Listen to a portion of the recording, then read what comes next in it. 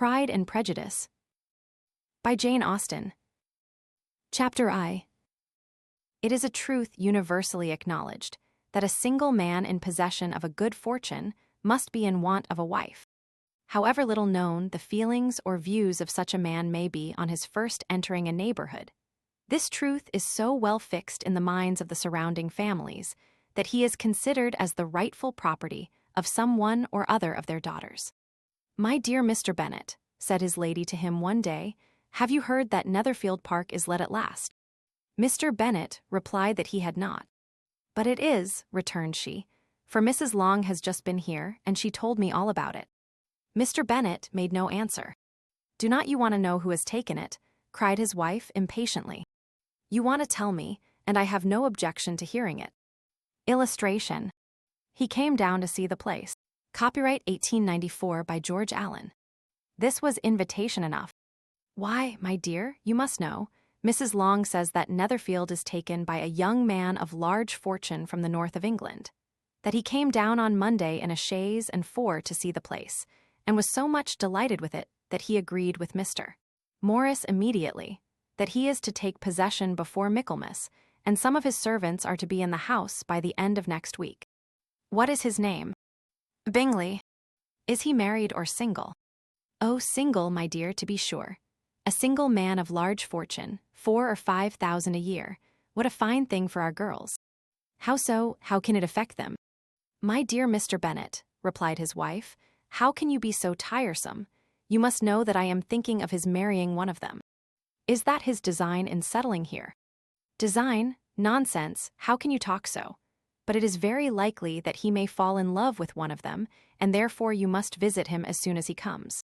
"I see no occasion for that.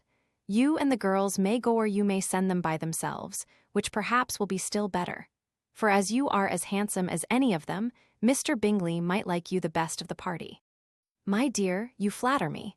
I certainly have had my share of beauty, but I do not pretend to be anything extraordinary now. When a woman has 5 grown-up daughters, she ought to give over thinking of her own beauty.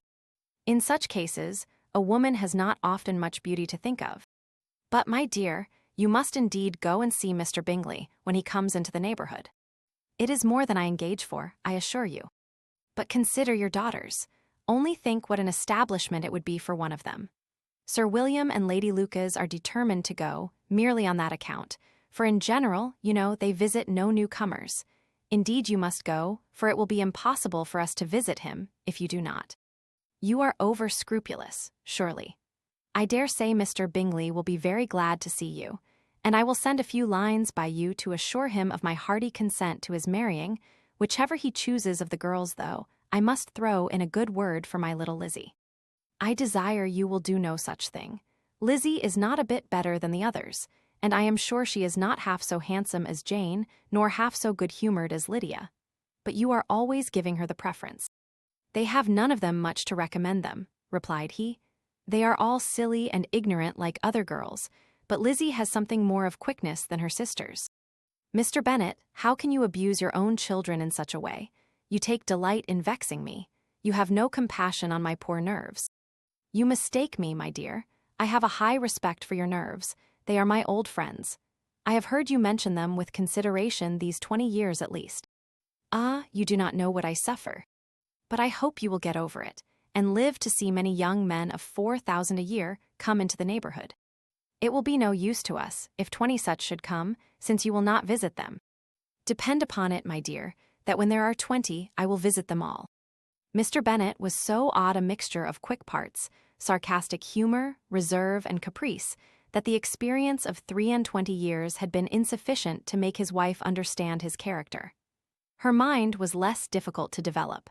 She was a woman of mean understanding, little information, and uncertain temper. When she was discontented, she fancied herself nervous. The business of her life was to get her daughters married. Its solace was visiting and news. Illustration, M.R. and M.R.S. Bennet. Copyright 1894 by George Allen. Illustration. I hope Mr. Bingley will like it. Copyright 1894 by George Allen. Chapter II. Illustration. Mr. Bennet was among the earliest of those who waited on Mr. Bingley. He had always intended to visit him, though to the last always assuring his wife that he should not go. Until the evening after the visit was paid, she had no knowledge of it. It was then disclosed in the following manner. Observing his second daughter employed in trimming a hat, he suddenly addressed her with, "I hope Mr. Bingley will like it, Lizzie." "We are not in a way to know what Mr. Bingley likes," said her mother resentfully, "since we are not to visit." "But you forget, mamma," said Elizabeth, "that we shall meet him at the assemblies, and that Mrs. Long has promised to introduce him." "I do not believe Mrs. Long will do any such thing. She has 2 nieces of her own. She is a selfish, hypocritical woman, and I have no opinion of her." "No more have I," said Mr. Bennet, "and I am glad to find that you do not depend on her serving you."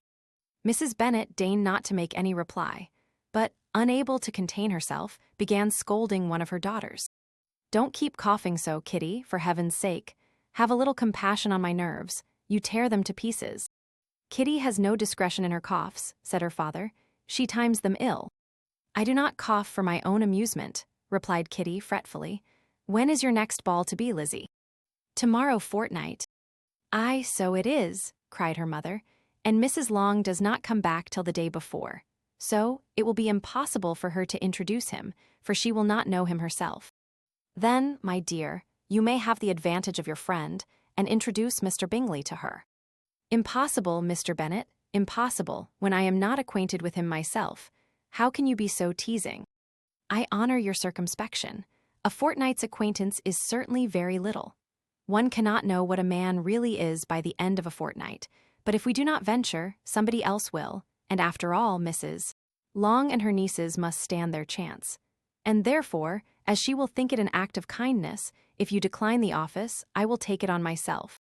The girls stared at their father. Mrs. Bennet said only, "Nonsense, nonsense." "What can be the meaning of that emphatic exclamation?" cried he. "Do you consider the forms of introduction, and the stress that is laid on them, as nonsense? I cannot quite agree with you there. What say you, Mary? For you are a young lady of deep reflection, I know, and read great books and make extracts." Mary wished to say something very sensible, but knew not how.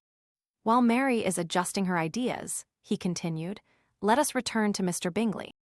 "I am sick of Mr. Bingley," cried his wife. "I am sorry to hear that, but why did you not tell me so before? If I had known as much this morning, I certainly would not have called on him. It is very unlucky, but as I have actually paid the visit, we cannot escape the acquaintance now." The astonishment of the ladies was just what he wished, that of Mrs. Bennet perhaps surpassing the rest. Though when the first tumult of joy was over, she began to declare that it was what she had expected all the while. "How good it was in you, my dear Mr. Bennet, but I knew I should persuade you at last. I was sure you loved your girls too well to neglect such an acquaintance.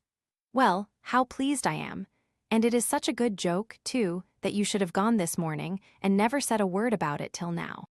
"Now, Kitty, you may cough as much as you choose," said Mr. Bennet, and as he spoke, he left the room, fatigued with the raptures of his wife. "What an excellent father you have, girls," said she, when the door was shut. "I do not know how you will ever make him amends for his kindness, or me either, for that matter. At our time of life, it is not so pleasant, I can tell you, to be making new acquaintances every day, but for your sakes we would do anything. Lydia, my love, though you are the youngest, I dare say Mr. Bingley will dance with you at the next ball." "Oh," said Lydia stoutly, "I am not afraid, for though I am the youngest, I'm the tallest." The rest of the evening was spent in conjecturing how soon he would return Mr. Bennet's visit, and determining when they should ask him to dinner. Illustration, I'm the tallest. Illustration. He rode a black horse. Chapter III. Illustration. Not all that Mrs. Bennet, however, with the assistance of her 5 daughters, could ask on the subject, was sufficient to draw from her husband any satisfactory description of Mr. Bingley. They attacked him in various ways, with barefaced questions, ingenious suppositions, and distant surmises, but he eluded the skill of them all, and they were at last obliged to accept the second-hand intelligence of their neighbour, Lady Lucas. Her report was highly favourable. Sir William had been delighted with him. He was quite young, wonderfully handsome, extremely agreeable, and to crown the whole, he meant to be at the next assembly with a large party. Nothing could be more delightful. To be fond of dancing was a certain step towards falling in love, and very lively hopes of Mr. Bingley's heart were entertained. "If I can but see one of my daughters happily settled at Netherfield," said Mrs. Bennet to her husband, "and all the others equally well married, I shall have nothing to wish for." In a few days, Mr. Bingley returned Mr. Bennet's visit and sat about 10 minutes with him in his library. He had entertained hopes of being admitted to a sight of the young ladies, of whose beauty he had heard much, but he saw only the father. The ladies were somewhat more fortunate, for they had the advantage of ascertaining, from an upper window, that he wore a blue coat and rode a black horse. An invitation to dinner was soon afterwards dispatched, and already had Mrs. Bennet planned the courses that were to do credit to her housekeeping, when an answer arrived which deferred it all. Mr. Bingley was obliged to be in town the following day, and consequently unable to accept the honor of their invitation, etc. Mrs. Bennet was quite disconcerted. She could not imagine what business he could have in town so soon after his arrival in Hertfordshire, and she began to fear that he might always be flying about from one place to another and never settled at Netherfield as he ought to be. Lady Lucas quieted her fears a little by starting the idea of his. Illustration. When the party entered, copyright 1894 by George Allen, being gone to London only to get a large party for the ball, and a report soon followed that Mr. Bingley was to bring 12 ladies and 7 gentlemen with him to the assembly. The girls grieved over such a number of ladies, but were comforted the day before the ball by hearing that, instead of 12, he had brought only 6 with him from London, his 5 sisters and a cousin. And when the party entered the assembly room, it consisted of only 5 altogether: Mr. Bingley, his 2 sisters, the husband of the eldest, and another young man. Mr. Bingley was good-looking and gentlemanlike. He had a pleasant countenance and easy, unaffected manners. His sisters were fine women with an air of decided fashion. His brother-in-law, Mr. Hurst, merely looked the gentleman, but his friend Mr. Darcy soon drew the attention of the room by his fine, tall person, handsome features, noble mien, and the report, which was in general circulation within 5 minutes after his entrance, of his having 10,000 a year. The gentlemen pronounced him to be a fine figure of a man, the ladies declared he was much handsomer than Mr. Bingley, and he was looked at with great admiration for about half the evening, till his manners gave a disgust which turned the tide of his popularity. For he was discovered to be proud, to be above his company, and above being pleased, and not all his large estate in Derbyshire could save him from having a most forbidding, disagreeable countenance, and being unworthy to be compared with his friend. Mr. Bingley had soon made himself acquainted with all the principal people in the room. He was lively and unreserved, danced every dance, was angry that the ball closed so early, and talked of giving one himself at Netherfield. Such amiable qualities must speak for themselves. What a contrast between him and his friend. Mr. Darcy danced only once with Mrs. Hurst and once with Miss Bingley, declined being introduced to any other lady, and spent the rest of the evening in walking about the room, speaking occasionally to one of his own party. His character was decided. He was the proudest, most disagreeable man in the world, and everybody hoped that he would never come there again. Amongst the most violent against him was Mrs. Bennet, whose dislike of his general behavior was sharpened into particular resentment by his having slighted one of her daughters. Elizabeth Bennet had been obliged, by the scarcity of gentlemen, to sit down for 2 dances, and during part of that time, Mr. Darcy had been standing near enough for her to overhear a conversation between him and Mr. Bingley, who came from the dance for a few minutes to press his friend to join it. "Come, Darcy," said he, "I must have you dance. I hate to see you standing about by yourself in this stupid manner. You had much better dance." "I certainly shall not. You know how I detest it, unless I am particularly acquainted with my partner. At such an assembly as this, it would be insupportable. Your sisters are engaged, and there is not another woman in the room whom it would not be a punishment to me to stand up with." "I would not be so fastidious as you are," cried Bingley, "for a kingdom. Upon my honor, I never met with so many pleasant girls in my life as I have this evening, and there are several of them, you see, uncommonly pretty." "You are dancing with the only handsome girl in the room," said Mr. Darcy, looking at the eldest Miss Bennet. "Oh, she is the most beautiful creature I ever beheld, but there is one of her sisters sitting down just behind you who is very pretty, and I dare say very agreeable." Do let me ask my partner to introduce you. Illustration. She is tolerable. Copyright 1894 by George Allen. Which do you mean? And turning round, he looked for a moment at Elizabeth, till catching her eye, he withdrew his own and coldly said, She is tolerable, but not handsome enough to tempt me, and I am in no humor at present to give consequence to young ladies who are slighted by other men. You had better return to your partner and enjoy her smiles, for you are wasting your time with me. Mr. Bingley followed his advice. Mr. Darcy walked off, and Elizabeth remained with no very cordial feelings towards him. She told the story, however, with great spirit among her friends, for she had a lively, playful disposition which delighted in anything ridiculous. The evening altogether passed off pleasantly to the whole family. Mrs. Bennet had seen her eldest daughter much admired by the Netherfield party. Mr. Bingley had danced with her twice, and she had been distinguished by his sisters. Jane was as much gratified by this as her mother could be, though in a quieter way. Elizabeth felt Jane's pleasure. Mary had heard herself mentioned to Miss Bingley as the most accomplished girl in the neighborhood, and Catherine and Lydia had been fortunate enough to be never without partners, which was all that they had yet learnt to care for at a ball. They returned, therefore, in good spirits to Longbourn, the village where they lived, and of which they were the principal inhabitants. They found Mr. Bennet still up. With a book, he was regardless of time, and on the present occasion he had a good deal of curiosity as to the event of an evening which had raised such splendid expectations. He had rather hoped that all his wife's views on the stranger would be disappointed, but he soon found that he had a very different story to hear. "Oh, my dear Mr. Bennet," as she entered the room, "we have had a most delightful evening, a most excellent ball. I wish you had been there. Jane was so admired, nothing could be like it. Everybody said how well she looked, and Mr. Bingley thought her quite beautiful and danced with her twice. Only think of that, my dear. He actually danced with her twice, and she was the only creature in the room that he asked a second time. First of all, he asked Miss Lucas. I was so vexed to see him stand up with her.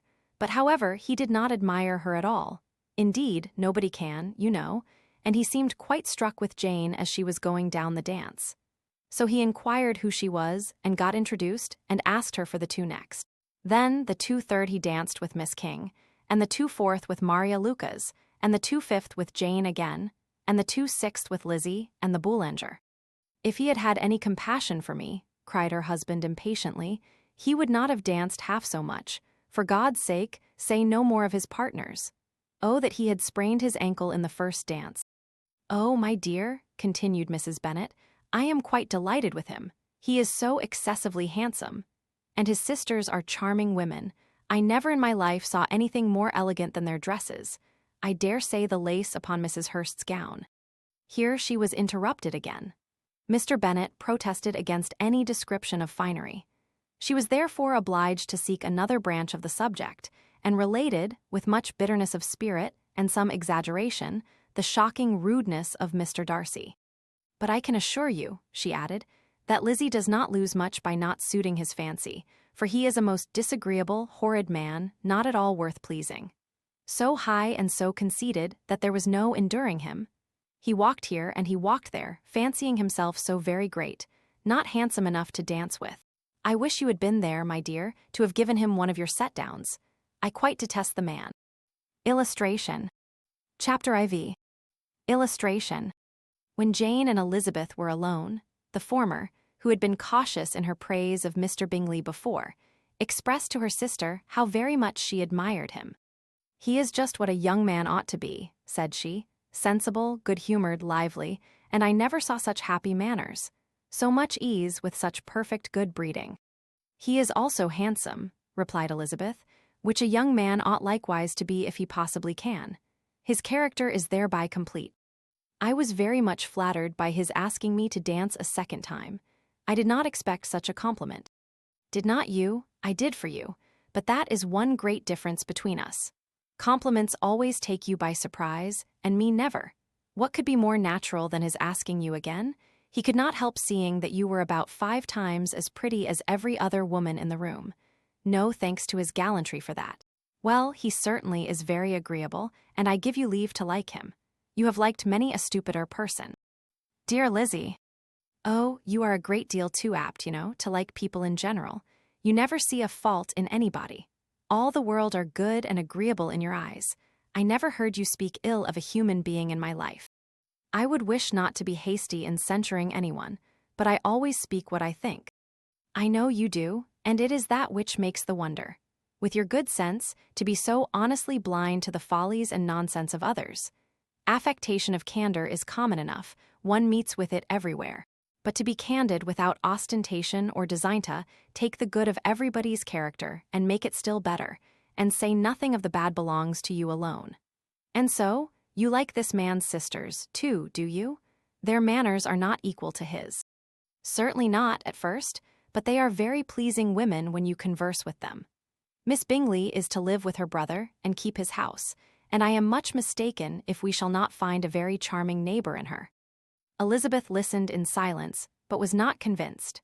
Their behavior at the assembly had not been calculated to please in general, and with more quickness of observation and less pliancy of temper than her sister, and with a judgment, too, unassailed by any attention to herself, she was very little disposed to approve them. They were, in fact, very fine ladies, not deficient in good humor when they were pleased, nor in the power of being agreeable where they chose it, but proud and conceited. They were rather handsome, had been educated in one of the first private seminaries in town, had a fortune of £20,000, were in the habit of spending more than they ought, and of associating with people of rank, and were, therefore, in every respect entitled to think well of themselves and meanly of others. They were of a respectable family in the north of England, a circumstance more deeply impressed on their memories than that their brother's fortune and their own had been acquired by trade. Mr. Bingley inherited property to the amount of nearly £100,000 from his father, who had intended to purchase an estate, but did not live to do it. Mr. Bingley intended it likewise, and sometimes made choice of his county. But as he was now provided with a good house and the liberty of a manor, it was doubtful to many of those who best knew the easiness of his temper, whether he might not spend the remainder of his days at Netherfield, and leave the next generation to purchase. His sisters were very anxious for his having an estate of his own, but though he was now established only as a tenant, Miss Bingley was by no means unwilling to preside at his table, nor was Mrs. Hurst, who had married a man of more fashion than fortune, less disposed to consider his house as her home when it suited her. Mr. Bingley had not been of age 2 years when he was tempted, by an accidental recommendation, to look at Netherfield House. He did look at it, and into it, for half an hour, was pleased with the situation and the principal rooms, satisfied with what the owner said in its praise, and took it immediately. Between him and Darcy there was a very steady friendship, in spite of a great opposition of character. Bingley was endeared to Darcy by the easiness, openness, and ductility of his temper, though no disposition could offer a greater contrast to his own, and though with his own he never appeared dissatisfied. On the strength of Darcy's regard, Bingley had the firmest reliance, and of his judgment the highest opinion. In understanding, Darcy was the superior. Bingley was by no means deficient, but Darcy was clever. He was at the same time haughty, reserved, and fastidious, and his manners, though well-bred, were not inviting. In that respect, his friend had greatly the advantage. Bingley was sure of being liked wherever he appeared. Darcy was continually giving offence. The manner in which they spoke of the Meryton assembly was sufficiently characteristic. Bingley had never met with pleasanter people or prettier girls in his life. Everybody had been most kind and attentive to him.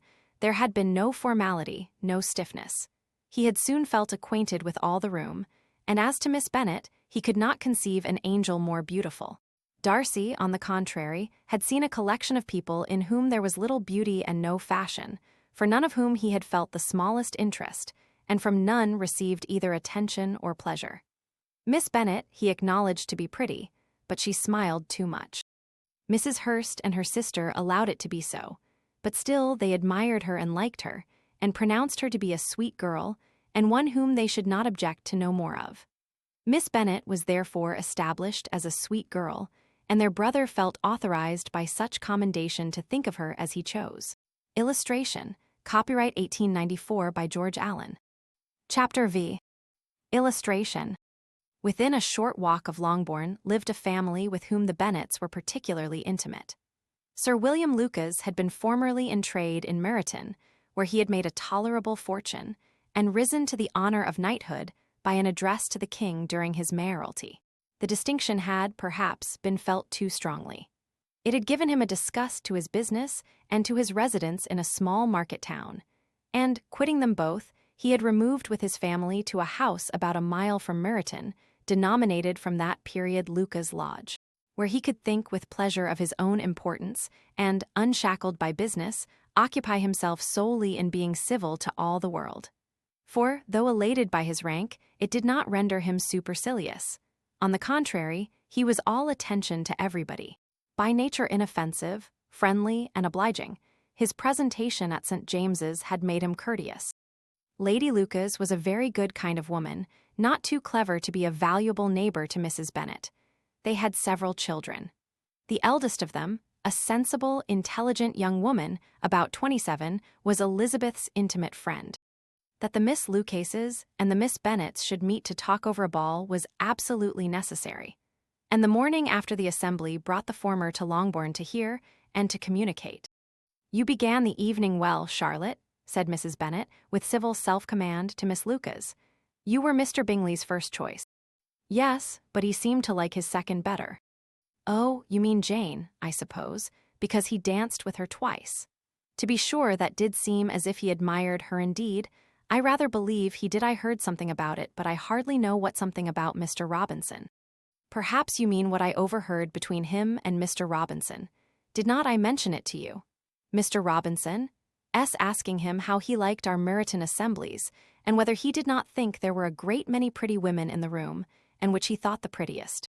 And his answering immediately to the last question, 'Oh, the eldest Miss Bennet, beyond a doubt. There cannot be two opinions on that point.' Upon my word. Well, that was very decided. Indeed, that does seem as if, but however, it may all come to nothing, you know." "My overhearings were more to the purpose than yours, Eliza," said Charlotte. "Mr. Darcy is not so well worth listening to as his friend, is he? Poor Eliza, to be only just tolerable. I beg you will not put it into Lizzie's head to be vexed by his ill-treatment, for he is such a disagreeable man that it would be quite a misfortune to be liked by him. Mrs. Long told me last night that he sat close to her for half an hour without once opening his lips." Illustration, without once opening his lips. Copyright 1894 by George Allen. "Are you quite sure, ma'am? Is not there a little mistake?" said Jane. "I certainly saw Mr. Darcy speaking to her." "Aye, because she asked him at last how he liked Netherfield, and he could not help answering her. But she said he seemed very angry at being spoke to." "Miss Bingley told me," said Jane, "that he never speaks much unless among his intimate acquaintance. With them, he is remarkably agreeable." "I do not believe a word of it, my dear. If he had been so very agreeable, he would have talked to Mrs. Long. But I can guess how it was. Everybody says that he is eat up with pride, and I dare say he had heard somehow that Mrs. Long does not keep a carriage, and had to come to the ball in a hack chaise." "I do not mind his not talking to Mrs. Long," said Miss Lucas, "but I wish he had danced with Eliza." "Another time, Lizzie," said her mother, "I would not dance with him if I were you." "I believe, ma'am, I may safely promise you never to dance with him." "His pride," said Miss Lucas, "does not offend me so much as pride often does, because there is an excuse for it. One cannot wonder that so very fine a young man, with family, fortune, everything in his favor, should think highly of himself. If I may so express it, he has a right to be proud." "That is very true," replied Elizabeth, "and I could easily forgive his pride if he had not mortified mine." "Pride," observed Mary, who piqued herself upon the solidity of her reflections, "is a very common failing, I believe. By all that I have ever read, I am convinced that it is very common indeed, that human nature is particularly prone to it, and that there are very few of us who do not cherish a feeling of self-complacency on the score of some quality or other, real or imaginary. Vanity and pride are different things, though the words are often used synonymously. A person may be proud without being vain. Pride relates more to our opinion of ourselves, vanity to what we would have others think of us. "If I were as rich as Mr. Darcy," cried a young Lucas, who came with his sisters, "I should not care how proud I was. I would keep a pack of foxhounds and drink a bottle of wine every day." "Then you would drink a great deal more than you ought," said Mrs. Bennet, "and if I were to see you at it, I should take away your bottle directly." The boy protested that she should not. She continued to declare that she would, and the argument ended only with the visit. Illustration. Illustration. Chapter VI. Illustration. The ladies of Longbourn soon waited on those of Netherfield. The visit was returned in due form. Miss Bennet's pleasing manners grew on the goodwill of Mrs. Hurst and Miss Bingley, and though the mother was found to be intolerable, and the younger sisters not worth speaking to, a wish of being better acquainted with them was expressed towards the two eldest. By Jane this attention was received with the greatest pleasure, but Elizabeth still saw superciliousness in their treatment of everybody, hardly excepting even her sister, and could not like them, though their kindness to Jane, such as it was, had a value, as arising, in all probability, from the influence of their brother's admiration. It was generally evident, whenever they met, that he did admire her. And to her it was equally evident that Jane was yielding to the preference which she had begun to entertain for him from the first, and was in a way to be very much in love. But she considered with pleasure that it was not likely to be discovered by the world in general, since Jane united with great strength of feeling, a composure of temper, and an uniform cheerfulness of manner, which would guard her from the suspicions of the impertinent. She mentioned this to her friend, Miss Lucas. "It may, perhaps, be pleasant," replied Charlotte, "to be able to impose on the public in such a case, but it is sometimes a disadvantage to be so very guarded.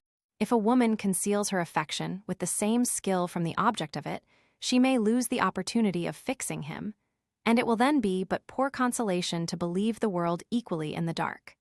There is so much of gratitude or vanity in almost every attachment that it is not safe to leave any to itself. We can all begin freely. A slight preference is natural enough, but there are very few of us who have heart enough to be really in love without encouragement.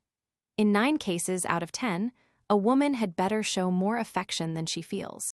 Bingley likes your sister undoubtedly, but he may never do more than like her if she does not help him on. But she does help him on, as much as her nature will allow. If I can perceive her regard for him, he must be a simpleton indeed not to discover it too.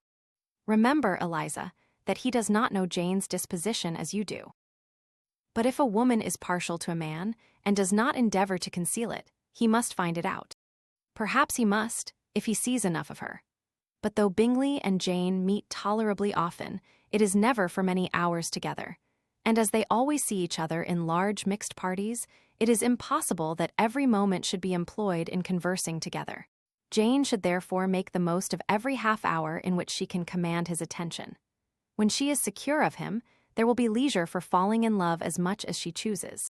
"Your plan is a good one," replied Elizabeth, "where nothing is in question but the desire of being well married, and if I were determined to get a rich husband, or any husband, I dare say I should adopt it.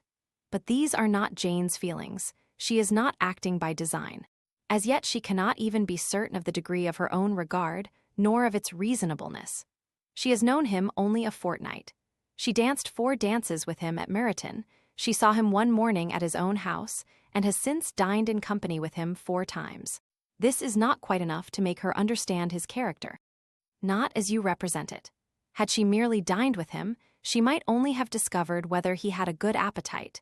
But you must remember that 4 evenings have been also spent together, and 4 evenings may do a great deal.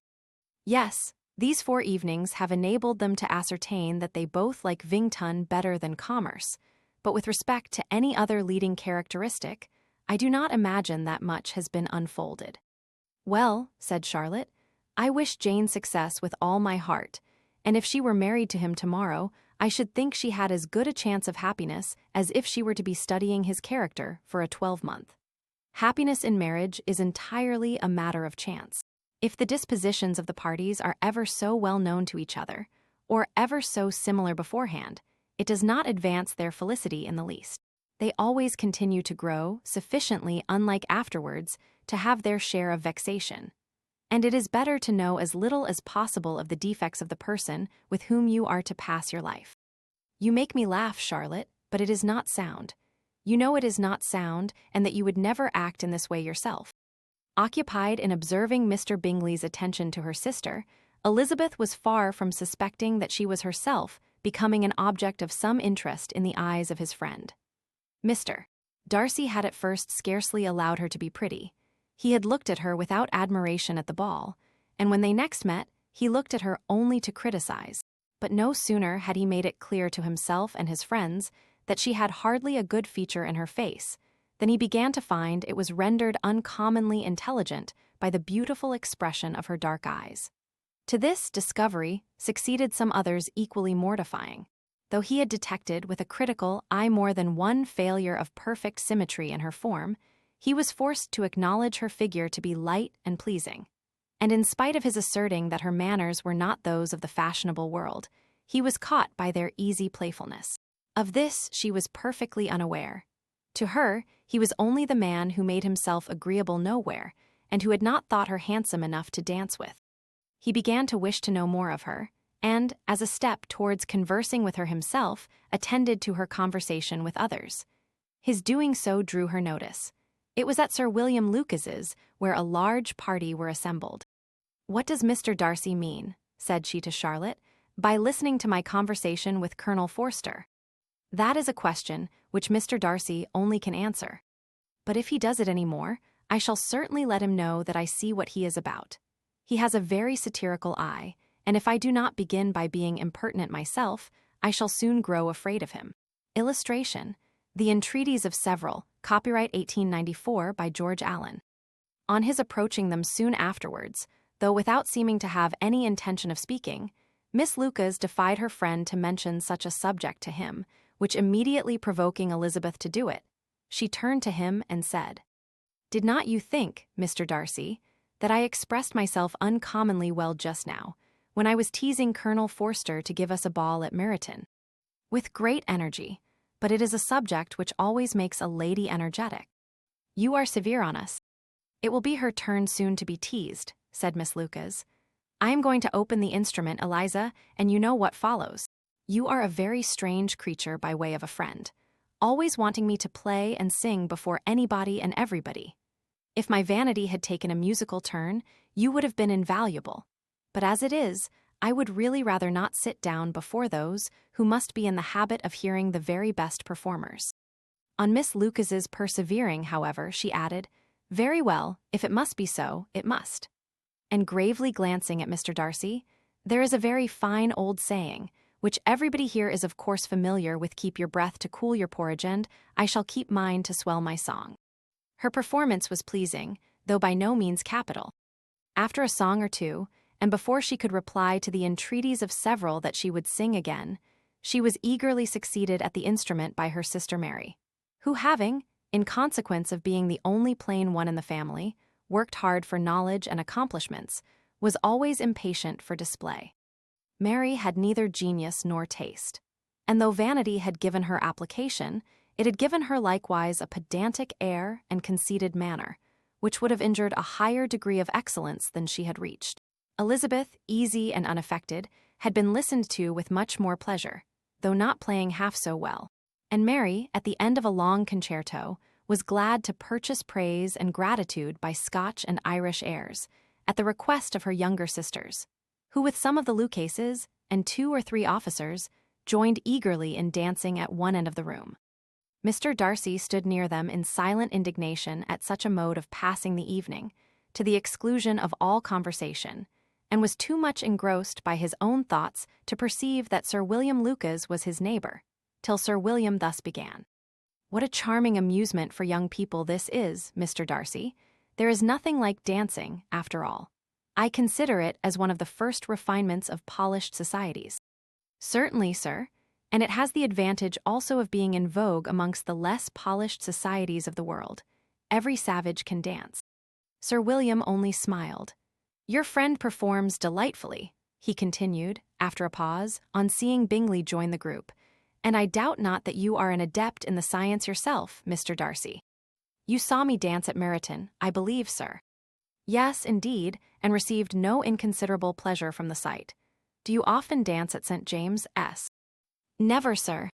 "Do you not think it would be a proper compliment to the place?" It is a compliment which I never pay to any place if I can avoid it. You have a house in town, I conclude. Mr. Darcy bowed. I had once some thoughts of fixing in town myself, for I am fond of superior society. But I did not feel quite certain that the air of London would agree with Lady Lucas.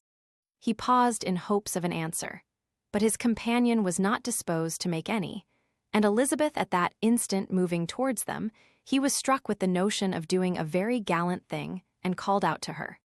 My dear Miss Eliza, why are not you dancing? Mr. Darcy, you must allow me to present this young lady to you as a very desirable partner. You cannot refuse to dance, I am sure, when so much beauty is before you. And, taking her hand, he would have given it to Mr. Darcy, who, though extremely surprised, was not unwilling to receive it, when she instantly drew back, and said with some discomposure to Sir William, Indeed, sir, I have not the least intention of dancing. I entreat you not to suppose that I moved this way in order to beg for a partner. Mr. Darcy, with grave propriety, requested to be allowed the honor of her hand, but in vain. Elizabeth was determined, nor did Sir William at all shake her purpose by his attempt at persuasion. You excel so much in the dance, Miss Eliza, that it is cruel to deny me the happiness of seeing you. And though this gentleman dislikes the amusement in general, he can have no objection, I am sure, to oblige us for 1/2 hour. Mr. Darcy is all politeness, said Elizabeth, smiling. He is, indeed, but considering the inducement, my dear Miss Eliza, we cannot wonder at his complaisance, for who would object to such a partner? Elizabeth looked archly and turned away. Her resistance had not injured her with the gentleman, and he was thinking of her with some complacency, when thus accosted by Miss Bingley. I can guess the subject of your reverie. I should imagine not. You are considering how insupportable it would be to pass many evenings in this manner in such society, and indeed I am quite of your opinion. I was never more annoyed. The insipidity, and yet the noise, the nothingness, and yet the self-importance of all these people. What would I give to hear your strictures on them? Your conjecture is totally wrong, I assure you. My mind was more agreeably engaged. I have been meditating on the very great pleasure which a pair of fine eyes in the face of a pretty woman can bestow. Miss Bingley immediately fixed her eyes on his face, and desired he would tell her what lady had the credit of inspiring such reflections. Mr. Darcy replied, with great intrepidity, Miss Elizabeth Bennet. Miss Elizabeth Bennet, repeated Miss Bingley. I am all astonishment. How long has she been such a favourite, and pray when am I to wish you joy? That is exactly the question which I expected you to ask. A lady's imagination is very rapid. It jumps from admiration to love, from love to matrimony, in a moment. I knew you would be wishing me joy. Nay, if you are so serious about it, I shall consider the matter as absolutely settled. You will have a charming mother-in-law, indeed, and of course she will be always at Pemberley with you. He listened to her with perfect indifference, while she chose to entertain herself in this manner.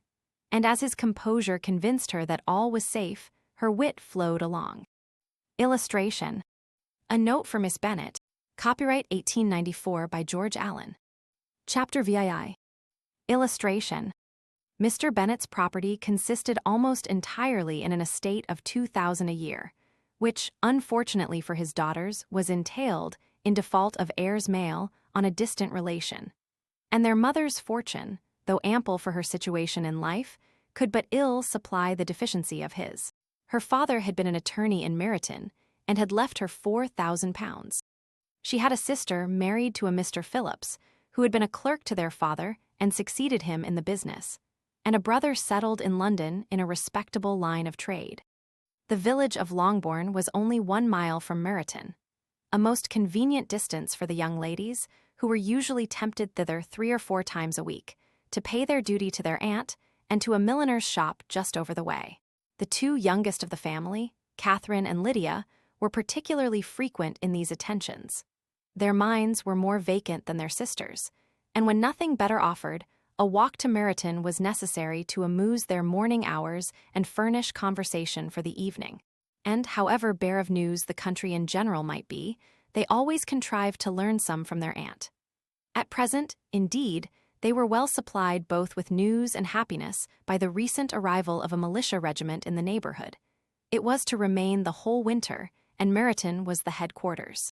Their visits to Mrs. Phillips were now productive of the most interesting intelligence. Every day added something to their knowledge of the officers' names and connections. Their lodgings were not long a secret, and at length they began to know the officers themselves. Mr. Phillips visited them all, and this opened to his nieces a source of felicity unknown before. They could talk of nothing but officers, and Mr. Bingley's large fortune, the mention of which gave animation to their mother, was worthless in their eyes when opposed to the regimentals of an ensign. After listening one morning to their effusions on this subject, Mr. Bennet coolly observed, "From all that I can collect by your manner of talking, you must be two of the silliest girls in the country. I have suspected it some time, but I am now convinced." Catherine was disconcerted and made no answer, but Lydia, with perfect indifference, continued to express her admiration of Captain Carter and her hope of seeing him in the course of the day, as he was going the next morning to London. "I am astonished, my dear," said Mrs. Bennet, "that you should be so ready to think your own children silly. If I wish to think slightingly of anybody's children, it should not be of my own, however. If my children are silly, I must hope to be always sensible of it. Yes, but as it happens, they are all of them very clever. This is the only point, I flatter myself, on which we do not agree. I had hoped that our sentiments coincided in every particular, but I must so far differ from you as to think our two youngest daughters uncommonly foolish. My dear Mr. Bennet, you must not expect such girls to have the sense of their father and mother. When they get to our age, I dare say they will not think about officers any more than we do. I remember the time when I liked a red coat myself very well, and, indeed, so I do still at my heart. And if a smart young colonel, with 5,000 or 6,000 a year, should want one of my girls, I shall not say nay to him. And I thought Colonel Forster looked very becoming the other night at Sir William's in his regimentals." "Mamma," cried Lydia, "my aunt says that Colonel Forster and Captain Carter do not go so often to Miss Watson's as they did when they first came. She sees them now very often standing in Clark's library." Mrs. Bennet was prevented replying by the entrance of the footman with a note for Miss Bennet. It came from Netherfield, and the servant waited for an answer. Mrs. Bennet's eyes sparkled with pleasure, and she was eagerly calling out, while her daughter read. "Well, Jane, who is it from? What is it about? What does he say? Well, Jane, make haste and tell us, make haste, my love." "It is from Miss Bingley," said Jane, and then read it aloud. "Nind, my dear friend.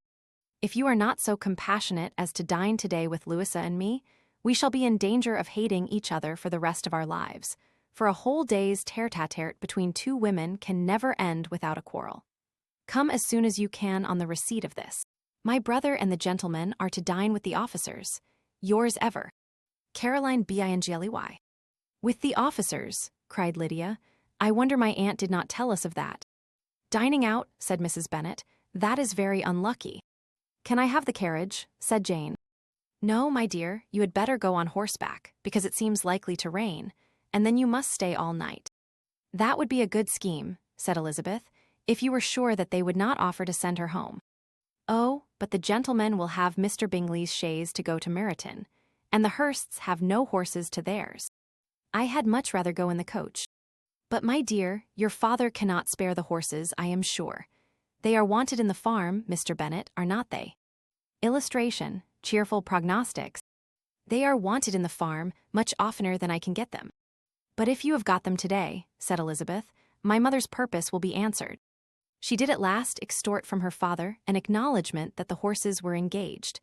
Jane was therefore obliged to go on horseback, and her mother attended her to the door with many cheerful prognostics of a bad day. Her hopes were answered. Jane had not been gone long before it rained hard. Her sisters were uneasy for her, but her mother was delighted.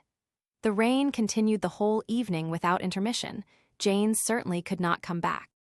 "This was a lucky idea of mine, indeed," said Mrs. Bennet, more than once, as if the credit of making it rain were all her own. Till the next morning, however, she was not aware of all the felicity of her contrivance. Breakfast was scarcely over when a servant from Netherfield brought the following note for Elizabeth. "Nind, my dearest Lizzie **. I find myself very unwell this morning, which, I suppose, is to be imputed to my getting wet through yesterday. My kind friends will not hear of my returning home till I am better. They insist also on my seeing Mr. Jones, therefore do not be alarmed if you should hear of his having been to me and, excepting a sore throat and a headache, there is not much the matter with me. Yours, etc. Well, my dear, said Mr. Bennet, when Elizabeth had read the note aloud, if your daughter should have a dangerous fit of illness, if she should die, it would be a comfort to know that it was all in pursuit of Mr. Bingley, and under your orders. Oh, I am not at all afraid of her dying. People do not die of little trifling colds. She will be taken good care of. As long as she stays there, it is all very well. I would go and see her if I could have the carriage. Elizabeth, feeling really anxious, determined to go to her, though the carriage was not to be had, and as she was no horsewoman, walking was her only alternative. She declared her resolution. How can you be so silly, cried her mother, as to think of such a thing in all this dirt? You will not be fit to be seen when you get there. I shall be very fit to see Jane, which is all I want. Is this a hint to me, Lizzie, said her father, to send for the horses? No, indeed, I do not wish to avoid the walk. The distance is nothing when one has a motive, only 3 miles. I shall be back by dinner. I admire the activity of your benevolence, observed Mary, but every impulse of feeling should be guided by reason, and, in my opinion, exertion should always be in proportion to what is required. We will go as far as Meryton with you, said Catherine and Lydia. Elizabeth accepted their company, and the 3 young ladies set off together. If we make haste, said Lydia, as they walked along, perhaps we may see something of Captain Carter before he goes.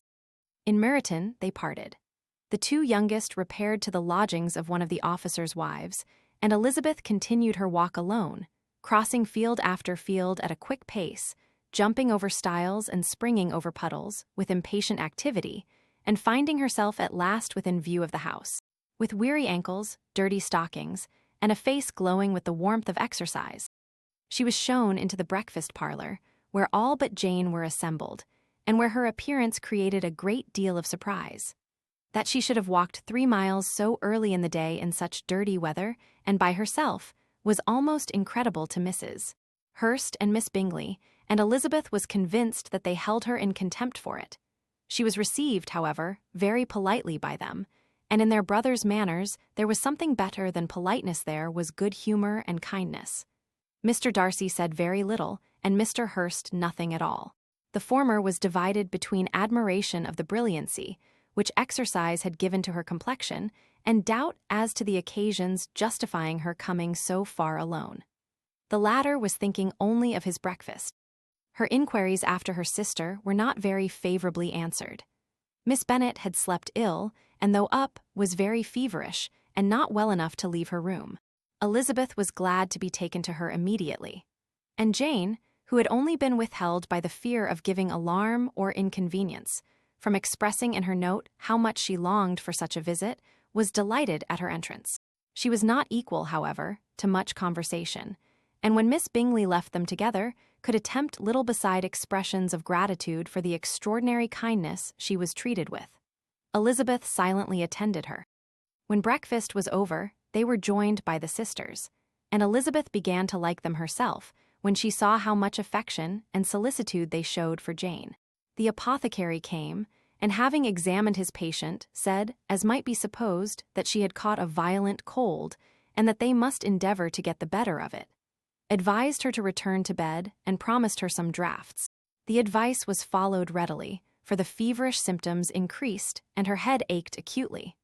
Elizabeth did not quit her room for a moment, nor were the other ladies often absent. The gentlemen being out, they had in fact nothing to do elsewhere. When the clock struck 3, Elizabeth felt that she must go, and very unwillingly said so. Miss Bingley offered her the carriage, and she only wanted a little pressing to accept it, when Jane testified such concern at parting with her that Miss Bingley was obliged to convert the offer of the chaise into an invitation to remain at Netherfield for the present. Elizabeth most thankfully consented, and a servant was dispatched to Longbourn to acquaint the family with her stay and bring back a supply of clothes. Illustration. The apothecary came. Illustration. Covering a screen. Chapter VII. Illustration. At 5 o'clock the 2 ladies retired to dress, and at 6:30 Elizabeth was summoned to dinner. To the civil inquiries which then poured in, and amongst which she had the pleasure of distinguishing the much superior solicitude of Mr. Bingley, she could not make a very favourable answer.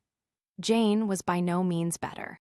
The sisters, on hearing this, repeated 3 or 4 times how much they were grieved, how shocking it was to have a bad cold, and how excessively they disliked being ill themselves, and then thought no more of the matter, and their indifference towards Jane, when not immediately before them, restored Elizabeth to the enjoyment of all her original dislike. Their brother, indeed, was the only one of the party whom she could regard with any complacency. His anxiety for Jane was evident, and his attentions to herself most pleasing, and they prevented her feeling herself so much an intruder as she believed she was considered by the others. She had very little notice from any but him. Miss Bingley was engrossed by Mr. Darcy, her sister scarcely less so. And as for Mr. Hurst, by whom Elizabeth sat, he was an indolent man, who lived only to eat, drink, and play at cards, who, when he found her prefer a plain dish to a ragout, had nothing to say to her. When dinner was over, she returned directly to Jane, and Miss Bingley began abusing her as soon as she was out of the room. Her manners were pronounced to be very bad, indeed a mixture of pride and impertinence. She had no conversation, no style, no taste, no beauty. Mrs. Hurst thought the same, and added, "She has nothing, in short, to recommend her, but being an excellent walker. I shall never forget her appearance this morning. She really looked almost wild." "She did indeed, Louisa. I could hardly keep my countenance. Very nonsensical to come at all. Why must she be scampering about the country, because her sister had a cold? Her hair so untidy, so blowsy. Yes, and her petticoat. I hope you saw her petticoat, 6 inches deep in mud, I am absolutely certain, and the gown which had been let down to hide it not doing its office." "Your picture may be very exact, Louisa," said Bingley, "but this was all lost upon me. I thought Miss Elizabeth Bennet looked remarkably well when she came into the room this morning. Her dirty petticoat quite escaped my notice."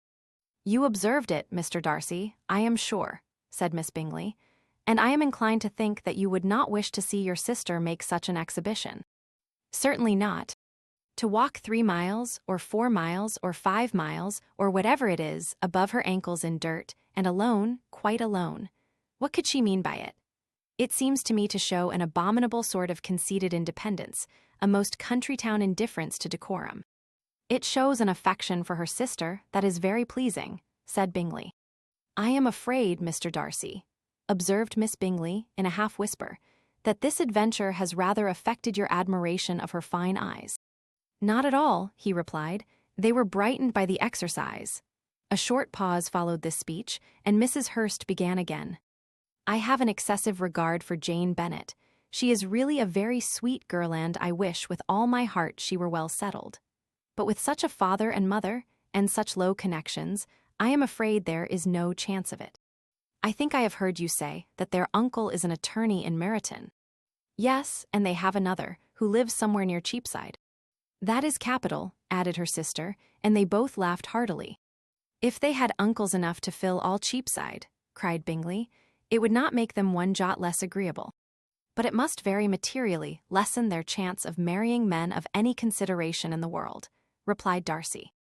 To this speech Bingley made no answer, but his sisters gave it their hearty assent, and indulged their mirth for some time at the expense of their dear friend's vulgar relations.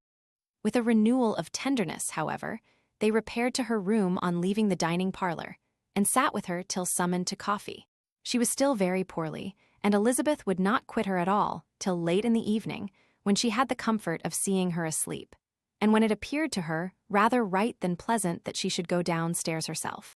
On entering the drawing-room, she found the whole party at loo, and was immediately invited to join them. But suspecting them to be playing high, she declined it, and making her sister the excuse, said she would amuse herself, for the short time she could stay below, with a book. Mr. Hurst looked at her with astonishment. "Do you prefer reading to cards?" said he. "That is rather singular."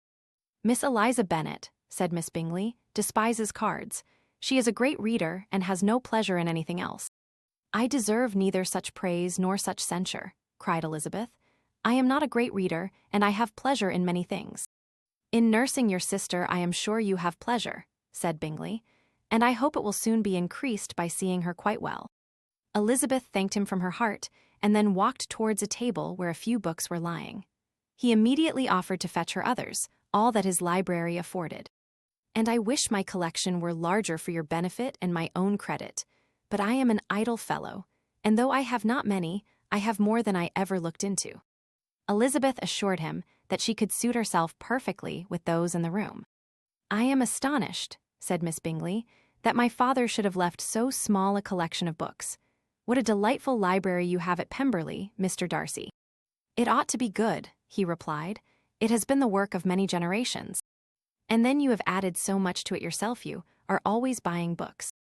I cannot comprehend the neglect of a family library in such days as these."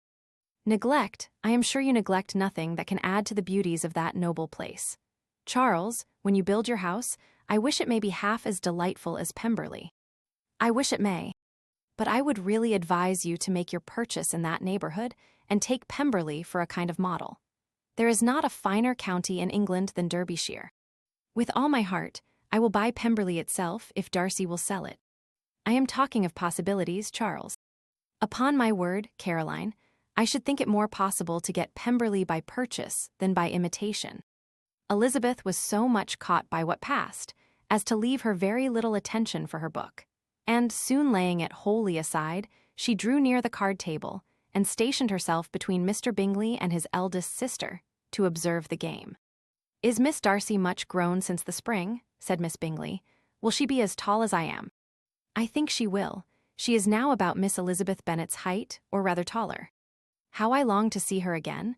I never met with anybody who delighted me so much. Such a countenance, such manners, and so extremely accomplished for her age. Her performance on the pianoforte is exquisite." "It is amazing to me," said Bingley, "how young ladies can have patience to be so very accomplished as they all are."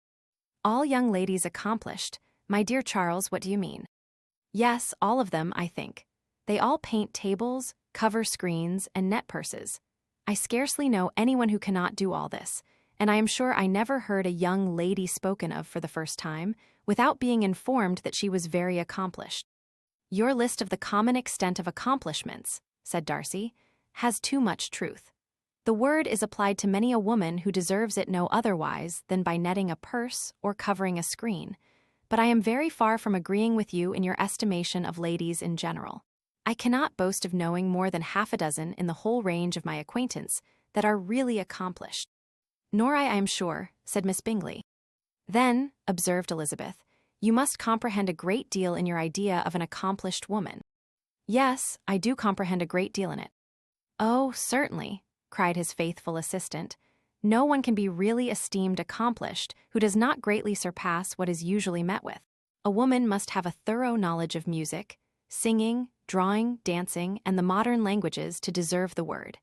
And besides all this, she must possess a certain something in her air and manner of walking, the tone of her voice, her address and expressions, or the word will be but half deserved.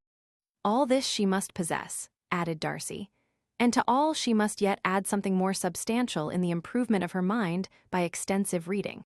I am no longer surprised at your knowing only 6 accomplished women. I rather wonder now at your knowing any. Are you so severe upon your own sex as to doubt the possibility of all this? I never saw such a woman. I never saw such capacity, and taste, and application, and elegance as you describe united." Mrs. Hurst and Miss Bingley both cried out against the injustice of her implied doubt, and were both protesting that they knew many women who answered this description, when Mr. Hurst called them to order, with bitter complaints of their inattention to what was going forward. As all conversation was thereby at an end, Elizabeth soon afterwards left the room. "Eliza Bennet," said Miss Bingley, when the door was closed on her, "is one of those young ladies who seek to recommend themselves to the other sex by undervaluing their own, and with many men, I dare say, it succeeds, but in my opinion, it is a paltry device, a very mean art." "Undoubtedly," replied Darcy, to whom this remark was chiefly addressed, "there is meanness in all the arts which ladies sometimes condescend to employ for captivation. Whatever bears affinity to cunning is despicable." Miss Bingley was not so entirely satisfied with this reply as to continue the subject. Elizabeth joined them again only to say that her sister was worse and that she could not leave her. Bingley urged Mr. Jones's being sent for immediately, while his sisters, convinced that no country advice could be of any service, recommended an express to town for one of the most eminent physicians. This she would not hear of, but she was not so unwilling to comply with their brother's proposal, and it was settled that Mr. Jones should be sent for early in the morning if Miss Bennet were not decidedly better. Bingley was quite uncomfortable. His sisters declared that they were miserable. They solaced their wretchedness, however, by duets after supper, while he could find no better relief to his feelings than by giving his housekeeper directions that every possible attention might be paid to the sick lady and her sister. Illustration: Mrs. Bennet and her two youngest girls. Copyright 1894 by George Allen. Chapter IX.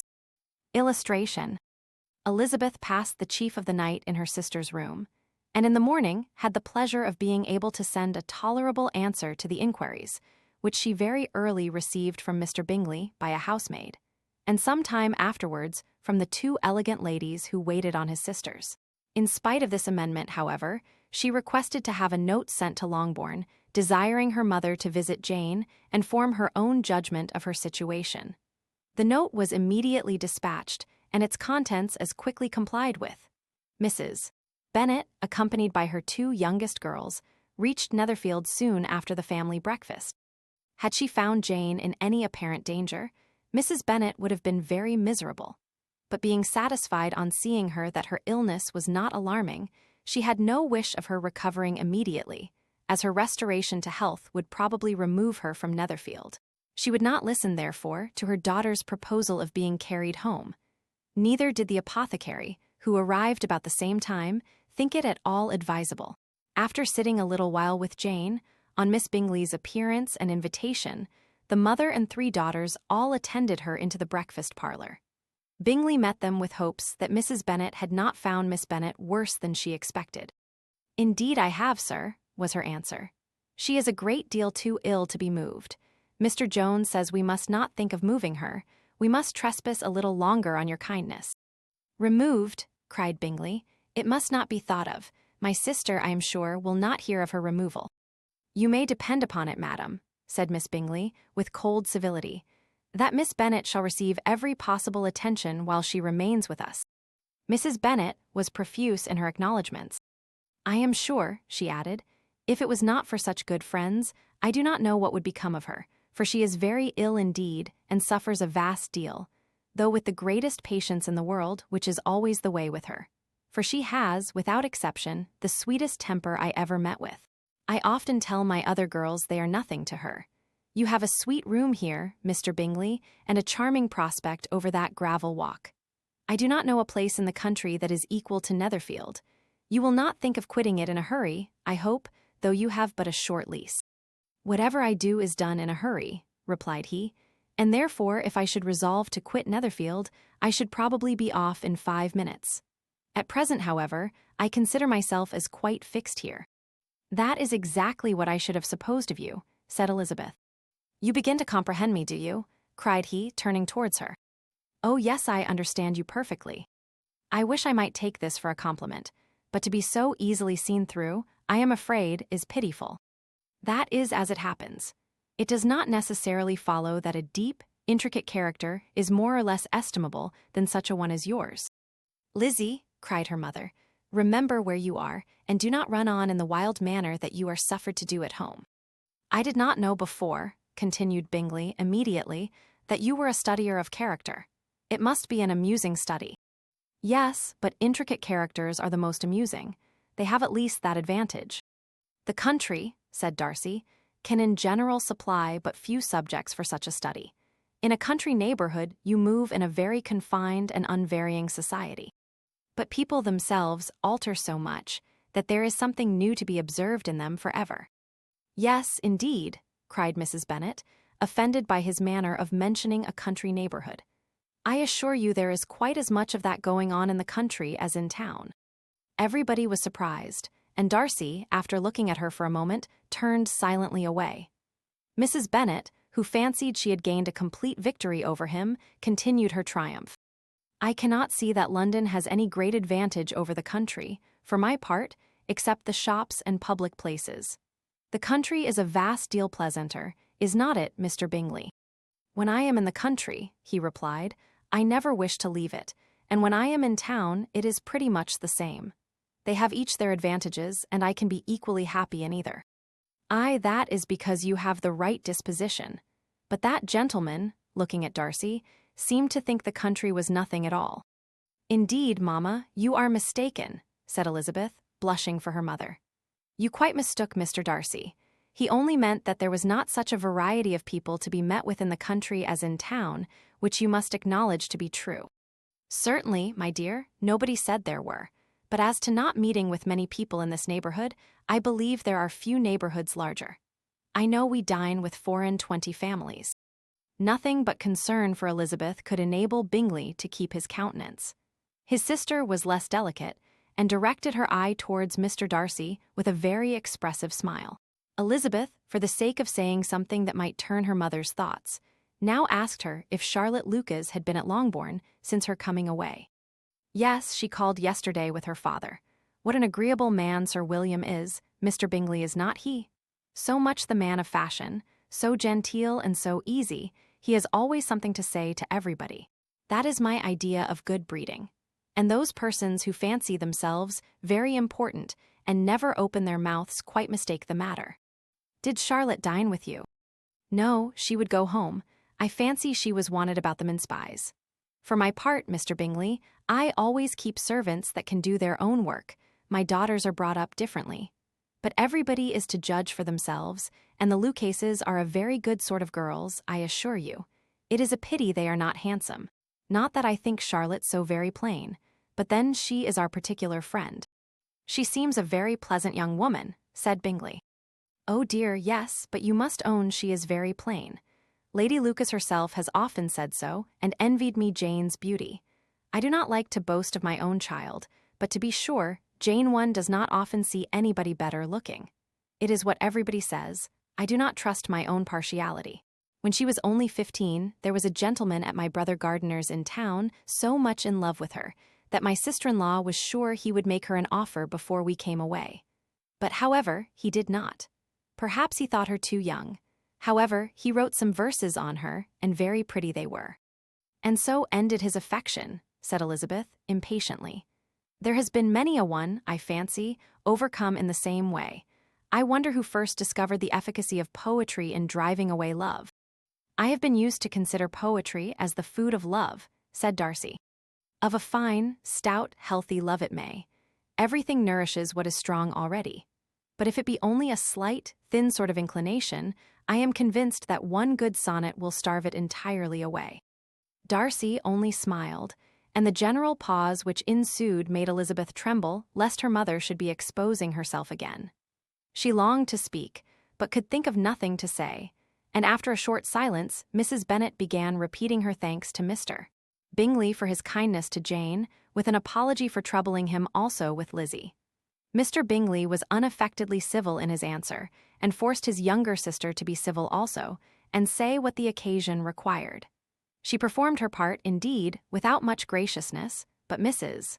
Bennet was satisfied, and soon afterwards ordered her carriage. Upon this signal, the youngest of her daughters put herself forward. The two girls had been whispering to each other during the whole visit, and the result of it was that the youngest should tax Mr. Bingley with having promised on his first coming into the country to give a ball at Netherfield. Lydia was a stout, well-grown girl of 15, with a fine complexion and good-humored countenance, a favorite with her mother, whose affection had brought her into public at an early age.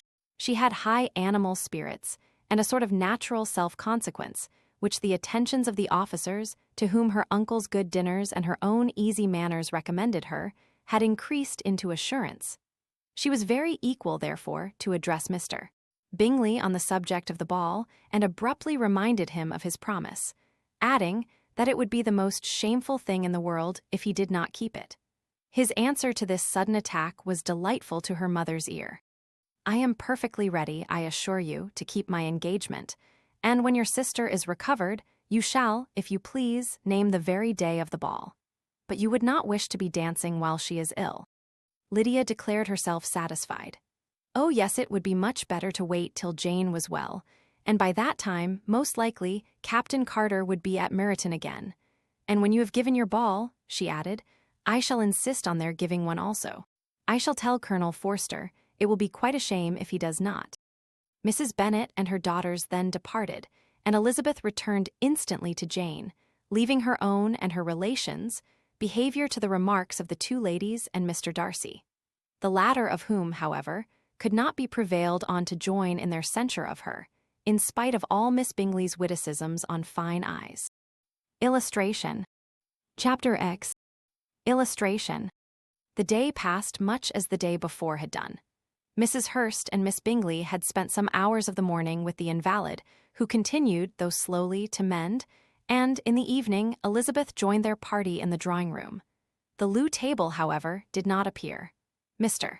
Darcy was writing, and Miss Bingley, seated near him, was watching the progress of his letter, and repeatedly calling off his attention by messages to his sister. Mr. Hurst and Mr. Bingley were at piquet, and Mrs. Hurst was observing their game. Elizabeth took up some needlework, and was sufficiently amused in attending to what passed between Darcy and his companion. The perpetual commendations of the lady either on his handwriting, or on the evenness of his lines, or on the length of his letter, with the perfect unconcern with which her praises were received, formed a curious dialogue, and was exactly in unison with her opinion of each. How delighted Miss Darcy will be to receive such a letter. He made no answer. You write uncommonly fast. You are mistaken, I write rather slowly. How many letters you must have occasion to write in the course of a year. Letters of business, too, how odious I should think them. It is fortunate, then, that they fall to my lot instead of to yours. Pray tell your sister that I long to see her. I have already told her so once, by your desire. I am afraid you do not like your pen. Let me mend it for you. I mend pens remarkably well. Thank you, but I always mend my own. How can you contrive to write so even? He was silent. Tell your sister I am delighted to hear of her improvement on the harp, and pray let her know that I am quite in raptures with her beautiful little design for a table, and I think it infinitely superior to Miss Grantley. S. Will you give me leave to defer your raptures till I write again? At present, I have not room to do them justice. Oh, it is of no consequence. I shall see her in January. But do you always write such charming long letters to her, Mr. Darcy? They are generally long, but whether always charming, it is not for me to determine. It is a rule with me, that a person who can write a long letter with ease cannot write ill. That will not do for a compliment to Darcy, Caroline, cried her brother, because he does not write with ease. He studies too much for words of 4 syllables. Do not you, Darcy? My style of writing is very different from yours. Oh, cried Miss Bingley, Charles writes in the most careless way imaginable. He leaves out half his words and blots the rest.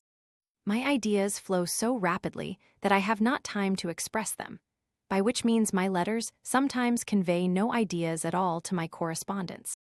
Your humility, Mr. Bingley, said Elizabeth, must disarm reproof. Nothing is more deceitful, said Darcy, than the appearance of humility. It is often only carelessness of opinion and sometimes an indirect boast. And which of the two do you call my little recent piece of modesty? The indirect boast, for you are really proud of your defects in writing, because you consider them as proceeding from a rapidity of thought and carelessness of execution, which, if not estimable, you think at least highly interesting. The power of doing anything with quickness is always much prized by the possessor, and often without any attention to the imperfection of the performance. When you told Mrs. Bennet this morning that if you ever resolved on quitting Netherfield you should be gone in 5 minutes, you meant it to be a sort of panegyric, of compliment to yourself. And yet, what is there so very laudable in a precipitance which must leave very necessary business undone, and can be of no real advantage to yourself or anyone else? Nay, cried Bingley, this is too much, to remember at night all the foolish things that were said in the morning. And yet, upon my honor, I believed what I said of myself to be true, and I believe it at this moment. At least, therefore, I did not assume the character of needless precipitance merely to show off before the ladies. I dare say you believed it, but I am by no means convinced that you would be gone with such celerity. Your conduct would be quite as dependent on chance as that of any man I know. And if, as you were mounting your horse, a friend were to say, "Bingley, you had better stay till next week," you would probably do it. You would probably not go and, at another word, might stay a month. You have only proved by this, cried Elizabeth, that Mr. Bingley did not do justice to his own disposition. You have shown him off now much more than he did himself. I am exceedingly gratified, said Bingley, by your converting what my friend says into a compliment on the sweetness of my temper. But I am afraid you are giving it a turn which that gentleman did by no means intend. For he would certainly think the better of me if, under such a circumstance, I were to give a flat denial, and ride off as fast as I could. Would Mr. Darcy then consider the rashness of your original intention as atoned for by your obstinacy in adhering to it? Upon my word, I cannot exactly explain the matter. Darcy must speak for himself. You expect me to account for opinions which you choose to call mine, but which I have never acknowledged. Allowing the case, however, to stand according to your representation, you must remember, Miss Bennet, that the friend who is supposed to desire his return to the house, and the delay of his plan, has merely desired it, asked it without offering one argument in favor of its propriety. To yield readily easily to the persuasion of a friend is no merit with you. To yield without conviction is no compliment to the understanding of either. You appear to me, Mr. Darcy, to allow nothing for the influence of friendship and affection. A regard for the requester would often make one readily yield to a request without waiting for arguments to reason one into it. I am not particularly speaking of such a case as you have supposed about Mr. Bingley. We may as well wait, perhaps, till the circumstance occurs, before we discuss the discretion of his behavior thereupon. But in general and ordinary cases, between friend and friend, where one of them is desired by the other to change a resolution of no very great moment, should you think ill of that person for complying with the desire, without waiting to be argued into it? Will it not be advisable, before we proceed on this subject, to arrange with rather more precision the degree of importance which is to appertain to this request, as well as the degree of intimacy subsisting between the parties? By all means, cried Bingley. Let us hear all the particulars, not forgetting their comparative height and size, for that will have more weight in the argument, Miss Bennet, than you may be aware of. I assure you that if Darcy were not such a great tall fellow, in comparison with myself, I should not pay him half so much deference. I declare I do not know a more awful object than Darcy on particular occasions, and in particular places, at his own house especially, and of a Sunday evening, when he has nothing to do. Mr. Darcy smiled, but Elizabeth thought she could perceive that he was rather offended, and therefore checked her laugh.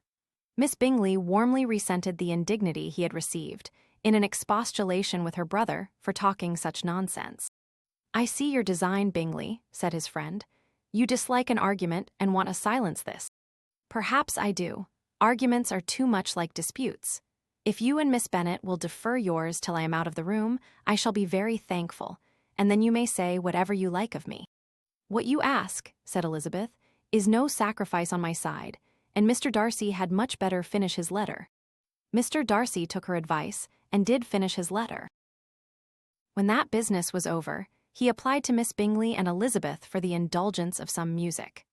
Miss Bingley moved with alacrity to the pianoforte, and after a polite request that Elizabeth would lead the way, which the other as politely and more earnestly negatived, she seated herself. Mrs. Hurst sang with her sister, and while they were thus employed, Elizabeth could not help observing, as she turned over some music books that lay on the instrument, how frequently Mr. Darcy's eyes were fixed on her. She hardly knew how to suppose that she could be an object of admiration to so great a man, and yet that he should look at her, because he disliked her, was still more strange. She could only imagine, however, at last, that she drew his notice because there was something about her more wrong and reprehensible, according to his ideas of right, than in any other person present. The supposition did not pain her. She liked him too little to care for his approbation. After playing some Italian songs, Miss Bingley varied the charm by a lively Scotch air, and soon afterwards Mr. Darcy, drawing near Elizabeth, said to her, "Do you not feel a great inclination, Miss Bennet, to seize such an opportunity of dancing a reel?" She smiled but made no answer. He repeated the question, with some surprise at her silence. "Oh," said she, "I heard you before, but I could not immediately determine what to say in reply. You wanted me, I know, to say, yes, that you might have the pleasure of despising my taste, but I always delight in overthrowing those kind of schemes and cheating a person of their premeditated contempt. I have, therefore, made up my mind to tell you that I do not want to dance a reel at all, and now despise me if you dare." "Indeed, I do not dare." Elizabeth, having rather expected to affront him, was amazed at his gallantry. But there was a mixture of sweetness and archness in her manner, which made it difficult for her to affront anybody, and Darcy had never been so bewitched by any woman as he was by her. He really believed that, were it not for the inferiority of her connections, he should be in some danger. Miss Bingley saw, or suspected, enough to be jealous, and her great anxiety for the recovery of her dear friend Jane received some assistance from her desire of getting rid of Elizabeth.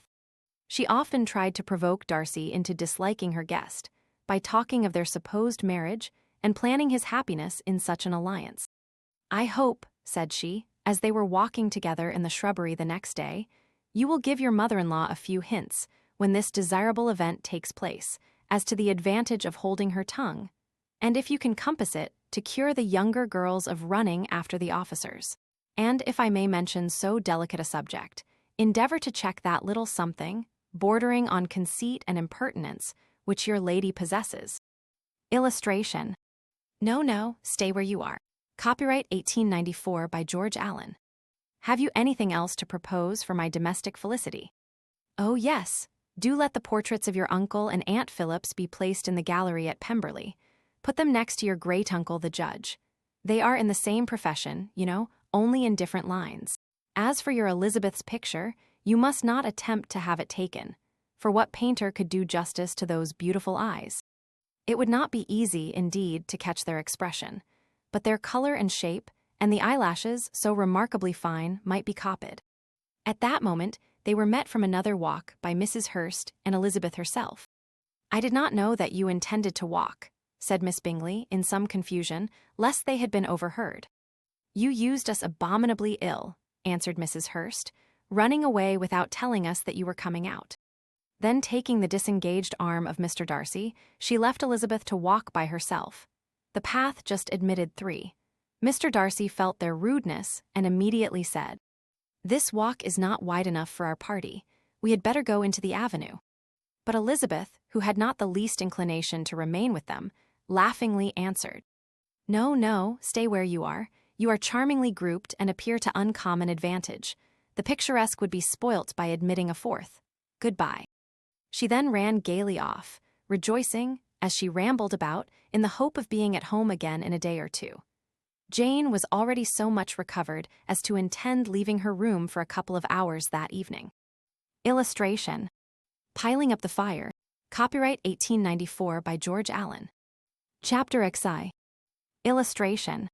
When the ladies removed after dinner, Elizabeth ran up to her sister, and seeing her well guarded from cold, attended her into the drawing-room, where she was welcomed by her 2 friends with many professions of pleasure.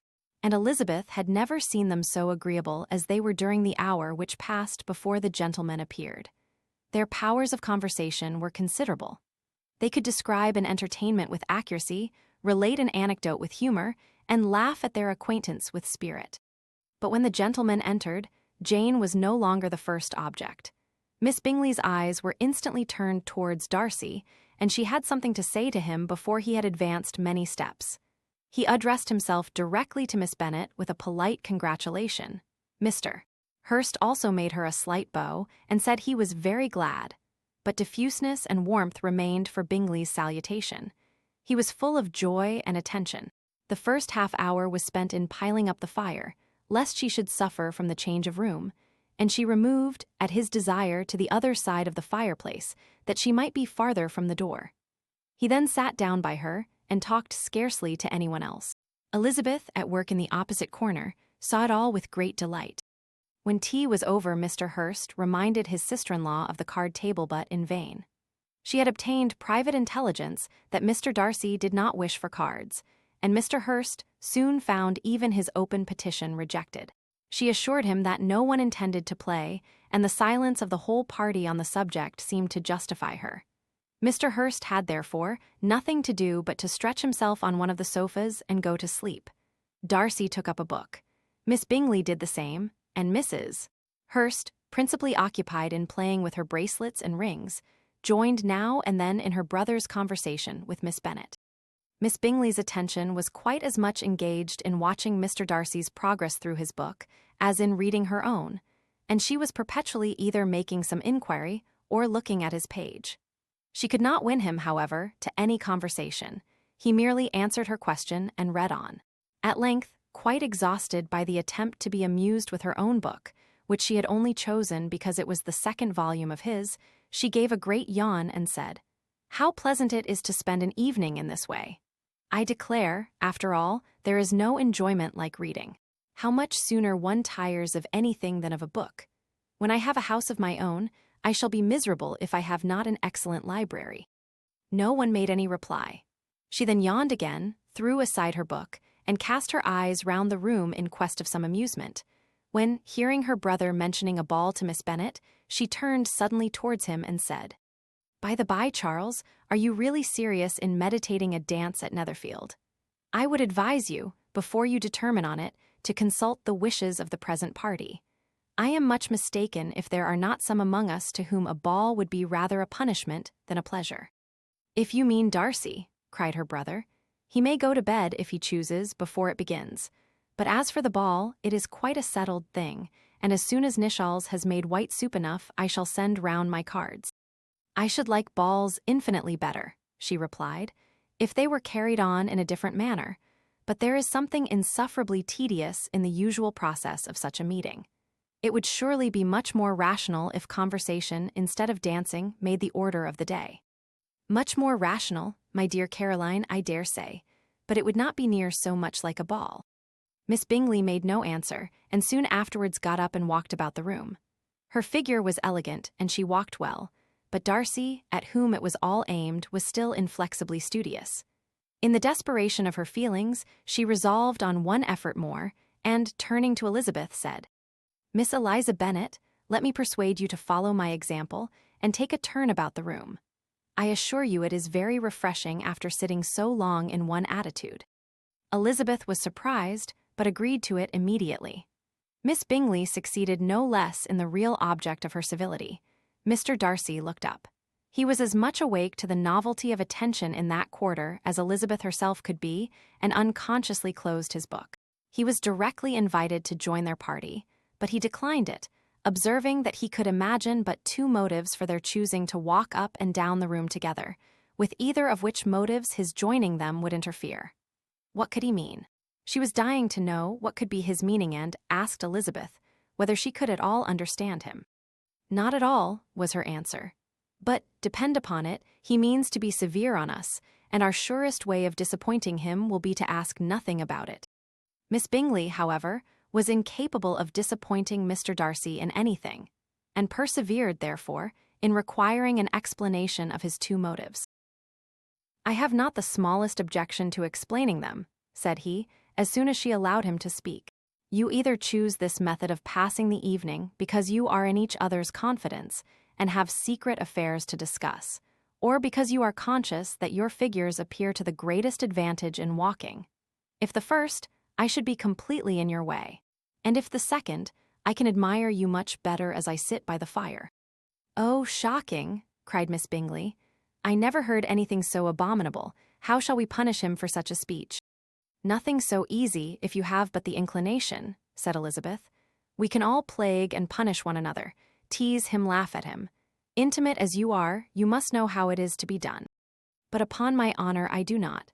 I do assure you that my intimacy has not yet taught me that. Tease calmness of temper and presence of mind? No, no, I feel he may defy us there. And as to laughter, we will not expose ourselves, if you please, by attempting to laugh without a subject. Mr. Darcy may hug himself." "Mr. Darcy is not to be laughed at," cried Elizabeth. "That is an uncommon advantage, and uncommon I hope it will continue, for it would be a great loss to me to have many such acquaintance. I dearly love a laugh. Miss Bingley," said he, "has given me credit for more than can be. The wisest and best of men, nay, the wisest and best of their actions may be rendered ridiculous by a person whose first object in life is a joke. Certainly, replied Elizabeth, there are such people, but I hope I am not one of them. I hope I never ridicule what is wise or good. Follies and nonsense, whims and inconsistencies do divert me, I own, and I laugh at them whenever I can. But these, I suppose, are precisely what you are without. Perhaps that is not possible for anyone.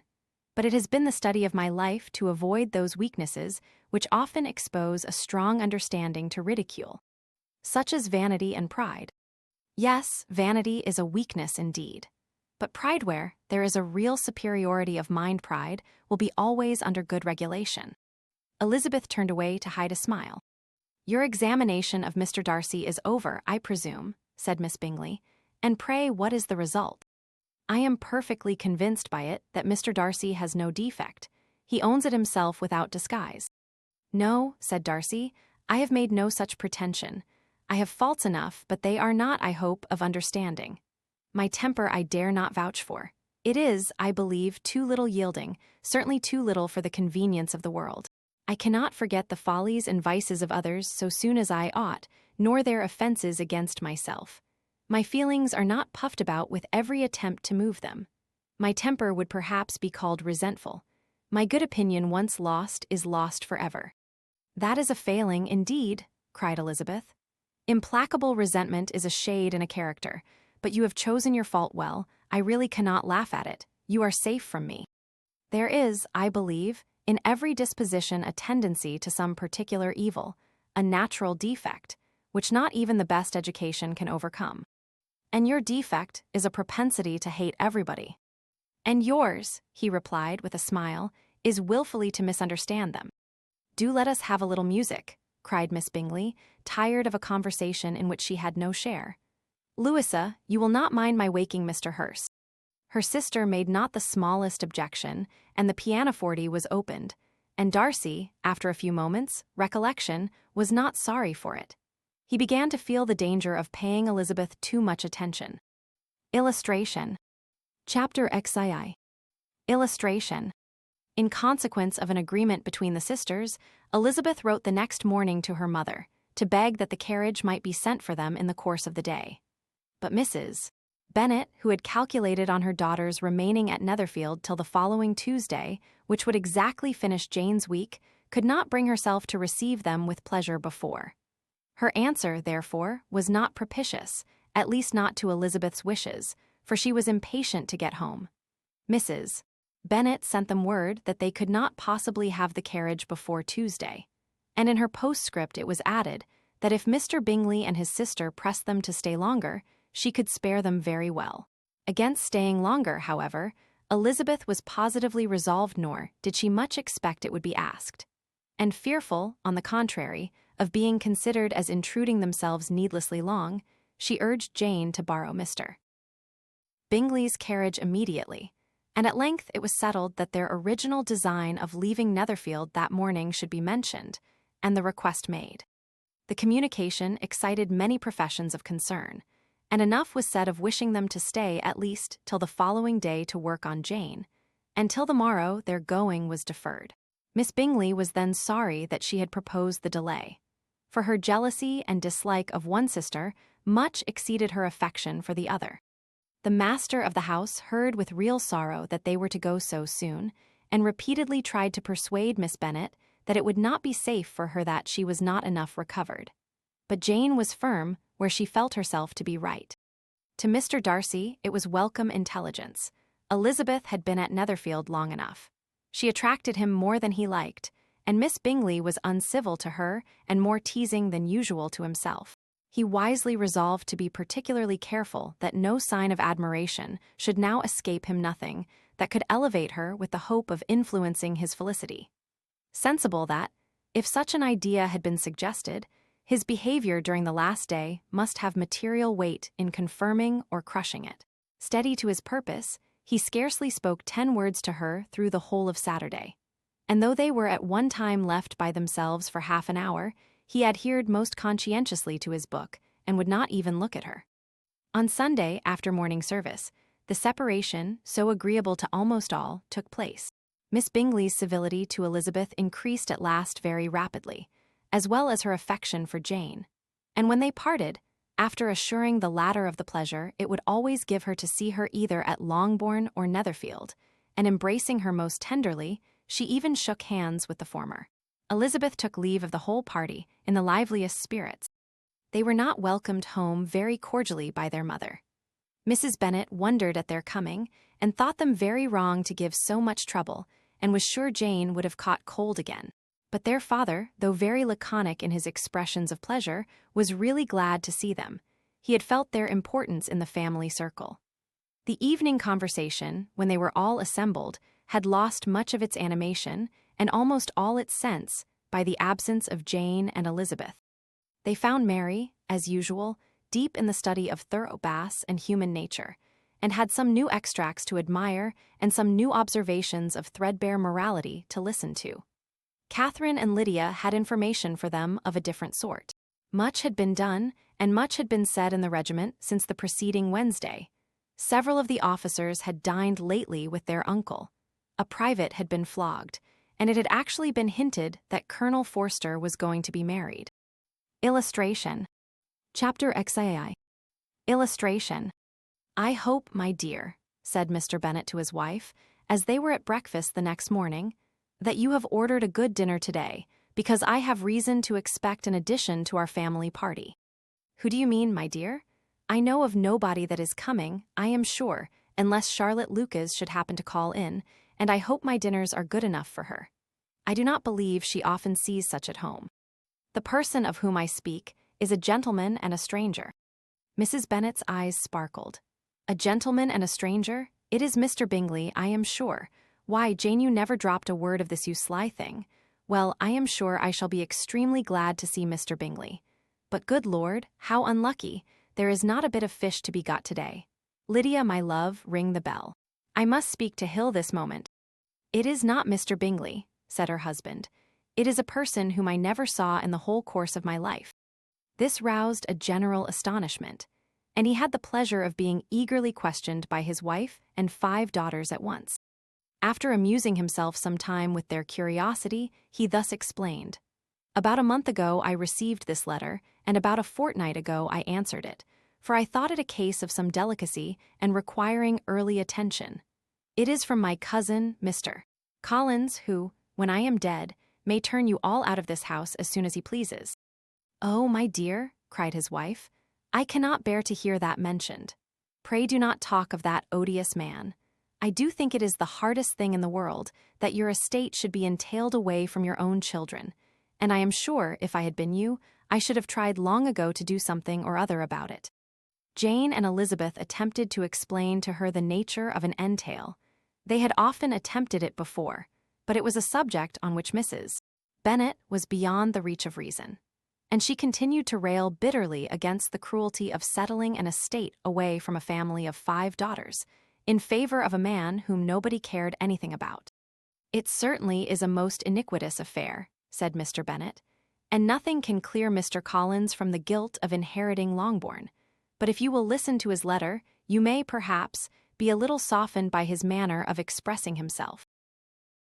"No, that I am sure I shall not, and I think it was very impertinent of him to write to you at all, and very hypocritical. I hate such false friends. Why could not he keep on quarreling with you, as his father did before him? Why, indeed, he does seem to have had some filial scruples on that head, as you will hear. Write Hunsford near Westerham, Kent, 15th October. Dear Sir, the disagreement subsisting between yourself and my late honored father always gave me much uneasiness, and, since I have had the misfortune to lose him, I have frequently wished to heal the breach. But for some time, I was kept back by my own doubts, fearing lest it might seem disrespectful to his memory for me to be on good terms with anyone with whom it had always pleased him to be at variance. There, Mrs. Bennet. My mind, however, is now made up on the subject. For, having received ordination at Easter, I have been so fortunate as to be distinguished by the patronage of the Right Honourable Lady Catherine de Bourgh, widow of Sir Louis de Bourgh, whose bounty and beneficence has preferred me to the valuable rectory of this parish, where it shall be my earnest endeavour to demean myself with grateful respect towards her ladyship, and be ever ready to perform those rites and ceremonies which are instituted by the Church of England. As a clergyman, moreover, I feel it my duty to promote and establish the blessing of peace in all families within the reach of my influence, and on these grounds I flatter myself that my present overtures of good will are highly commendable, and that the circumstance of my being next in the entail of Longbourn estate will be kindly overlooked on your side, and not lead you to reject the offered olive branch. I cannot be otherwise than concerned at being the means of injuring your amiable daughters, and beg leave to apologize for it, as well as to assure you of my readiness to make them every possible amends. But of this hereafter. If you should have no objection to receive me into your house, I propose myself the satisfaction of waiting on you and your family, Monday, November 18th, by 4 o'clock, and shall probably trespass on your hospitality till the Saturday se'nnight following, which I can do without any inconvenience. As Lady Catherine is far from objecting to my occasional absence on a Sunday, provided that some other clergyman is engaged to do the duty of the day. I remain, dear sir, with respectful compliments to your lady and daughters, your well-wisher and friend, William Collins. At 4 o'clock, therefore, we may expect this peacemaking gentleman, said Mr. Bennet, as he folded up the letter. He seems to be a most conscientious and polite young man, upon my word, and, I doubt not, will prove a valuable acquaintance, especially if Lady Catherine should be so indulgent as to let him come to us again. There is some sense in what he says about the girls, however, and, if he is disposed to make them any amends, I shall not be the person to discourage him. Though it is difficult, said Jane, to guess in what way he can mean to make us the atonement he thinks our due, the wish is certainly to his credit. Elizabeth was chiefly struck with his extraordinary deference for Lady Catherine, and his kind intention of christening, marrying, and burying his parishioners whenever it were required. He must be an oddity, I think, said she. I cannot make him out. There is something very pompous in his style, and what can he mean by apologizing for being next in the entail? We cannot suppose he would help it if he could.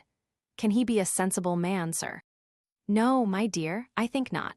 I have great hopes of finding him quite the reverse. There is a mixture of servility and self-importance in his letter which promises well. I am impatient to see him. In point of composition, said Mary, his letter does not seem defective. The idea of the olive branch perhaps is not wholly new, yet I think it is well expressed. To Catherine and Lydia, neither the letter nor its writer were in any degree interesting. It was next to impossible that their cousin should come in a scarlet coat, and it was now some weeks since they had received pleasure from the society of a man in any other color. As for their mother, Mr.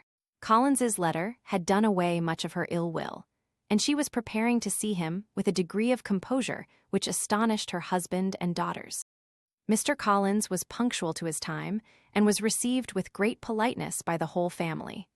Mr. Bennet indeed said little, but the ladies were ready enough to talk, and Mr. Collins seemed neither in need of encouragement, nor inclined to be silent himself. He was a tall, heavy-looking young man of 25. His air was grave and stately, and his manners were very formal. He had not been long seated before he complimented Mrs. Bennet on having so fine a family of daughters, said he had heard much of their beauty, but that, in this instance, fame had fallen short of the truth, and added that he did not doubt her seeing them all in due time well disposed of in marriage. This gallantry was not much to the taste of some of his hearers, but Mrs. Bennet, who quarrelled with no compliments, answered most readily. You are very kind, sir, I am sure, and I wish with all my heart it may prove so, for else they will be destitute enough.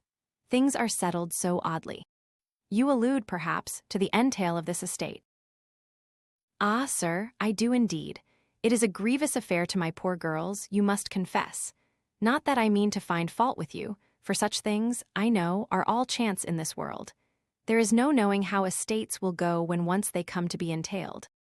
I am very sensible, madam, of the hardship to my fair cousins, and could say much on the subject, but that I am cautious of appearing forward and precipitate. But I can assure the young ladies that I come prepared to admire them. At present I will not say more, but, perhaps, when we are better acquainted. He was interrupted by a summons to dinner, and the girls smiled on each other. They were not the only objects of Mr. Collins's admiration. The hall, The dining room and all its furniture were examined and praised, and his commendation of everything would have touched Mrs. Bennet's heart, but for the mortifying supposition of his viewing it all as his own future property. The dinner, too, in its turn, was highly admired, and he begged to know to which of his fair cousins the excellence of its cookery was owing. But here he was set right by Mrs. Bennet, who assured him, with some asperity, that they were very well able to keep a good cook, and that her daughters had nothing to do in the kitchen. He begged pardon for having displeased her. In a softened tone, she declared herself not at all offended, but he continued to apologize for about a quarter of an hour. Illustration. Chapter XIV. Illustration. During dinner, Mr. Bennet scarcely spoke at all, but when the servants were withdrawn, he thought it time to have some conversation with his guest, and therefore started a subject in which he expected him to shine, by observing that he seemed very fortunate in his patroness. Lady Catherine de Bourgh's attention to his wishes and consideration for his comfort appeared very remarkable. Mr. Bennet could not have chosen better. Mr. Collins was eloquent in her praise. The subject elevated him to more than usual solemnity of manner. And with a most important aspect, he protested that he had never in his life witnessed such behavior in a person of rank, such affability and condescension, as he had himself experienced from Lady Catherine. She had been graciously pleased to approve of both the discourses which he had already had the honor of preaching before her. She had also asked him twice to dine at Rosings, and had sent for him only the Saturday before, to make up her pool of quadrille in the evening. Lady Catherine was reckoned proud by many people, he knew, but he had never seen anything but affability in her. She had always spoken to him as she would to any other gentleman. She made not the smallest objection to his joining in the society of the neighborhood, nor to his leaving his parish occasionally for a week or two to visit his relations. She had even condescended to advise him to marry as soon as he could, provided he chose with discretion, and had once paid him a visit in his humble parsonage, where she had perfectly approved all the alterations he had been making, and had even vouchsafed to suggest herself some shelves in the closets upstairs. "That is all very proper and civil, I am sure," said Mrs. Bennet, "and I dare say she is a very agreeable woman. It is a pity that great ladies in general are not more like her. Does she live near you, sir?" "The garden in which stands my humble abode is separated only by a lane from Rosings Park, her ladyship's residence." "I think you said she was a widow, sir. Has she any family?" "She has one only daughter, the heiress of Rosings, and a very extensive property." "Ah," cried Mrs. Bennet, shaking her head, "then she is better off than many girls. And what sort of young lady is she? Is she handsome?" "She is a most charming young lady, indeed. Lady Catherine herself says that, in point of true beauty, Miss de Bourgh is far superior to the handsomest of her sex, because there is that in her features which marks the young woman of distinguished birth. She is unfortunately of a sickly constitution, which has prevented her making that progress in many accomplishments which she could not otherwise have failed of, as I am informed by the lady who superintended her education, and who still resides with them. But she is perfectly amiable, and often condescends to drive by my humble abode in her little phaeton and ponies. Has she been presented? I do not remember her name among the ladies at court. Her indifferent state of health unhappily prevents her being in town, and by that means, as I told Lady Catherine myself one day, has deprived the British court of its brightest ornament.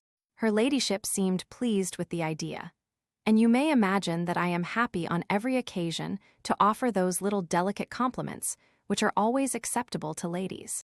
I have more than once observed to Lady Catherine that her charming daughter seemed born to be a duchess, and that the most elevated rank, instead of giving her consequence, would be adorned by her. These are the kind of little things which please her ladyship, and it is a sort of attention which I conceive myself peculiarly bound to pay." "You judge very properly," said Mr. Bennet, "and it is happy for you that you possess the talent of flattering with delicacy. May I ask whether these pleasing attentions proceed from the impulse of the moment, or are the result of previous study?" "They arise chiefly from what is passing at the time, and though I sometimes amuse myself with suggesting and arranging such little elegant compliments as may be adapted to ordinary occasions, I always wish to give them as unstudied an air as possible." Mr. Bennet's expectations were fully answered. His cousin was as absurd as he had hoped, and he listened to him with the keenest enjoyment, maintaining at the same time the most resolute composure of countenance, and, except in an occasional glance at Elizabeth, requiring no partner in his pleasure. By tea-time, however, the dose had been enough, and Mr. Bennet was glad to take his guest into the drawing-room again, and when tea was over, glad to invite him. Illustration. Protested that he never read novels. H.T. Feb 94. To read aloud to the ladies. Mr. Collins readily assented, and a book was produced, but on beholding it, for everything announced it to be from a circulating library, he started back and, begging pardon, protested that he never read novels. Kitty stared at him, and Lydia exclaimed. Other books were produced, and after some deliberation he chose Fordyce's Sermons. Lydia gaped as he opened the volume, and before he had, with very monotonous solemnity, read 3 pages, she interrupted him with, "Do you know, Mamma, that my Uncle Phillips talks of turning away Richard? And if he does, Colonel Forster will hire him. My aunt told me so herself on Saturday. I shall walk to Meryton tomorrow to hear more about it, and to ask when Mr. Denny comes back from town." Lydia was bid by her 2 eldest sisters to hold her tongue, but Mr. Collins, much offended, laid aside his book and said, "I have often observed how little young ladies are interested by books of a serious stamp, though written solely for their benefit. It amazes me, I confess, for certainly there can be nothing so advantageous to them as instruction, but I will no longer importune my young cousin." Then, turning to Mr. Bennet, he offered himself as his antagonist at backgammon. Mr. Bennet accepted the challenge, observing that he acted very wisely in leaving the girls to their own trifling amusements. Mrs.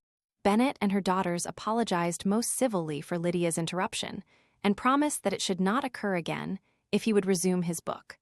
But Mr. Collins, after assuring them that he bore his young cousin no ill will, and should never resent her behavior as any affront, seated himself at another table with Mr. Bennet and prepared for backgammon. Illustration.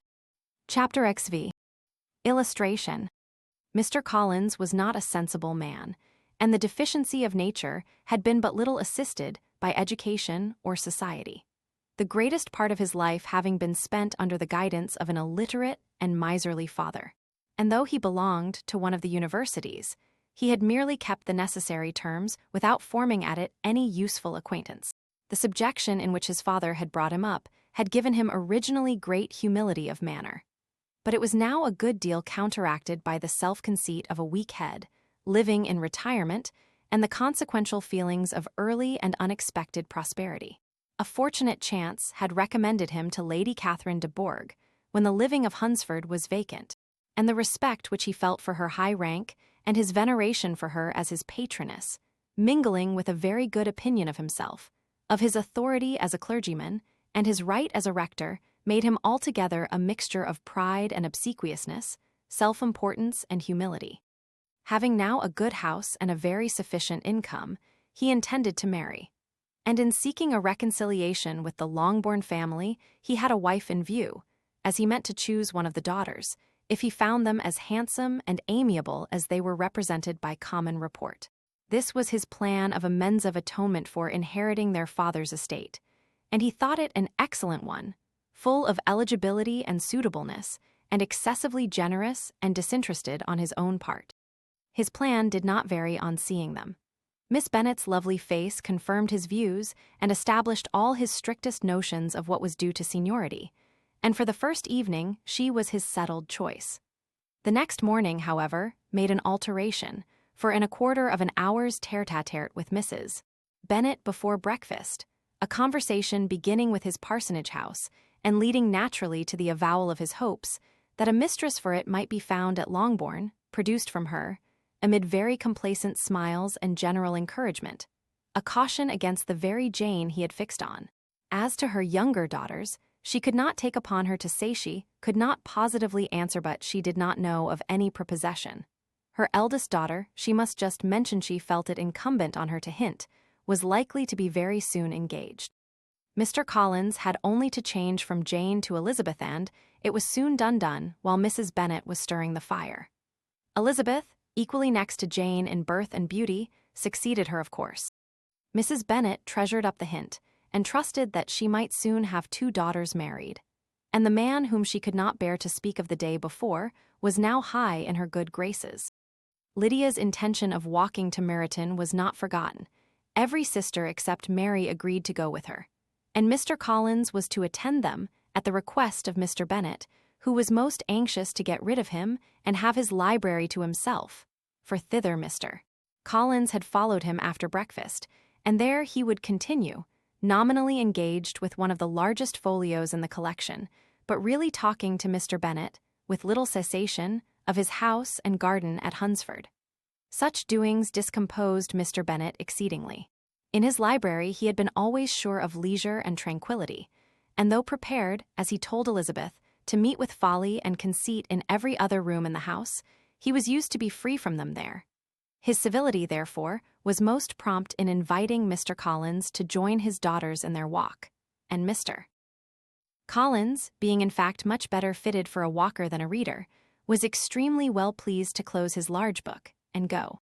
In pompous nothings on his side, and civil assents on that of his cousins, their time passed till they entered Meryton. The attention of the younger ones was then no longer to be gained by him. Their eyes were immediately wandering up the street in quest of the officers, and nothing less than a very smart bonnet, indeed, or a really new muslin in a shop window, could recall them. But the attention of every lady was soon caught by a young man, whom they had never seen before, of most gentlemanlike appearance, walking with an officer on the other side of the way. The officer was the very Mr. Denny concerning whose return from London Lydia came to inquire, and he bowed as they passed. All were struck with the stranger's air, all wondered who he could be. And Kitty and Lydia, determined if possible to find out, led the way across the street, under pretense of wanting something in an opposite shop, and fortunately had just gained the pavement, when the 2 gentlemen, turning back, had reached the same spot. Mr. Denny addressed them directly, and entreated permission to introduce his friend, Mr. Wickham, who had returned with him the day before from town, and, he was happy to say, had accepted a commission in their corps. This was exactly as it should be, for the young man wanted only regimentals to make him completely charming. His appearance was greatly in his favor. He had all the best parts of beauty, a fine countenance, a good figure, and very pleasing address. The introduction was followed up on his side by a happy readiness of conversation, a readiness, at the same time, perfectly correct and unassuming. And the whole party were still standing and talking together very agreeably, when the sound of horses drew their notice, and Darcy and Bingley were seen riding down the street.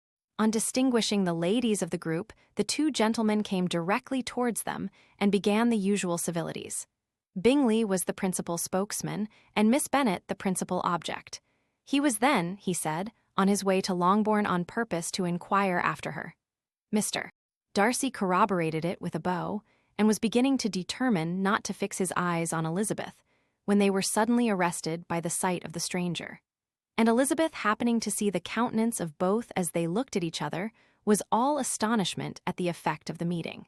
Both changed color, one looked white, the other red. Mr. Wickham, after a few moments, touched his hat a salutation which Mr. Darcy just deigned to return. What could be the meaning of it? It was impossible to imagine, it was impossible not to long to know. In another minute Mr. Bingley, but without seeming to have noticed what passed, took leave and rode on with his friend. Mr. Denny and Mr. Wickham walked with the young ladies to the door of Mr. Phillips's house, and then made their bows, in spite of Miss Lydia's pressing entreaties that they would come in, and even in spite of Mrs. Phillips throwing up the parlor window and loudly seconding the invitation. Mrs. Phillips was always glad to see her nieces, and the 2 eldest, from their recent absence, were particularly welcome, and she was eagerly expressing her surprise at their sudden return home, which, as their own carriage had not fetched them, she should have known nothing about if she had not happened to see Mr.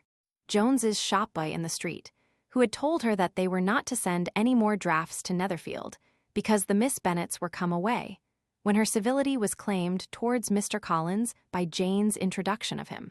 She received him with her very best politeness, which he returned with as much more, apologizing for his intrusion without any previous acquaintance with her, which he could not help flattering himself, however, might be justified by his relationship to the young ladies who introduced him to her notice.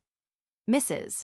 Phillips was quite awed by such an excess of good breeding, but her contemplation of one stranger was soon put an end to by exclamations and inquiries about the other, of whom, however, she could only tell her nieces what they already knew, that Mr.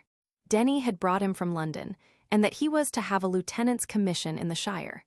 She had been watching him the last hour, she said, as he walked up and down the street, and had Mr. Wickham appeared, Kitty and Lydia would certainly have continued the occupation. But unluckily, no one passed the windows now except a few of the officers, who, in comparison with the stranger, were become stupid, disagreeable fellows. Some of them were to dine with the Phillipses the next day, and their aunt promised to make her husband call on Mr. Wickham, and give him an invitation also, if the family from Longbourn would come in the evening. This was agreed to, and Mrs. Phillips protested that they would have a nice, comfortable, noisy game of lottery tickets and a little bit of hot supper afterwards. The prospect of such delights was very cheering, and they parted in mutual good spirits. Mr. Collins repeated his apologies in quitting the room, and was assured with unwearying civility that they were perfectly needless. As they walked home, Elizabeth related to Jane what she had seen pass between the two gentlemen. But though Jane would have defended either or both, had they appeared to be wrong, she could no more explain such behavior than her sister. Mr. Collins, on his return, highly gratified Mrs. Bennet by admiring Mrs. Phillips's manners and politeness. He protested that, except Lady Catherine and her daughter, he had never seen a more elegant woman, for she had not only received him with the utmost civility, but had even pointedly included him in her invitation for the next evening, although utterly unknown to her before. Something, he supposed, might be attributed to his connection with them, but yet he had never met with so much attention in the whole course of his life. Illustration. Chapter XVI. Illustration. As no objection was made to the young people's engagement with their aunt, and all Mr. Collins's scruples of leaving Mr. and Mrs. Bennet for a single evening during his visit were most steadily resisted, the coach conveyed him and his 5 cousins at a suitable hour to Meryton, and the girls had the pleasure of hearing, as they entered the drawing-room, that Mr. Wickham had accepted their uncle's invitation, and was then in the house. When this information was given, and they had all taken their seats, Mr. Collins was at leisure to look around him and admire, and he was so much struck with the size and furniture of the apartment that he declared he might almost have supposed himself in the small summer breakfast parlor at Rosings, a comparison that did not at first convey much gratification. But when Mrs. Phillips understood from him what Rosings was, and who was its proprietor, when she had listened to the description of only one of Lady Catherine's drawing-rooms, and found that the chimney-piece alone had cost £800, she felt all the force of the compliment, and would hardly have resented a comparison with the housekeeper's room. In describing to her all the grandeur of Lady Catherine and her mansion, with occasional digressions in praise of his own humble abode, and the improvements it was receiving, he was happily employed until the gentlemen joined them, and he found in Mrs. Phillips a very attentive listener, whose opinion of his consequence increased with what she heard, and who was resolving to retail it all among her neighbors as soon as she could. To the girls, who could not listen to their cousin, and who had nothing to do but to wish for an instrument and examine their own indifferent imitations of china on the mantelpiece, the interval of waiting appeared very long. It was over at last, however. The gentleman did approach, and when Mr. Wickham walked into the room, Elizabeth felt that she had neither been seeing him before, nor thinking of him since, with the smallest degree of unreasonable admiration. The officers of the shire were in general a very creditable, gentlemanlike set, and the best of them were of the present party. But Mr. Wickham was as far beyond them all in person, countenance, air, and walk, as they were superior to the broad-faced, stuffy Uncle Phillips, breathing port wine, who followed them into the room. Illustration. The Officers of the Shire. Copyright 1894 by George Allen. Mr. Wickham was the happy man towards whom almost every female eye was turned, and Elizabeth was the happy woman by whom he finally seated himself, and the agreeable manner in which he immediately fell into conversation, though it was only on its being a wet night, and on the probability of a rainy season, made her feel that the commonest, dullest, most threadbare topic might be rendered interesting by the skill of the speaker. With such rivals for the notice of the fair as Mr. Wickham and the officers, Mr. Collins seemed to sink into insignificance. To the young ladies he certainly was nothing, but he had still at intervals a kind listener in Mrs. Phillips, and was, by her watchfulness, most abundantly supplied with coffee and muffin. When the card tables were placed, he had an opportunity of obliging her, in return, by sitting down to whist. "I know little of the game at present," said he, "but I shall be glad to improve myself." For in my situation of life, Mrs. Phillips was very thankful for his compliance, but could not wait for his reason. Mr. Wickham did not play at whist, and with ready delight he received at the other table between Elizabeth and Lydia. At first there seemed danger of Lydia's engrossing him entirely, for she was a most determined talker. But being likewise extremely fond of lottery tickets, she soon grew too much interested in the game, too eager in making bets and exclaiming after prizes, to have attention for anyone in particular. Allowing for the common demands of the game, Mr. Wickham was therefore at leisure to talk to Elizabeth, and she was very willing to hear him, though what she chiefly wished to hear she could not hope to be told, the history of his acquaintance with Mr. Darcy. She dared not even mention that gentleman. Her curiosity, however, was unexpectedly relieved. Mr. Wickham began the subject himself. He inquired how far Netherfield was from Meryton, and, after receiving her answer, asked in a hesitating manner how long Mr. Darcy had been staying there. "About a month," said Elizabeth, and then, unwilling to let the subject drop, added, "He is a man of very large property in Derbyshire, I understand." "Yes," replied Wickham, "his estate there is a noble one, a clear 10,000 per annum. You could not have met with a person more capable of giving you certain information on that head than myself, for I have been connected with his family, in a particular manner, from my infancy." Elizabeth could not but look surprised. "You may well be surprised, Miss Bennet, at such an assertion, after seeing, as you probably might, the very cold manner of our meeting yesterday. Are you much acquainted with Mr. Darcy?"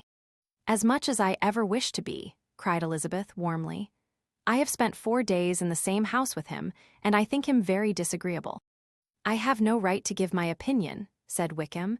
"As to his being agreeable or otherwise, I am not qualified to form one.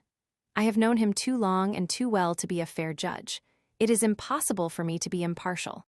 But I believe your opinion of him would in general astonish and, perhaps, you would not express it quite so strongly anywhere else. Here you are in your own family.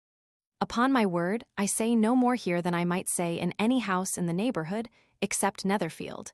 He is not at all liked in Hertfordshire. Everybody is disgusted with his pride. You will not find him more favorably spoken of by anyone." "I cannot pretend to be sorry," said Wickham, after a short interruption, "that he or that any man should not be estimated beyond their deserts. But with him, I believe it does not often happen. The world is blinded by his fortune and consequence, or frightened by his high and imposing manners, and sees him only as he chooses to be seen. I should take him, even on my slight acquaintance, to be an ill-tempered man." Wickham only shook his head.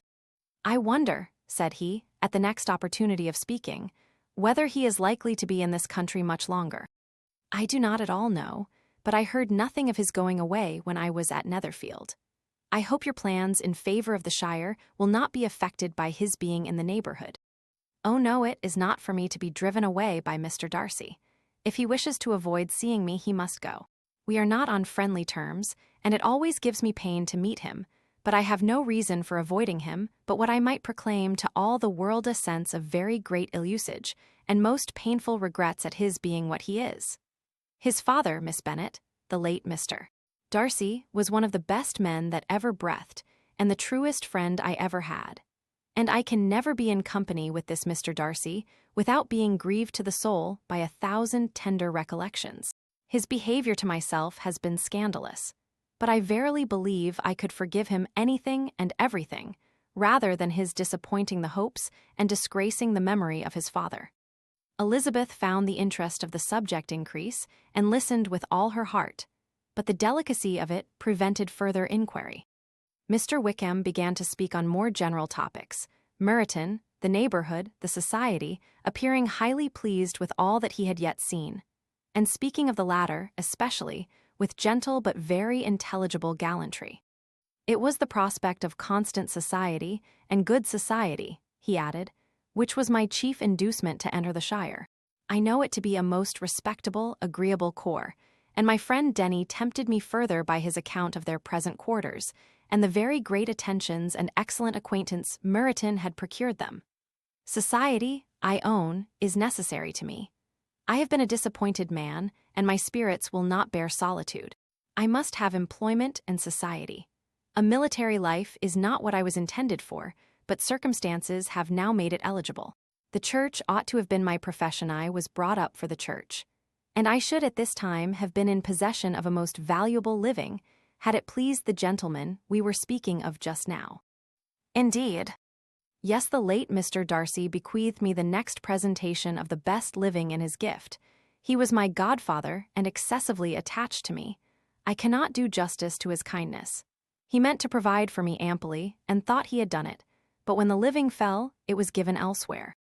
Good heavens, cried Elizabeth, but how could that be? How could his will be disregarded? Why did not you seek legal redress? There was just such an informality in the terms of the bequest as to give me no hope from law. A man of honor could not have doubted the intention, but Mr. Darcy chose to doubt it or to treat it as a merely conditional recommendation, and to assert that I had forfeited all claim to it by extravagance, imprudence, in short, anything or nothing. Certain it is that the living became vacant 2 years ago, exactly as I was of an age to hold it, and that it was given to another man, and no less certain is it that I cannot accuse myself of having really done anything to deserve to lose it. I have a warm, unguarded temper, and I may perhaps have sometimes spoken my opinion of him, and to him too freely. I can recall nothing worse, but the fact is that we are very different sort of men, and that he hates me. This is quite shocking. He deserves to be publicly disgraced. Some time or other he will be, but it shall not be by me. Till I can forget his father, I can never defy or expose him. Elizabeth honored him for such feelings, and thought him handsomer than ever as he expressed them. But what, said she, after a pause, can have been his motive? What can have induced him to behave so cruelly? A thorough, determined dislike of me, a dislike which I cannot but attribute in some measure to jealousy. Had the late Mr. Darcy liked me less, his son might have borne with me better. But his father's uncommon attachment to me irritated him, I believe, very early in life. He had not a temper to bear the sort of competition in which we stood, the sort of preference which was often given me. I had not thought Mr. Darcy so bad as this, though I have never liked him. I had not thought so very ill of him. I had supposed him to be despising his fellow creatures in general, but did not suspect him of descending to such malicious revenge, such injustice, such inhumanity as this. After a few minutes' reflection, however, she continued, I do remember his boasting one day, at Netherfield, of the implacability of his resentments, of his having an unforgiving temper. His disposition must be dreadful. I will not trust myself on the subject, replied Wickham.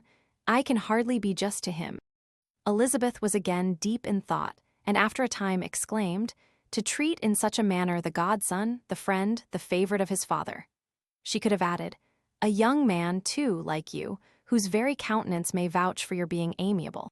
But she contented herself with, and one, too, who had probably been his own companion from childhood, connected together, as I think you said, in the closest manner. We were born in the same parish, within the same park. The greatest part of our youth was passed together, inmates of the same house, sharing the same amusements, objects of the same parental care. My father began life in the profession which your uncle, Mr. Phillips, appears to do so much credit to, but he gave up everything to be of use to the late Mr. Darcy, and devoted all his time to the care of the Pemberley property. He was most highly esteemed by Mr. Darcy, a most intimate, confidential friend. Mr. Darcy often acknowledged himself to be under the greatest obligations to my father's active superintendence. And when, immediately before my father's death, Mr. Darcy gave him a voluntary promise of providing for me, I am convinced that he felt it to be as much a debt of gratitude to him as of affection to myself. How strange, cried Elizabeth. How abominable. I wonder that the very pride of this Mr. Darcy has not made him just to you, if from no better motive that he should not have been too proud to be dishonest for dishonesty, I must call it. It is wonderful, replied Wickham, for almost all his actions may be traced to pride, and pride has often been his best friend. It has connected him nearer with virtue than any other feeling. But we are none of us consistent, and in his behavior to me there were stronger impulses even than pride. Can such abominable pride as his have ever done him good? Yes, it has often led him to be liberal and generous, to give his money freely, to display hospitality, to assist his tenants and relieve the poor. Family pride and filial pride, for he is very proud of what his father was, have done this. Not to appear to disgrace his family, to degenerate from the popular qualities, or lose the influence of the Pemberley house, is a powerful motive. He has also brotherly pride, which, with some brotherly affection, makes him a very kind and careful guardian of his sister. And you will hear him generally cried up as the most attentive and best of brothers. What sort of a girl is Miss Darcy? He shook his head. I wish I could call her amiable. It gives me pain to speak ill of a Darcy, but she is too much like her brother very, very proud. As a child, she was affectionate and pleasing and extremely fond of me, and I have devoted hours and hours to her amusement, but she is nothing to me now. She is a handsome girl, about 15 or 16, and, I understand, highly accomplished. Since her father's death, her home has been London, where a lady lives with her and superintends her education. After many pauses and many trials of other subjects, Elizabeth could not help reverting once more to the first, and saying, I am astonished at his intimacy with Mr. Bingley. How can Mr. Bingley, who seems good humor itself, and is, I really believe, truly amiable, be in friendship with such a man? How can they suit each other? Do you know Mr. Bingley? Not at all. He is a sweet-tempered, amiable, charming man. He cannot know what Mr. Darcy is. Probably not, but Mr. Darcy can please where he chooses. He does not want abilities. He can be a conversable companion if he thinks it worth his while. Among those who are at all his equals in consequence, he is a very different man from what he is to the less prosperous. His pride never deserts him, but with the rich he is liberal-minded, just, sincere, rational, honorable, and, perhaps, agreeable, allowing something for fortune and figure. The whist party soon afterwards breaking up, the players gathered round the other table, and Mr. Collins took his station between his cousin Elizabeth and Mrs. Phillips. The usual inquiries as to his success were made by the latter. It had not been very great, he had lost every point, but when Mrs. Phillips began to express her concern thereupon, he assured her, with much earnest gravity, that it was not of the least importance, that he considered the money as a mere trifle, and begged she would not make herself uneasy. I know very well, madam, said he, that when persons sit down to a card table, they must take their chance of these things, and, happily, I am not in such circumstances as to make 5 shillings any object. There are, undoubtedly, many who could not say the same. But, thanks to Lady Catherine de Bourgh, I am removed far beyond the necessity of regarding little matters. Mr. Wickham's attention was caught, and after observing Mr. Collins for a few moments, he asked Elizabeth in a low voice whether her relations were very intimately acquainted with the family of de Bourgh. Lady Catherine de Bourgh, she replied, has very lately given him a living. I hardly know how Mr. Collins was first introduced to her notice, but he certainly has not known her long. You know, of course, that Lady Catherine de Bourgh and Lady Anne Darcy were sisters, consequently that she is aunt to the present Mr. Darcy. No, indeed, I did not. I knew nothing at all of Lady Catherine's connections. I never heard of her existence till the day before yesterday. Her daughter, Miss de Bourgh, will have a very large fortune, and it is believed that she and her cousin will unite the 2 estates. This information made Elizabeth smile, as she thought of poor Miss Bingley. Vain indeed must be all her attentions, vain and useless her affection for his sister and her praise of himself, if he were already self-destined to another. Mr. Collins, said she, speaks highly both of Lady Catherine and her daughter, but from some particulars that he has related of her ladyship, I suspect his gratitude misleads him, and that, in spite of her being his patroness, she is an arrogant, conceited woman. I believe her to be both in a great degree, replied Wickham. I have not seen her for many years, but I very well remember that I never liked her, and that her manners were dictatorial and insolent. She has the reputation of being remarkably sensible and clever. But I rather believe she derives part of her abilities from her rank and fortune, part from her authoritative manner, and the rest from the pride of her nephew, who chooses that everyone connected with him should have an understanding of the first class. Elizabeth allowed that he had given a very rational account of it, and they continued talking together with mutual satisfaction till supper put an end to cards, and gave the rest of the ladies their share of Mr. Wickham's attentions. There could be no conversation in the noise of Mrs. Phillips's supper party, but his manners recommended him to everybody. Whatever he said was said well, and whatever he did, done gracefully. Elizabeth went away with her head full of him. She could think of nothing but of Mr. Wickham and of what he had told her all the way home, but there was not time for her even to mention his name as they went, for neither Lydia nor Mr. Collins were once silent. Lydia talked incessantly of lottery tickets, of the fish she had lost and the fish she had won, and Mr. Collins, in describing the civility of Mr. and Mrs. Phillips, protesting that he did not in the least regard his losses at whist, enumerating all the dishes at supper, and repeatedly fearing that he crowded his cousins, had more to say than he could well manage before the carriage stopped at Longbourn House. Illustration. Delighted to see their dear friend again. Chapter XVI. Illustration. Elizabeth related to Jane, the next day, what had passed between Mr. Wickham and herself. Jane listened with astonishment and concern. She knew not how to believe that Mr. Darcy could be so unworthy of Mr. Bingley's regard, and yet it was not in her nature to question the veracity of a young man of such amiable appearance as Wickham.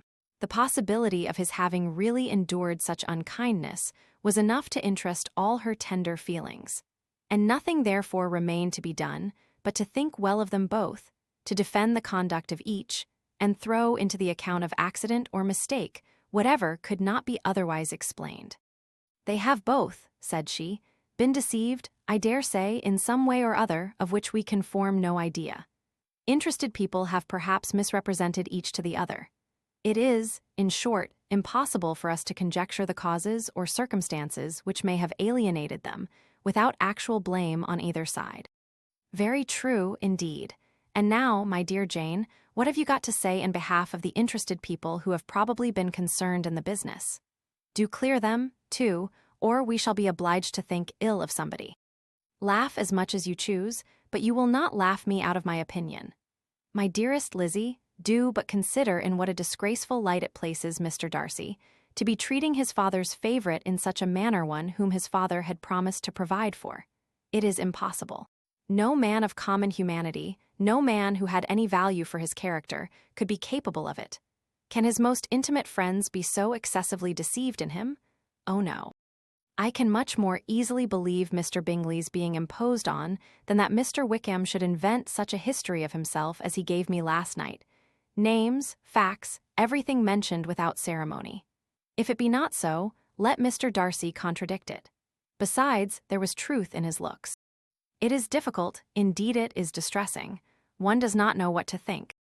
I beg your pardon, one knows exactly what to think. But Jane could think with certainty on only one point, that Mr. Bingley, if he had been imposed on, would have much to suffer when the affair became public. The two young ladies were summoned from the shrubbery, where this conversation passed, by the arrival of some of the very persons of whom they had been speaking. Mr. Bingley and his sisters came to give their personal invitation for the long-expected ball at Netherfield, which was fixed for the following Tuesday. The two ladies were delighted to see their dear friend again, called it an age since they had met, and repeatedly asked what she had been doing with herself since their separation. To the rest of the family they paid little attention, avoiding Mrs.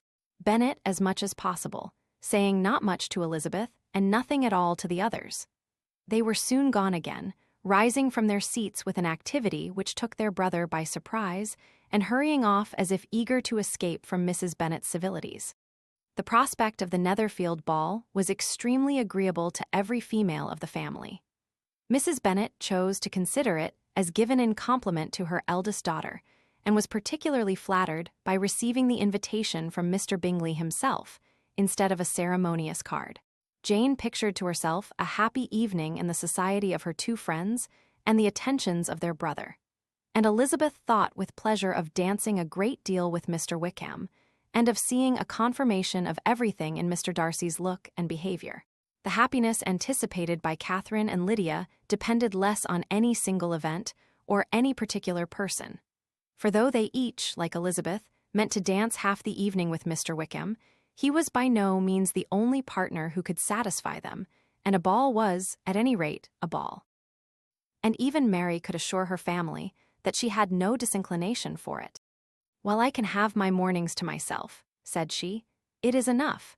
I think it is no sacrifice to join occasionally in evening engagements. Society has claims on us all, and I profess myself one of those who consider intervals of recreation and amusement as desirable for everybody." Elizabeth's spirits were so high on the occasion that though she did not often speak unnecessarily to Mr. Collins, she could not help asking him whether he intended to accept Mr. Bingley's invitation, and if he did, whether he would think it proper to join in the evening's amusement. And she was rather surprised to find that he entertained no scruple whatever on that head, and was very far from dreading a rebuke, either from the Archbishop or Lady Catherine de Bourgh, by venturing to dance. "I am by no means of opinion, I assure you," said he, "that a ball of this kind, given by a young man of character to respectable people, can have any evil tendency. And I am so far from objecting to dancing myself, that I shall hope to be honored with the hands of all my fair cousins in the course of the evening. And I take this opportunity of soliciting yours, Miss Elizabeth, for the two first dances especially, a preference which I trust my cousin Jane will attribute to the right cause, and not to any disrespect for her." Elizabeth felt herself completely taken in. She had fully proposed being engaged by Wickham for those very dances, and to have Mr. Collins instead, her liveliness had been never worse timed. There was no help for it, however. Mr. Wickham's happiness and her own was perforce delayed a little longer, and Mr. Collins's proposal accepted with as good a grace as she could. She was not the better pleased with his gallantry, from the idea it suggested of something more. It now first struck her that she was selected from among her sisters as worthy of being the mistress of Hunsford Parsonage, and of assisting to form a quadrille table at Rosings, in the absence of more eligible visitors. The idea soon reached to conviction, as she observed his increasing civilities towards herself, and heard his frequent attempt at a compliment on her wit and vivacity. And though more astonished than gratified herself by this effect of her charms, it was not long before her mother gave her to understand that the probability of their marriage was exceedingly agreeable to her. Elizabeth, however, did not choose to take the hint, being well aware that a serious dispute must be the consequence of any reply. Mr. Collins might never make the offer, and, till he did, it was useless to quarrel about him. If there had not been a Netherfield ball to prepare for and talk of, the younger Miss Bennets would have been in a pitiable state at this time. For, from the day of the invitation to the day of the ball, there was such a succession of rain as prevented their walking to Meryton once. No aunt, no officers, no news could be sought after. The very shoe roses for Netherfield were got by proxy. Even Elizabeth might have found some trial of her patience in weather which totally suspended the improvement of her acquaintance with Mr. Wickham, and nothing less than a dance on Tuesday could have made such a Friday, Saturday, Sunday, and Monday endurable to Kitty and Lydia. Illustration. Chapter XVI. Illustration. Till Elizabeth entered the drawing-room at Netherfield, and looked in vain for Mr. Wickham among the cluster of red coats there assembled, a doubt of his being present had never occurred to her. The certainty of meeting him had not been checked by any of those recollections that might not unreasonably have alarmed her. She had dressed with more than usual care, and prepared in the highest spirits for the conquest of all that remained unsubdued of his heart, trusting that it was not more than might be won in the course of the evening. But in an instant arose the dreadful suspicion of his being purposely omitted, for Mr. Darcy's pleasure, in the Bingleys' invitation to the officers, and though this was not exactly the case, the absolute fact of his absence was pronounced by his friend Mr. Denny, to whom Lydia eagerly applied, and who told them that Wickham had been obliged to go to town on business the day before, and was not yet returned, adding, with a significant smile, I do not imagine his business would have called him away just now, if he had not wished to avoid a certain gentleman here. This part of his intelligence, though unheard by Lydia, was caught by Elizabeth, and, as it assured her that Darcy was not less answerable for Wickham's absence than if her first surmise had been just, every feeling of displeasure against the former was so sharpened by immediate disappointment that she could hardly reply with tolerable civility to the polite inquiries which he directly afterwards approached to make. Attention, forbearance, patience with Darcy was injury to Wickham. She was resolved against any sort of conversation with him, and turned away with a degree of ill humor which she could not wholly surmount even in speaking to Mr. Bingley, whose blind partiality provoked her. But Elizabeth was not formed for ill humor, and though every prospect of her own was destroyed for the evening, it could not dwell long on her spirits. And having told all her griefs to Charlotte Lucas, whom she had not seen for a week, she was soon able to make a voluntary transition to the oddities of her cousin and to point him out to her particular notice. The 2 first dances, however, brought a return of distress. They were dances of mortification. Mr. Collins, awkward and solemn, apologizing instead of attending, and often moving wrong without being aware of it, gave her all the shame and misery which a disagreeable partner for a couple of dances can give. The moment of her release from him was ecstasy. She danced next with an officer, and had the refreshment of talking of Wickham, and of hearing that he was universally liked. When those dances were over, she returned to Charlotte Lucas, and was in conversation with her, when she found herself suddenly addressed by Mr. Darcy, who took her so much by surprise in his application for her hand, that, without knowing what she did, she accepted him. He walked away again immediately, and she was left to fret over her own want of presence of mind. Charlotte tried to console her. "I dare say you will find him very agreeable." "Heaven forbid! That would be the greatest misfortune of all, to find a man agreeable whom one is determined to hate. Do not wish me such an evil." When the dancing recommenced, however, and Darcy approached to claim her hand, Charlotte could not help cautioning her, in a whisper, not to be a simpleton, and allow her fancy for Wickham to make her appear unpleasant in the eyes of a man oftentimes his consequence. Elizabeth made no answer, and took her place in the set, amazed at the dignity to which she was arrived in being allowed to stand opposite to Mr. Darcy, and reading in her neighbours looks their equal amazement in beholding it. They stood for some time without speaking a word, and she began to imagine that their silence was to last through the 2 dances, and, at first, was resolved not to break it, till suddenly fancying that it would be the greater punishment to her partner to oblige him to talk, she made some slight observation on the dance. He replied and was again silent. After a pause of some minutes, she addressed him a second time with, "It is your turn to say something now, Mr. Darcy. I talked about the dance, and you ought to make some kind of remark on the size of the room or the number of couples." He smiled, and assured her that whatever she wished him to say should be said. "Very well, that reply will do for the present. Perhaps, by and by, I may observe that private balls are much pleasanter than public ones, but now we may be silent." "Do you talk by rule, then, while you are dancing?" "Sometimes. One must speak a little, you know. It would look odd to be entirely silent for half an hour together, and yet, for the advantage of some, conversation ought to be so arranged as that they may have the trouble of saying as little as possible. Are you consulting your own feelings in the present case, or do you imagine that you are gratifying mine?" "Both," replied Elizabeth archly, "for I have always seen a great similarity in the turn of our minds. We are each of an unsocial, taciturn disposition, unwilling to speak, unless we expect to say something that will amaze the whole room and be handed down to posterity with all the eclat of a proverb." "This is no very striking resemblance of your own character, I am sure," said he.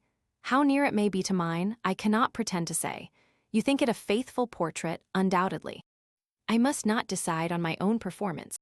He made no answer, and they were again silent till they had gone down the dance, when he asked her if she and her sisters did not very often walk to Meryton.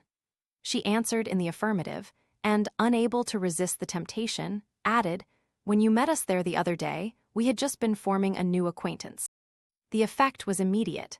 A deeper shade of hauteur overspread his features, but he said not a word, and Elizabeth, though blaming herself for her own weakness, could not go on. At length Darcy spoke, and in a constrained manner said, "Mr. Wickham is blessed with such happy manners as may ensure his making friends. Whether he may be equally capable of retaining them is less certain." "He has been so unlucky as to lose your friendship," replied Elizabeth, with emphasis, "and in a manner which he is likely to suffer from all his life." Darcy made no answer, and seemed desirous of changing the subject. At that moment Sir William Lucas appeared close to them, meaning to pass through the set to the other side of the room. But on perceiving Mr. Darcy, he stopped, with a bow of superior courtesy, to compliment him on his dancing and his partner. "I have been most highly gratified, indeed, my dear sir. Such very superior dancing is not often seen. It is evident that you belong to the first circles. Allow me to say, however, that your fair partner does not disgrace you, and that I must hope to have this pleasure often repeated, especially when a certain desirable event, my dear Miss Eliza, glancing at her sister and Bingley, shall take place.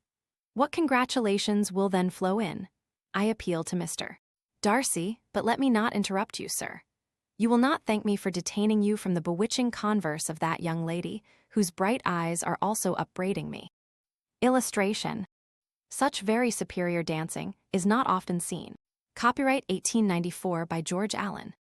The latter part of this address was scarcely heard by Darcy, but Sir William's allusion to his friend seemed to strike him forcibly, and his eyes were directed, with a very serious expression, towards Bingley and Jane, who were dancing together.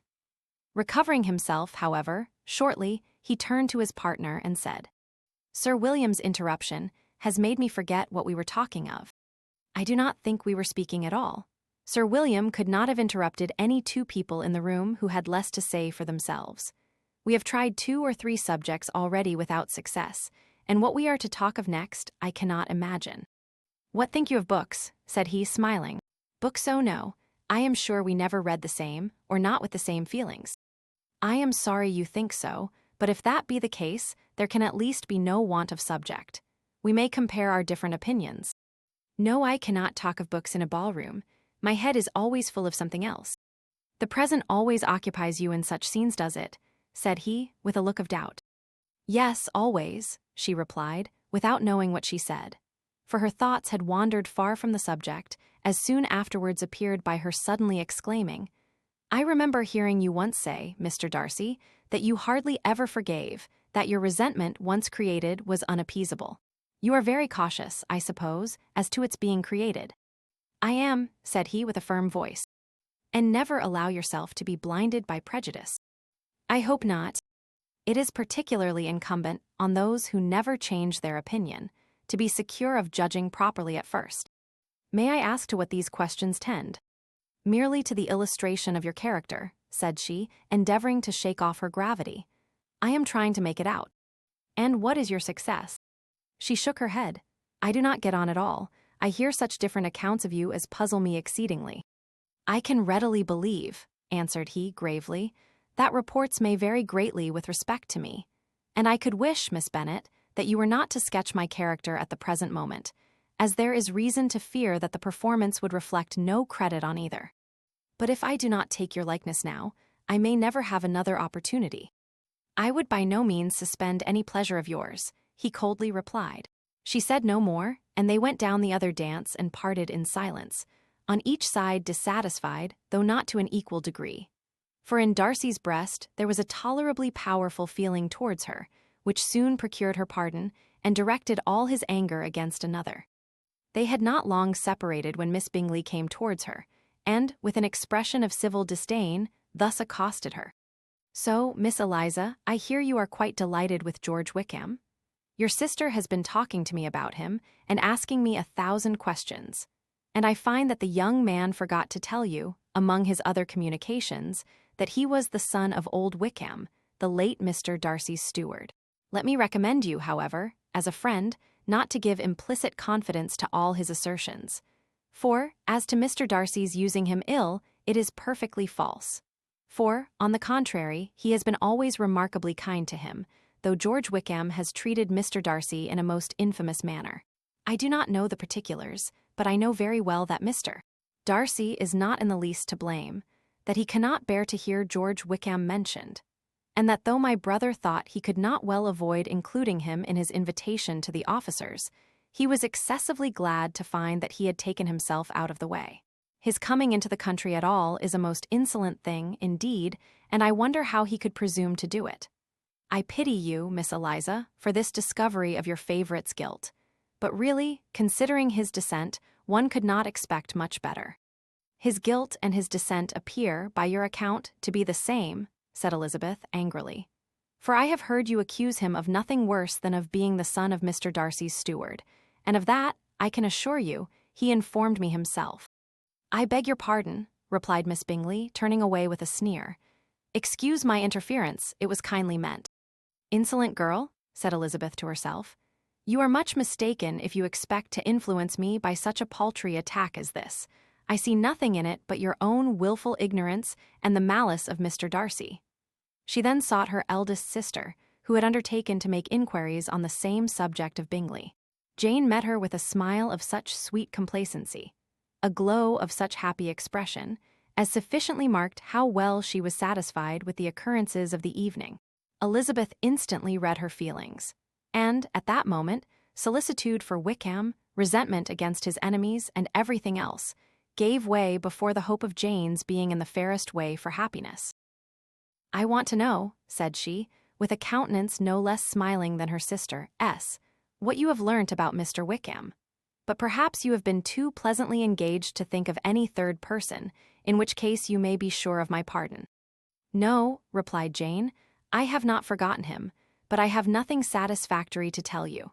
Mr. Bingley does not know the whole of his history, and is quite ignorant of the circumstances which have principally offended Mr.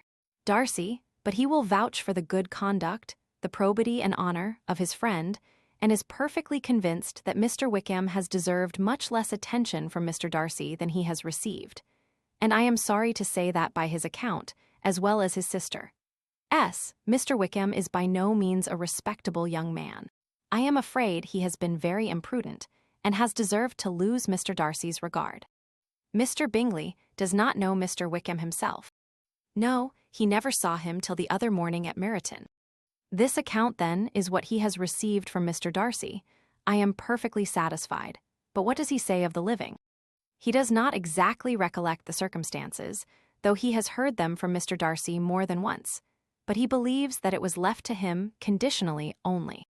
I have not a doubt of Mr. Bingley's sincerity, said Elizabeth warmly, but you must excuse my not being convinced by assurances only. Mr. Bingley's defence of his friend was a very able one, I dare say.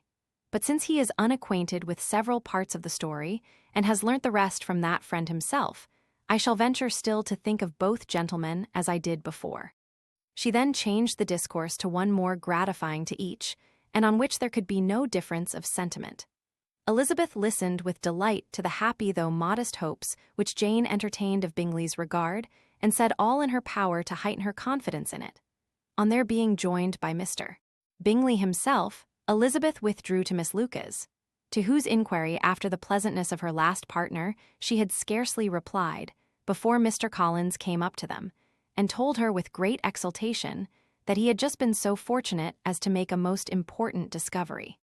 I have found out, said he, by a singular accident, that there is now in the room a near relation to my patroness. I happened to overhear the gentleman himself mentioning to the young lady who does the honours of this house the names of his cousin Miss de Bourgh and of her mother, Lady Catherine. How wonderfully these sort of things occur. Who would have thought of my meeting with perhaps a nephew of Lady Catherine de Bourgh in this assembly? I am most thankful that the discovery is made in time for me to pay my respects to him, which I am now going to do, and trust he will excuse my not having done it before. My total ignorance of the connection must plead my apology. You are not going to introduce yourself to Mr. Darcy. Indeed I am. I shall entreat his pardon for not having done it earlier. I believe him to be Lady Catherine's nephew. It will be in my power to assure him that her ladyship was quite well yesterday se'nnight. Elizabeth tried hard to dissuade him from such a scheme, assuring him that Mr. Darcy would consider his addressing him without introduction as an impertinent freedom, rather than a compliment to his aunt, that it was not in the least necessary there should be any notice on either side, and that if it were, it must belong to Mr. Darcy, the superior in consequence, to begin the acquaintance. Mr. Collins listened to her with the determined air of following his own inclination, and when she ceased speaking, replied thus: "My dear Miss Elizabeth, I have the highest opinion in the world of your excellent judgment in all matters within the scope of your understanding. But permit me to say that there must be a wide difference between the established forms of ceremony amongst the laity and those which regulate the clergy. For, give me leave to observe that I consider the clerical office as equal in point of dignity, with the highest rank in the kingdom, provided that a proper humility of behavior is at the same time maintained. You must, therefore, allow me to follow the dictates of my conscience on this occasion, which lead me to perform what I look on as a point of duty. Pardon me for neglecting to profit by your advice, which on every other subject shall be my constant guide, though in the case before us I consider myself more fitted by education and habitual study to decide on what is right than a young lady like yourself." And with a low bow he left her to attack Mr. Darcy, whose reception of his advances she eagerly watched, and whose astonishment at being so addressed was very evident. Her cousin prefaced his speech with a solemn bow, and though she could not hear a word of it, she felt as if hearing it all, and saw in the motion of his lips the words apology, Hunsford, and Lady Catherine de Bourgh. It vexed her to see him expose himself to such a man. Mr. Darcy was eyeing him with unrestrained wonder, and when at last Mr. Collins allowed him to speak, replied with an air of distant civility. Mr. Collins, however, was not discouraged from speaking again, and Mr. Darcy's contempt seemed abundantly increasing with the length of his second speech, and at the end of it he only made him a slight bow and moved another way. Mr. Collins then returned to Elizabeth. "I have no reason, I assure you," said he, "to be dissatisfied with my reception. Mr. Darcy seemed much pleased with the attention. He answered me with the utmost civility, and even paid me the compliment of saying that he was so well convinced of Lady Catherine's discernment as to be certain she could never bestow a favor unworthily. It was really a very handsome thought. Upon the whole, I am much pleased with him." As Elizabeth had no longer any interest of her own to pursue, she turned her attention almost entirely on her sister and Mr. Bingley, and the train of agreeable reflections which her observations gave birth to made her perhaps almost as happy as Jane. She saw her in idea settled in that very house, in all the felicity which a marriage of true affection could bestow, and she felt capable, under such circumstances, of endeavoring even to like Bingley's two sisters. Her mother's thoughts she plainly saw were bent the same way, and she determined not to venture near her, lest she might hear too much. When they sat down to supper, therefore, she considered it a most unlucky perverseness which placed them within one of each other. And deeply was she vexed to find that her mother was talking to that one person, Lady Lucas, freely, openly, and of nothing else but of her expectation that Jane would be soon married to Mr. Bingley. It was an animating subject, and Mrs. Bennet seemed incapable of fatigue while enumerating the advantages of the match. His being such a charming young man, and so rich, and living but 3 miles from them, were the first points of self-gratulation. And then it was such a comfort to think how fond the two sisters were of Jane, and to be certain that they must desire the connection as much as she could do.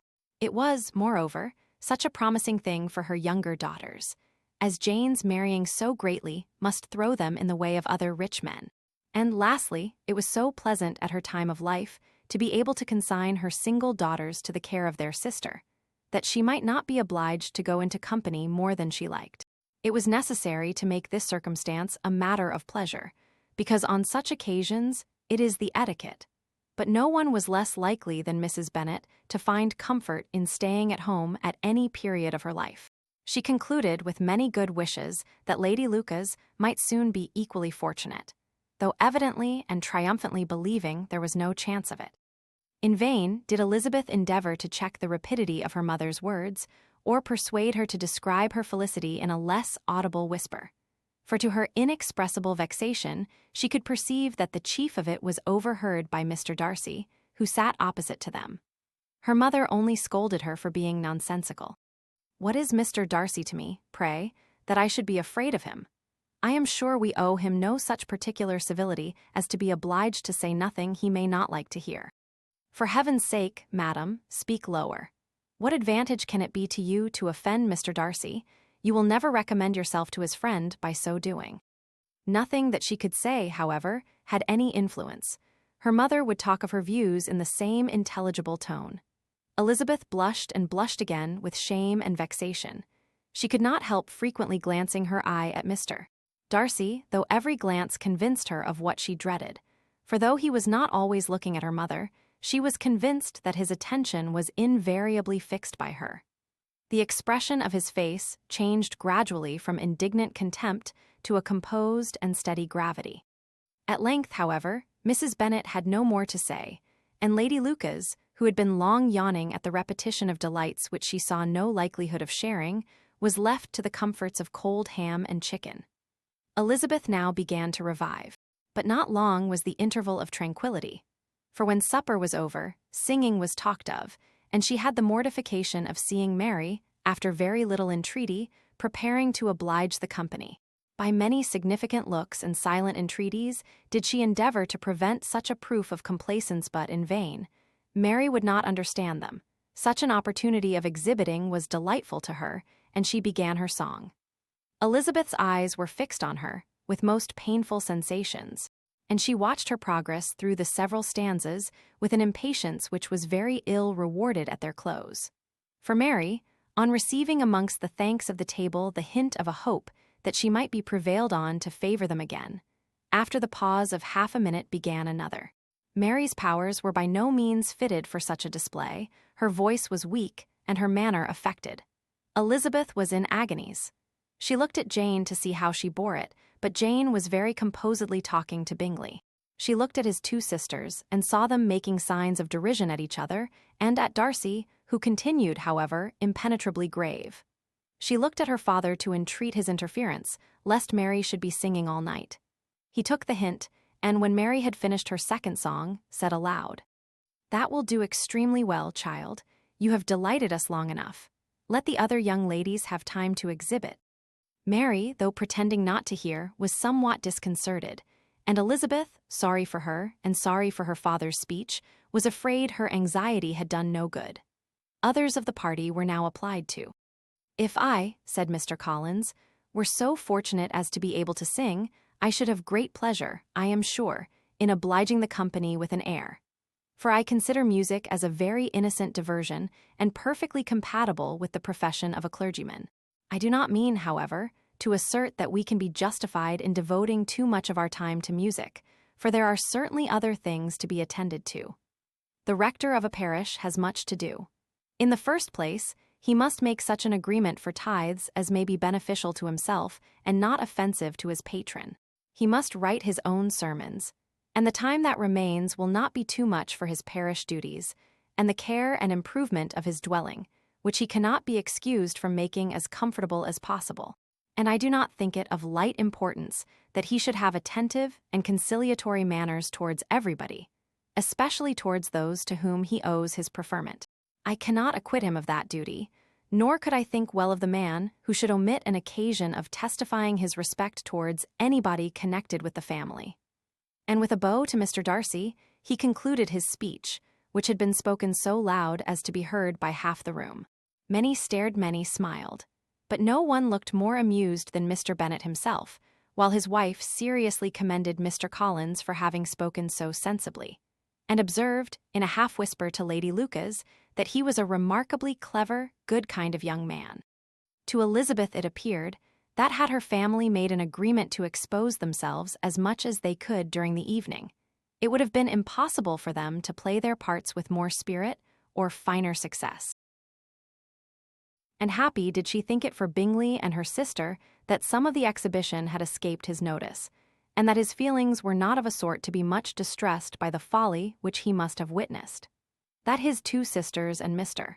Darcy, however, should have such an opportunity of ridiculing her relations was bad enough, and she could not determine whether the silent contempt of the gentlemen or the insolent smiles of the ladies were more intolerable.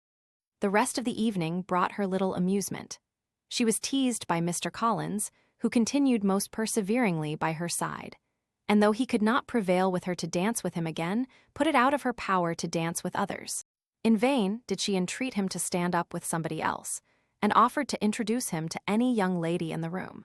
He assured her that, as to dancing, he was perfectly indifferent to it, that his chief object was, by delicate attentions, to recommend himself to her, and that he should therefore make a point of remaining close to her the whole evening. There was no arguing upon such a project. She owed her greatest relief to her friend Miss Lucas, who often joined them, and good-naturedly engaged Mr. Collins's conversation to herself. She was at least free from the offense of Mr. Darcy's further notice, though often standing within a very short distance of her, quite disengaged, he never came near enough to speak. She felt it to be the probable consequence of her allusions to Mr. Wickham, and rejoiced in it. The Longbourn party were the last of all the company to depart, and by a maneuver of Mrs. Bennet had to wait for their carriage a quarter of an hour after everybody else was gone, which gave them time to see how heartily they were wished away by some of the family. Mrs. Hurst and her sister scarcely opened their mouths except to complain of fatigue, and were evidently impatient to have the house to themselves. They repulsed every attempt of Mrs. Bennet at conversation, and, by so doing, threw a languor over the whole party, which was very little relieved by the long speeches of Mr. Collins, who was complimenting Mr. Bingley and his sisters on the elegance of their entertainment, and the hospitality and politeness which had marked their behaviour to their guests. Darcy said nothing at all. Mr. Bennet, in equal silence, was enjoying the scene. Mr. Bingley and Jane were standing together a little detached from the rest, and talked only to each other. Elizabeth preserved as steady a silence as either Mrs. Hurst or Miss Bingley, and even Lydia was too much fatigued to utter more than the occasional exclamation of "Lord, how tired I am," accompanied by a violent yawn. When at length they arose to take leave, Mrs. Bennet was most pressingly civil in her hope of seeing the whole family soon at Longbourn, and addressed herself particularly to Mr. Bingley, to assure him how happy he would make them, by eating a family dinner with them at any time, without the ceremony of a formal invitation. Bingley was all grateful pleasure, and he readily engaged for taking the earliest opportunity of waiting on her after his return from London, whither he was obliged to go the next day for a short time.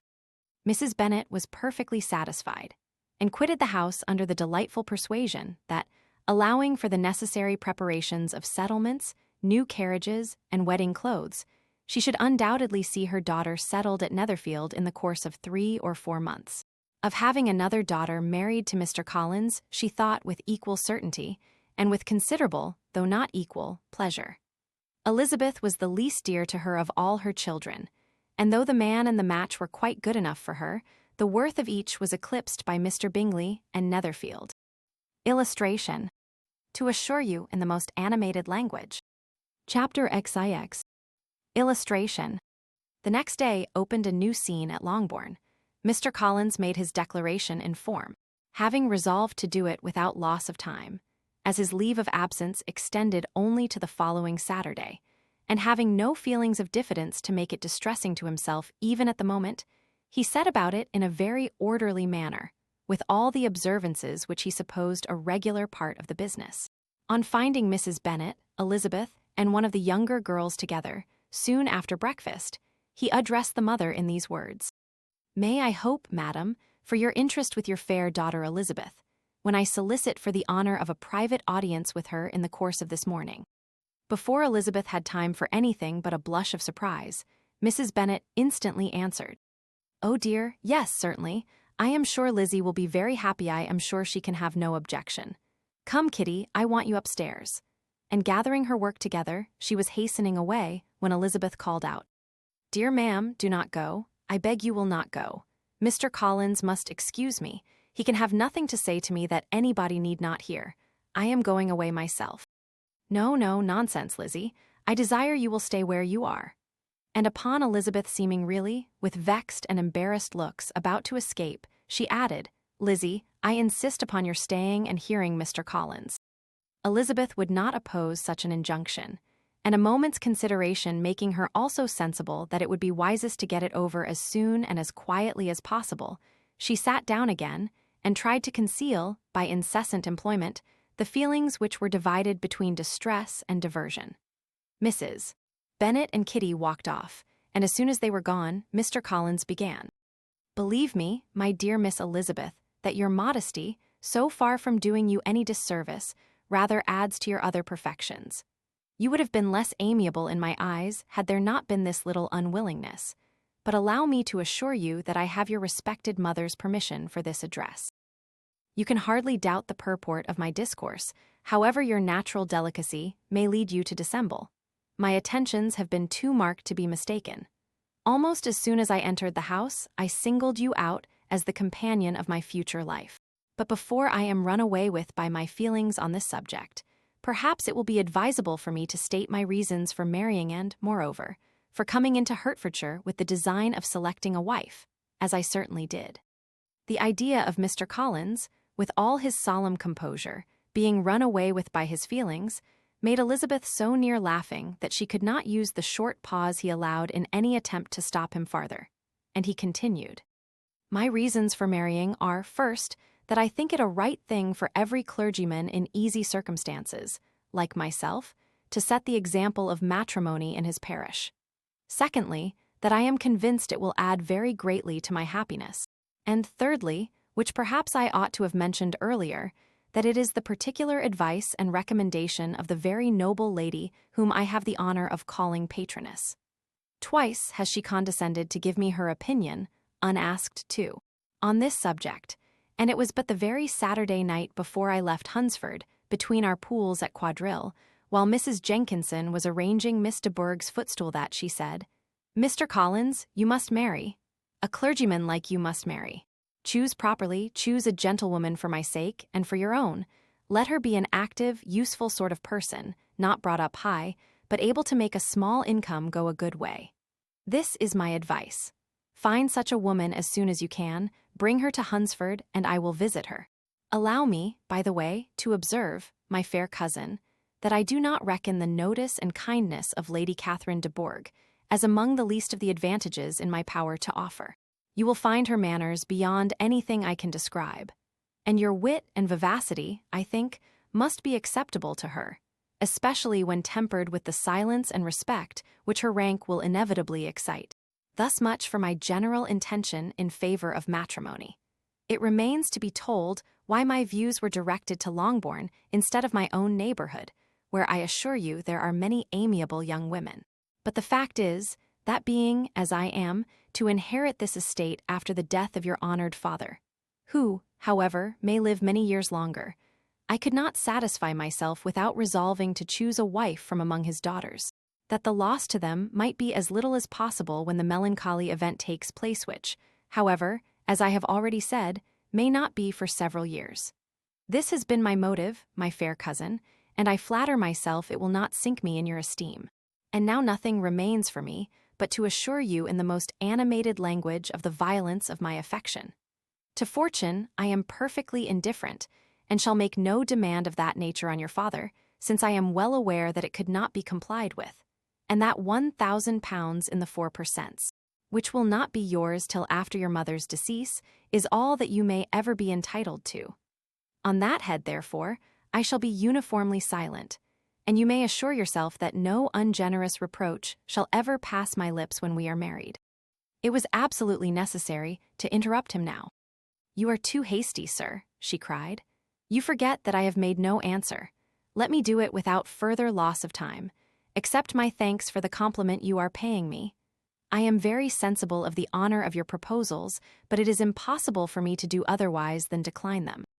"I am not now to learn," replied Mr. Collins, with a formal wave of the hand, "that it is usual with young ladies to reject the addresses of the man whom they secretly mean to accept when he first applies for their favor, and that sometimes the refusal is repeated a second or even a third time. I am, therefore, by no means discouraged by what you have just said, and shall hope to lead you to the altar ere long." "Upon my word, sir," cried Elizabeth, "your hope is rather an extraordinary one after my declaration. I do assure you that I am not one of those young ladies, if such young ladies there are, who are so daring as to risk their happiness on the chance of being asked a second time. I am perfectly serious in my refusal. You could not make me happy, and I am convinced that I am the last woman in the world who would make you so. Nay, were your friend Lady Catherine to know me, I am persuaded she would find me in every respect ill qualified for the situation." "Were it certain that Lady Catherine would think so," said Mr. Collins, very gravely, "but I cannot imagine that her ladyship would at all disapprove of you. And you may be certain that when I have the honor of seeing her again, I shall speak in the highest terms of your modesty, economy, and other amiable qualifications. Indeed, Mr. Collins, all praise of me will be unnecessary. You must give me leave to judge for myself, and pay me the compliment of believing what I say. I wish you very happy and very rich, and by refusing your hand, do all in my power to prevent your being otherwise. In making me the offer, you must have satisfied the delicacy of your feelings with regard to my family, and may take possession of Longbourn estate whenever it falls, without any self-reproach. This matter may be considered, therefore, as finally settled." And rising as she thus spoke, she would have quitted the room, had not Mr. Collins thus addressed her. "When I do myself the honor of speaking to you next on the subject, I shall hope to receive a more favorable answer than you have now given me, though I am far from accusing you of cruelty at present, because I know it to be the established custom of your sex to reject a man on the first application. And, perhaps, you have even now said as much to encourage my suit as would be consistent with the true delicacy of the female character." "Really, Mr. Collins," cried Elizabeth, with some warmth, "you puzzle me exceedingly. If what I have hitherto said can appear to you in the form of encouragement, I know not how to express my refusal in such a way as may convince you of its being one. You must give me leave to flatter myself, my dear cousin, that your refusal of my addresses are merely words of course. My reasons for believing it are briefly these. It does not appear to me that my hand is unworthy of your acceptance, or that the establishment I can offer would be any other than highly desirable. My situation in life, my connections with the family of de Bourgh, and my relationship to your own, are circumstances highly in my favor. And you should take it into further consideration that, in spite of your manifold attractions, it is by no means certain that another offer of marriage may ever be made you. Your portion is unhappily so small that it will in all likelihood undo the effects of your loveliness and amiable qualifications. As I must, therefore, conclude that you are not serious in your rejection of me, I shall choose to attribute it to your wish of increasing my love by suspense, according to the usual practice of elegant females. I do assure you, sir, that I have no pretensions whatever to that kind of elegance which consists in tormenting a respectable man. I would rather be paid the compliment of being believed sincere. I thank you again and again for the honor you have done me in your proposals, but to accept them is absolutely impossible. My feelings in every respect forbid it. Can I speak plainer? Do not consider me now as an elegant female intending to plague you, but as a rational creature speaking the truth from her heart. You are uniformly charming," cried he, with an air of awkward gallantry, "and I am persuaded that, when sanctioned by the express authority of both your excellent parents, my proposals will not fail of being acceptable." To such perseverance in wilful self-deception, Elizabeth would make no reply, and immediately and in silence withdrew, determined that if he persisted in considering her repeated refusals as flattering encouragement, to apply to her father, whose negative might be uttered in such a manner as must be decisive, and whose behavior at least could not be mistaken for the affectation and coquetry of an elegant female. Illustration. Chapter XX. Illustration. Mr. Collins was not left long to the silent contemplation of his successful love, for Mrs. Bennet, having dawdled about in the vestibule to watch for the end of the conference, no sooner saw Elizabeth open the door and with quick step pass her towards the staircase, than she entered the breakfast-room, and congratulated both him and herself in warm terms on the happy prospect of their nearer connection. Mr. Collins received and returned these felicitations with equal pleasure, and then proceeded to relate the particulars of their interview, with the result of which he trusted he had every reason to be satisfied, since the refusal which his cousin had steadfastly given him would naturally flow from her bashful modesty and the genuine delicacy of her character. This information, however, startled Mrs. Bennet. She would have been glad to be equally satisfied that her daughter had meant to encourage him by protesting against his proposals, but she dared not believe it and could not help saying so. "But depend upon it, Mr. Collins," she added, "that Lizzie shall be brought to reason. I will speak to her about it myself directly. She is a very headstrong, foolish girl and does not know her own interest, but I will make her know it." "Pardon me for interrupting you, madam," cried Mr. Collins, "but if she is really headstrong and foolish, I know not whether she would altogether be a very desirable wife to a man in my situation, who naturally looks for happiness in the marriage state. If, therefore, she actually persists in rejecting my suit, perhaps it were better not to force her into accepting me, because, if liable to such defects of temper, she could not contribute much to my felicity." "Sir, you quite misunderstand me," said Mrs. Bennet, alarmed. "Lizzie is only headstrong in such matters as these. In everything else she is as good-natured a girl as ever lived. I will go directly to Mr. Bennet, and we shall very soon settle it with her, I am sure." She would not give him time to reply, but hurrying instantly to her husband, called out, as she entered the library, "Oh, Mr. Bennet, you are wanted immediately. We are all in an uproar. You must come and make Lizzie marry Mr. Collins, for she vows she will not have him, and if you do not make haste, he will change his mind and not have her." Mr. Bennet raised his eyes from his book as she entered, and fixed them on her face with a calm unconcern, which was not in the least altered by her communication. "I have not the pleasure of understanding you," said he, when she had finished her speech. "Of what are you talking?" "Of Mr. Collins and Lizzie. Lizzie declares she will not have Mr. Collins, and Mr. Collins begins to say that he will not have Lizzie. And what am I to do on the occasion? It seems a hopeless business. Speak to Lizzie about it yourself. Tell her that you insist upon her marrying him. Let her be called down, she shall hear my opinion." Mrs. Bennet rang the bell, and Miss Elizabeth was summoned to the library. "Come here, child," cried her father as she appeared. "I have sent for you on an affair of importance. I understand that Mr. Collins has made you an offer of marriage. Is it true?" Elizabeth replied that it was. "Very well, and this offer of marriage you have refused." "I have, sir." "Very well, we now come to the point. Your mother insists upon your accepting it. Is it not so, Mrs. Bennet?" "Yes, or I will never see her again." "An unhappy alternative is before you, Elizabeth. From this day you must be a stranger to one of your parents. Your mother will never see you again if you do not marry Mr. Collins, and I will never see you again if you do." Elizabeth could not but smile at such a conclusion of such a beginning. But Mrs. Bennet, who had persuaded herself that her husband regarded the affair as she wished, was excessively disappointed. "What do you mean, Mr. Bennet, by talking in this way? You promised me to insist upon her marrying him." "My dear," replied her husband, "I have two small favors to request. First, that you will allow me the free use of my understanding on the present occasion, and, secondly, of my room. I shall be glad to have the library to myself as soon as may be." Not yet, however, in spite of her disappointment in her husband, did Mrs. Bennet give up the point. She talked to Elizabeth again and again, coaxed and threatened her by turns. She endeavored to secure Jane in her interest, but Jane, with all possible mildness, declined interfering, and Elizabeth, sometimes with real earnestness and sometimes with playful gaiety, replied to her attacks. Though her manner varied, however, her determination never did. Mr. Collins, meanwhile, was meditating in solitude on what had passed. He thought too well of himself to comprehend on what motive his cousin could refuse him, and though his pride was hurt, he suffered in no other way.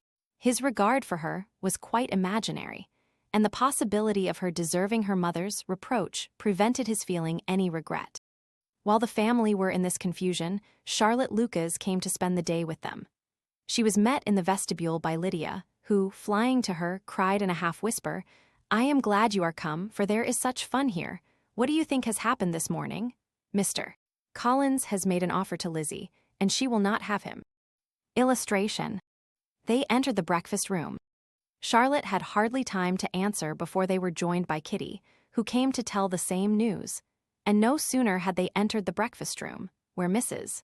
Bennet was alone, than she likewise began on the subject, calling on Miss Lucas for her compassion and entreating her to persuade her friend Lizzie to comply with the wishes of her family. "Pray do, my dear Miss Lucas," she added in a melancholy tone, "for nobody is on my side, nobody takes part with me, I am cruelly used, nobody feels for my poor nerves." Charlotte's reply was spared by the entrance of Jane and Elizabeth. "Aye, there she comes," continued Mrs. Bennet. looking as unconcerned as may be and caring no more for us than if we were at York, provided she can have her own way. But I tell you what, Miss Lizzie, if you take it into your head to go on refusing every offer of marriage in this way, you will never get a husband at all, and I am sure I do not know who is to maintain you when your father is dead. I shall not be able to keep you, and so I warn you. I have done with you from this very day. I told you in the library, you know, that I should never speak to you again, and you will find me as good as my word. I have no pleasure in talking to undutiful children. Not that I have much pleasure, indeed, in talking to anybody. People who suffer as I do from nervous complaints can have no great inclination for talking. Nobody can tell what I suffer, but it is always so. Those who do not complain are never pitied. Her daughters listened in silence to this effusion, sensible that any attempt to reason with or soothe her would only increase the irritation. She talked on, therefore, without interruption from any of them till they were joined by Mr. Collins, who entered with an air more stately than usual, and on perceiving whom, she said to the girls, "Now I do insist upon it that you, all of you, hold your tongues, and let Mr. Collins and me have a little conversation together." Elizabeth passed quietly out of the room, Jane and Kitty followed, but Lydia stood her ground, determined to hear all she could. And Charlotte, detained first by the civility of Mr. Collins, whose inquiries after herself and all her family were very minute, and then by a little curiosity, satisfied herself with walking to the window and pretending not to hear.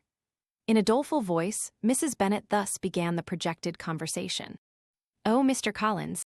"My dear madam," replied he, "let us be forever silent on this point.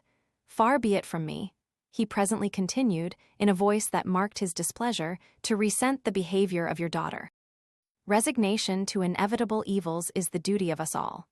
The peculiar duty of a young man who has been so fortunate as I have been, in early preferment, and, I trust, I am resigned. Perhaps not the less so from feeling a doubt of my positive happiness, had my fair cousin honored me with her hand. For I have often observed that resignation is never so perfect as when the blessing denied begins to lose somewhat of its value in our estimation. You will not, I hope, consider me as showing any disrespect to your family, my dear madam, by thus withdrawing my pretensions to your daughter's favor, without having paid yourself and Mr. Bennet the compliment of requesting you to interpose your authority in my behalf. My conduct may, I fear, be objectionable in having accepted my dismission from your daughter's lips instead of your own, but we are all liable to error. I have certainly meant well through the whole affair. My object has been to secure an amiable companion for myself, with due consideration for the advantage of all your family. And if my manner has been at all reprehensible, I here beg leave to apologize. Illustration. Chapter XXI. Illustration. The discussion of Mr. Collins's offer was now nearly at an end, and Elizabeth had only to suffer from the uncomfortable feelings necessarily attending it, and occasionally from some peevish allusion of her mother. As for the gentleman himself, his feelings were chiefly expressed, not by embarrassment or dejection, or by trying to avoid her, but by stiffness of manner and resentful silence. He scarcely ever spoke to her, and the assiduous attentions which he had been so sensible of himself were transferred for the rest of the day to Miss Lucas, whose civility in listening to him was a seasonable relief to them all, and especially to her friend. The morrow produced no abatement of Mrs. Bennet's ill humor or ill health. Mr. Collins was also in the same state of angry pride. Elizabeth had hoped that his resentment might shorten his visit, but his plan did not appear in the least affected by it. He was always to have gone on Saturday, and to Saturday he still meant to stay. After breakfast, the girls walked to Meryton to inquire if Mr. Wickham were returned, and to lament over his absence from the Netherfield ball. He joined them on their entering the town, and attended them to their aunt's, where his regret and vexation and the concern of everybody were well talked over. To Elizabeth, however, he voluntarily acknowledged that the necessity of his absence had been self-imposed. "I found," said he, "as the time drew near, that I had better not meet Mr. Darcy, that to be in the same room, the same party with him for so many hours together, might be more than I could bear, and that scenes might arise unpleasant to more than myself." She highly approved his forbearance, and they had leisure for a full discussion of it, and for all the commendations which they civilly bestowed on each other, as Wickham and another officer walked back with them to Longbourn, and during the walk he particularly attended to her. His accompanying them was a double advantage. She felt all the compliment it offered to herself, and it was most acceptable as an occasion of introducing him to her father and mother. Illustration, walked back with them. Copyright 1894 by George Allen. Soon after their return, a letter was delivered to Miss Bennet. It came from Netherfield and was opened immediately. The envelope contained a sheet of elegant, little hot-pressed paper, well covered with a lady's fair, flowing hand, and Elizabeth saw her sister's countenance change as she read it, and saw her dwelling intently on some particular passages. Jane recollected herself soon, and putting the letter away, tried to join, with her usual cheerfulness, in the general conversation. But Elizabeth felt an anxiety on the subject which drew off her attention even from Wickham, and no sooner had he and his companion taken leave than a glance from Jane invited her to follow her upstairs. When they had gained their own room, Jane, taking out her letter, said, "This is from Caroline Bingley. What it contains has surprised me a good deal. The whole party have left Netherfield by this time, and are on their way to town, and without any intention of coming back again. You shall hear what she says." She then read the first sentence aloud, which comprised the information of their having just resolved to follow their brother to town directly, and of their meaning to dine that day in Grosvenor Street, where Mr. Hurst had a house. The next was in these words: "I do not pretend to regret anything I shall leave in Hertfordshire, except your society, my dearest friend. But we will hope, at some future period, to enjoy many returns of that delightful intercourse we have known, and in the meanwhile may lessen the pain of separation by a very frequent and most unreserved correspondence. I depend on you for that." To these high-flown expressions, Elizabeth listened with all the insensibility of distrust, and though the suddenness of their removal surprised her, she saw nothing in it really to lament. It was not to be supposed that their absence from Netherfield would prevent Mr. Bingley's being there, and as to the loss of their society, she was persuaded that Jane must soon cease to regard it in the enjoyment of his. "It is unlucky," said she, after a short pause, "that you should not be able to see your friends before they leave the country. But may we not hope that the period of future happiness, to which Miss Bingley looks forward, may arrive earlier than she is aware, and that the delightful intercourse you have known as friends will be renewed with yet greater satisfaction as sisters? Mr. Bingley will not be detained in London by them. Caroline decidedly says that none of the party will return into Hertfordshire this winter. I will read it to you. When my brother left us yesterday, he imagined that the business which took him to London might be concluded in 3 or 4 days. But as we are certain it cannot be so, and at the same time convinced that when Charles gets to town he will be in no hurry to leave it again, we have determined on following him thither, that he may not be obliged to spend his vacant hours in a comfortless hotel. Many of my acquaintance are already there for the winter. I wish I could hear that you, my dearest friend, had any intention of making one in the crowd, but of that I despair. I sincerely hope your Christmas in Hertfordshire may abound in the gaieties which that season generally brings, and that your beaux will be so numerous as to prevent your feeling the loss of the 3 of whom we shall deprive you. It is evident by this," added Jane, "that he comes back no more this winter. It is only evident that Miss Bingley does not mean he should." "Why will you think so? It must be his own doing, he is his own master. But you do not know all. I will read you the passage which particularly hurts me. I will have no reserves from you. Mr. Darcy is impatient to see his sister, and to confess the truth, we are scarcely less eager to meet her again. I really do not think Georgiana Darcy has her equal for beauty, elegance, and accomplishments, and the affection she inspires in Louisa and myself is heightened into something still more interesting from the hope we dare to entertain of her being hereafter our sister. I do not know whether I ever before mentioned to you my feelings on this subject, but I will not leave the country without confiding them, and I trust you will not esteem them unreasonable. My brother admires her greatly already. He will have frequent opportunity now of seeing her on the most intimate footing. Her relations all wish the connection as much as his own, and a sister's partiality is not misleading me, I think, when I call Charles most capable of engaging any woman's heart.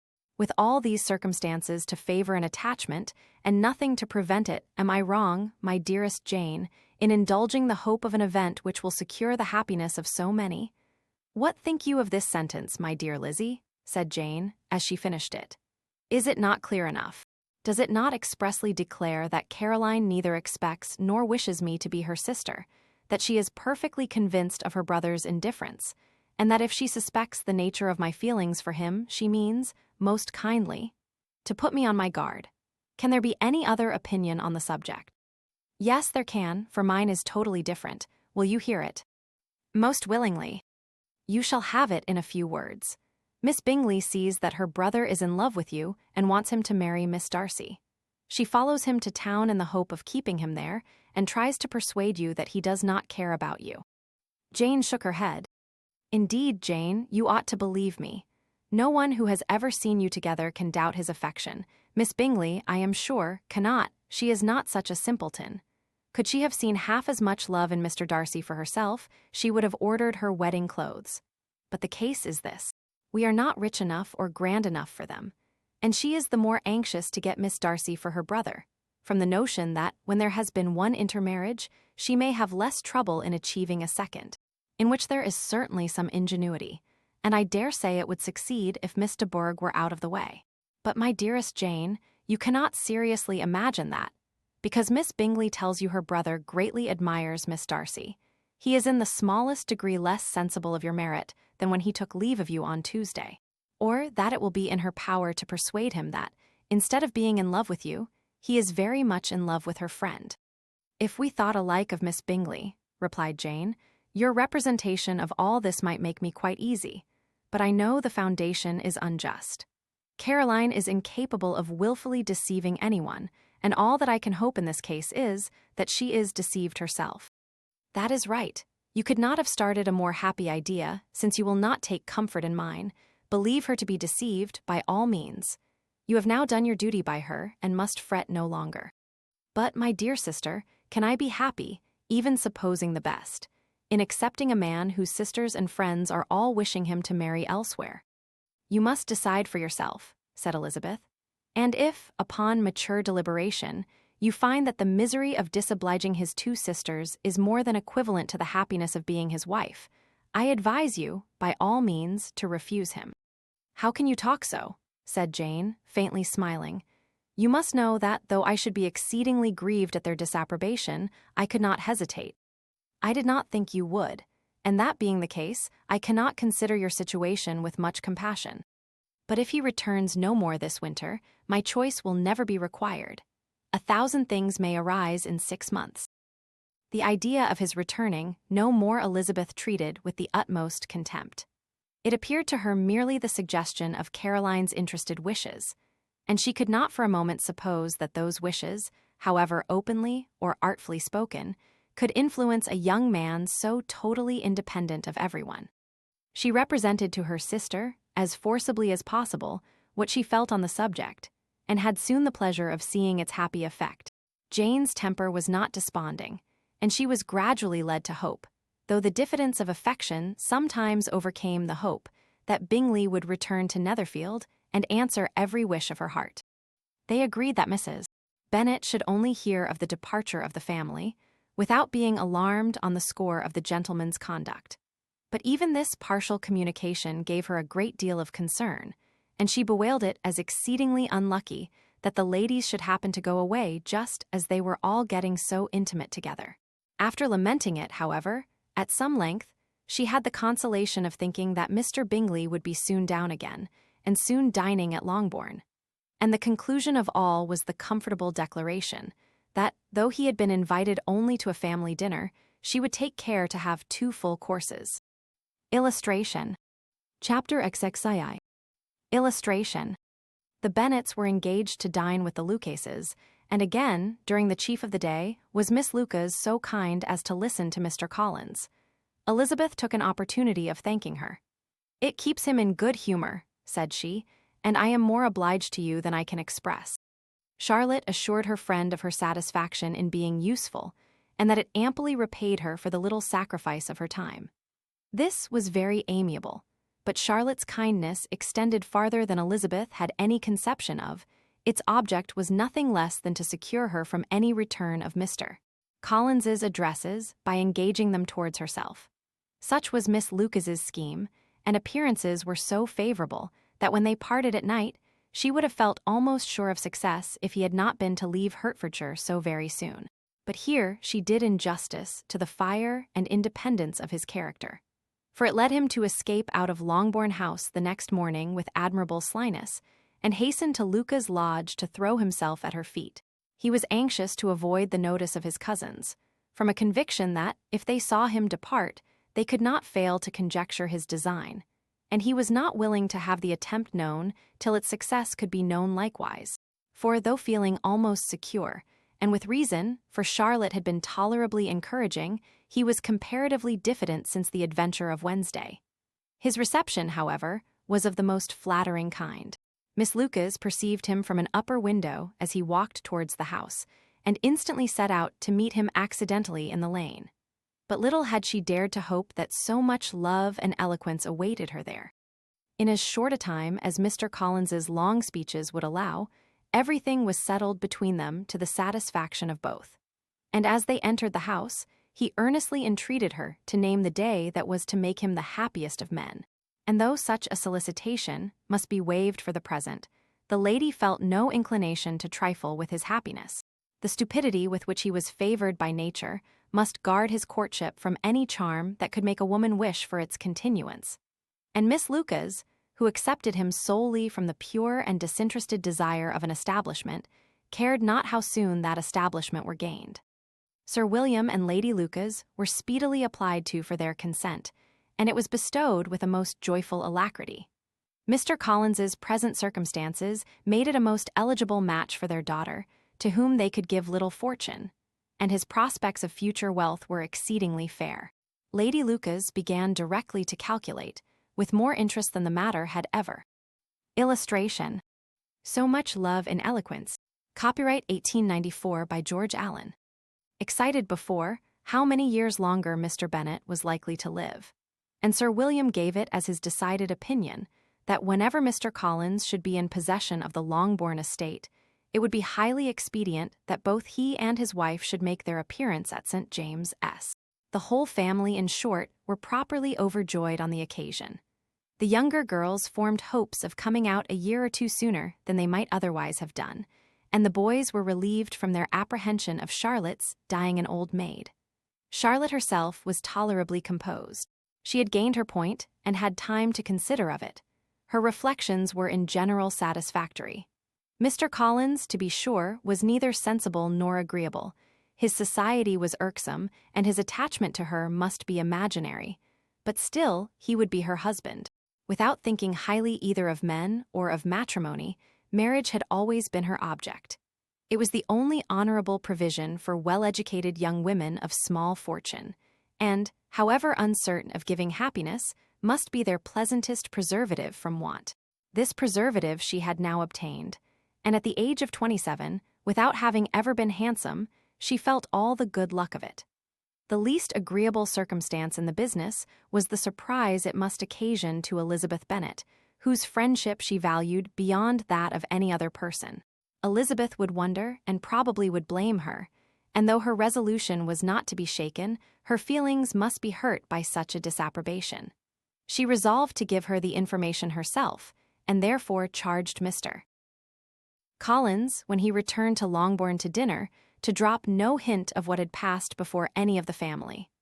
A promise of secrecy was of course very dutifully given, but it could not be kept without difficulty, for the curiosity excited by his long absence burst forth in such very direct questions on his return, as required some ingenuity to evade, and he was at the same time exercising great self-denial, for he was longing to publish his prosperous love. As he was to begin his journey too early on the morrow to see any of the family, the ceremony of leave-taking was performed when the ladies moved for the night, and Mrs. Bennet, with great politeness and cordiality, said how happy they should be to see him at Longbourn again, whenever his other engagements might allow him to visit them.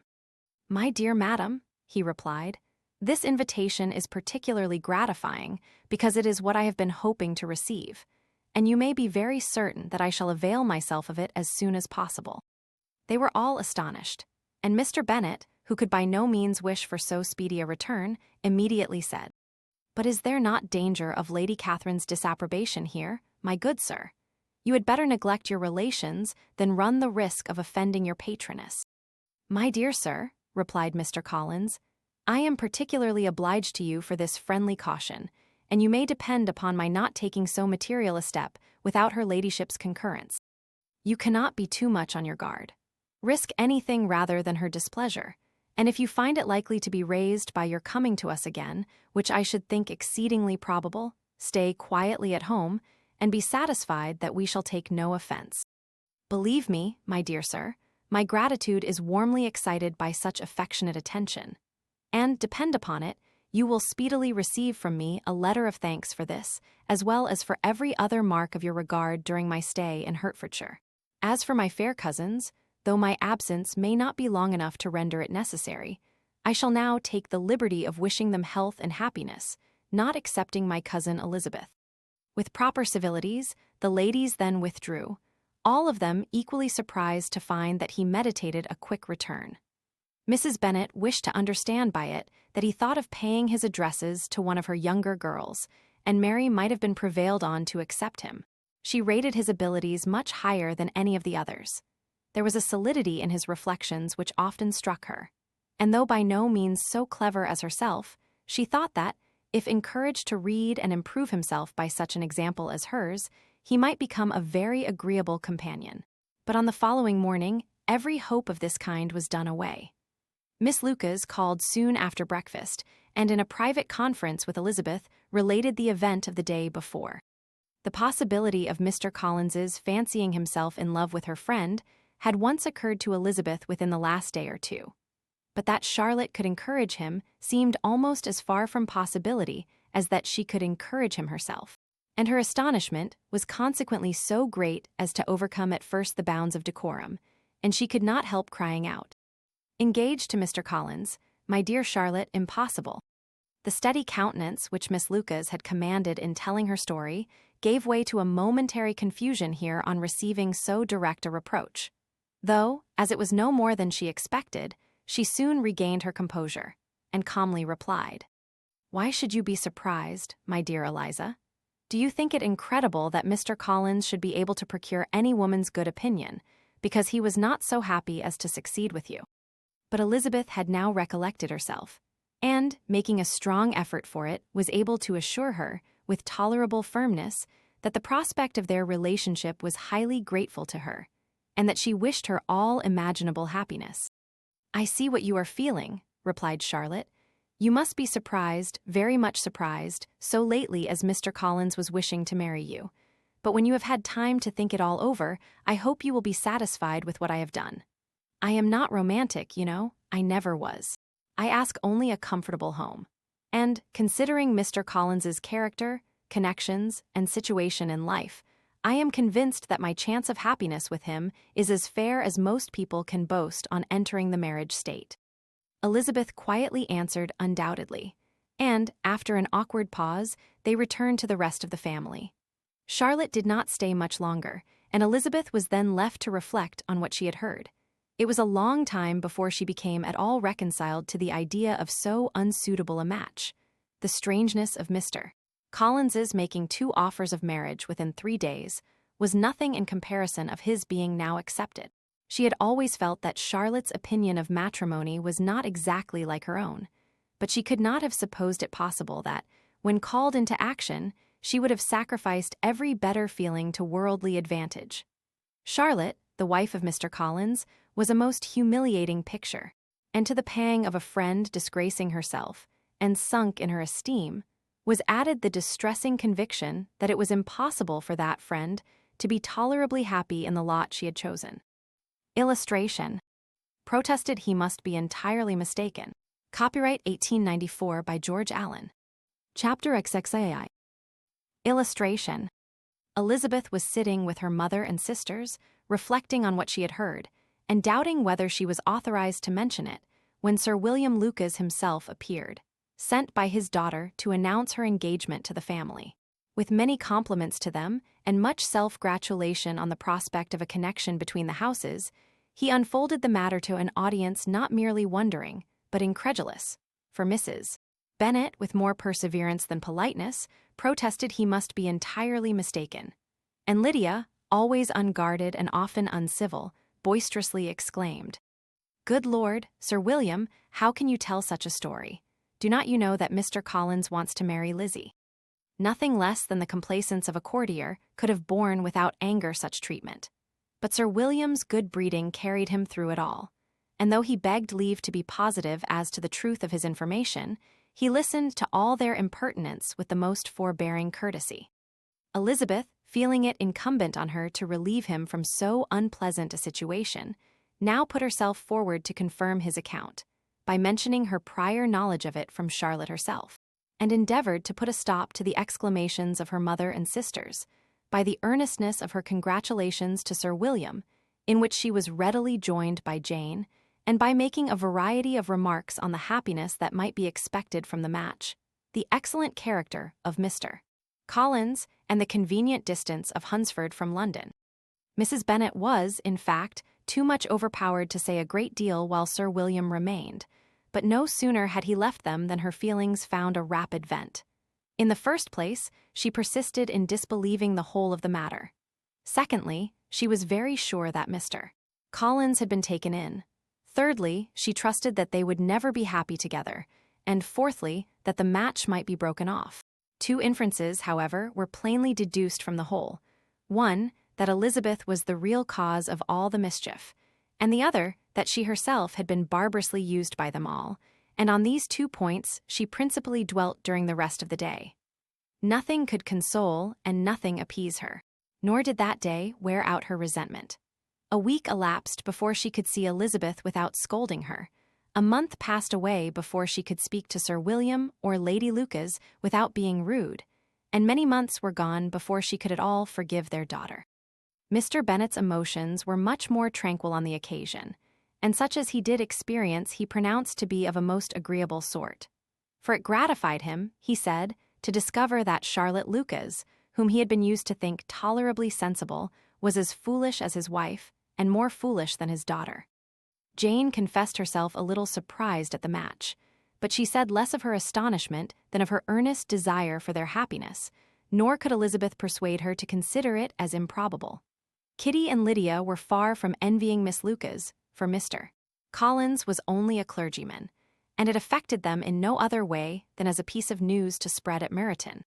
Lady Lucas could not be insensible of triumph on being able to retort on Mrs. Bennet the comfort of having a daughter well married, and she called at Longbourn rather oftener than usual to say how happy she was, though Mrs. Bennet's sour looks and ill-natured remarks might have been enough to drive happiness away. Between Elizabeth and Charlotte, there was a restraint which kept them mutually silent on the subject, and Elizabeth felt persuaded that no real confidence could ever subsist between them again. Her disappointment in Charlotte made her turn with fonder regard to her sister, of whose rectitude and delicacy she was sure her opinion could never be shaken, and for whose happiness she grew daily more anxious, as Bingley had now been gone a week, and nothing was heard of his return. Jane had sent Caroline an early answer to her letter, and was counting the days till she might reasonably hope to hear again. The promised letter of thanks from Mr.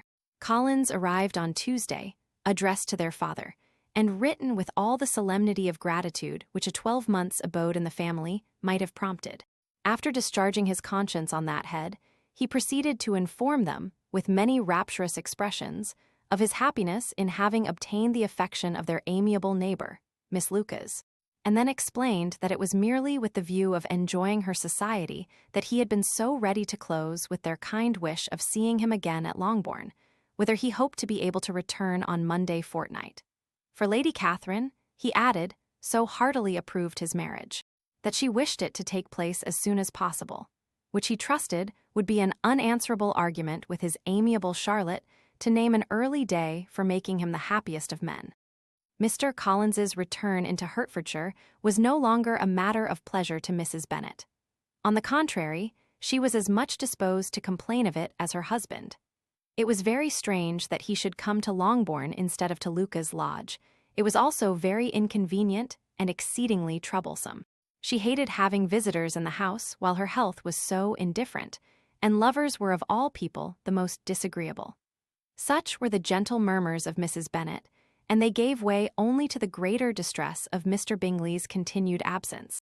Neither Jane nor Elizabeth were comfortable on this subject.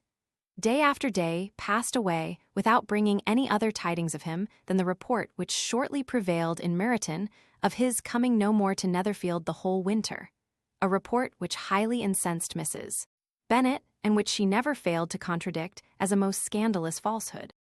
Even Elizabeth began to fear not that Bingley was indifferent but that his sisters would be successful in keeping him away.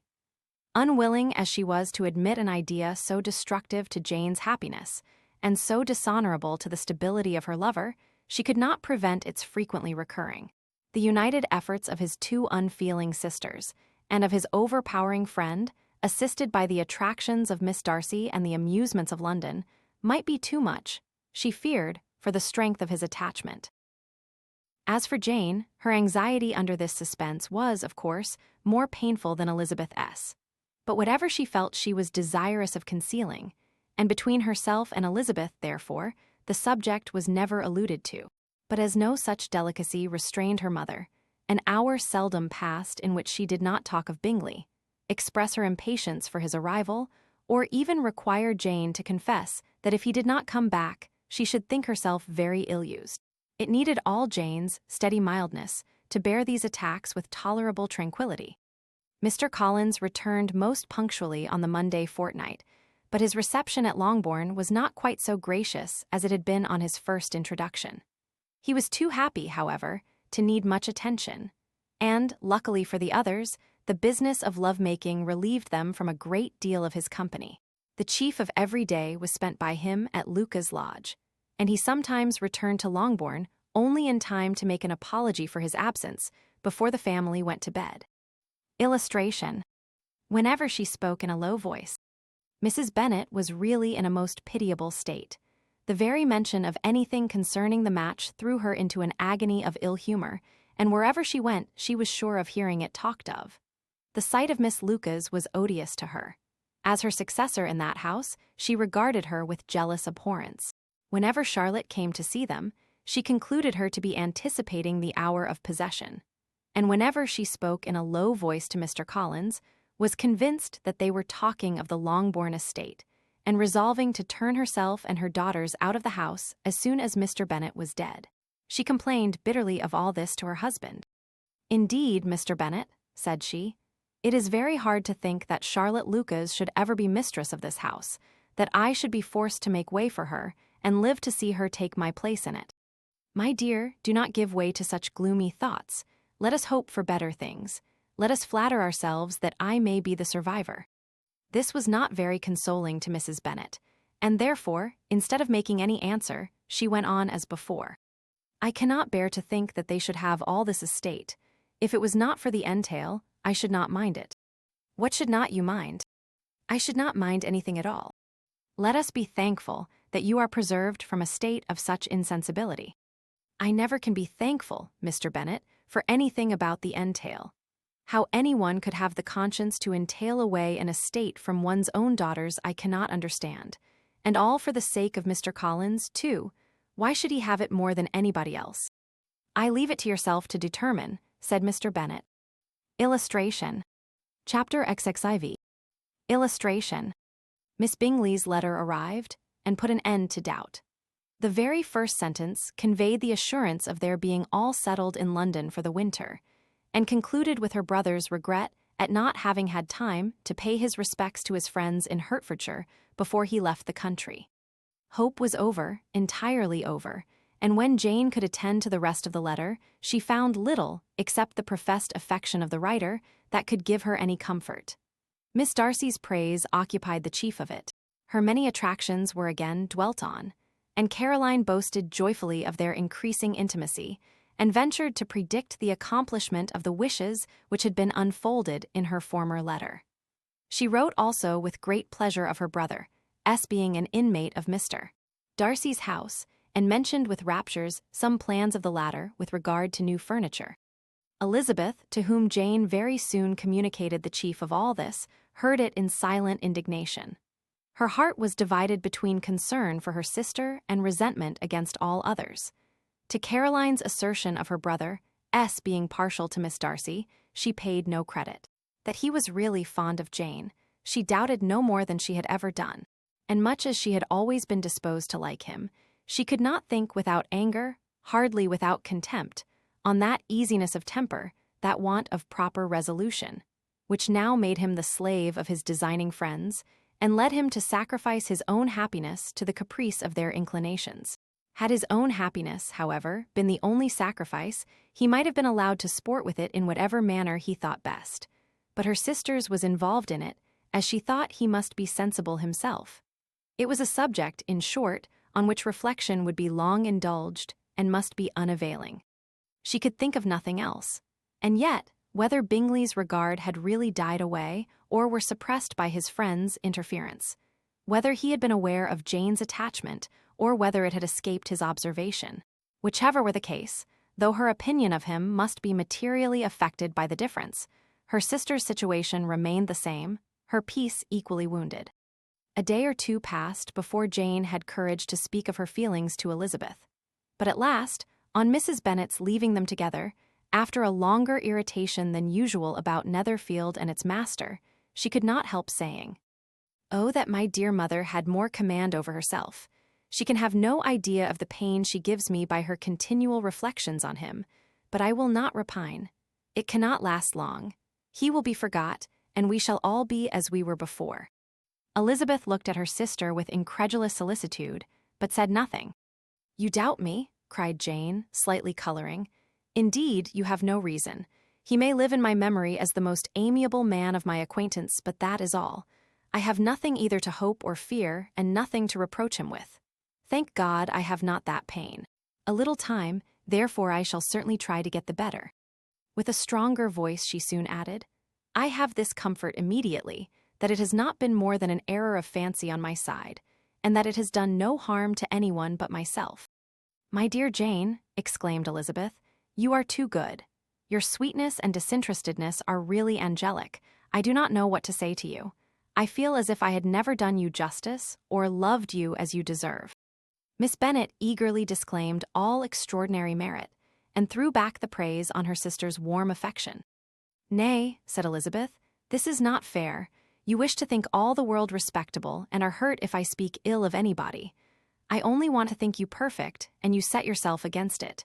Do not be afraid of my running into any excess, of my encroaching on your privilege of universal good. You need not. There are few people whom I really love, and still fewer of whom I think well. The more I see of the world, the more am I dissatisfied with it, and every day confirms my belief of the inconsistency of all human characters, and of the little dependence that can be placed on the appearance of either merit or sense. I have met with two instances lately. One I will not mention, the other is Charlotte's marriage. It is unaccountable. In every view it is unaccountable. My dear Lizzie, do not give way to such feelings as these. They will ruin your happiness. You do not make allowance enough for difference of situation and temper. Consider Mr. Collins's respectability and Charlotte's prudent, steady character. Remember that she is one of a large family, that as to fortune it is a most eligible match, and be ready to believe, for everybody's sake, that she may feel something like regard and esteem for our cousin. To oblige you, I would try to believe almost anything, but no one else could be benefited by such a belief as this. For were I persuaded that Charlotte had any regard for him, I should only think worse of her understanding than I now do of her heart. My dear Jane, Mr. Collins is a conceited, pompous, narrow-minded, silly man. You know he is as well as I do, and you must feel as well as I do that the woman who marries him cannot have a proper way of thinking. You shall not defend her, though it is Charlotte Lucas. You shall not, for the sake of one individual, change the meaning of principle and integrity, nor endeavor to persuade yourself or me that selfishness is prudence, and insensibility of danger security for happiness. I must think your language too strong in speaking of both, replied Jane, and I hope you will be convinced of it by seeing them happy together. But enough of this. You alluded to something else. You mentioned 2 instances. I cannot misunderstand you, but I entreat you, dear Lizzie, not to pain me by thinking that person to blame and saying your opinion of him is sunk. We must not be so ready to fancy ourselves intentionally injured. We must not expect a lively young man to be always so guarded and circumspect. It is very often nothing but our own vanity that deceives us.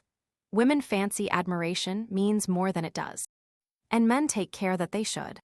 If it is designedly done, they cannot be justified, but I have no idea of there being so much design in the world as some persons imagine. I am far from attributing any part of Mr. Bingley's conduct to design, said Elizabeth, but without scheming to do wrong or to make others unhappy, there may be error and there may be misery. Thoughtlessness, want of attention to other people's feelings, and want of resolution will do the business. And do you impute it to either of those?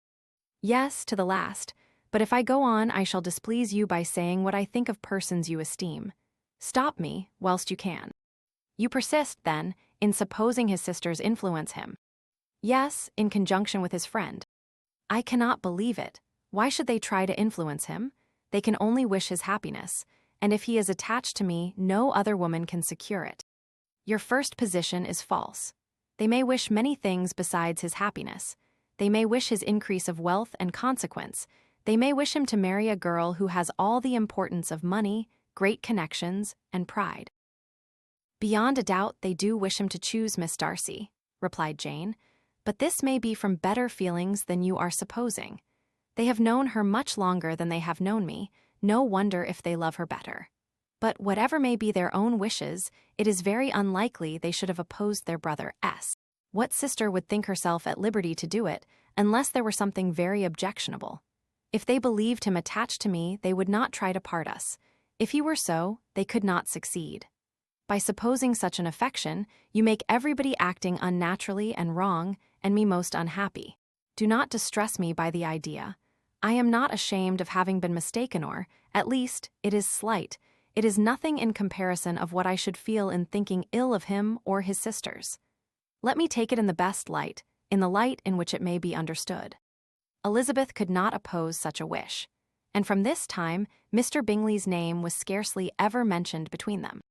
Mrs. Bennet still continued to wonder and repine at his returning no more. And though a day seldom passed in which Elizabeth did not account for it clearly, there seemed little chance of her ever considering it with less perplexity. Her daughter endeavored to convince her of what she did not believe herself, that his attentions to Jane had been merely the effect of a common and transient liking, which ceased when he saw her no more. But though the probability of the statement was admitted at the time, she had the same story to repeat every day. Mrs. Bennet's best comfort was that Mr. Bingley must be down again in the summer. Mr. Bennet treated the matter differently. "So, Lizzie," said he, one day, "your sister is crossed in love, I find. I congratulate her. Next to being married, a girl likes to be crossed in love a little now and then. It is something to think of and gives her a sort of distinction among her companions. When is your turn to come? You will hardly bear to be long outdone by Jane. Now is your time. Here are officers enough at Meryton to disappoint all the young ladies in the country. Let Wickham be your man. He is a pleasant fellow, and would jilt you creditably." "Thank you, sir, but a less agreeable man would satisfy me. We must not all expect Jane's good fortune." "True," said Mr. Bennet, "but it is a comfort to think that, whatever of that kind may befall you, you have an affectionate mother who will always make the most of it." Mr. Wickham's society was of material service in dispelling the gloom which the late perverse occurrences had thrown on many of the Longbourn family. They saw him often, and to his other recommendations was now added that of general unreserve. The whole of what Elizabeth had already heard, his claims on Mr. Darcy and all that he had suffered from him, was now openly acknowledged and publicly canvassed, and everybody was pleased to think how much they had always disliked Mr. Darcy before they had known anything of the matter. Miss Bennet was the only creature who could suppose there might be any extenuating circumstances in the case unknown to the society of Hertfordshire. Her mild and steady candour always pleaded for allowances and urged the possibility of mistakes, but by everybody else Mr. Darcy was condemned as the worst of men. Illustration. Chapter XXV. Illustration. After a week spent in professions of love and schemes of felicity, Mr. Collins was called from his amiable Charlotte by the arrival of Saturday. The pain of separation, however, might be alleviated on his side by preparations for the reception of his bride, as he had reason to hope that shortly after his next return into Hertfordshire, the day would be fixed that was to make him the happiest of men. He took leave of his relations at Longbourn with as much solemnity as before, wished his fair cousin's health and happiness again, and promised their father another letter of thanks. On the following Monday, Mrs. Bennet had the pleasure of receiving her brother and his wife, who came, as usual, to spend the Christmas at Longbourn. Mr. Gardiner was a sensible, gentlemanlike man, greatly superior to his sister, as well by nature as education. The Netherfield ladies would have had difficulty in believing that a man who lived by trade, and within view of his own warehouses, could have been so well-bred and agreeable. Mrs. Gardiner, who was several years younger than Mrs. Bennet and Mrs. Phillips, was an amiable, intelligent, elegant woman, and a great favorite with her long-born nieces. Between the two eldest and herself especially, there subsisted a very particular regard. They had frequently been staying with her in town. The first part of Mrs. Gardiner's business, on her arrival, was to distribute her presents and describe the newest fashions. When this was done, she had a less active part to play. It became her turn to listen. Mrs. Bennet had many grievances to relate and much to complain of. They had all been very ill-used since she last saw her sister. 2 of her girls had been on the point of marriage, and after all there was nothing in it. "I do not blame Jane," she continued, "for Jane would have got Mr. Bingley if she could. But Lizzie, oh, sister, it is very hard to think that she might have been Mr. Collins's wife by this time, had not it been for her own perverseness. He made her an offer in this very room, and she refused him. The consequence of it is that Lady Lucas will have a daughter married before I have, and that Longbourn estate is just as much entailed as ever. The Lucases are very artful people indeed, sister. They are all for what they can get. I am sorry to say it of them, but so it is. It makes me very nervous and poorly to be thwarted so in my own family, and to have neighbors who think of themselves before anybody else. However, your coming just at this time is the greatest of comforts, and I am very glad to hear what you tell us of long sleeves." Mrs. Gardiner, to whom the chief of this news had been given before, in the course of Jane and Elizabeth's correspondence with her, made her sister a slight answer, and, in compassion to her nieces, turned the conversation. When alone with Elizabeth afterwards, she spoke more on the subject. "It seems likely to have been a desirable match for Jane," said she. "I am sorry it went off, but these things happen so often. A young man, such as you describe Mr. Bingley, so easily falls in love with a pretty girl for a few weeks, and when accident separates them, so easily forgets her, that these sort of inconstancies are very frequent." Illustration: offended 2 or 3 young ladies. Copyright 1894 by George Allen. "An excellent consolation in its way," said Elizabeth, "but it will not do for us. We do not suffer by accident. It does not often happen that the interference of friends will persuade a young man of independent fortune to think no more of a girl whom he was violently in love with only a few days before. But that expression of violently in love is so hackneyed, so doubtful, so indefinite, that it gives me very little idea. It is as often applied to feelings which arise only from a half-hour's acquaintance as to a real, strong attachment. Pray, how violent was Mr. Bingley's love?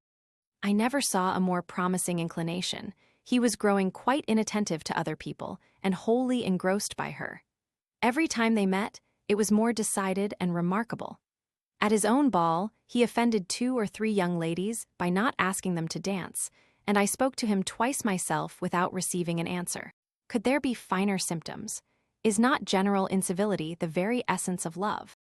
Oh, yes, of that kind of love which I suppose him to have felt. Poor Jane, I am sorry for her, because, with her disposition, she may not get over it immediately. It had better have happened to you, Lizzie. You would have laughed yourself out of it sooner. But do you think she would be prevailed on to go back with us? Change of scene might be of service, and, perhaps, a little relief from home may be as useful as anything." Elizabeth was exceedingly pleased with this proposal, and felt persuaded of her sister's ready acquiescence. "I hope," added Mrs. Gardiner, that no consideration with regard to this young man will influence her. We live in so different a part of town, all our connections are so different, and, as you well know, we go out so little that it is very improbable they should meet at all, unless he really comes to see her. And that is quite impossible, for he is now in the custody of his friend, and Mr. Darcy would no more suffer him to call on Jane in such a part of London. My dear aunt, how could you think of it? Mr. Darcy may, perhaps, have heard of such a place as Gracechurch Street, but he would hardly think a month's ablution enough to cleanse him from its impurities were he once to enter it. And, depend upon it, Mr. Bingley never stirs without him. So much the better. I hope they will not meet at all. But does not Jane correspond with his sister? She will not be able to help calling. She will drop the acquaintance entirely. But in spite of the certainty in which Elizabeth affected to place this point, as well as the still more interesting one of Bingley's being withheld from seeing Jane, she felt a solicitude on the subject which convinced her, on examination, that she did not consider it entirely hopeless. It was possible, and sometimes she thought it probable, that his affection might be reanimated, and the influence of his friends successfully combated by the more natural influence of Jane's attractions. Miss Bennet accepted her aunt's invitation with pleasure, and the Bingleys were no otherwise in her thoughts at the same time than as she hoped, by Caroline's not living in the same house with her brother, she might occasionally spend a morning with her, without any danger of seeing him. The Gardiners stayed a week at Longbourn, and what with the Phillipses, the Lucases, and the officers, there was not a day without its engagement. Mrs. Bennet had so carefully provided for the entertainment of her brother and sister that they did not once sit down to a family dinner. When the engagement was for home, some of the officers always made part of it, of which officers Mr. Wickham was sure to be one. And on these occasions Mrs. Gardiner, rendered suspicious by Elizabeth's warm commendation of him, narrowly observed them both, without supposing them, from what she saw, to be very seriously in love. Their preference of each other was plain enough to make her a little uneasy, and she resolved to speak to Elizabeth on the subject before she left Hertfordshire, and represent to her the imprudence of encouraging such an attachment. To Mrs. Gardiner, Wickham had one means of affording pleasure, unconnected with his general powers.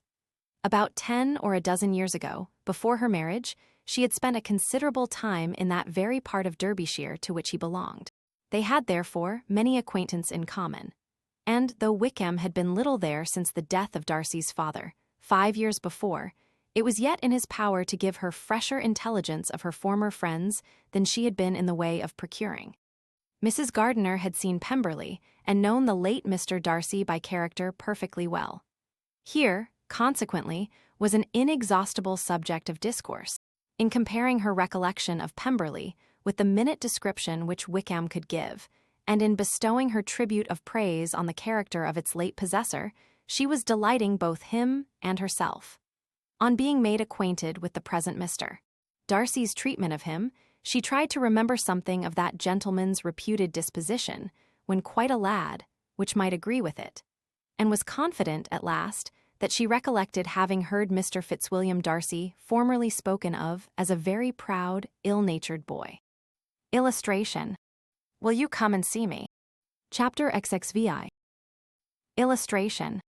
Mrs. Gardiner's caution to Elizabeth was punctually and kindly given on the first favorable opportunity of speaking to her alone. After honestly telling her what she thought, she thus went on. You are too sensible a girl, Lizzie, to fall in love merely because you are warned against it, and therefore I am not afraid of speaking openly. Seriously, I would have you be on your guard. Do not involve yourself, or endeavor to involve him, in an affection which the want of fortune would make so very imprudent. I have nothing to say against him. He is a most interesting young man, and if he had the fortune he ought to have, I should think you could not do better. But as it is, you must not let your fancy run away with you. You have sense, and we all expect you to use it. Your father would depend on your resolution and good conduct, I am sure. You must not disappoint your father. My dear aunt, this is being serious indeed. Yes, and I hope to engage you to be serious likewise. Well, then, you need not be under any alarm. I will take care of myself, and of Mr. Wickham too. He shall not be in love with me, if I can prevent it. Elizabeth, you are not serious now. I beg your pardon, I will try again. At present I am not in love with Mr. Wickham. No, I certainly am not. But he is, beyond all comparison, the most agreeable man I ever saw, and if he becomes really attached to me I believe it will be better that he should not. I see the imprudence of it. Oh, that abominable Mr. Darcy. My father's opinion of me does me the greatest honor, and I should be miserable to forfeit it. My father, however, is partial to Mr. Wickham. In short, my dear aunt, I should be very sorry to be the means of making any of you unhappy. But since we see, every day, that where there is affection young people are seldom withheld, by immediate want of fortune, from entering into engagements with each other, how can I promise to be wiser than so many of my fellow creatures, if I am tempted, or how am I even to know that it would be wiser to resist? All that I can promise you, therefore, is not to be in a hurry. I will not be in a hurry to believe myself his first object. When I am in company with him, I will not be wishing. In short, I will do my best. Perhaps it will be as well if you discourage his coming here so very often. At least you should not remind your mother of inviting him. As I did the other day, said Elizabeth, with a conscious smile. Very true, it will be wise in me to refrain from that. But do not imagine that he is always here so often. It is on your account that he has been so frequently invited this week. You know my mother's ideas as to the necessity of constant company for her friends. But really, and upon my honor, I will try to do what I think to be wisest, and now I hope you are satisfied. Her aunt assured her that she was, and Elizabeth, having thanked her for the kindness of her hints, they parted, a wonderful instance of advice being given on such a point without being resented. Mr. Collins returned into Hertfordshire soon after it had been quitted by the Gardiners and Jane. But, as he took up his abode with the Lucases, his arrival was no great inconvenience to Mrs. Bennet. His marriage was now fast approaching, and she was at length so far resigned as to think it inevitable, and even repeatedly to say, in an ill-natured tone, that she wished they might be happy. Thursday was to be the wedding day, and on Wednesday Miss Lucas paid her farewell visit, and when she rose to take leave, Elizabeth, ashamed of her mother's ungracious and reluctant good wishes, and sincerely affected herself, accompanied her out of the room. As they went downstairs together, Charlotte said, I shall depend on hearing from you very often, Eliza. That you certainly shall. And I have another favor to ask. Will you come and see me? We shall often meet, I hope, in Hertfordshire. I am not likely to leave Kent for some time. Promise me, therefore, to come to Hunsford. Elizabeth could not refuse, though she foresaw little pleasure in the visit. My father and Maria are to come to me in March, added Charlotte, and I hope you will consent to be of the party. Indeed, Eliza, you will be as welcome to me as either of them. The wedding took place.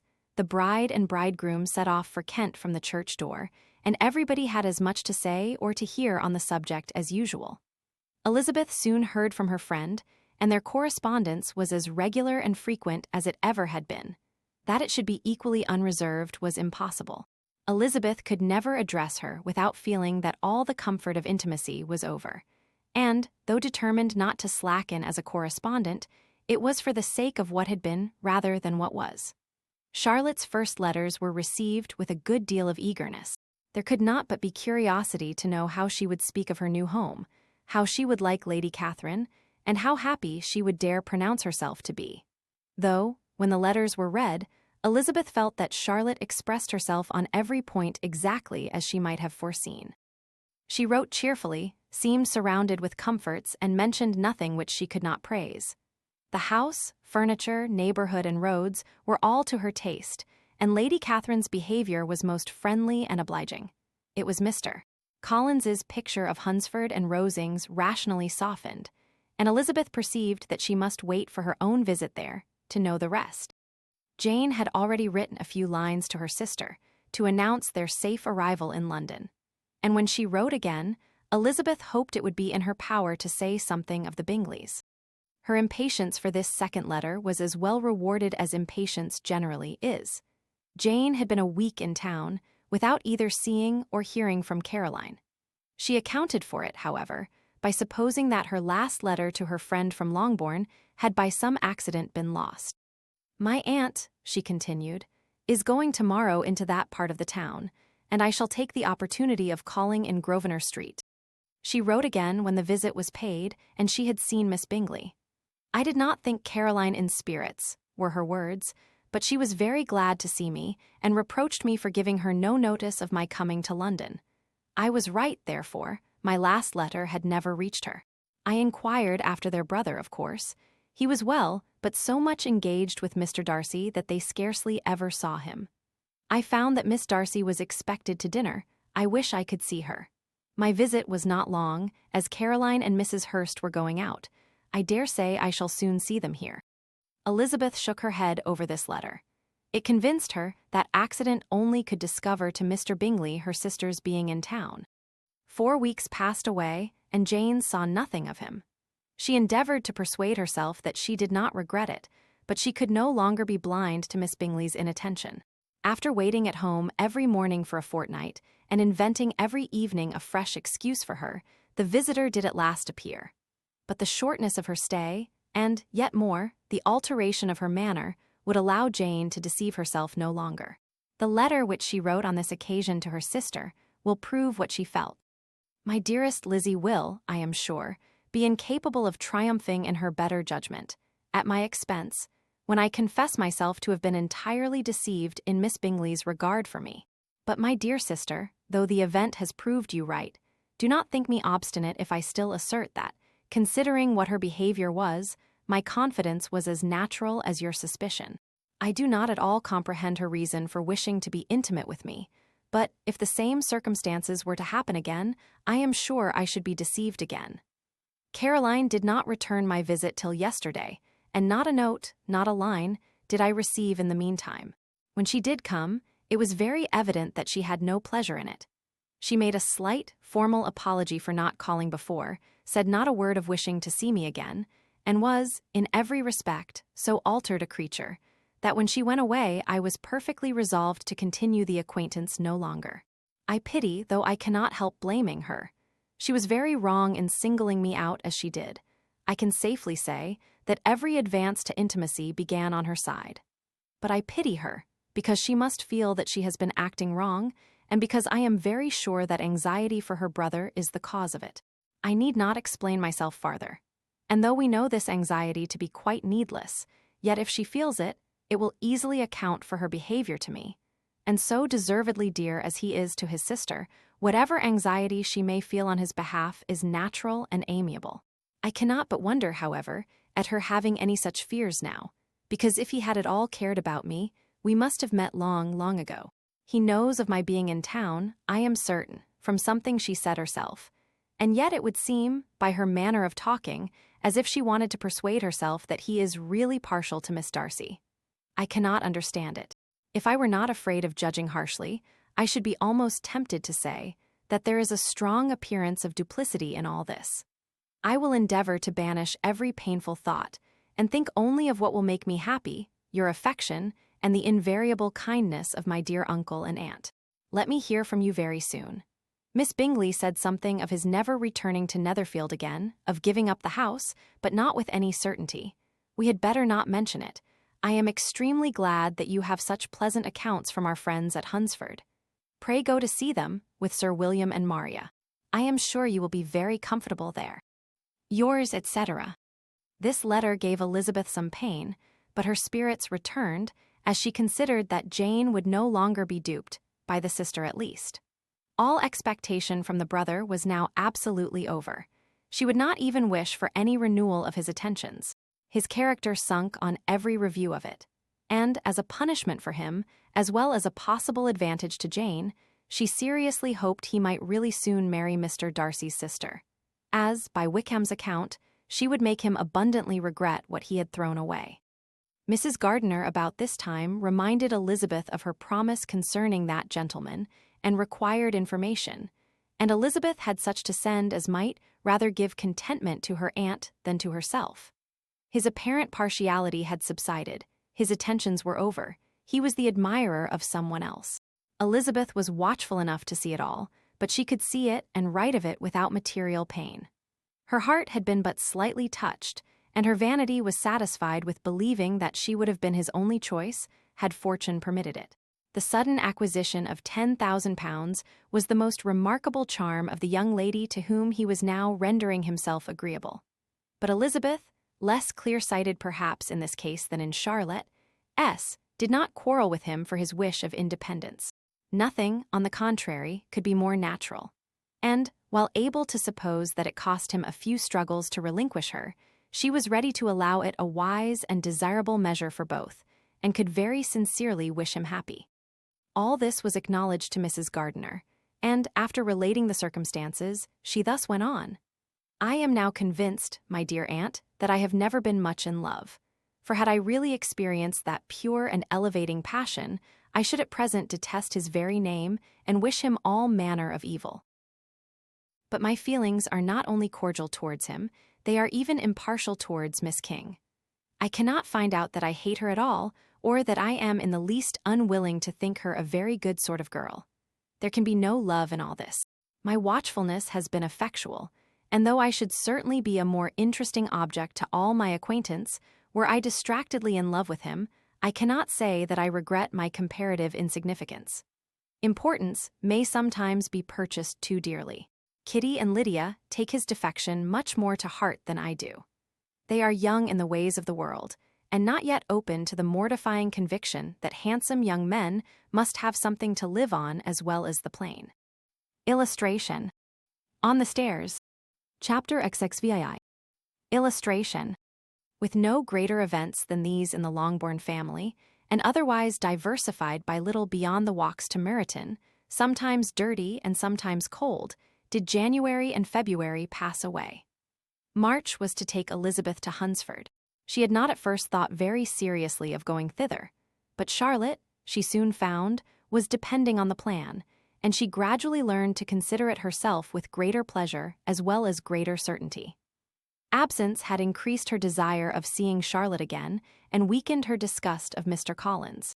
There was novelty in the scheme, and as, with such a mother and such uncompanionable sisters, home could not be faultless, a little change was not unwelcome for its own sake. The journey would, moreover, give her a peep at Jane, and, in short, as the time drew near, she would have been very sorry for any delay. Everything, however, went on smoothly, and was finally settled according to Charlotte's first sketch. She was to accompany Sir William and his second daughter. The improvement of spending a night in London was added in time, and the plan became as perfect as plan could be. The only pain was in leaving her father, who would certainly miss her, and who, when it came to the point, so little liked her going, that he told her to write to him, and almost promised to answer her letter.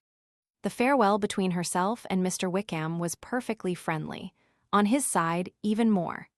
His present pursuit could not make him forget that Elizabeth had been the first to excite and to deserve his attention, the first to listen and to pity, the first to be admired. And in his manner of bidding her adieu, wishing her every enjoyment, reminding her of what she was to expect in Lady Catherine de Bourgh, and trusting their opinion of everybody would always coincide, there was a solicitude, an interest, which she felt must ever attach her to him with a most sincere regard, and she parted from him convinced that, whether married or single, he must always be her model of the amiable and pleasing. Her fellow travelers the next day were not of a kind to make her think him less agreeable. Sir William Lucas and his daughter Maria, a good-humored girl, but as empty-headed as himself, had nothing to say that could be worth hearing, and were listened to with about as much delight as the rattle of the chaise. Elizabeth loved absurdities, but she had known Sir William's too long. He could tell her nothing new of the wonders of his presentation and knighthood, and his civilities were worn out like his information. It was a journey of only 24 miles, and they began it so early as to be in Gracechurch Street by noon. As they drove to Mr. Gardiner's door, Jane was at a drawing-room window watching their arrival. When they entered the passage, she was there to welcome them, and Elizabeth, looking earnestly in her face, was pleased to see it healthful and lovely as ever. On the stairs were a troop of little boys and girls, whose eagerness for their cousin's appearance would not allow them to wait in the drawing-room, and whose shyness, as they had not seen her for a 12-month, prevented their coming lower. All was joy and kindness. The day passed most pleasantly away, the morning in bustle and shopping, and the evening at one of the theatres. Elizabeth then contrived to sit by her aunt. Their first subject was her sister, and she was more grieved than astonished to hear, in reply to her minute inquiries, that though Jane always struggled to support her spirits, there were periods of dejection. It was reasonable, however, to hope that they would not continue long. Mrs. Gardiner gave her the particulars also of Miss Bingley's visit in Gracechurch Street, and repeated conversations occurring at different times between Jane and herself, which proved that the former had, from her heart, given up the acquaintance. Mrs. Gardiner then rallied her niece on Wickham's desertion, and complimented her on bearing it so well. "But, my dear Elizabeth," she added, "what sort of girl is Miss King? I should be sorry to think our friend mercenary. Pray, my dear aunt, what is the difference in matrimonial affairs between the mercenary and the prudent motive? Where does discretion end and avarice begin? Last Christmas you were afraid of his marrying me, because it would be imprudent. And now, because he is trying to get a girl with only £10,000, you want to find out that he is mercenary. If you will only tell me what sort of girl Miss King is, I shall know what to think. She is a very good kind of girl, I believe. I know no harm of her. But he paid her not the smallest attention, till her grandfather's death made her mistress of this fortune. No, why should he? If it were not allowable for him to gain my affections, because I had no money, what occasion could there be for making love to a girl whom he did not care about, and who was equally poor? But there seems indelicacy in directing his attentions towards her so soon after this event. A man in distressed circumstances has not time for all those elegant decorums which other people may observe. If she does not object to it, why should we? Her not objecting does not justify him. It only shows her being deficient in something herself sense or feeling. Well, cried Elizabeth, have it as you choose. He shall be mercenary and she shall be foolish. No, Lizzie, that is what I do not choose. I should be sorry, you know, to think ill of a young man who has lived so long in Derbyshire. Oh, if that is all, I have a very poor opinion of young men who live in Derbyshire, and their intimate friends who live in Hertfordshire are not much better. I am sick of them all. Thank heaven, I am going tomorrow where I shall find a man who has not one agreeable quality, who has neither manners nor sense to recommend him. Stupid men are the only ones worth knowing, after all. Take care, Lizzie, that speech savors strongly of disappointment. Before they were separated by the conclusion of the play, she had the unexpected happiness of an invitation to accompany her uncle and aunt in a tour of pleasure, which they proposed taking in the summer. We have not quite determined how far it shall carry us, said Mrs. Gardiner, but perhaps to the lakes. No scheme could have been more agreeable to Elizabeth, and her acceptance of the invitation was most ready and grateful. My dear, dear aunt, she rapturously cried, what delight, what felicity, you give me fresh life and vigor. Adieu to disappointment and spleen. What are men to rocks and mountains? Oh, what hours of transport we shall spend. And when we do return, it shall not be like other travelers, without being able to give one accurate idea of anything. We will know where we have gone, we will recollect what we have seen. Lakes, mountains, and rivers shall not be jumbled together in our imaginations. Nor, when we attempt to describe any particular scene, will we begin quarreling about its relative situation. Let our first effusions be less insupportable than those of the generality of travelers. Illustration. At the door. Chapter XXVII. Illustration. Every object in the next day's journey was new and interesting to Elizabeth, and her spirits were in a state of enjoyment, for she had seen her sister looking so well as to banish all fear for her health, and the prospect of her northern tour was a constant source of delight. When they left the high road for the lane to Hunsford, every eye was in search of the parsonage, and every turning expected to bring it in view. The paling of Rosings Park was their boundary on one side. Elizabeth smiled at the recollection of all that she had heard of its inhabitants. At length the parsonage was discernible, the garden sloping to the road, the house standing in it, the green pales and the laurel hedge, everything declared they were arriving. Mr. Collins and Charlotte appeared at the door, and the carriage stopped at the small gate, which led by a short gravel walk to the house, amidst the nods and smiles of the whole party. In a moment they were all out of the chaise, rejoicing at the sight of each other. Mrs. Collins welcomed her friend with the liveliest pleasure, and Elizabeth was more and more satisfied with coming, when she found herself so affectionately received. She saw instantly that her cousin's manners were not altered by his marriage. His formal civility was just what it had been, and he detained her some minutes at the gate to hear and satisfy his inquiries after all her family. They were then, with no other delay than his pointing out the neatness of the entrance, taken into the house. And as soon as they were in the parlor, he welcomed them a second time, with ostentatious formality, to his humble abode, and punctually repeated all his wife's offers of refreshment. Elizabeth was prepared to see him in his glory, and she could not help fancying that in displaying the good proportion of the room, its aspect, and its furniture, he addressed himself particularly to her, as if wishing to make her feel what she had lost in refusing him. But though everything seemed neat and comfortable, she was not able to gratify him by any sigh of repentance, and rather looked with wonder at her friend that she could have so cheerful an air with such a companion. When Mr. Collins said anything of which his wife might reasonably be ashamed, which certainly was not seldom, she involuntarily turned her eye on Charlotte. Once or twice she could discern a faint blush, but in general Charlotte wisely did not hear. After sitting long enough to admire every article of furniture in the room, from the sideboard to the fender, to give an account of their journey, and of all that had happened in London, Mr. Collins invited them to take a stroll in the garden, which was large and well laid out, and to the cultivation of which he attended himself. To work in his garden was one of his most respectable pleasures, and Elizabeth admired the command of countenance with which Charlotte talked of the healthfulness of the exercise, and owned she encouraged it as much as possible. Here, leading the way through every walk and cross-walk, and scarcely allowing them an interval to utter the praises he asked for, every view was pointed out with a minuteness which left beauty entirely behind. He could number the fields in every direction, and could tell how many trees there were in the most distant clump. But of all the views which his garden, or which the country or the kingdom could boast, none were to be compared with the prospect of Rosings, afforded by an opening in the trees that bordered the park nearly opposite the front of his house. It was a handsome modern building, well situated on rising ground.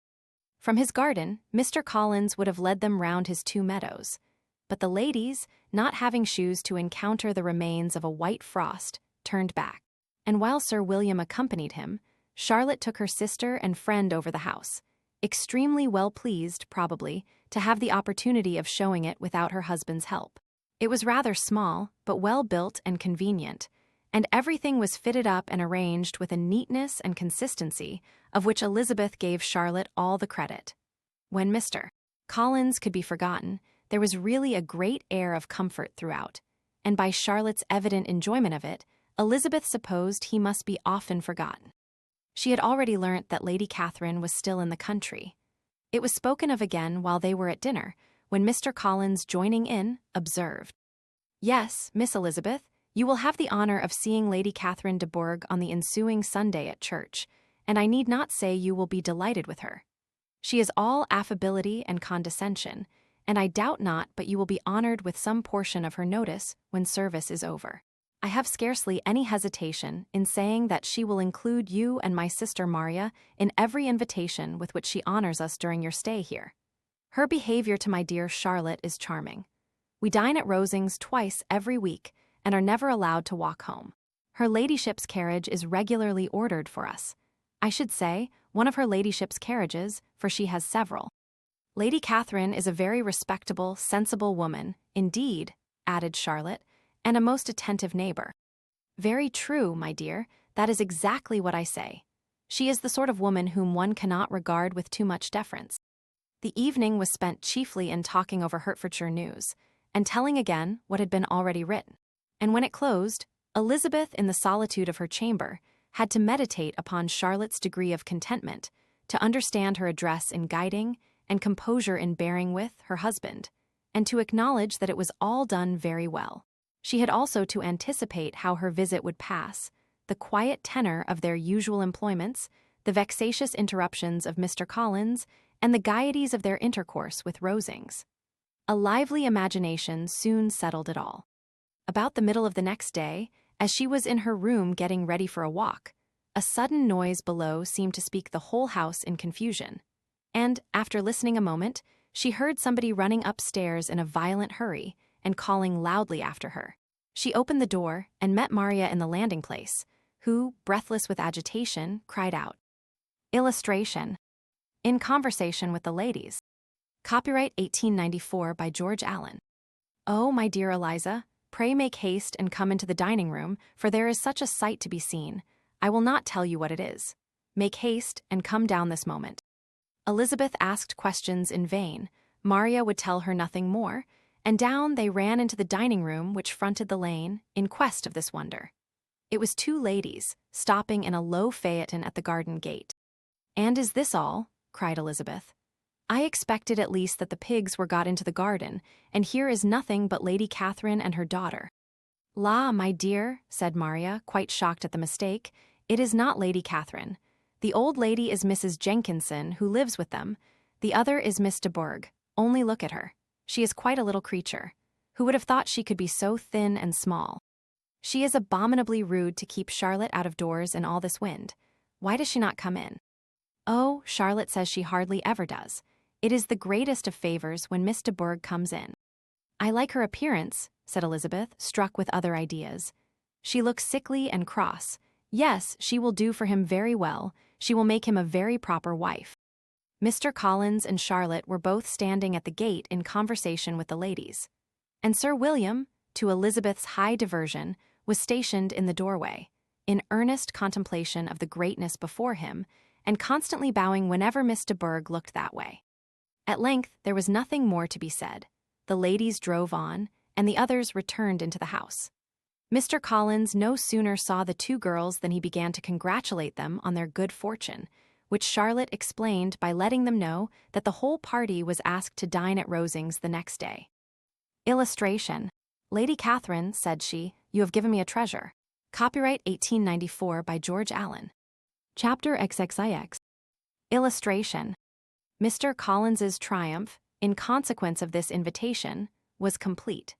The power of displaying the grandeur of his patroness to his wondering visitors, and of letting them see her civility towards himself and his wife, was exactly what he had wished for, and that an opportunity of doing it should be given so soon, was such an instance of Lady Catherine's condescension as he knew not how to admire enough. I confess, said he, that I should not have been at all surprised by her ladyship's asking us on Sunday to drink tea and spend the evening at Rosings. I rather expected, from my knowledge of her affability, that it would happen. But who could have foreseen such an attention as this? Who could have imagined that we should receive an invitation to dine there? An invitation, moreover, including the whole party, so immediately after your arrival. I am the less surprised at what has happened, replied Sir William, from that knowledge of what the manners of the great really are, which my situation in life has allowed me to acquire. About the court, such instances of elegant breeding are not uncommon. Scarcely anything was talked of the whole day or next morning but their visit to Rosings. Mr. Collins was carefully instructing them in what they were to expect, that the sight of such rooms, so many servants, and so splendid a dinner might not wholly overpower them. When the ladies were separating for the toilette, he said to Elizabeth, Do not make yourself uneasy, my dear cousin, about your apparel. Lady Catherine is far from requiring that elegance of dress in us which becomes herself and daughter. I would advise you merely to put on whatever of your clothes is superior to the rest. There is no occasion for anything more. Lady Catherine will not think the worse of you for being simply dressed. She likes to have the distinction of rank preserved. While they were dressing, he came 2 or 3 times to their different doors, to recommend their being quick, as Lady Catherine very much objected to be kept waiting for her dinner. Such formidable accounts of her ladyship, and her manner of living, quite frightened Maria Lucas, who had been little used to company, and she looked forward to her introduction at Rosings with as much apprehension as her father had done to his presentation at St. James's. As the weather was fine, they had a pleasant walk of about half a mile across the park. Every park has its beauty and its prospects, and Elizabeth saw much to be pleased with, though she could not be in such raptures as Mr. Collins expected the scene to inspire, and was but slightly affected by his enumeration of the windows in front of the house, and his relation of what the glazing altogether had originally cost Sir Louis de Bourgh. When they ascended the steps to the hall, Maria's alarm was every moment increasing, and even Sir William did not look perfectly calm. Elizabeth's courage did not fail her. She had heard nothing of Lady Catherine that spoke her awful from any extraordinary talents or miraculous virtue, and the mere stateliness of money and rank she thought she could witness without trepidation. From the entrance hall, of which Mr. Collins pointed out, with a rapturous air, the fine proportion and finished ornaments, they followed the servants through an antechamber to the room where Lady Catherine, her daughter, and Mrs. Jenkinson were sitting. Her ladyship, with great condescension, arose to receive them. And as Mrs. Collins had settled it with her husband that the office of introduction should be hers, it was performed in a proper manner, without any of those apologies and thanks which he would have thought necessary. In spite of having been at St. James's, Sir William was so completely awed by the grandeur surrounding him that he had but just courage enough to make a very low bow and take his seat without saying a word. And his daughter, frightened almost out of her senses, sat on the edge of her chair, not knowing which way to look. Elizabeth found herself quite equal to the scene and could observe the three ladies before her composedly. Lady Catherine was a tall, large woman with strongly marked features, which might once have been handsome. Her air was not conciliating, nor was her manner of receiving them such as to make her visitors forget their inferior rank. She was not rendered formidable by silence, but whatever she said was spoken in so authoritative a tone as marked her self-importance and brought Mr. Wickham immediately to Elizabeth's mind. And, from the observation of the day altogether, she believed Lady Catherine to be exactly what he had represented. When, after examining the mother, in whose countenance and deportment she soon found some resemblance of Mr. Darcy, she turned her eyes on the daughter, she could almost have joined in Maria's astonishment at her being so thin and so small. There was neither in figure nor face any likeness between the ladies. Miss de Bourgh was pale and sickly. Her features, though not plain, were insignificant, and she spoke very little except in a low voice to Mrs. Jenkinson, in whose appearance there was nothing remarkable, and who was entirely engaged in listening to what she said, and placing a screen in the proper direction before her eyes. After sitting a few minutes, they were all sent to one of the windows to admire the view, Mr. Collins attending them to point out its beauties, and Lady Catherine kindly informing them that it was much better worth looking at in the summer. The dinner was exceedingly handsome, and there were all the servants, and all the articles of plate which Mr. Collins had promised. And, as he had likewise foretold, he took his seat at the bottom of the table, by her ladyship's desire, and looked as if he felt that life could furnish nothing greater. He carved and ate and praised with delighted alacrity, and every dish was commended first by him, and then by Sir William, who was now enough recovered to echo whatever his son-in-law said, in a manner which Elizabeth wondered Lady Catherine could bear. But Lady Catherine seemed gratified by their excessive admiration, and gave most gracious smiles, especially when any dish on the table proved a novelty to them. The party did not supply much conversation.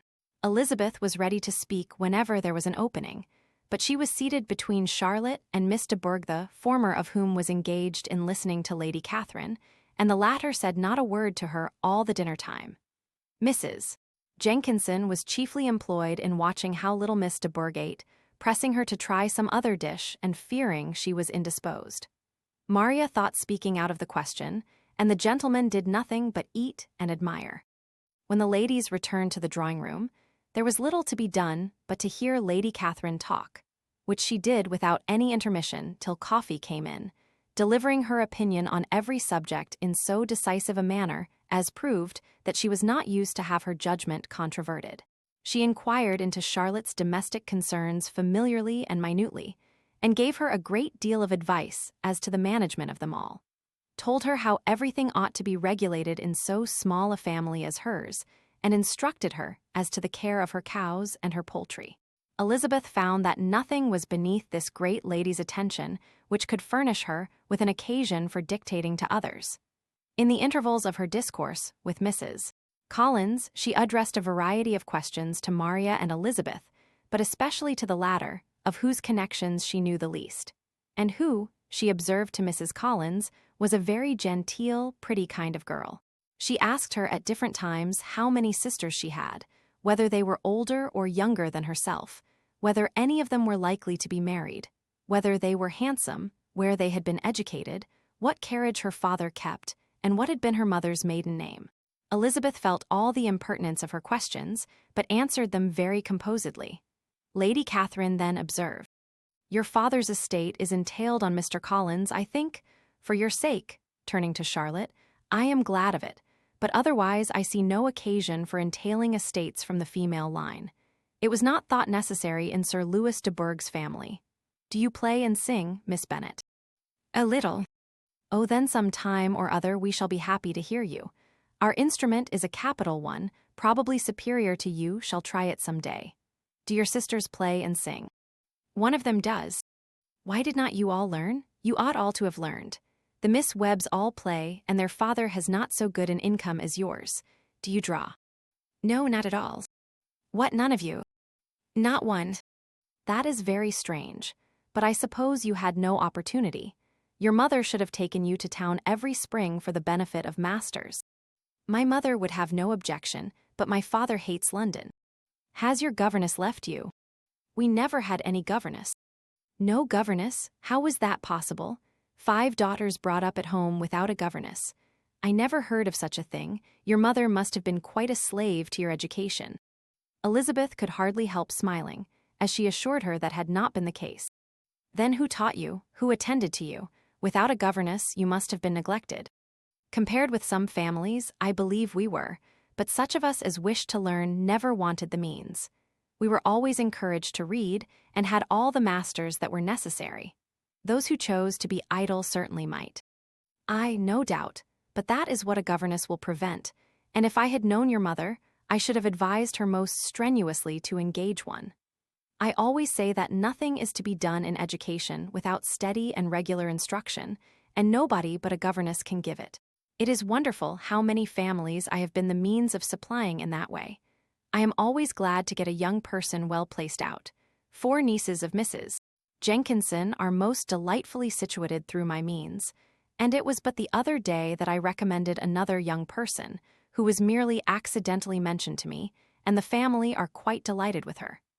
Mrs. Collins, did I tell you of Lady Metcalfe's calling yesterday to thank me?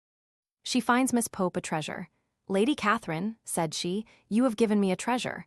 Are any of your younger sisters out, Miss Bennet?' 'Yes, ma'am, all.' 'All, what, all 5 out at once? Very odd, and you only the second. The younger ones out before the elder are married. Your younger sisters must be very young.' 'Yes, my youngest is not 16. Perhaps she is full young to be much in company.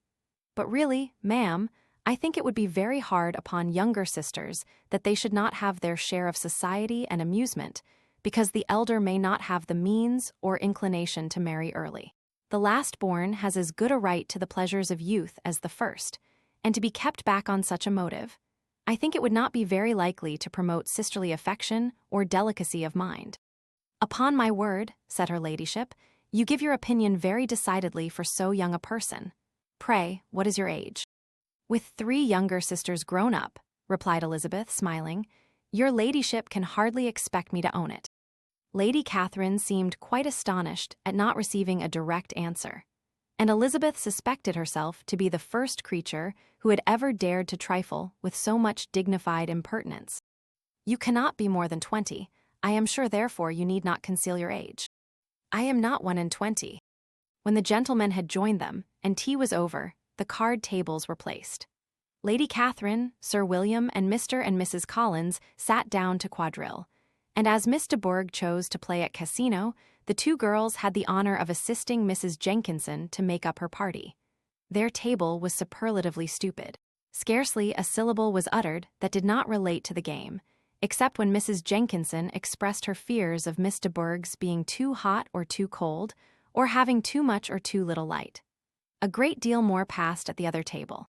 Lady Catherine was generally speaking stating the mistakes of the 3 others, or relating some anecdote of herself. Mr. Collins was employed in agreeing to everything her ladyship said, thanking her for every fish he won, and apologizing if he thought he won too many. Sir William did not say much.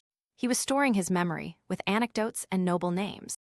When Lady Catherine and her daughter had played as long as they chose, the tables were broken up, the carriage was offered to Mrs. Collins, gratefully accepted, and immediately ordered.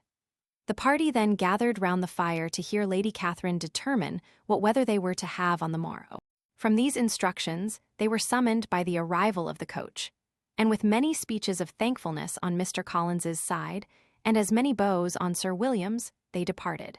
As soon as they had driven from the door, Elizabeth was called on by her cousin to give her opinion of all that she had seen at Rosings, which, for Charlotte's sake, she made more favorable than it really was. But her commendation, though costing her some trouble, could by no means satisfy Mr. Collins, and he was very soon obliged to take her ladyship's praise into his own hands. Illustration. Chapter XXX. Illustration. Sir William stayed only a week at Hunsford, but his visit was long enough to convince him of his daughter's being most comfortably settled, and of her possessing such a husband and such a neighbor as were not often met with. While Sir William was with them, Mr. Collins devoted his mornings to driving him out in his gig and showing him the country. But when he went away, the whole family returned to their usual employments, and Elizabeth was thankful to find that they did not see more of her cousin by the alteration. For the chief of the time between breakfast and dinner was now passed by him either at work in the garden or in reading and writing, and looking out of window in his own book-room, which fronted the road. The room in which the ladies sat was backwards. Elizabeth at first had rather wondered that Charlotte should not prefer the dining parlor for common use. It was a better-sized room and had a pleasanter aspect, but she soon saw that her friend had an excellent reason for what she did, for Mr. Collins would undoubtedly have been much less in his own apartment had they sat in one equally lively, and she gave Charlotte credit for the arrangement. From the drawing-room they could distinguish nothing in the lane, and were indebted to Mr. Collins for the knowledge of what carriages went along, and how often especially Miss de Bourgh drove by in her phaeton, which he never failed coming to inform them of, though it happened almost every day. She not unfrequently stopped at the parsonage, and had a few minutes' conversation with Charlotte, but was scarcely ever prevailed on to get out. Very few days passed in which Mr. Collins did not walk to Rosings, and not many in which his wife did not think it necessary to go likewise, until Elizabeth recollected that there might be other family livings to be disposed of. She could not understand the sacrifice of so many hours. Now and then they were honored with a call from her ladyship, and nothing escaped her observation that was passing in the room during these visits. She examined into their employments, looked at their work, and advised them to do it differently, found fault with the arrangement of the furniture, or detected the housemaid in negligence, and if she accepted any refreshment, seemed to do it only for the sake of finding out that Mrs. Collins's joints of meat were too large for her family. Elizabeth soon perceived that though this great lady was not in the commission of the peace for the county, she was a most active magistrate in her own parish, the minutest concerns of which were carried to her by Mr. Collins, and whenever any of the cottagers were disposed to be quarrelsome, discontented, or too poor, she sallied forth into the village to settle their differences, silence their complaints, and scold them into harmony and plenty. Illustration. He never failed to inform them. The entertainment of dining at Rosings was repeated about twice a week, and, allowing for the loss of Sir William, and there being only one card table in the evening, every such entertainment was the counterpart of the first. Their other engagements were few, as the style of living of the neighborhood in general was beyond the Collinses' reach. This, however, was no evil to Elizabeth, and upon the whole she spent her time comfortably enough. There were half-hours of pleasant conversation with Charlotte, and the weather was so fine for the time of year that she had often great enjoyment out of doors. Her favorite walk, and where she frequently went while the others were calling on Lady Catherine, was along the open grove which edged that side of the park, where there was a nice sheltered path, which no one seemed to value but herself, and where she felt beyond the reach of Lady Catherine's curiosity. In this quiet way the first fortnight of her visit soon passed away. Easter was approaching, and the week preceding it was to bring an addition to the family at Rosings, which in so small a circle must be important. Elizabeth had heard, soon after her arrival, that Mr. Darcy was expected there in the course of a few weeks, and though there were not many of her acquaintance whom she did not prefer, his coming would furnish one comparatively new to look at in their Rosings parties, and she might be amused in seeing how hopeless Miss Bingley's designs on him were. By his behavior to his cousin, for whom he was evidently destined by Lady Catherine, who talked of his coming with the greatest satisfaction, spoke of him in terms of the highest admiration, and seemed almost angry to find that he had already been frequently seen by Miss Lucas and herself. His arrival was soon known at the parsonage, for Mr. Collins was walking the whole morning within view of the lodges opening into Hunsford Lane in order to have. Illustration. The gentleman accompanied him. Copyright 1894 by George Allen. The earliest assurance of it, and after making his bow as the carriage turned into the park, hurried home with the great intelligence. On the following morning, he hastened to Rosings to pay his respects. There were 2 nephews of Lady Catherine to require them, for Mr. Darcy had brought with him a Colonel Fitzwilliam, the younger son of his uncle, Lord, and, to the great surprise of all the party, when Mr. Collins returned, the gentleman accompanied him. Charlotte had seen them from her husband's room, crossing the road, and immediately running into the other, told the girls what an honor they might expect, adding, "I may thank you, Eliza, for this piece of civility. Mr. Darcy would never have come so soon to wait upon me." Elizabeth had scarcely time to disclaim all right to the compliment before their approach was announced by the doorbell, and shortly afterwards the 3 gentlemen entered the room. Colonel Fitzwilliam, who led the way, was about 30, not handsome, but in person and address most truly the gentleman. Mr. Darcy looked just as he had been used to look in Hertfordshire, paid his compliments with his usual reserve to Mrs. Collins, and whatever might be his feelings towards her friend, met her with every appearance of composure.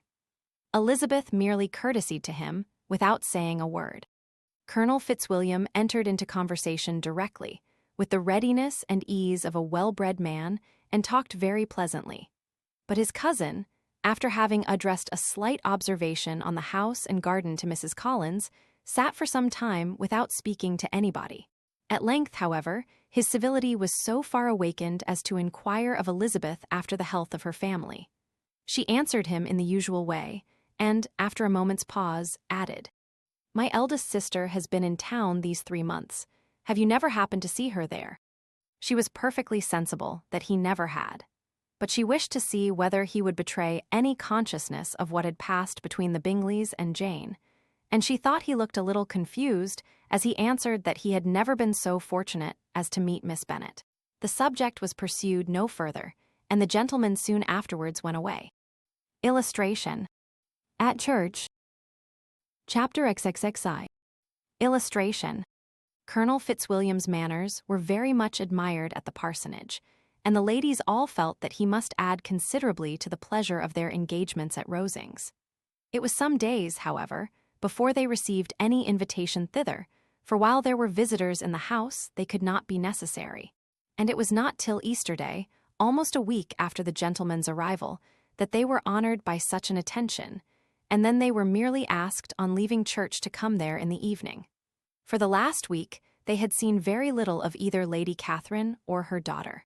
Colonel Fitzwilliam had called at the parsonage more than once during the time, but Mr. Darcy they had only seen at church.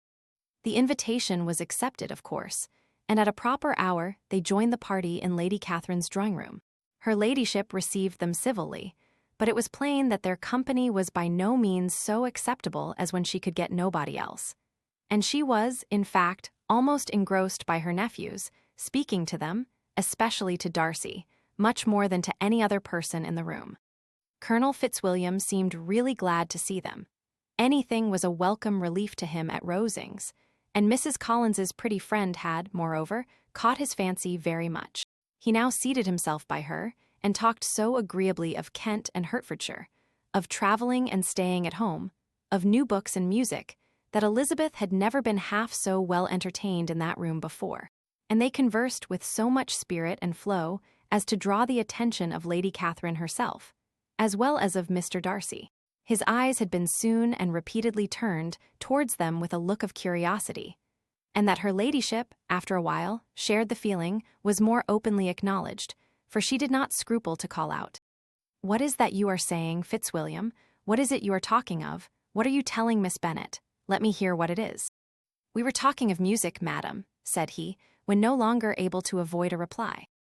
"Of music, then pray speak aloud. It is of all subjects my delight. I must have my share in the conversation if you are speaking of music. There are few people in England, I suppose, who have more true enjoyment of music than myself, or a better natural taste. If I had ever learnt, I should have been a great proficient. And so would Anne, if her health had allowed her to apply. I am confident that she would have performed delightfully. How does Georgiana get on, Darcy? Mr. Darcy spoke with affectionate praise of his sister's proficiency. I am very glad to hear such a good account of her, said Lady Catherine, and pray tell her from me that she cannot expect to excel if she does not practice a great deal.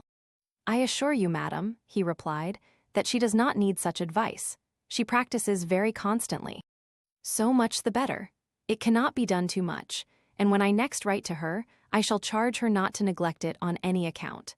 I often tell young ladies that no excellence in music is to be acquired without constant practice. I have told Miss Bennet several times that she will never play really well unless she practices more. And though Mrs. Collins has no instrument, she is very welcome, as I have often told her, to come to Rosings every day and play on the pianoforte in Mrs. Jenkinson's room. She would be in nobody's way, in that part of the house. Mr. Darcy looked a little ashamed of his aunt's ill-breeding, and made no answer. When coffee was over, Colonel Fitzwilliam reminded Elizabeth of having promised to play to him, and she sat down directly to the instrument.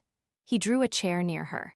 Lady Catherine listened to half a song, and then talked, as before, to her other nephew, till the latter walked away from her, and moving with his usual deliberation towards the pianoforte, stationed himself so as to command a full view of the fair performer's countenance.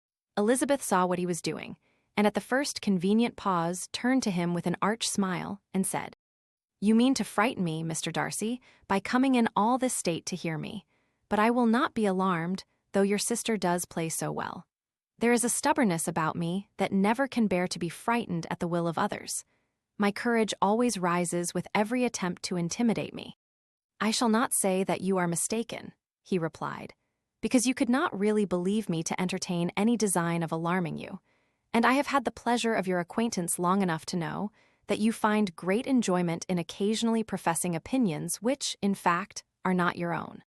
Elizabeth laughed heartily at this picture of herself, and said to Colonel Fitzwilliam, "Your cousin will give you a very pretty notion of me, and teach you not to believe a word I say. I am particularly unlucky in meeting with a person so well able to expose my real character, in a part of the world where I had hoped to pass myself off with some degree of credit. Indeed, Mr. Darcy, it is very ungenerous in you to mention all that you knew to my disadvantage in Hertfordshire and, give me leave to say, very impolitic too, for it is provoking me to retaliate, and such things may come out as will shock your relations to hear." "I am not afraid of you," said he smilingly. "Pray let me hear what you have to accuse him of," cried Colonel Fitzwilliam. "I should like to know how he behaves among strangers." "You shall hear, then, but prepare for something very dreadful. The first time of my ever seeing him in Hertfordshire, you must know, was at a ball, and at this ball, what do you think he did? He danced only 4 dances.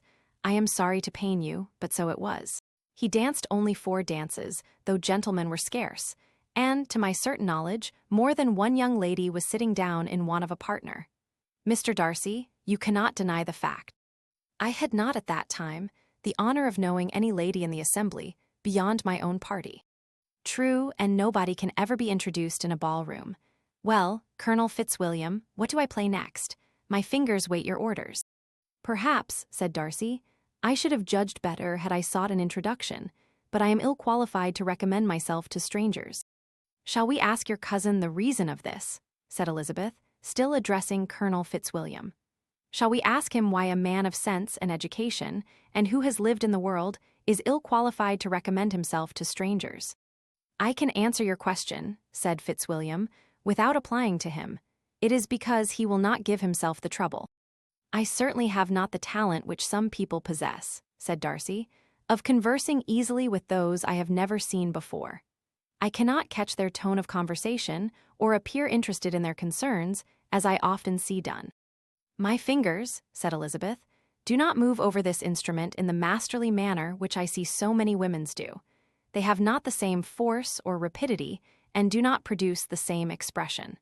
But then I have always supposed it to be my own fault because I would not take the trouble of practicing. It is not that I do not believe my fingers as capable as any other woman, of superior execution. Darcy smiled and said, "You are perfectly right. You have employed your time much better. No one admitted to the privilege of hearing you can think anything wanting. We neither of us perform to strangers." Here they were interrupted by Lady Catherine, who called out to know what they were talking of. Elizabeth immediately began playing again. Lady Catherine approached, and after listening for a few minutes, said to Darcy, "Miss Bennet would not play at all amiss if she practiced more, and could have the advantage of a London master. She has a very good notion of fingering, though her taste is not equal to Anne's. Anne would have been a delightful performer had her health allowed her to learn." Elizabeth looked at Darcy to see how cordially he assented to his cousin's praise, but neither at that moment nor at any other could she discern any symptom of love. And from the whole of his behavior to Miss de Bourgh, she derived this comfort for Miss Bingley, that he might have been just as likely to marry her had she been his relation. Lady Catherine continued her remarks on Elizabeth's performance, mixing with them many instructions on execution and taste. Elizabeth received them with all the forbearance of civility, and at the request of the gentleman remained at the instrument till her ladyship's carriage was ready to take them all home. Illustration. Chapter XXXII. Illustration. Elizabeth was sitting by herself the next morning and writing to Jane, while Mrs. Collins and Maria were gone on business into the village, when she was startled by a ring at the door, the certain signal of a visitor. As she had heard no carriage, she thought it not unlikely to be Lady Catherine, and under that apprehension was putting away her half-finished letter, that she might escape all impertinent questions, when the door opened, and to her very great surprise Mr. Darcy, and Mr. Darcy only, entered the room. He seemed astonished, too, on finding her alone, and apologized for his intrusion, by letting her know that he had understood all the ladies to be within. They then sat down, and when her inquiries after Rosings were made, seemed in danger of sinking into total silence. It was absolutely necessary, therefore, to think of something, and in this emergency recollecting when she had seen him last in Hertfordshire, and feeling curious to know what he would say on the subject of their hasty departure, she observed, "How very suddenly you all quitted Netherfield last November, Mr. Darcy. It must have been a most agreeable surprise to Mr. Bingley to see you all after him so soon, for, if I recollect right, he went but the day before. He and his sisters were well, I hope, when you left London." "Perfectly so, I thank you." She found that she was to receive no other answer, and, after a short pause, added, "I think I have understood that Mr. Bingley has not much idea of ever returning to Netherfield again. I have never heard him say so, but it is probable that he may spend very little of his time there in future. He has many friends, and he is at a time of life when friends and engagements are continually increasing. If he means to be but little at Netherfield, it would be better for the neighborhood that he should give up the place entirely, for then we might possibly get a settled family there. But perhaps Mr. Bingley did not take the house so much for the convenience of the neighborhood as for his own, and we must expect him to keep or quit it on the same principle." "I should not be surprised," said Darcy, "if he were to give it up as soon as any eligible purchase offers." Elizabeth made no answer. She was afraid of talking longer of his friend, and, having nothing else to say, was now determined to leave the trouble of finding a subject to him. He took the hint, and soon began with, "This seems a very comfortable house. Lady Catherine, I believe, did a great deal to it when Mr. Collins first came to Hunsford. I believe she did, and I am sure she could not have bestowed her kindness on a more grateful object. Mr. Collins appears very fortunate in his choice of a wife.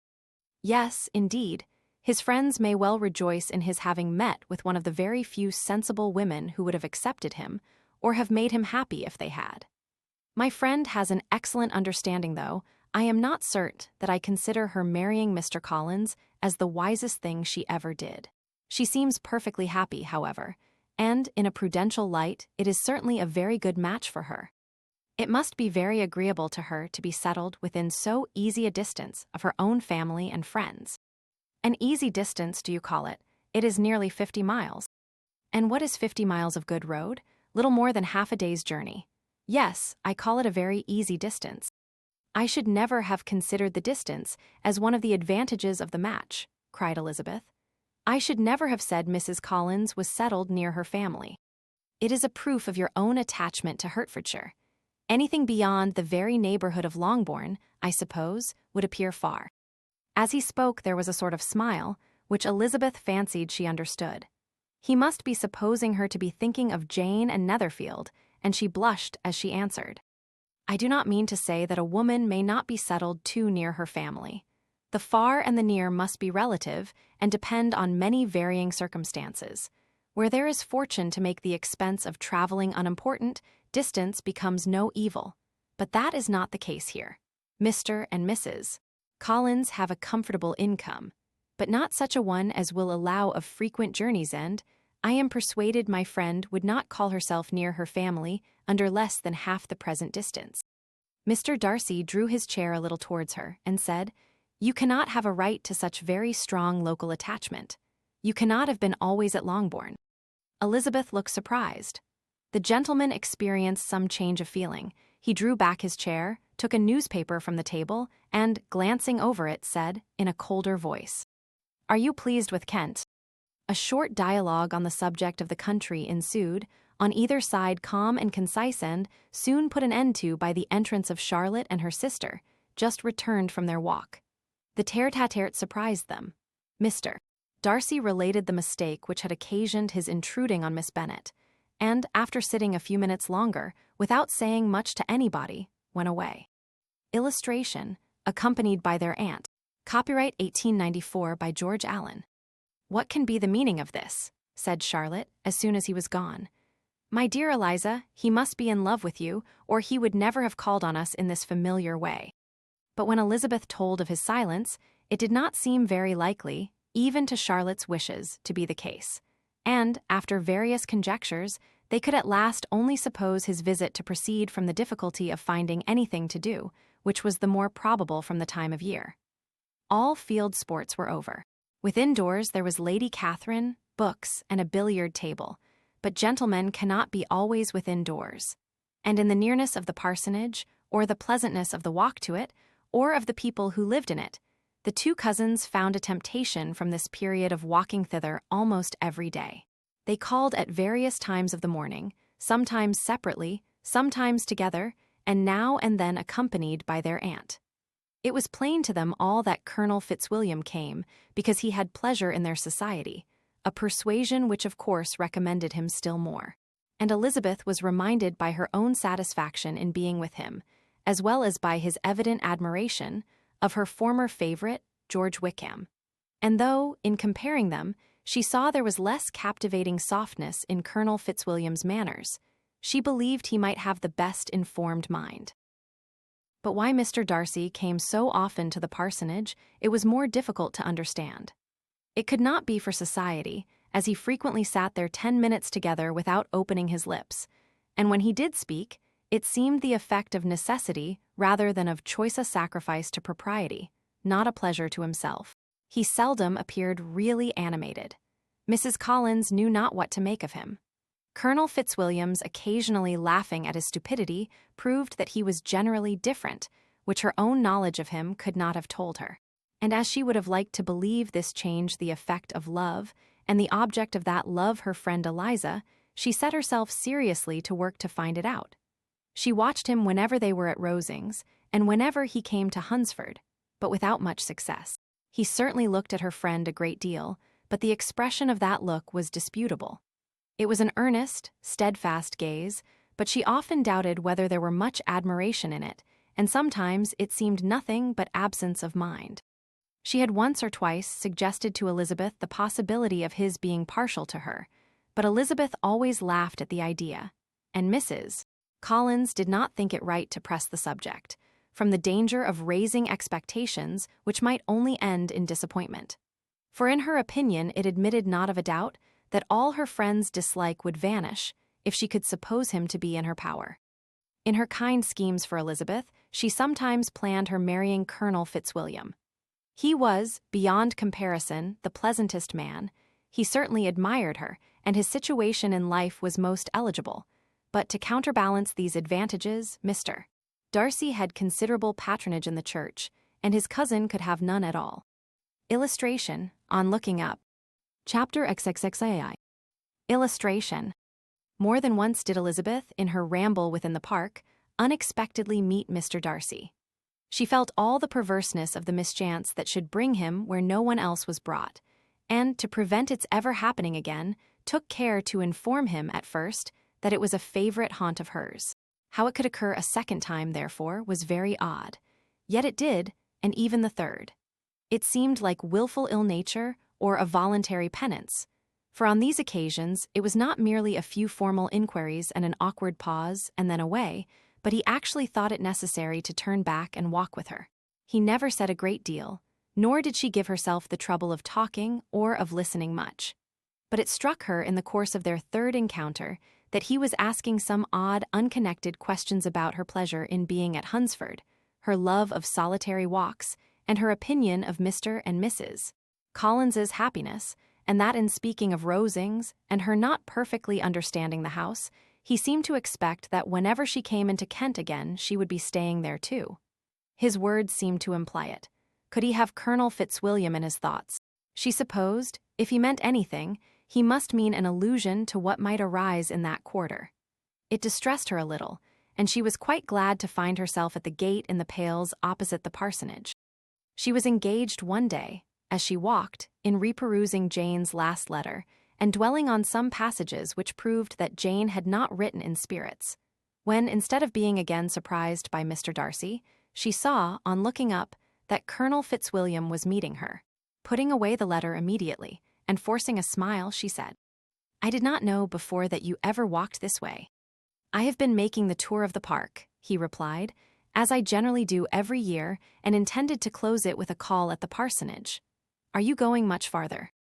"No, I should have turned in a moment." And accordingly she did turn, and they walked towards the parsonage together. "Do you certainly leave Kent on Saturday?" said she. "Yes, if Darcy does not put it off again, but I am at his disposal. He arranges the business just as he pleases.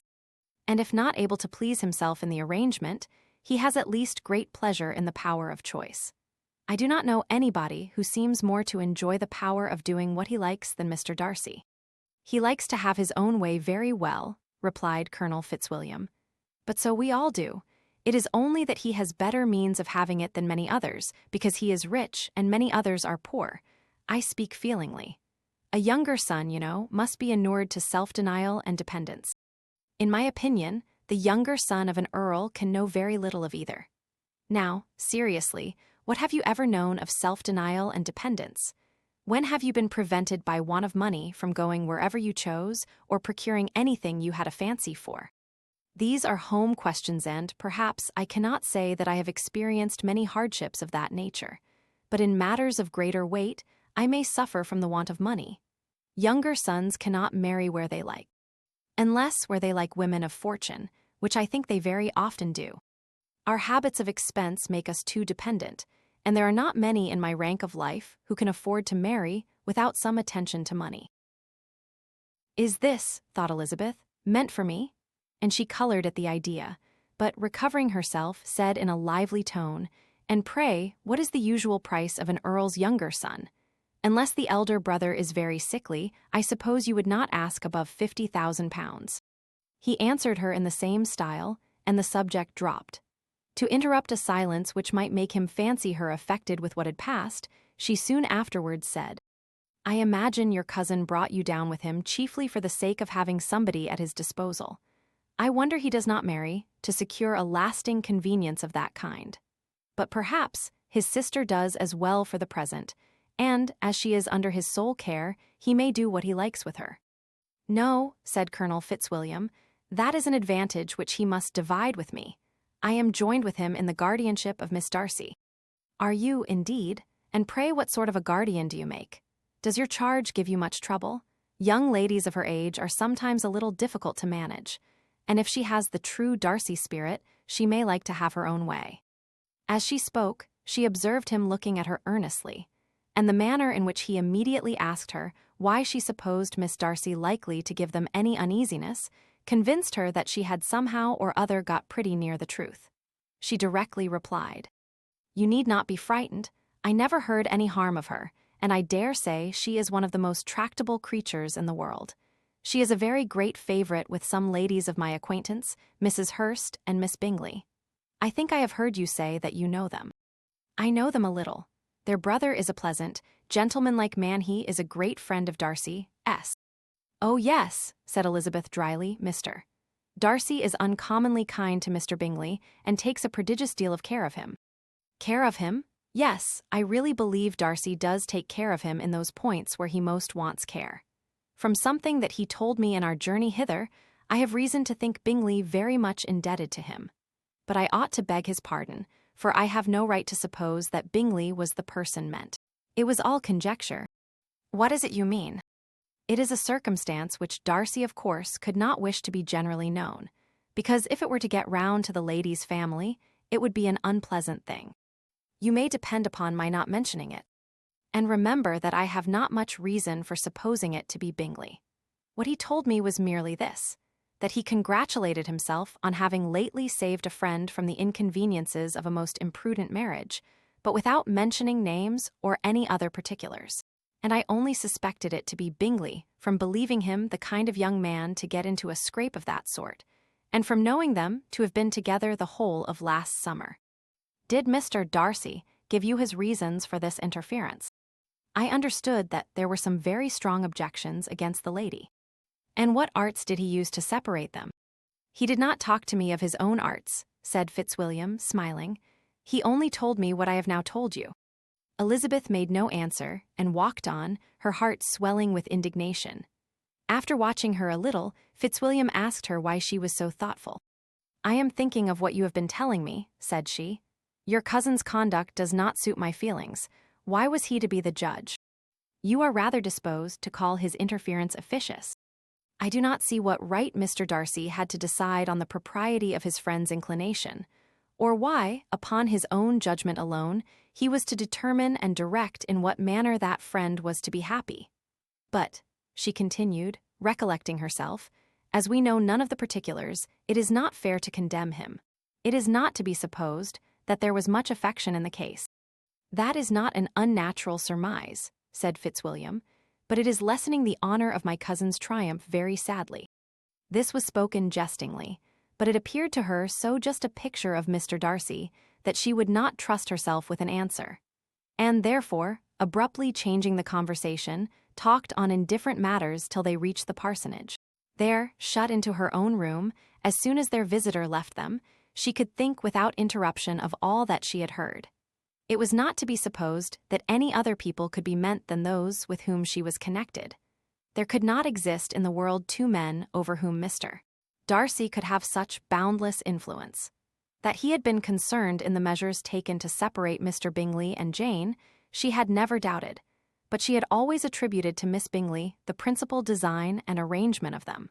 If his own vanity, however, did not mislead him, he was the cause his pride and caprice were the cause of all that Jane had suffered, and still continued to suffer.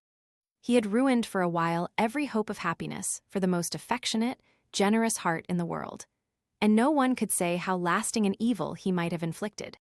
There were some very strong objections against the lady, were Colonel Fitzwilliam's words, and these strong objections probably were her having one uncle who was a country attorney and another who was in business in London.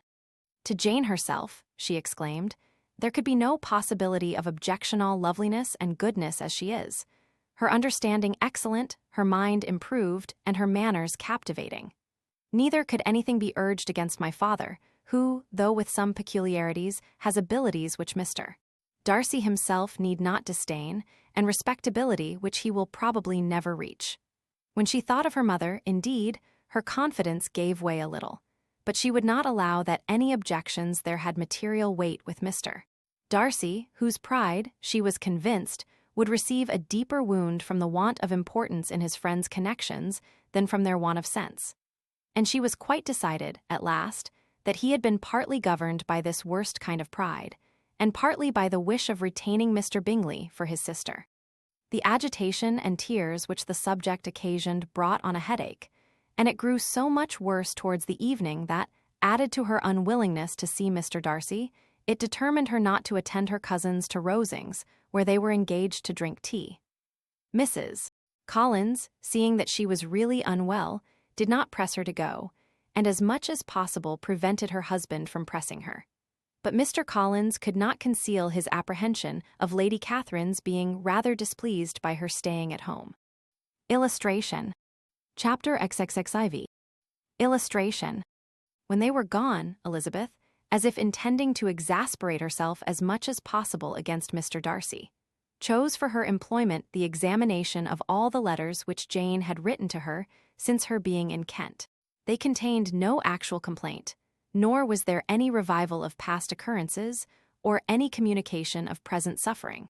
But in all, and in almost every line of each, there was a want of that cheerfulness which had been used to characterize her style, and which, proceeding from the serenity of a mind at ease with itself and kindly disposed towards everyone, had been scarcely ever clouded. Elizabeth noticed every sentence conveying the idea of uneasiness, with an attention which it had hardly received on the first perusal.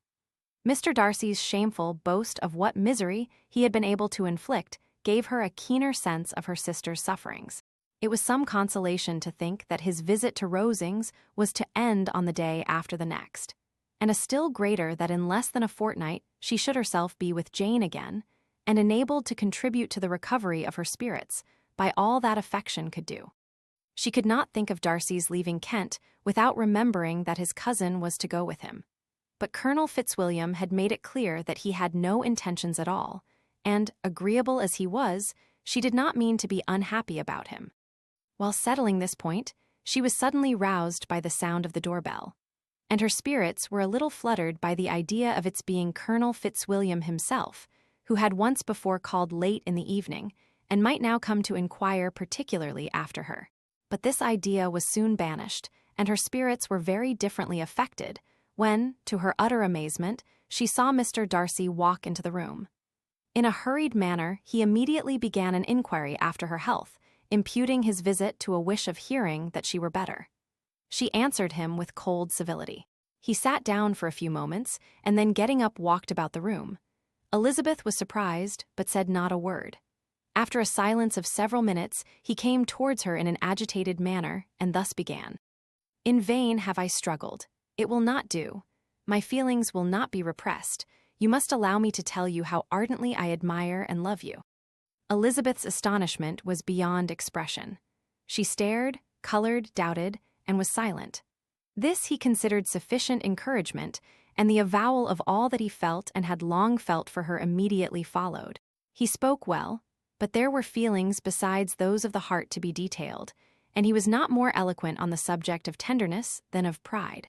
His sense of her inferiority, of its being a degradation, of the family obstacles which judgment had always opposed to inclination, were dwelt on with a warmth which seemed due to the consequence he was wounding, but was very unlikely to recommend his suit. In spite of her deeply rooted dislike, she could not be insensible to the compliment of such a man's affection, and though her intentions did not vary for an instant, she was at first sorry for the pain he was to receive, till roused to resentment by his subsequent language, she lost all compassion in anger.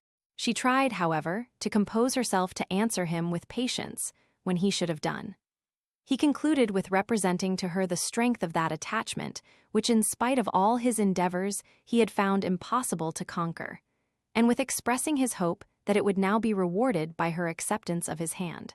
As he said this, she could easily see that he had no doubt of a favorable answer. He spoke of apprehension and anxiety, but his countenance expressed real security. Such a circumstance could only exasperate farther, and when he ceased the color rose into her cheeks, and she said, "In such cases as this, it is, I believe, the established mode to express a sense of obligation for the sentiments avowed, however unequally they may be returned. It is natural that obligation should be felt, and if I could feel gratitude, I would now thank you. But I cannot. I have never desired your good opinion, and you have certainly bestowed it most unwillingly. I am sorry to have occasioned pain to anyone. It has been most unconsciously done, however, and I hope will be of short duration.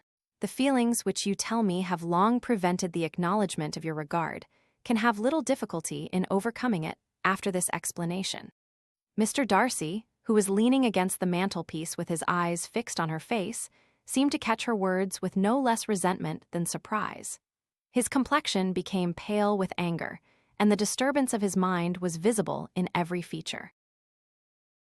He was struggling for the appearance of composure and would not open his lips till he believed himself to have attained it. The pause was to Elizabeth's feelings dreadful. At length, in a voice of forced calmness, he said, "And this is all the reply which I am to have the honor of expecting. I might, perhaps, wish to be informed why, with so little endeavor at civility, I am thus rejected. But it is of small importance." "I might as well inquire," replied she, "why, with so evident a design of offending and insulting me, you chose to tell me that you liked me against your will, against your reason, and even against your character. Was not this some excuse for incivility if I was uncivil? But I have other provocations. You know I have. Had not my own feelings decided against you? Had they been indifferent, or had they even been favorable? Do you think that any consideration would tempt me to accept the man who has been the means of ruining, perhaps forever, the happiness of a most beloved sister?" As she pronounced these words, Mr. Darcy changed color, but the emotion was short, and he listened without attempting to interrupt her while she continued. "I have every reason in the world to think ill of you. No motive can excuse the unjust and ungenerous part you acted there.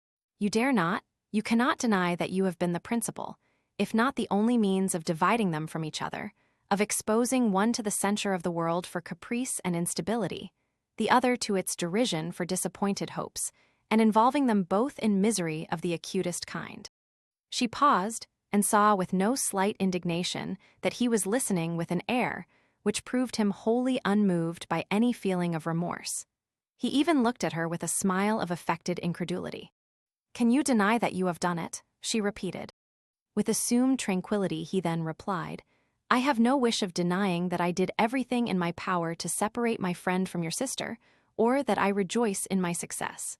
Towards him I have been kinder than towards myself." Elizabeth disdained the appearance of noticing this civil reflection, but its meaning did not escape, nor was it likely to conciliate her. "But it is not merely this affair," she continued, "on which my dislike is founded. Long before it had taken place, my opinion of you was decided. Your character was unfolded in the recital which I received many months ago from Mr. Wickham. On this subject, what can you have to say? In what imaginary act of friendship can you here defend yourself? Or under what misrepresentation can you here impose upon others?" "You take an eager interest in that gentleman's concerns," said Darcy, in a less tranquil tone and with a heightened color. "Who that knows what his misfortunes have been can help feeling an interest in him?" "His misfortunes," repeated Darcy contemptuously. "Yes, his misfortunes have been great indeed." "And of your infliction," cried Elizabeth, with energy. "You have reduced him to his present state of comparative poverty. You have withheld the advantages which you must know to have been designed for him.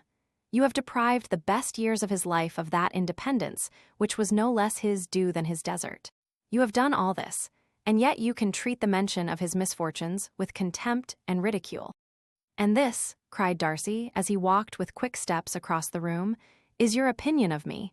This is the estimation in which you hold me. I thank you for explaining it so fully. My faults, according to this calculation, are heavy indeed. But perhaps," added he, stopping in his walk and turning towards her, "these offenses might have been overlooked, had not your pride been hurt by my honest confession of the scruples that had long prevented my forming any serious design. These bitter accusations might have been suppressed, had I, with greater policy, concealed my struggles, and flattered you into the belief of my being impelled by unqualified, unalloyed inclination. By reason, by reflection, by everything. But disguise of every sort is my abhorrence, nor am I ashamed of the feelings I related. They were natural and just. Could you expect me to rejoice in the inferiority of your connections? To congratulate myself on the hope of relations whose condition in life is so decidedly beneath my own?" Elizabeth felt herself growing more angry every moment, yet she tried to the utmost to speak with composure when she said, "You are mistaken, Mr. Darcy. If you suppose that the mode of your declaration affected me in any other way than as it spared me the concern which I might have felt in refusing you, had you behaved in a more gentlemanlike manner." She saw him start at this, but he said nothing, and she continued. You could not have made me the offer of your hand in any possible way that would have tempted me to accept it. Again, his astonishment was obvious, and he looked at her with an expression of mingled incredulity and mortification. She went on. From the very beginning, from the first moment, I may almost say, of my acquaintance with you, your manners impressing me with the fullest belief of your arrogance, your conceit, and your selfish disdain of the feelings of others, were such as to form that groundwork of disapprobation, on which succeeding events have built so immovable a dislike. And I had not known you a month before I felt that you were the last man in the world whom I could ever be prevailed on to marry. You have said quite enough, madam. I perfectly comprehend your feelings, and have now only to be ashamed of what my own have been. Forgive me for having taken up so much of your time, and accept my best wishes for your health and happiness. And with these words he hastily left the room, and Elizabeth heard him the next moment open the front door and quit the house. The tumult of her mind was now painfully great. She knew not how to support herself, and, from actual weakness, sat down and cried for half an hour. Her astonishment, as she reflected on what had passed, was increased by every review of it. That she should receive an offer of marriage from Mr. Darcy, that he should have been in love with her for so many months, so much in love as to wish to marry her in spite of all the objections which had made him prevent his friends marrying her sister, and which must appear at least with equal force in his own case, was almost incredible. It was gratifying to have inspired unconsciously so strong an affection. But his pride, his abominable pride, his shameless avowal of what he had done with respect to Jane, his unpardonable assurance in acknowledging, though he could not justify it, and the unfeeling manner which he had mentioned Mr. Wickham, his cruelty towards whom he had not attempted to deny, soon overcame the pity which the consideration of his attachment had for a moment excited. She continued in very agitating reflections, till the sound of Lady Catherine's carriage made her feel how unequal she was to encounter Charlotte's observation, and hurried her away to her room. Illustration. Hearing herself called. Chapter XXXV. Illustration. Elizabeth awoke the next morning to the same thoughts and meditations which had at length closed her eyes. She could not yet recover from the surprise of what had happened. It was impossible to think of anything else, and, totally indisposed for employment, she resolved soon after breakfast to indulge herself in air and exercise. She was proceeding directly to her favorite walk, when the recollection of Mr. Darcy's sometimes coming there stopped her, and instead of entering the park, she turned up the lane which led her farther from the turnpike road. The park paling was still the boundary on one side, and she soon passed one of the gates into the ground. After walking 2 or 3 times along that part of the lane, she was tempted, by the pleasantness of the morning, to stop at the gates and look into the park. The 5 weeks which she had now passed in Kent had made a great difference in the country, and every day was adding to the verdure of the early trees. She was on the point of continuing her walk, when she caught a glimpse of a gentleman within the sort of grove which edged the park. He was moving that way, and fearful of its being Mr. Darcy, she was directly retreating. But the person who advanced was now near enough to see her, and stepping forward with eagerness, pronounced her name. She had turned away, but on hearing herself called, though in a voice which proved it to be Mr. Darcy, she moved again towards the gate. He had by that time reached it also, and, holding out a letter which she instinctively took, said, with a look of haughty composure, I have been walking in the grove some time, in the hope of meeting you. Will you do me the honor of reading that letter? And then, with a slight bow, turned again into the plantation, and was soon out of sight. With no expectation of pleasure, but with the strongest curiosity, Elizabeth opened the letter, and to her still increasing wonder, perceived an envelope containing 2 sheets of letter paper, written quite through, in a very close hand. The envelope itself was likewise full. Pursuing her way along the lane, she then began it. It was dated from Rosings at 8 o'clock in the morning, and was as follows. Be not alarmed, madam, on receiving this letter, by the apprehension of its containing any repetition of those sentiments, or renewal of those offers, which were last night so disgusting to you. I write without any intention of paining you, or humbling myself, by dwelling on wishes, which, for the happiness of both, cannot be too soon forgotten. and the effort which the formation and the perusal of this letter must occasion should have been spared, had not my character required it to be written and read. You must, therefore, pardon the freedom with which I demand your attention. Your feelings, I know, will bestow it unwillingly, but I demand it of your justice. Two offenses of a very different nature, and by no means of equal magnitude, you last night laid to my charge. The first mentioned was that, regardless of the sentiments of either, I had detached Mr. Bingley from your sister, and the other, that I had, in defiance of various claims, in defiance of honor and humanity, ruined the immediate prosperity and blasted the prospects of Mr. Wickham.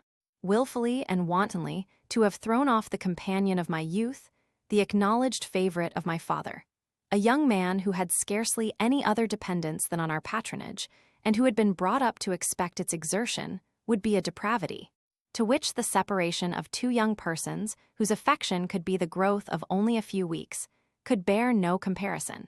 But from the severity of that blame which was last night so liberally bestowed, respecting each circumstance, I shall hope to be in future secured, when the following account of my actions and their motives has been read.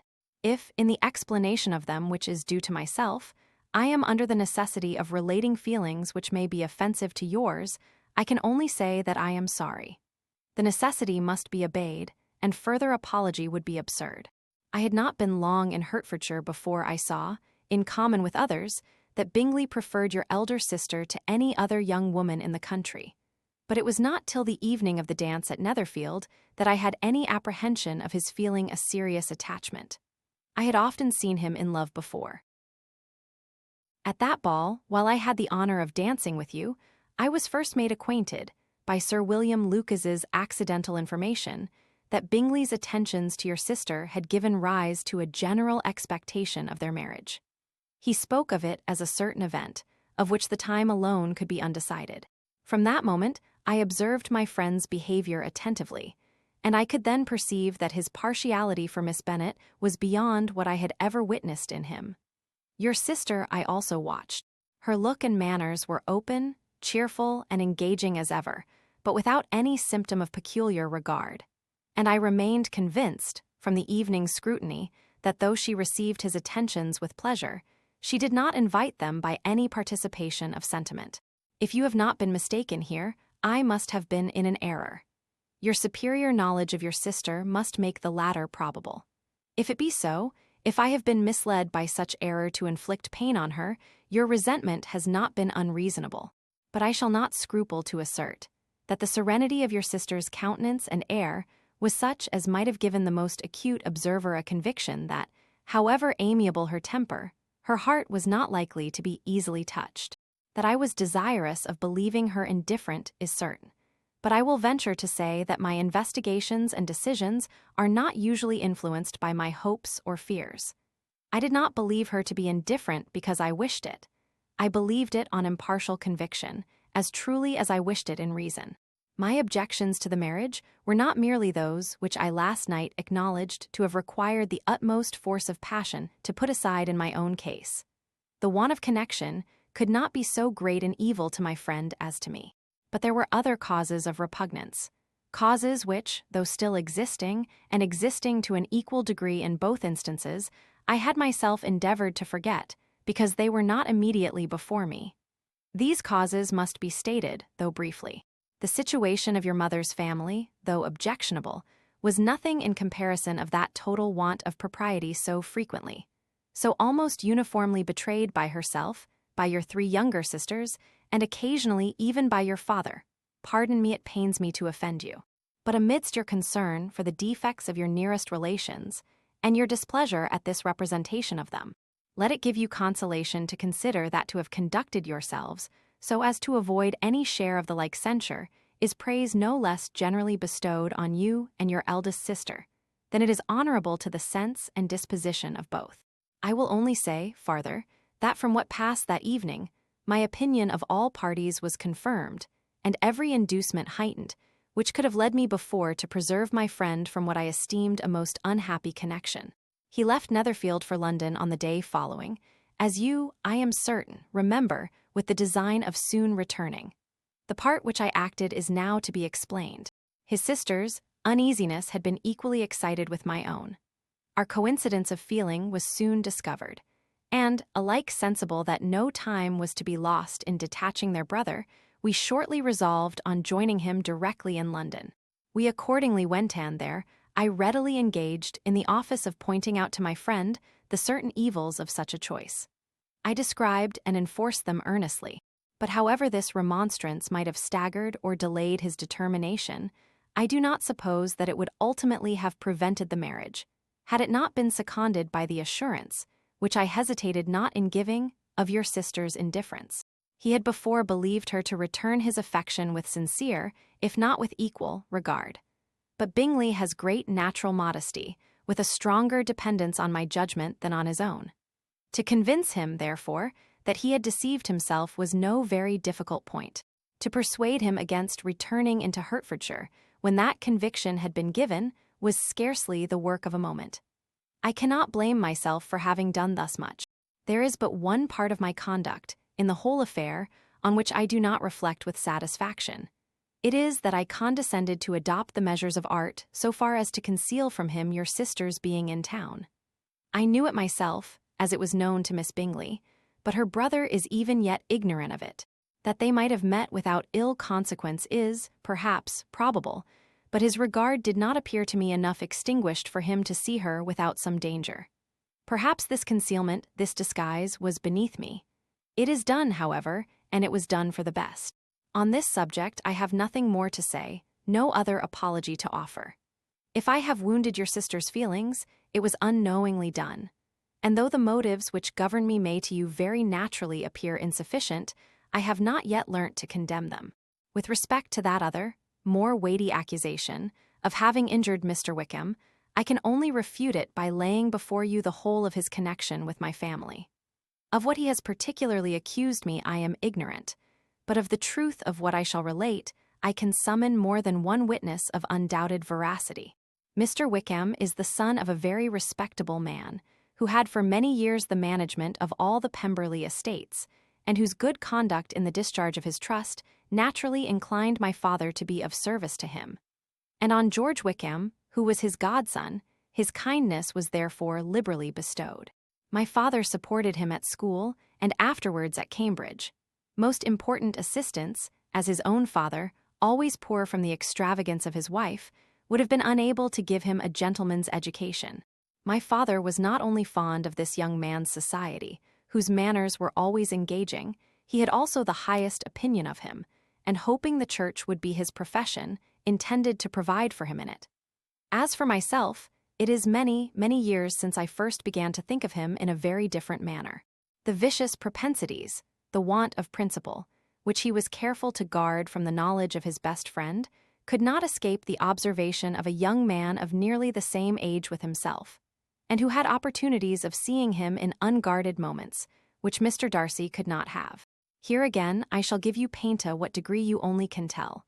But whatever may be the sentiments which Mr. Wickham has created, a suspicion of their nature shall not prevent me from unfolding his real character.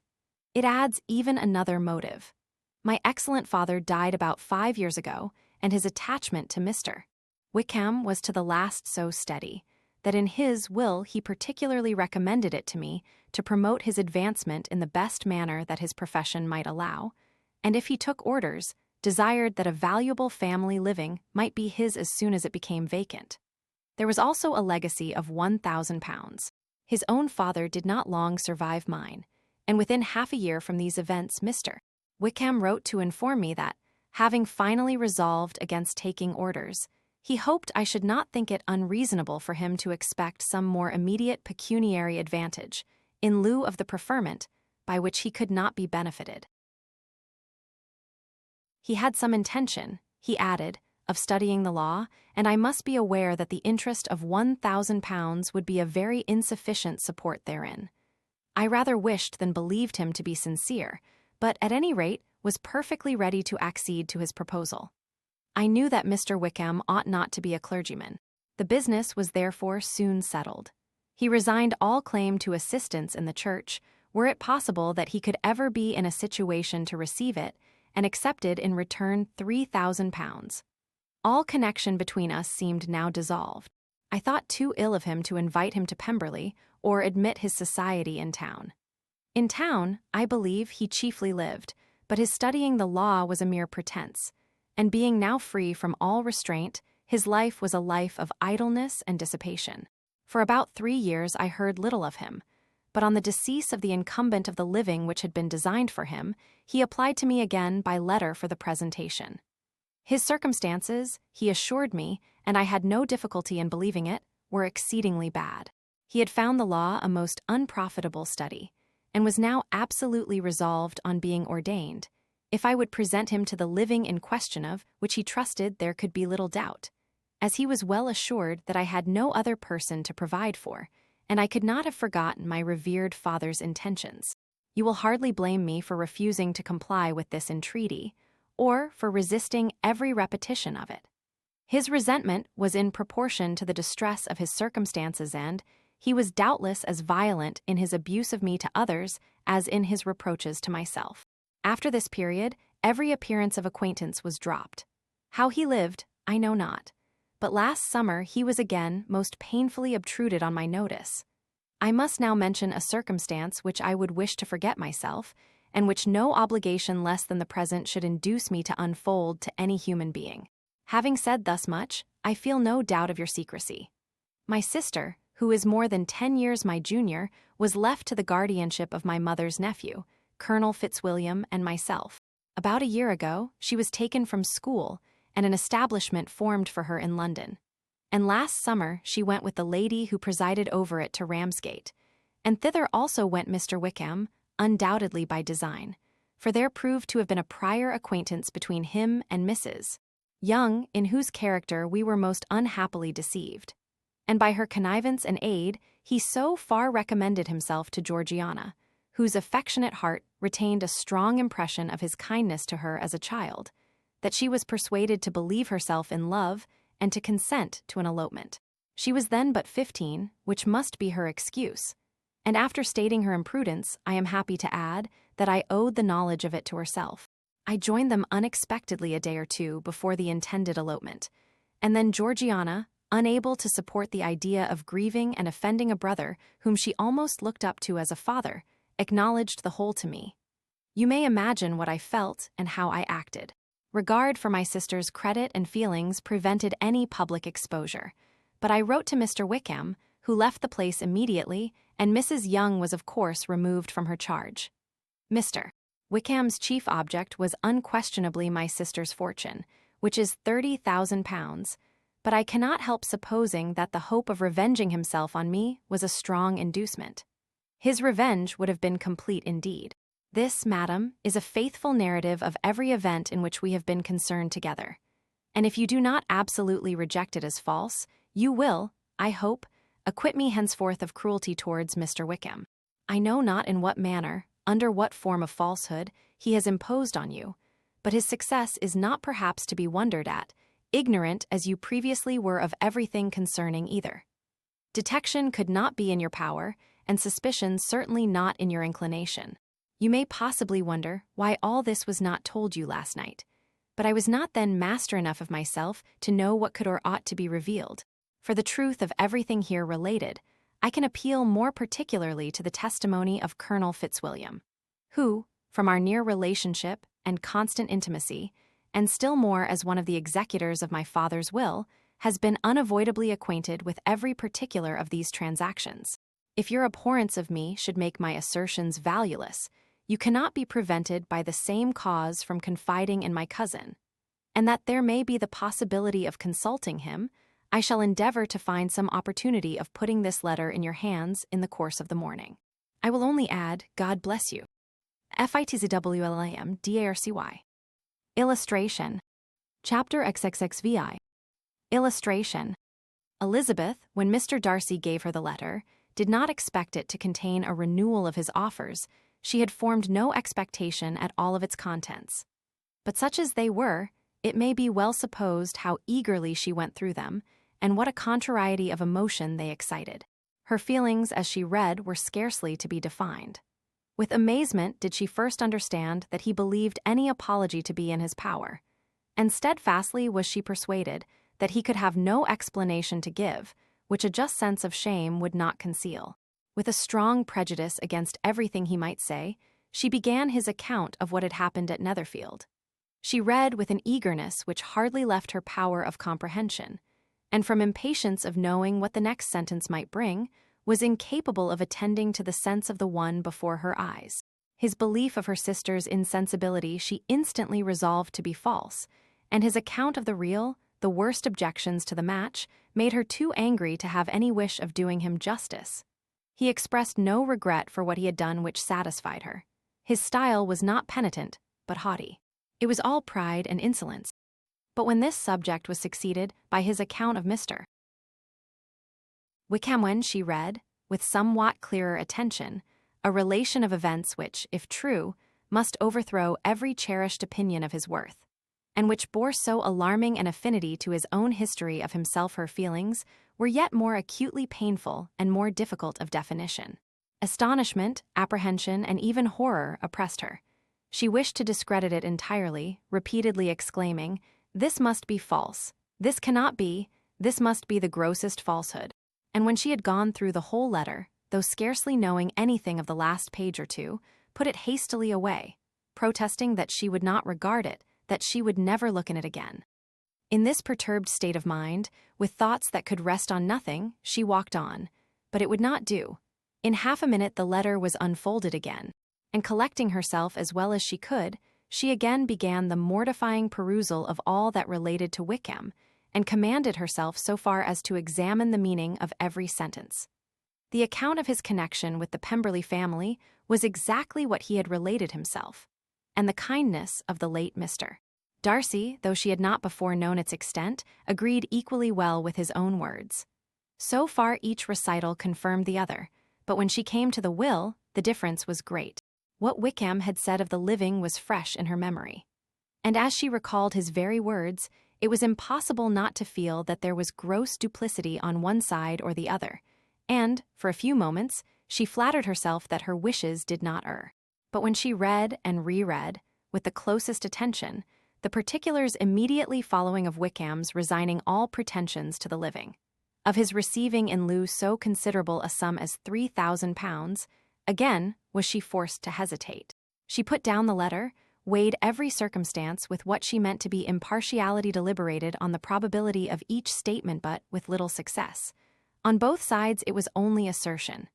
Again she read on, but every line proved more clearly that the affair, which she had believed it impossible that any contrivance could so represent as to render Mr. Darcy's conduct in it less than infamous, was capable of a turn which must make him entirely blameless throughout the whole. The extravagance and general profligacy which he scrupled not to lay to Mr. Wickham's charge exceedingly shocked her, the more so as she could bring no proof of its injustice. She had never heard of him before his entrance into the Shire militia, in which he had engaged at the persuasion of the young man, who, on meeting him accidentally in town, had there renewed a slight acquaintance. Of his former way of life, nothing had been known in Hertfordshire but what he told. Illustration: Meeting accidentally in town. Copyright 1894 by George Allen. Himself, as to his real character, had information been in her power, she had never felt a wish of inquiring. His countenance, voice, and manner had established him at once in the possession of every virtue. She tried to recollect some instance of goodness, some distinguished trait of integrity or benevolence that might rescue him from the attacks of Mr. Darcy, or at least, by the predominance of virtue, atone for those casual errors, under which she would endeavor to class what Mr. Darcy had described as the idleness and vice of many years' continuance, but no such recollection befriended her. She could see him instantly before her, in every charm of air and address, but she could remember no more substantial good than the general approbation of the neighborhood, and the regard which his social powers had gained him in the mess. After pausing on this point a considerable while, she once more continued to read. But alas! The story which followed, of his designs on Miss Darcy, received some confirmation from what had passed between Colonel Fitzwilliam and herself only the morning before, and at last she was referred for the truth of every particular to Colonel Fitzwilliam himself, from whom she had previously received the information of his near concern in all his cousin's affairs, and whose character she had no reason to question. At one time, she had almost resolved on applying to him, but the idea was checked by the awkwardness of the application, and at length, wholly banished by the conviction that Mr. Darcy would never have hazarded such a proposal if he had not been well assured of his cousin's corroboration. She perfectly remembered everything that had passed in conversation between Wickham and herself in their first evening at Mr. Phillip's. Many of his expressions were still fresh in her memory. She was now struck with the impropriety of such communications to a stranger, and wondered it had escaped her before. She saw the indelicacy of putting himself forward as he had done, and the inconsistency of his professions with his conduct. She remembered that he had boasted of having no fear of seeing Mr. Darcy that Mr. Darcy might leave the country, but that he should stand his ground. Yet he had avoided the Netherfield ball the very next week. She remembered also that till the Netherfield family had quitted the country, he had told his story to no one but herself, but that after their removal it had been everywhere discussed, that he had then no reserves, no scruples in sinking Mr. Darcy's character, though he had assured her that respect for the father would always prevent his exposing the son. How differently did everything now appear in which he was concerned. His attentions to Miss King were now the consequence of views solely and hatefully mercenary, and the mediocrity of her fortune proved no longer the moderation of his wishes, but his eagerness to grasp at anything.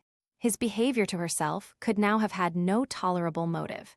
He had either been deceived with regard to her fortune, or had been gratifying his vanity by encouraging the preference which she believed she had most incautiously shown. Every lingering struggle in his favor grew fainter and fainter, and in further justification of Mr. Darcy, she could not but allow that Mr. Bingley, when questioned by Jane, had long ago asserted his blamelessness in the affair. That proud and repulsive as were his manners, she had never, in the whole course of their acquaintance, which had latterly brought them much together, and given her a sort of intimacy with his ways, seen anything that betrayed him to be unprincipled or unjust, anything that spoke him of irreligious or immoral habits, that among his own connections he was esteemed and valued, that even Wickham had allowed him merit as a brother, and that she had often heard him speak so affectionately of his sister as to prove him capable of some amiable feeling. That had his actions been what Wickham represented them, so gross a violation of everything right could hardly have been concealed from the world. And that friendship between a person capable of it and such an amiable man as Mr. Bingley was incomprehensible. She grew absolutely ashamed of herself. Of neither Darcy nor Wickham could she think, without feeling that she had been blind, partial, prejudiced, absurd. "How despicably have I acted," she cried. "I, who have prided myself on my discernment, I, who have valued myself on my abilities, who have often disdained the generous candor of my sister and gratified my vanity in useless or blameless distrust. How humiliating is this discovery! Yet, how just a humiliation! Had I been in love, I could not have been more wretchedly blind. But vanity, not love, has been my folly. Pleased with the preference of one, and offended by the neglect of the other, on the very beginning of our acquaintance, I have courted prepossession and ignorance, and driven reason away where either were concerned. Till this moment, I never knew myself. From herself to Jane, from Jane to Bingley, her thoughts were in a line which soon brought to her recollection that Mr. Darcy's explanation there had appeared very insufficient, and she read it again. Widely different was the effect of a second perusal. How could she deny that credit to his assertions, in one instance, which she had been obliged to give in the other? He declared himself to have been totally unsuspicious of her sister's attachment, and she could not help remembering what Charlotte's opinion had always been. Neither could she deny the justice of his description of Jane. She felt that Jane's feelings, though fervent, were little displayed, and that there was a constant complacency in her air and manner, not often united with great sensibility. When she came to that part of the letter in which her family were mentioned, in tones of such mortifying, yet merited, reproach, her sense of shame was severe. The justice of the charge struck her too forcibly for denial, and the circumstances to which he particularly alluded, as having passed at the Netherfield ball, and as confirming all his first disapprobation, could not have made a stronger impression on his mind than on hers. The compliment to herself and her sister was not unfelt. It soothed, but it could not console her for the contempt which had been thus self-attracted by the rest of her family. And as she considered that Jane's disappointment had, in fact, been the work of her nearest relations, and reflected how materially the credit of both must be hurt by such impropriety of conduct, she felt depressed beyond anything she had ever known before. After wandering along the lane for 2 hours, giving way to every variety of thought, reconsidering events, determining probabilities, and reconciling herself, as well as she could, to a change so sudden and so important, fatigue and a recollection of her long absence made her at length return home, and she entered the house with the wish of appearing cheerful as usual, and the resolution of repressing such reflections as must make her unfit for conversation. She was immediately told that the 2 gentlemen from Rosings had each called during her absence. Mr. Darcy, only for a few minutes, to take leave, but that Colonel Fitzwilliam had been sitting with them at least an hour, hoping for her return and almost resolving to walk after her till she could be found. Elizabeth could but just affect concern in missing him. She really rejoiced at it. Colonel Fitzwilliam was no longer an object. She could think only of her letter. Illustration. His parting obeisance. Chapter XXXVI. Illustration. The 2 gentlemen left Rosings the next morning, and Mr. Collins, having been in waiting near the lodges, to make them his parting obeisance, was able to bring home the pleasing intelligence of their appearing in very good health, and in as tolerable spirits as could be expected, after the melancholy scene so lately gone through at Rosings. To Rosings he then hastened to console Lady Catherine and her daughter, and on his return brought back, with great satisfaction, a message from her ladyship, importing that she felt herself so dull as to make her very desirous of having them all to dine with her. Elizabeth could not see Lady Catherine without recollecting that, had she chosen it, she might by this time have been presented to her as her future niece, nor could she think, without a smile, of what her ladyship's indignation would have been. What would she have said? How would she have behaved? Were the questions with which she amused herself. Their first subject was the diminution of the Rosings party. "I assure you, I feel it exceedingly," said Lady Catherine. "I believe nobody feels the loss of friends so much as I do, but I am particularly attached to these young men, and know them to be so much attached to me. They were excessively sorry to go, but so they always are." The dear Colonel rallied his spirits tolerably till just at last, but Darcy seemed to feel it most acutely more, I think, than last year. His attachment to Rosings certainly increases. Mr. Collins had a compliment and an allusion to throw in here, which were kindly smiled on by the mother and daughter. Lady Catherine observed, after dinner, that Miss Bennet seemed out of spirits, and immediately accounting for it herself, by supposing that she did not like to go home again so soon, she added, "But if that is the case, you must write to your mother to beg that you may stay a little longer. Mrs. Collins will be very glad of your company, I am sure." "I am much obliged to your ladyship for your kind invitation," replied Elizabeth, "but it is not in my power to accept it. I must be in town next Saturday." "Why, at that rate, you will have been here only 6 weeks. I expected you to stay 2 months. I told Mrs. Collins so before you came. There can be no occasion for your going so soon. Mrs. Bennet could certainly spare you for another fortnight. But my father cannot. He wrote last week to hurry my return." Illustration. Dawson. Copyright 1894 by George Allen. "Oh, your father, of course, may spare you, if your mother can. Daughters are never of so much consequence to a father, and if you will stay another month complete, it will be in my power to take one of you as far as London, for I am going there early in June, for a week. And as Dawson does not object to the barouche box, there will be very good room for one of you, and, indeed, if the weather should happen to be cool, I should not object to taking you both, as you are neither of you large. You are all kindness, madam, but I believe we must abide by our original plan." Lady Catherine seemed resigned. "Mrs. Collins, you must send a servant with them. You know I always speak my mind, and I cannot bear the idea of 2 young women traveling post by themselves. It is highly improper. You must contrive to send somebody. I have the greatest dislike in the world to that sort of thing. Young women should always be properly guarded and attended, according to their situation in life. When my niece Georgiana went to Ramsgate last summer, I made a point of her having 2 men servants go with her. Miss Darcy, the daughter of Mr. Darcy of Pemberley and Lady Anne, could not have appeared with propriety in a different manner. I am excessively attentive to all those things. You must send John with the young ladies, Mrs. Collins. I am glad it occurred to me to mention it, for it would really be discreditable to you to let them go alone. My uncle is to send a servant for us. Oh, your uncle, he keeps a manservant, does he? I am very glad you have somebody who thinks of those things. Where shall you change horses? Oh, Bromley, of course. If you mention my name at the bell, you will be attended to. Lady Catherine had many other questions to ask respecting their journey, and as she did not answer them all herself, attention was necessary, which Elizabeth believed to be lucky for her. Or, with a mind so occupied, she might have forgotten where she was. Reflection must be reserved for solitary hours. Whenever she was alone, she gave way to it as the greatest relief, and not a day went by without a solitary walk, in which she might indulge in all the delight of unpleasant recollections. Mr. Darcy's letter she was in a fair way of soon knowing by heart. She studied every sentence, and her feelings towards its writer were at times widely different. When she remembered the style of his address, she was still full of indignation. But when she considered how unjustly she had condemned and upbraided him, her anger was turned against herself, and his disappointed feelings became the object of compassion. His attachment excited gratitude, his general character respect.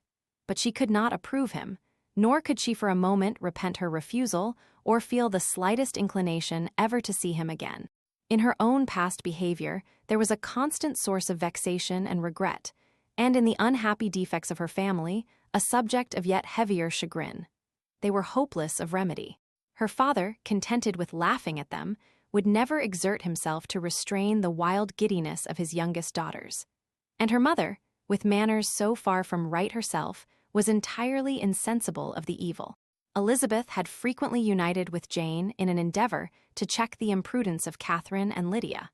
But while they were supported by their mother's indulgence, what chance could there be of improvement? Catherine, weak-spirited, irritable, and completely under Lydia's guidance, had been always affronted by their advice, and Lydia, self-willed and careless, would scarcely give them a hearing. They were ignorant, idle, and vain. While there was an officer in Meryton, they would flirt with him, and while Meryton was within a walk of Longbourn, they would be going there forever.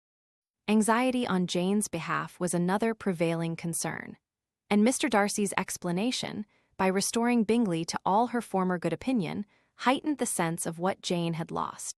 His affection was proved to have been sincere, and his conduct cleared of all blame, unless any could attach to the implicitness of his confidence in his friend. How grievous then was the thought that, of a situation so desirable in every respect, so replete with advantage, so promising for happiness, Jane had been deprived by the folly and indecorum of her own family.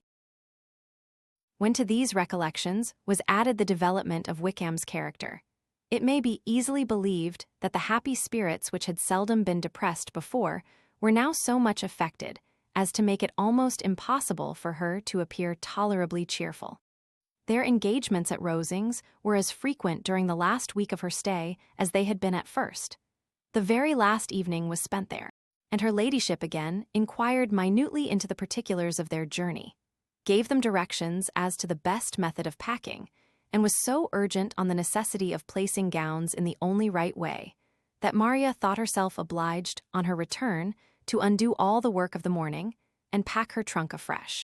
When they parted, Lady Catherine, with great condescension, wished them a good journey, and invited them to come to Hunsford again next year, and Miss de Bourgh exerted herself so far as to courtesy and hold out her hand to both. Illustration: the elevation of his feelings. Chapter XXXVII. Illustration. On Saturday morning, Elizabeth and Mr. Collins met for breakfast a few minutes before the others appeared, and he took the opportunity of paying the parting civilities which he deemed indispensably necessary.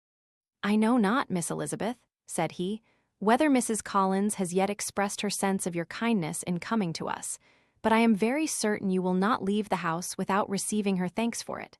The favor of your company has been much felt, I assure you. We know how little there is to tempt anyone to our humble abode. Our plain manner of living, our small rooms and few domestics, and the little we see of the world, must make Hunsford extremely dull to a young lady like yourself. But I hope you will believe us grateful for the condescension, and that we have done everything in our power to prevent you spending your time unpleasantly."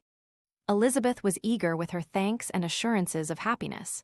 She had spent 6 weeks with great enjoyment, and the pleasure of being with Charlotte and the kind attention she had received must make her feel the obliged. Mr. Collins was gratified, and with a more smiling solemnity replied, "It gives me the greatest pleasure to hear that you have passed your time not disagreeably.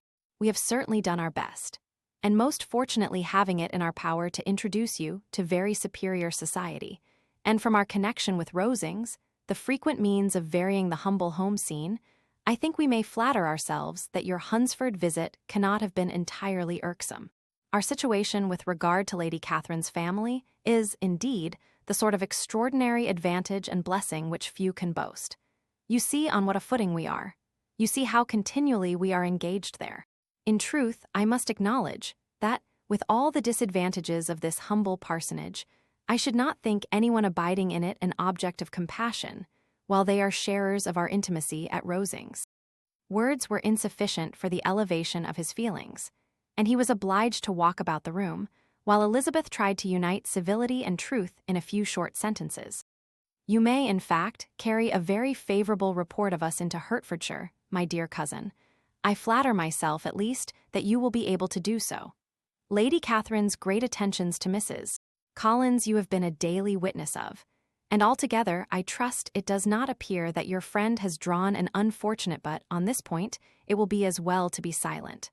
Only let me assure you, my dear Miss Elizabeth, that I can from my heart most cordially wish you equal felicity in marriage. My dear Charlotte and I have but one mind and one way of thinking. There is in everything a most remarkable resemblance of character and ideas between us. We seem to have been designed for each other."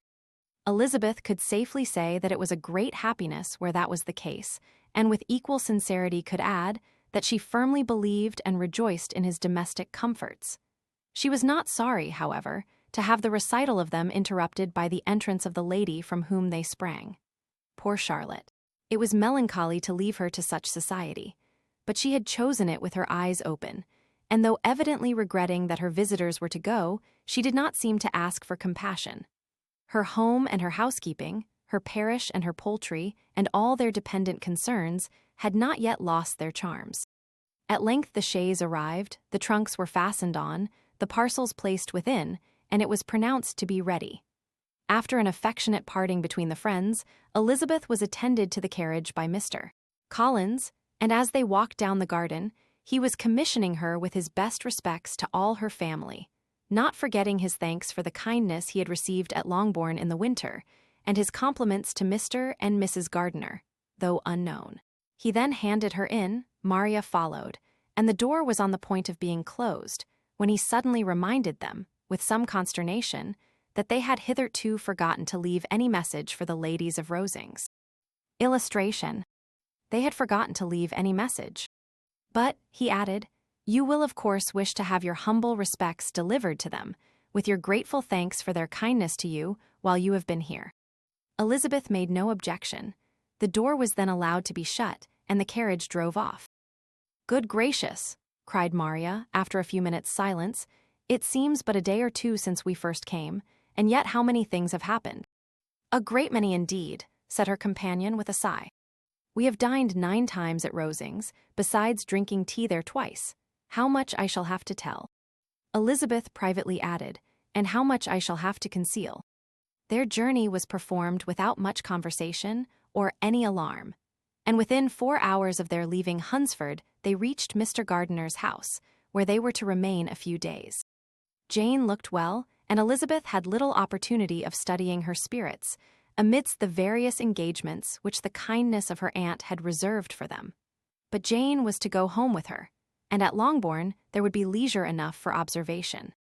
It was not without an effort, meanwhile, that she could wait even for Longbourn, before she told her sister of Mr. Darcy's proposals, to know that she had the power of revealing what would so exceedingly astonish Jane, and must, at the same time, so highly gratify whatever of her own vanity she had not yet been able to reason away, was such a temptation to openness as nothing could have conquered.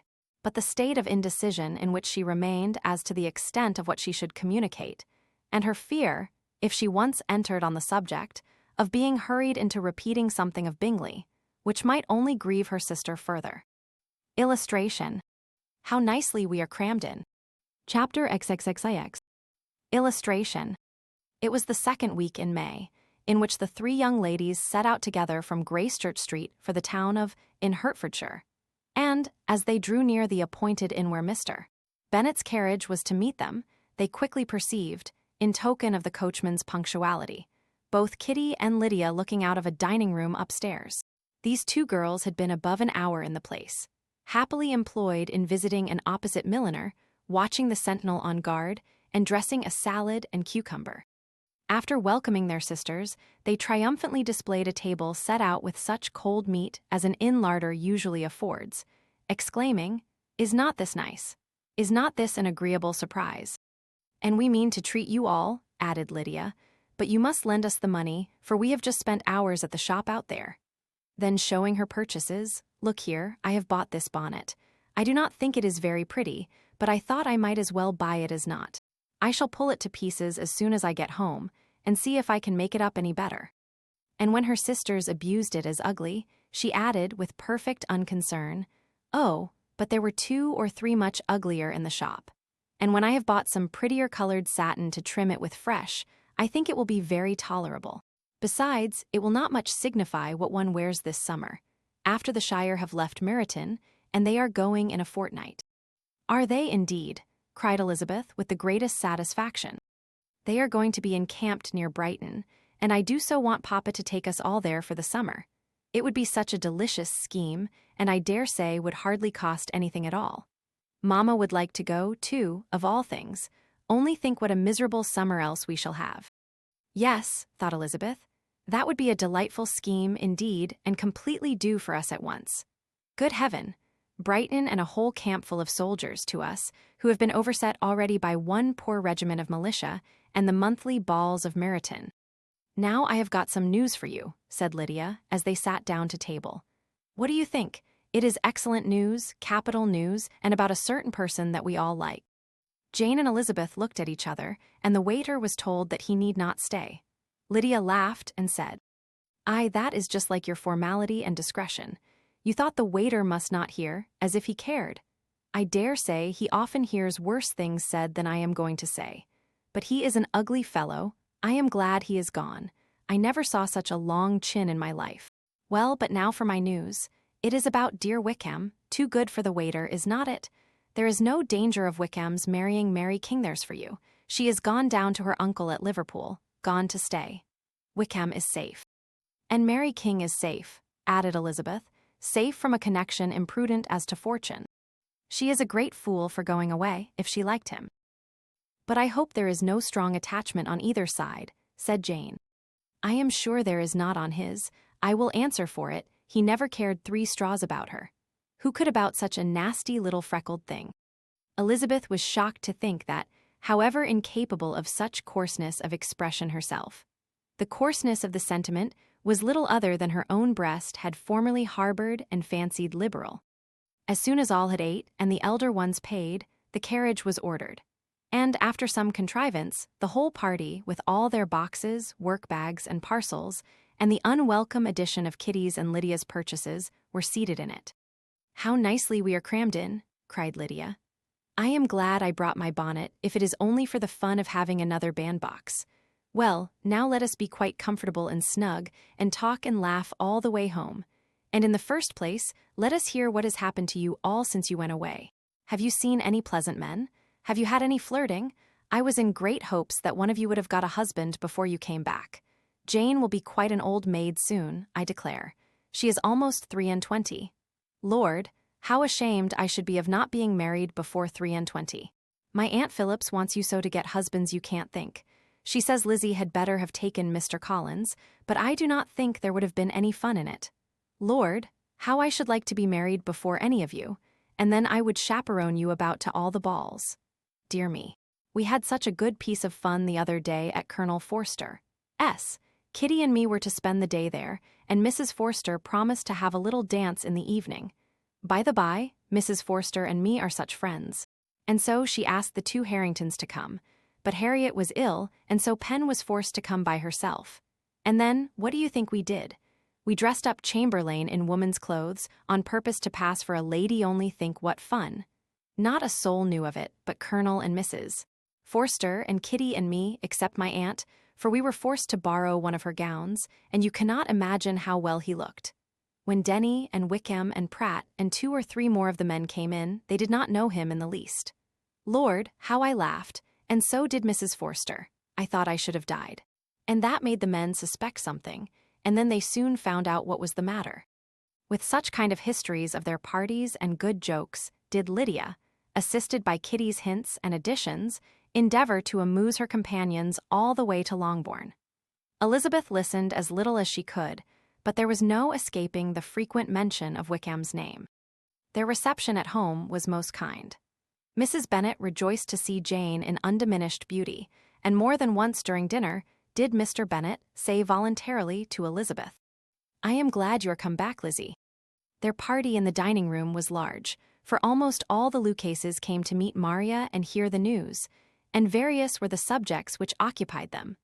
Lady Lucas was inquiring of Maria, across the table, after the welfare and poultry of her eldest daughter. Mrs.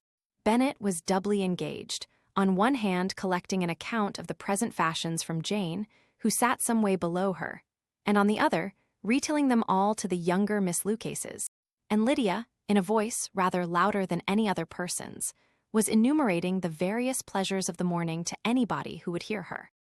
"Oh, Mary," said she, "I wish you had gone with us, for we had such fun. As we went along, Kitty and me drew up all the blinds and pretended there was nobody in the coach. And I should have gone so all the way if Kitty had not been sick.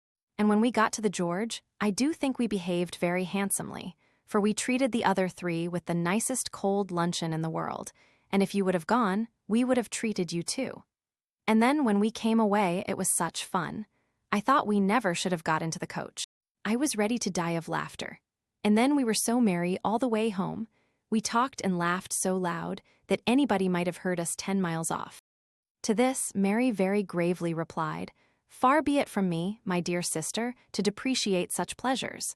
They would doubtless be congenial with the generality of female minds, but I confess they would have no charms for me. I should infinitely prefer a book." But of this answer, Lydia heard not a word. She seldom listened to anybody for more than half a minute and never attended to Mary at all. In the afternoon, Lydia was urgent with the rest of the girls to walk to Meryton and see how everybody went on, but Elizabeth steadily opposed the scheme. It should not be said that the Miss Bennets could not be at home half a day before they were in pursuit of the officers. There was another reason, too, for her opposition. She dreaded seeing Wickham again and was resolved to avoid it as long as possible. The comfort to her of the regiment's approaching removal was indeed beyond expression. In a fortnight they were to go, and once gone, she hoped there could be nothing more to plague her on his account. She had not been many hours at home before she found that the Brighton scheme, of which Lydia had given them a hint at the inn, was under frequent discussion between her parents. Elizabeth saw directly that her father had not the smallest intention of yielding, but his answers were at the same time so vague and equivocal that her mother, though often disheartened, had never yet despaired of succeeding at last. Illustration. Chapter XL. Illustration. Elizabeth's impatience to acquaint Jane with what had happened could no longer be overcome, and at length, resolving to suppress every particular in which her sister was concerned, and preparing her to be surprised, she related to her the next morning the chief of the scene between Mr. Darcy and herself. Miss Bennet's astonishment was soon lessened by the strong sisterly partiality which made any admiration of Elizabeth appear perfectly natural, and all surprise was shortly lost in other feelings. She was sorry that Mr. Darcy should have delivered his sentiments in a manner so little suited to recommend them, but still more was she grieved for the unhappiness which her sister's refusal must have given him. "His being so sure of succeeding was wrong," said she, "and certainly ought not to have appeared, but consider how much it must increase his disappointment." "Indeed," replied Elizabeth, "I am heartily sorry for him, but he has other feelings which will probably soon drive away his regard for me. You do not blame me, however, for refusing him. Blame you? Oh no. But you blame me for having spoken so warmly of Wickham. No, I do not know that you were wrong in saying what you did. But you will know it when I have told you what happened the very next day. She then spoke of the letter, repeating the whole of its contents as far as they concerned George Wickham. What a stroke was this for poor Jane, who would willingly have gone through the world without believing that so much wickedness existed in the whole race of mankind as was here collected in one individual. Nor was Darcy's vindication, though grateful to her feelings, capable of consoling her for such discovery. Most earnestly did she labor to prove the probability of error and seek to clear one without involving the other. "This will not do," said Elizabeth. "You never will be able to make both of them good for anything. Take your choice, but you must be satisfied with only one. There is but such a quantity of merit between them, just enough to make one good sort of man, and of late it has been shifting about pretty much. For my part, I am inclined to believe it all Mr. Darcy, but you shall do as you choose." It was some time, however, before a smile could be extorted from Jane. "I do not know when I have been more shocked," said she. "Wickham so very bad, it is almost past belief. And poor Mr. Darcy, dear Lizzie, only consider what he must have suffered. Such a disappointment, and with the knowledge of your ill opinion too, and having to relate such a thing of his sister. It is really too distressing. I am sure you must feel it so." "Oh no, my regret and compassion are all done away by seeing you so full of both. I know you will do him such ample justice that I am growing every moment more unconcerned and indifferent. Your profusion makes me saving, and if you lament over him much longer, my heart will be as light as a feather. Poor Wickham, there is such an expression of goodness in his countenance, such an openness and gentleness in his manner. There certainly was some great mismanagement in the education of those two young men. One has got all the goodness, and the other all the appearance of it. I never thought Mr. Darcy so deficient in the appearance of it as you used to do. And yet I meant to be uncommonly clever in taking so decided a dislike to him without any reason. It is such a spur to one's genius, such an opening for wit, to have a dislike of that kind. One may be continually abusive without saying anything just, but one cannot be always laughing at a man without now and then stumbling on something witty. Lizzie, when you first read that letter, I am sure you could not treat the matter as you do now. Indeed, I could not. I was uncomfortable enough. I was very uncomfortable, I may say unhappy. And with no one to speak to of what I felt, no Jane to comfort me, and say that I had not been so very weak and vain and nonsensical as I knew I had. Oh, how I wanted you. How unfortunate that you should have used such very strong expressions in speaking of Wickham to Mr. Darcy, for now they do appear wholly undeserved. Certainly, but the misfortune of speaking with bitterness is a most natural consequence of the prejudices I had been encouraging. There is one point on which I want your advice. I want to be told whether I ought, or ought not, to make our acquaintance in general understand Wickham's character." Miss Bennet paused a little, and then replied, "Surely there can be no occasion for exposing him so dreadfully. What is your own opinion?" "That it ought not to be attempted. Mr. Darcy has not authorized me to make his communication public. On the contrary, every particular relative to his sister was meant to be kept as much as possible to myself, and if I endeavor to undeceive people as to the rest of his conduct, who will believe me? The general prejudice against Mr. Darcy is so violent that it would be the death of half the good people in Meryton to attempt to place him in an amiable light. I am not equal to it. Wickham will soon be gone, and therefore it will not signify to anybody here what he really is. Some time hence it will be all found out, and then we may laugh at their stupidity in not knowing it before. At present, I will say nothing about it. You are quite right. To have his errors made public might ruin him forever. He is now, perhaps, sorry for what he has done and anxious to re-establish a character. We must not make him desperate." The tumult of Elizabeth's mind was allayed by this conversation. She had got rid of two of the secrets which had weighed on her for a fortnight, and was certain of a willing listener in Jane whenever she might wish to talk again of either. But there was still something lurking behind, of which prudence forbade the disclosure. She dared not relate the other half of Mr. Darcy's letter, nor explain to her sister how sincerely she had been valued by his friend. Here was knowledge in which no one could partake. and she was sensible that nothing less than a perfect understanding between the parties could justify her in throwing off this last encumbrance of mystery. "And then," said she, "if that very improbable event should ever take place, I shall merely be able to tell what Bingley may tell in a much more agreeable manner himself. The liberty of communication cannot be mine till it has lost all its value." She was now, on being settled at home, at leisure to observe the real state of her sister's spirits. Jane was not happy. She still cherished a very tender affection for Bingley. Having never even fancied herself in love before, her regard had all the warmth of first attachment, and from her age and disposition, greater steadiness than first attachments often boast. And so fervently did she value his remembrance, and prefer him to every other man, that all her good sense, and all her attention to the feelings of her friends, were requisite to check the indulgence of those regrets which must have been injurious to her own health and their tranquillity. "Well, Lizzie," said Mrs. Bennet, one day, "what is your opinion now of this sad business of Jane S.? For my part, I am determined never to speak of it again to anybody. I told my sister Phillips so the other day, but I cannot find out that Jane saw anything of him in London. Well, he is a very undeserving young man, and I do not suppose there is the least chance in the world of her ever getting him now.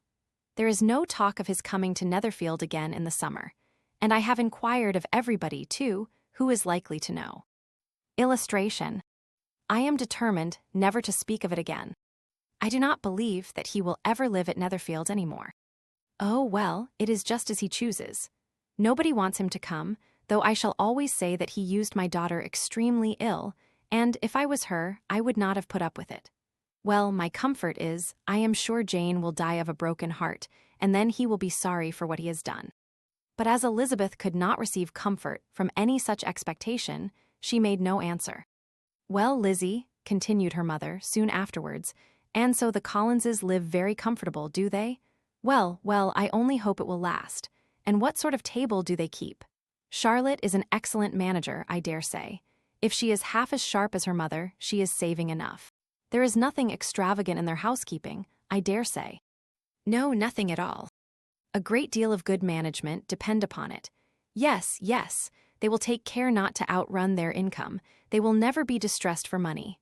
Well, much good may it do them. And so, I suppose, they often talk of having Longbourn when your father is dead. They look upon it quite as their own, I dare say, whenever that happens. It was a subject which they could not mention before me. No, it would have been strange if they had, but I make no doubt they often talk of it between themselves. Well, if they can be easy with an estate that is not lawfully their own, so much the better. I should be ashamed of having one that was only entailed on me. Illustration. When Colonel Miller's regiment went away. Copyright 1894 by George Allen. Chapter XLI. Illustration. The first week of their return was soon gone. The second began. It was the last of the regiment's stay in Meryton, and all the young ladies in the neighborhood were drooping apace. The dejection was almost universal. The elder Miss Bennets alone were still able to eat, drink, and sleep, and pursue the usual course of their employments. Very frequently were they reproached for this insensibility by Kitty and Lydia, whose own misery was extreme, and who could not comprehend such hard-heartedness in any of the family. "Good heaven, what is to become of us? What are we to do?" would they often exclaim in the bitterness of woe. "How can you be smiling so, Lizzie?" Their affectionate mother shared all their grief. She remembered what she had herself endured on a similar occasion 25 years ago. "I am sure," said she, "I cried for 2 days together when Colonel Miller's regiment went away. I thought I should have broke my heart." "I am sure I shall break mine," said Lydia. "If one could but go to Brighton," observed Mrs. Bennet. "Oh yes, if one could but go to Brighton, but Papa is so disagreeable. A little sea bathing would set me up forever. And my Aunt Phillips is sure it would do me a great deal of good," added Kitty. Such were the kind of lamentations resounding perpetually through Longbourn House. Elizabeth tried to be diverted by them, but all sense of pleasure was lost in shame. She felt anew the justice of Mr. Darcy's objections, and never had she before been so much disposed to pardon his interference in the views of his friend. But the gloom of Lydia's prospect was shortly cleared away, for she received an invitation from Mrs. Forster, the wife of the colonel of the regiment, to accompany her to Brighton. This invaluable friend was a very young woman and very lately married. A resemblance in good humor and good spirits had recommended her and Lydia to each other, and out of their 3 months' acquaintance they had been intimate too. The rapture of Lydia on this occasion, her adoration of Mrs. Forster, the delight of Mrs. Bennet, and the mortification of Kitty, are scarcely to be described. Wholly inattentive to her sister's feelings, Lydia flew about the house in restless ecstasy, calling for everyone's congratulations, and laughing and talking with more violence than ever, whilst the luckless Kitty continued in the parlour repining at her fate in terms as unreasonable as her accent was peevish. "I cannot see why Mrs. Forster should not ask me as well as Lydia," said she, "though I am not her particular friend. I have just as much right to be asked as she has, and more too, for I am 2 years older." In vain did Elizabeth attempt to make her reasonable, and Jane to make her resigned. As for Elizabeth herself, this invitation was so far from exciting in her the same feelings as in her mother and Lydia, that she considered it as the death warrant of all possibility of common sense for the latter. And detestable as such a step must make her, were it known, she could not help secretly advising her father not to let her go. She represented to him all the improprieties of Lydia's general behavior, the little advantage she could derive from the friendship of such a woman as Mrs. Forster, and the probability of her being yet more imprudent with such a companion at Brighton, where the temptations must be greater than at home. He heard her attentively, and then said, "Lydia will never be easy till she has exposed herself in some public place or other, and we can never expect her to do it with so little expense or inconvenience to her family as under the present circumstances." "If you were aware," said Elizabeth, "of the very great disadvantage to us all, which must arise from the public notice of Lydia's unguarded and imprudent manner, nay, which has already arisen from it, I am sure you would judge differently in the affair." "Already arisen?" repeated Mr. Bennet. "What, has she frightened away some of your lovers? Poor little Lizzie! But do not be cast down. Such squeamish youths as cannot bear to be connected with a little absurdity are not worth a regret. Come, let me see the list of the pitiful fellows who have been kept aloof by Lydia's folly." "Indeed, you are mistaken. I have no such injuries to resent. It is not of peculiar, but of general evils which I am now complaining. Our importance, our respectability in the world, must be affected by the wild volatility, the assurance and disdain of all restraint which mark Lydia's character. Excuse me, for I must speak plainly. If you, my dear father, will not take the trouble of checking her exuberant spirits, and of teaching her that her present pursuits are not to be the business of her life, she will soon be beyond the reach of amendment. Her character will be fixed, and she will, at 16, be the most determined flirt that ever made herself and her family ridiculous. A flirt, too, in the worst and meanest degree of flirtation, without any attraction beyond youth and a tolerable person, and from the ignorance and emptiness of her mind, wholly unable to ward off any portion of that universal contempt which her rage for admiration will excite. In this danger Kitty is also comprehended. She will follow wherever Lydia leads. Vain, ignorant, idle, and absolutely uncontrolled. Oh, my dear father, can you suppose it possible that they will not be censured and despised wherever they are known, and that their sisters will not be often involved in the disgrace?" Mr. Bennet saw that her whole heart was in the subject, and affectionately taking her hand, said in reply, "Do not make yourself uneasy, my love. Wherever you and Jane are known, you must be respected and valued, and you will not appear to less advantage for having a couple of, or I may say, 3 very silly sisters. We shall have no peace at Longbourn if Lydia does not go to Brighton. Let her go, then. Colonel Forster is a sensible man, and will keep her out of any real mischief, and she is luckily too poor to be an object of prey to anybody. At Brighton, she will be of less importance even as a common flirt than she has been here. The officers will find women better worth their notice. Let us hope, therefore, that her being there may teach her her own insignificance. At any rate, she cannot grow many degrees worse, without authorizing us to lock her up for the rest of her life." With this answer, Elizabeth was forced to be content, but her own opinion continued the same, and she left him disappointed and sorry. It was not in her nature, however, to increase her vexations by dwelling on them. She was confident of having performed her duty, and to fret over unavoidable evils or augment them by anxiety, was no part of her disposition. Had Lydia and her mother known the substance of her conference with her father, their indignation would hardly have found expression in their united volubility. In Lydia's imagination, a visit to Brighton comprised every possibility of earthly happiness. She saw, with the creative eye of fancy, the streets of that gay bathing place covered with officers. She saw herself the object of attention to tens and to scores of them at present unknown. She saw all the glories of the camp. Its tents stretched forth in beauteous uniformity of lines, crowded with the young and the gay, and dazzling with scarlet.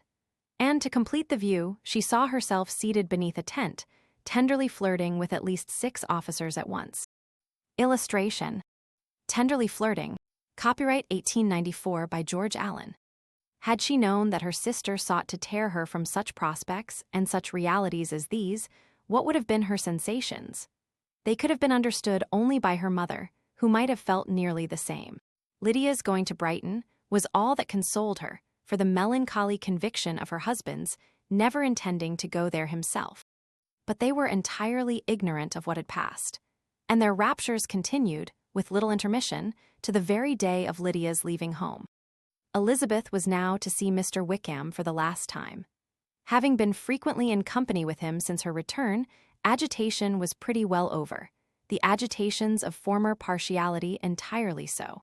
She had even learnt to detect, in the very gentleness which had first delighted her, an affectation and a sameness to disgust and weary.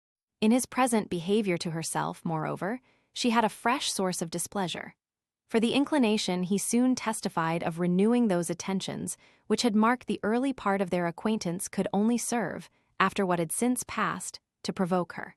She lost all concern for him in finding herself thus selected as the object of such idle and frivolous gallantry, and while she steadily repressed it, could not but feel the reproof contained in his believing that, however long, and for whatever cause his attentions had been withdrawn, her vanity would be gratified, and her preference secured at any time by their renewal.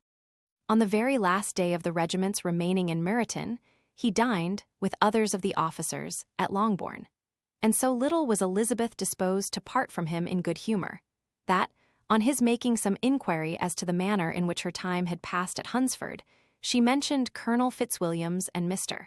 Darcy's having both spent 3 weeks at Rosings, and asked him if he were acquainted with the former. He looked surprised, displeased, alarmed, but with a moment's recollection and a returning smile, replied that he had formerly seen him often, and, after observing that he was a very gentlemanlike man, asked her how she had liked him. Her answer was warmly in his favor. With an air of indifference, he soon afterwards added, "How long did you say that he was at Rosings?" "Nearly 3 weeks." "And you saw him frequently?" "Yes, almost every day." "His manners are very different from his cousin S." "Yes, very different, but I think Mr. Darcy improves on acquaintance." "Indeed," cried Wickham, with a look which did not escape her. "And pray may I ask," but checking himself, he added, in a gayer tone, "is it in address that he improves? Has he deigned to add aught of civility to his ordinary style? For I dare not hope," he continued, in a lower and more serious tone, "that he is improved in essentials." "Oh, no," said Elizabeth. "In essentials, I believe, he is very much what he ever was."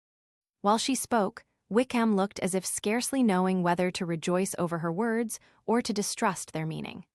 There was a something in her countenance which made him listen with an apprehensive and anxious attention, while she added, "When I said that he improved on acquaintance, I did not mean that either his mind or manners were in a state of improvement, but that, from knowing him better, his disposition was better understood."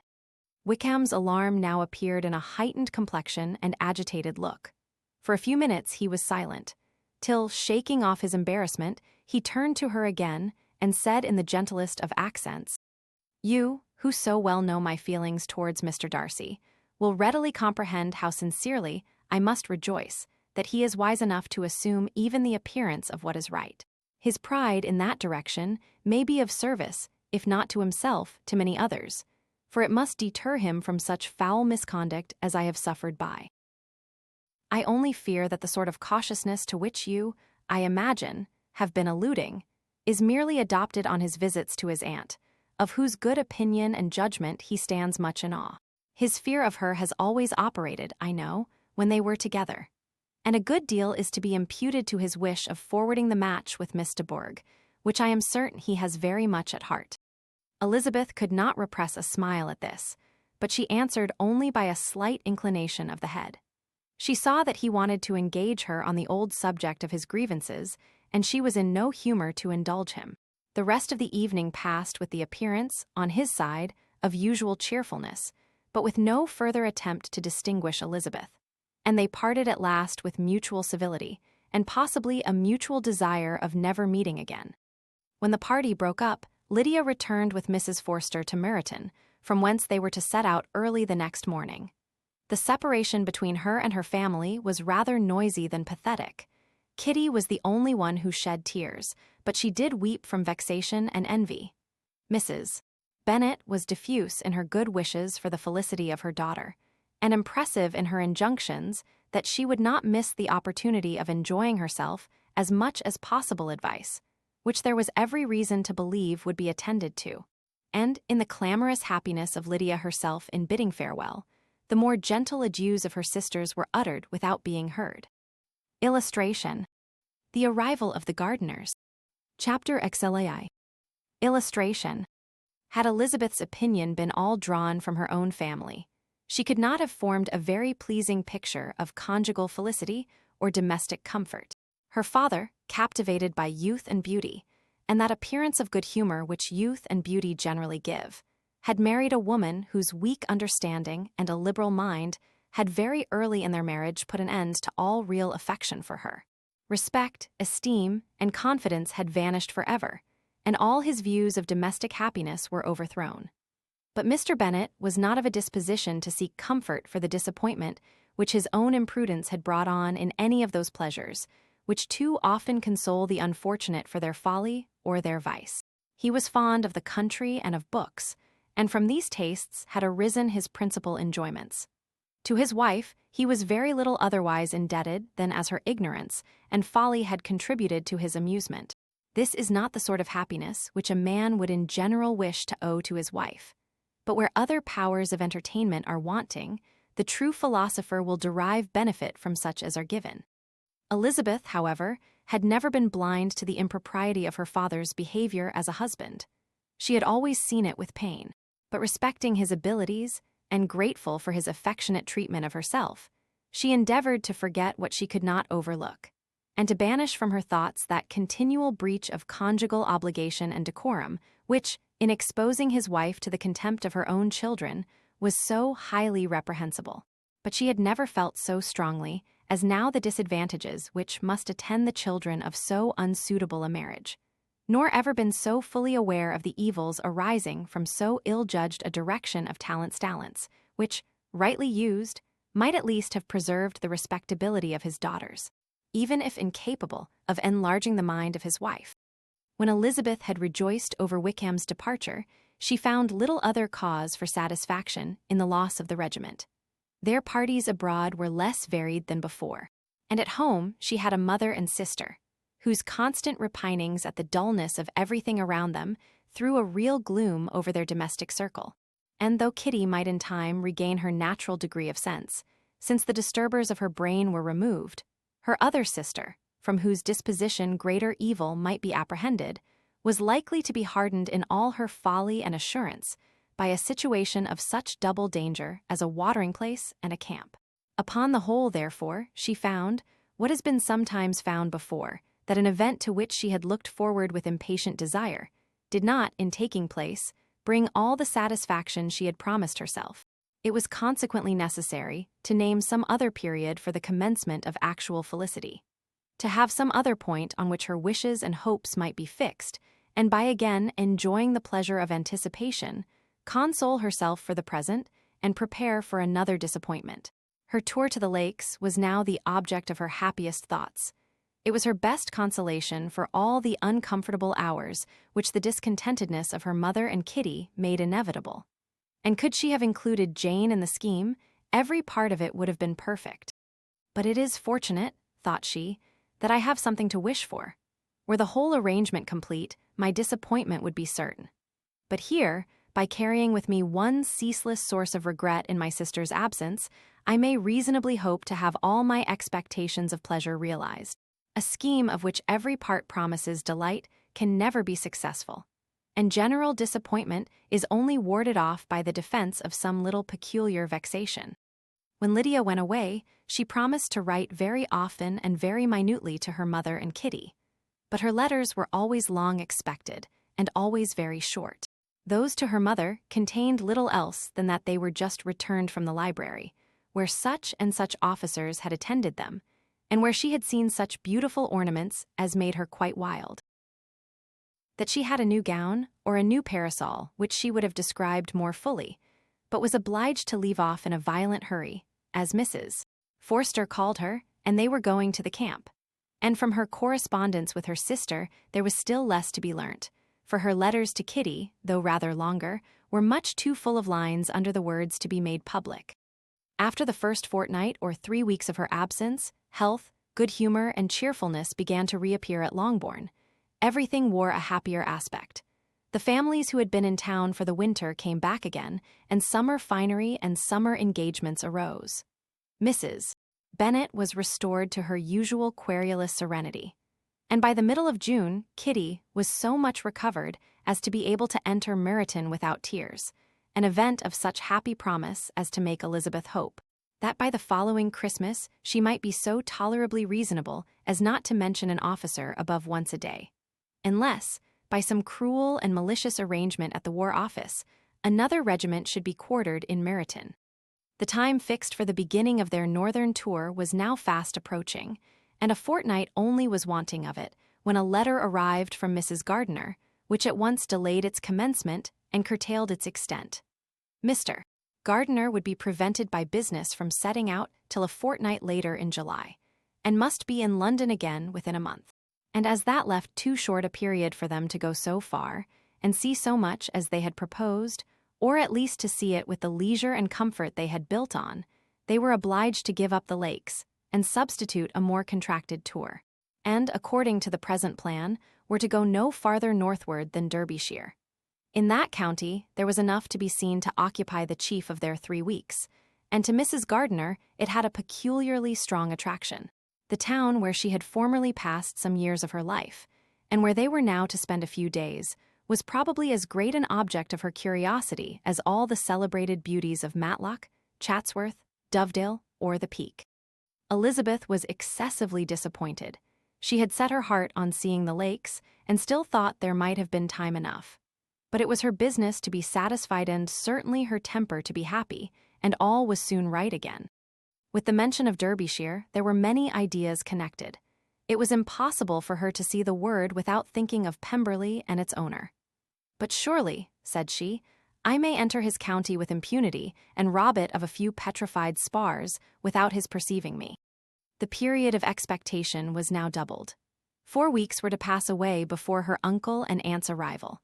But they did pass away, and Mr. and Mrs. Gardiner, with their 4 children, did at length appear at Longbourn. The children, 2 girls of 6 and 8 years old, and 2 younger boys, were to be left under the particular care of their cousin Jane, who was the general favorite, and whose steady sense and sweetness of temper exactly adapted her for attending to them in every way, teaching them, playing with them, and loving them. The Gardiners stayed only 1 night at Longbourn, and set off the next morning with Elizabeth in pursuit of novelty and amusement. One enjoyment was certain, that of suitableness as companions. A suitableness which comprehended health and temper to bear inconveniences, cheerfulness, to enhance every pleasure and affection and intelligence, which might supply it among themselves if there were disappointments abroad. It is not the object of this work to give a description of Derbyshire, nor of any of the remarkable places through which their route thither lay. Oxford, Blenheim, Warwick, Kenilworth, Birmingham, etc., are sufficiently known. A small part of Derbyshire is all the present concern. To the little town of Lambton, the scene of Mrs. Gardiner's former residence, and where she had lately learned that some acquaintance still remained, they bent their steps, after having seen all the principal wonders of the country. And within 5 miles of Lambton, Elizabeth found from her aunt that Pemberley was situated. It was not in their direct road, nor more than a mile or 2 out of it. In talking over their route the evening before, Mrs. Gardiner expressed an inclination to see the place again. Mr. Gardiner declared his willingness, and Elizabeth was applied to for her approbation. "My love, should not you like to see a place of which you have heard so much?" said her aunt. "A place, too, with which so many of your acquaintance are connected. Wickham passed all his youth there, you know." Elizabeth was distressed. She felt that she had no business at Pemberley, and was obliged to assume a disinclination for seeing it. She must own that she was tired of great houses. After going over so many, she really had no pleasure in fine carpets or satin curtains. Mrs. Gardiner abused her stupidity. "If it were merely a fine house richly furnished," said she, "I should not care about it myself, but the grounds are delightful. They have some of the finest woods in the country." Elizabeth said no more, but her mind could not acquiesce. The possibility of meeting Mr. Darcy, while viewing the place, instantly occurred. It would be dreadful. She blushed at the very idea, and thought it would be better to speak openly to her aunt than to run such a risk. But against this there were objections, and she finally resolved that it could be the last resource if her private inquiries as to the absence of the family were unfavorably answered. Accordingly, when she retired at night, she asked the chambermaid whether Pemberley were not a very fine place, what was the name of its proprietor, and, with no little alarm, whether the family were down for the summer. A most welcome negative followed the last question, and her alarms being now removed, she was at leisure to feel a great deal of curiosity to see the house herself. And when the subject was revived the next morning, and she was again applied to, could readily answer, and with a proper air of indifference, that she had not really any dislike to the scheme. To Pemberley, therefore, they were to go. Illustration. Conjecturing as to the date. Chapter XLAI. Illustration. Elizabeth, as they drove along, watched for the first appearance of Pemberley Woods with some perturbation, and when at length they turned in at the lodge, her spirits were in a high flutter. The park was very large, and contained great variety of ground. They entered it in one of its lowest points, and drove for some time through a beautiful wood stretching over a wide extent. Elizabeth's mind was too full for conversation, but she saw and admired every remarkable spot and point of view. They gradually ascended for half a mile, and then found themselves at the top of a considerable eminence, where the wood ceased, and the eye was instantly caught by Pemberley House, situated on the opposite side of the valley, into which the road with some abruptness wound. It was a large, handsome stone building, standing well on rising ground and backed by a ridge of high woody hills, and in front a stream of some natural importance was swelled into greater, but without any artificial appearance. Its banks were neither formal nor falsely adorned. Elizabeth was delighted. She had never seen a place for which nature had done more, or where natural beauty had been so little counteracted by an awkward taste. They were all of them warm in their admiration, and at that moment she felt that to be mistress of Pemberley might be something. They descended the hill, crossed the bridge, and drove to the door, and, while examining the nearer aspect of the house, all her apprehension of meeting its owner returned. She dreaded lest the chambermaid had been mistaken. On applying to see the place, they were admitted into the hall, and Elizabeth, as they waited for the housekeeper, had leisure to wonder at her being where she was. The housekeeper came, a respectable-looking elderly woman, much less fine and more civil than she had any notion of finding her. They followed her into the dining parlor. It was a large, well-proportioned room, handsomely fitted up. Elizabeth, after slightly surveying it, went to a window to enjoy its prospect. The hill, crowned with wood, from which they had descended, receiving increased abruptness from the distance, was a beautiful object. Every disposition of the ground was good, and she looked on the whole scene, the river, the trees scattered on its banks, and the winding of the valley, as far as she could trace it, with delight. As they passed into other rooms, these objects were taking different positions, but from every window there were beauties to be seen. The rooms were lofty and handsome, and their furniture suitable to the fortune of their proprietor. But Elizabeth saw, with admiration of his taste, that it was neither gaudy nor uselessly fine with less of splendor, and more real elegance than the furniture of Rosings. And of this place, thought she, I might have been mistress. With these rooms I might have now been familiarly acquainted. Instead of viewing them as a stranger, I might have rejoiced in them as my own, and welcomed to them as visitors my uncle and aunt. But no, recollecting herself, that could never be. My uncle and aunt would have been lost to me. I should not have been allowed to invite them. This was a lucky recollection. It saved her from something like regret. She longed to inquire of the housekeeper whether her master were really absent, but had not courage for it. At length, however, the question was asked by her uncle, and she turned away with alarm, while Mrs. Reynolds replied that he was, adding, "But we expect him tomorrow with a large party of friends." How rejoiced was Elizabeth that their own journey had not by any circumstance been delayed a day. Her aunt now called her to look at a picture. She approached and saw the likeness of Mr. Wickham suspended amongst several other miniatures over the mantelpiece. Her aunt asked her smilingly how she liked it. The housekeeper came forward and told them it was the picture of a young gentleman, the son of her late master's steward, who had been brought up by him at his own expense. "He is now gone into the army," she added, "but I am afraid he has turned out very wild." Mrs. Gardiner looked at her niece with a smile, but Elizabeth could not return it. "And that," said Mrs. Reynolds, pointing to another of the miniatures, "is my master and very like him. It was drawn at the same time as the other about 8 years ago."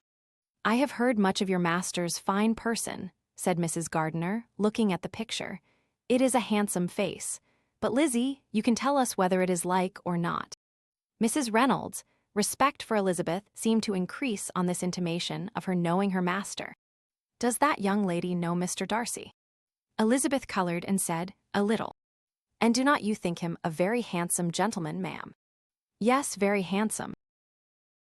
"I am sure I know none so handsome, but in the gallery upstairs you will see a finer, larger picture of him than this.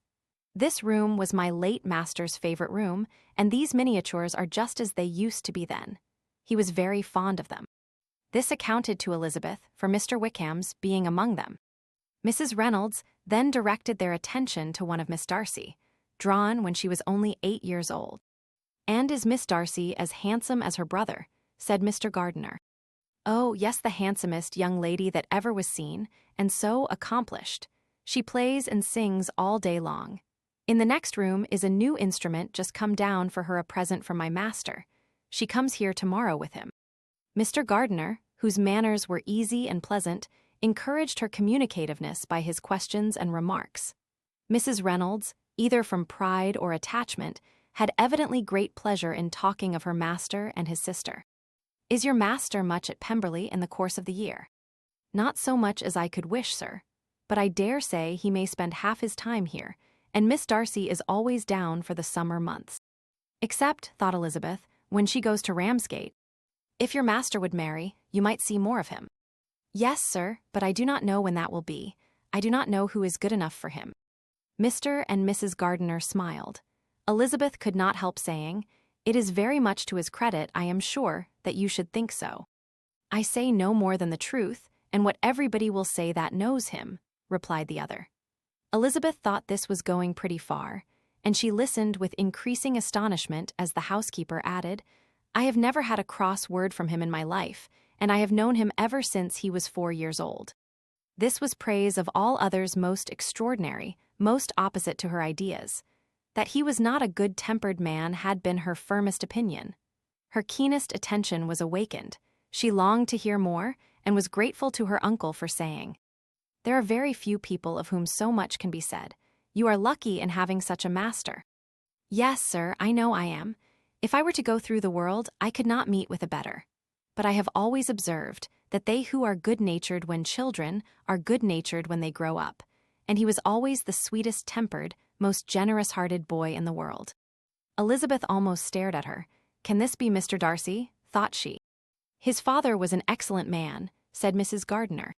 "Yes, ma'am, that he was indeed, and his son will be just like him, just as affable to the poor." Elizabeth listened, wondered, doubted, and was impatient for more. Mrs. Reynolds could interest her on no other point. She related the subjects of the pictures, the dimensions of the rooms, and the price of the furniture in vain. Mr. Gardiner, highly amused by the kind of family prejudice, to which he attributed her excessive commendation of her master, soon led again to the subject, and she dwelt with energy on his many merits as they proceeded together up the great staircase. "He is the best landlord and the best master," said she, that ever lived, not like the wild young men nowadays who think of nothing but themselves. There is not one of his tenants or servants but what will give him a good name. Some people call him proud, but I am sure I never saw anything of it. To my fancy, it is only because he does not rattle away like other young men. In what an amiable light does this place him, thought Elizabeth. This fine account of him, whispered her aunt as they walked, is not quite consistent with his behavior to our poor friend. Perhaps we might be deceived. That is not very likely. Our authority was too good. On reaching the spacious lobby above, they were shown into a very pretty sitting room, lately fitted up with greater elegance and lightness than the apartments below, and were informed that it was but just done to give pleasure to Miss Darcy, who had taken a liking to the room when last at Pemberley. "He is certainly a good brother," said Elizabeth, as she walked towards one of the windows. Mrs. Reynolds anticipated Miss Darcy's delight when she should enter the room. "And this is always the way with him," she added. "Whatever can give his sister any pleasure is sure to be done in a moment. There is nothing he would not do for her." The picture gallery and 2 or 3 of the principal bedrooms were all that remained to be shown. In the former were many good paintings, but Elizabeth knew nothing of the art, and from such as had been already visible below, she had willingly turned to look at some drawings of Miss Darcy, in crayons, whose subjects were usually more interesting and also more intelligible. In the gallery there were many family portraits, but they could have little to fix the attention of a stranger. Elizabeth walked on in quest of the only face whose features would be known to her. At last it arrested her, and she beheld a striking resemblance of Mr. Darcy, with such a smile over the face as she remembered to have sometimes seen when he looked at her. She stood several minutes before the picture, in earnest contemplation, and returned to it again before they quitted the gallery. Mrs. Reynolds informed them that it had been taken in his father's lifetime.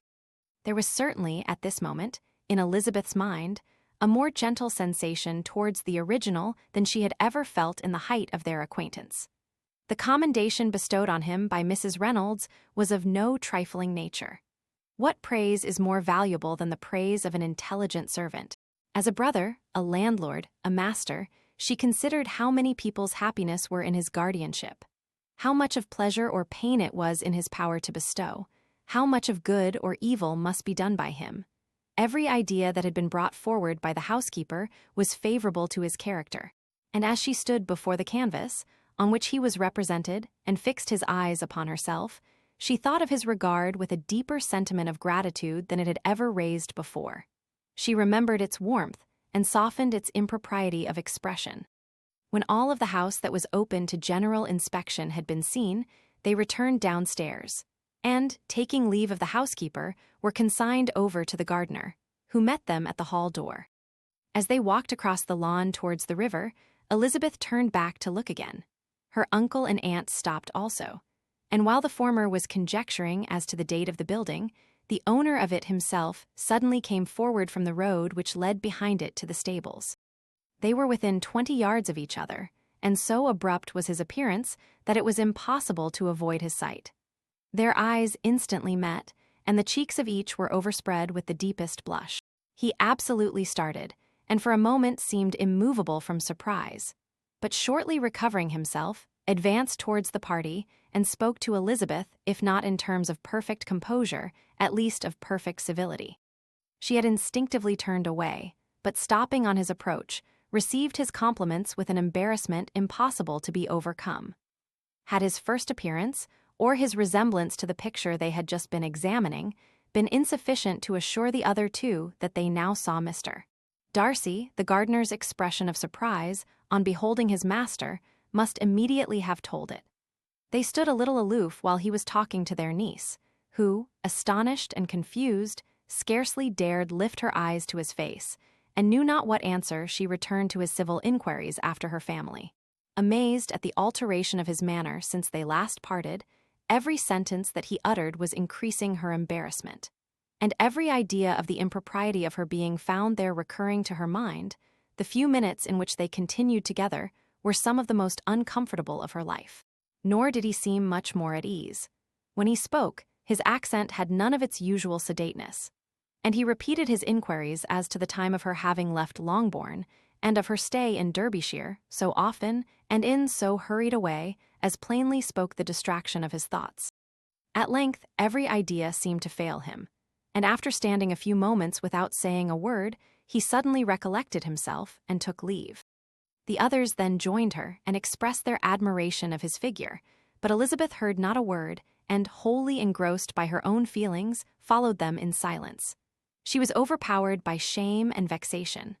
Her coming there was the most unfortunate, the most ill-judged thing in the world. How strange must it appear to him! In what a disgraceful light might it not strike so vain a man? It might seem as if she had purposely thrown herself in his way again. Oh, why did she come? Or, why did he thus come a day before he was expected? Had they been only 10 minutes sooner, they should have been beyond the reach of his discrimination, for it was plain that he was that moment arrived, that moment alighted from his horse or his carriage. She blushed again and again over the perverseness of the meeting, and his behavior so strikingly altered what could it mean? That he should even speak to her was amazing, but to speak with such civility, to inquire after her family. Never in her life had she seen his manners so little dignified, never had he spoken with such gentleness as on this unexpected meeting. What a contrast did it offer to his last address in Rosings Park, when he put his letter into her hand. She knew not what to think or how to account for it. They had now entered a beautiful walk by the side of the water, and every step was bringing forward a nobler fall of ground or a finer reach of the woods to which they were approaching. But it was some time before Elizabeth was sensible of any of it, and though she answered mechanically to the repeated appeals of her uncle and aunt, and seemed to direct her eyes to such objects as they pointed out, she distinguished no part of the scene. Her thoughts were all fixed on that one spot of Pemberley House, whichever it might be, where Mr. Darcy then was. She longed to know what at that moment was passing in his mind, in what manner he thought of her, and whether, in defiance of everything, she was still dear to him. Perhaps he had been civil only because he felt himself at ease, yet there had been that in his voice which was not like ease. Whether he had felt more of pain or of pleasure in seeing her, she could not tell, but he certainly had not seen her with composure. At length, however, the remarks of her companions on her absence of mind roused her, and she felt the necessity of appearing more like herself. They entered the woods, and, bidding adieu to the river for a while, ascended some of the higher grounds, whence, in spots where the opening of the trees gave the eye power to wander, were many charming views of the valley, the opposite hills, with the long range of woods overspreading many, and occasionally part of the stream. Mr. Gardiner expressed a wish of going round the whole park, but feared it might be beyond a walk. With a triumphant smile, they were told that it was 10 miles round. It settled the matter, and they pursued the accustomed circuit, which brought them again, after some time, in a descent among hanging woods to the edge of the water and one of its narrowest parts. They crossed it by a simple bridge, in character with the general air of the scene. It was a spot less adorned than any they had yet visited, and the valley, here contracted into a glen, allowed room only for the stream, and a narrow walk amidst the rough coppicewood which bordered it. Elizabeth longed to explore its windings, but when they had crossed the bridge and perceived their distance from the house, Mrs. Gardiner, who was not a great walker, could go no farther, and thought only of returning to the carriage as quickly as possible. Her niece was, therefore, obliged to submit, and they took their way towards the house on the opposite side of the river, in the nearest direction. But their progress was slow, for Mr. Gardiner, though seldom able to indulge the taste, was very fond of fishing, and was so much engaged in watching the occasional appearance of some trout in the water, and talking to the man about them, that he advanced but little. Whilst wandering on in this slow manner, they were again surprised, and Elizabeth's astonishment was quite equal to what it had been at first, by the sight of Mr. Darcy approaching them, and at no great distance. The walk being here less sheltered than on the other side, allowed them to see him before they met. Elizabeth, however astonished, was at least more prepared for an interview than before, and resolved to appear and to speak with calmness if he really intended to meet them. For a few moments, indeed, she felt that he would probably strike into some other path. The idea lasted while a turning in the walk concealed him from their view. The turning past, he was immediately before them. With a glance, she saw that he had lost none of his recent civility, and, to imitate his politeness, she began as they met to admire the beauty of the place. But she had not got beyond the words delightful and charming when some unlucky recollections obtruded, and she fancied that praise of Pemberley from her might be mischievously construed. Her color changed, and she said no more. Mrs. Gardiner was standing a little behind, and on her pausing, he asked her if she would do him the honor of introducing him to her friends.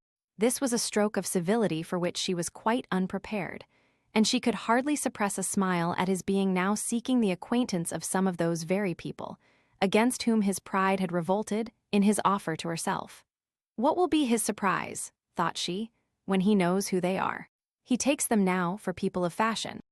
The introduction, however, was immediately made, and as she named their relationship to herself, she stole a sly look at him to see how he bore it, and was not without the expectation of his decamping as fast as he could from such disgraceful companions. That he was surprised by the connection was evident. He sustained it, however, with fortitude, and, so far from going away, turned back with them and entered into conversation with Mr. Gardiner.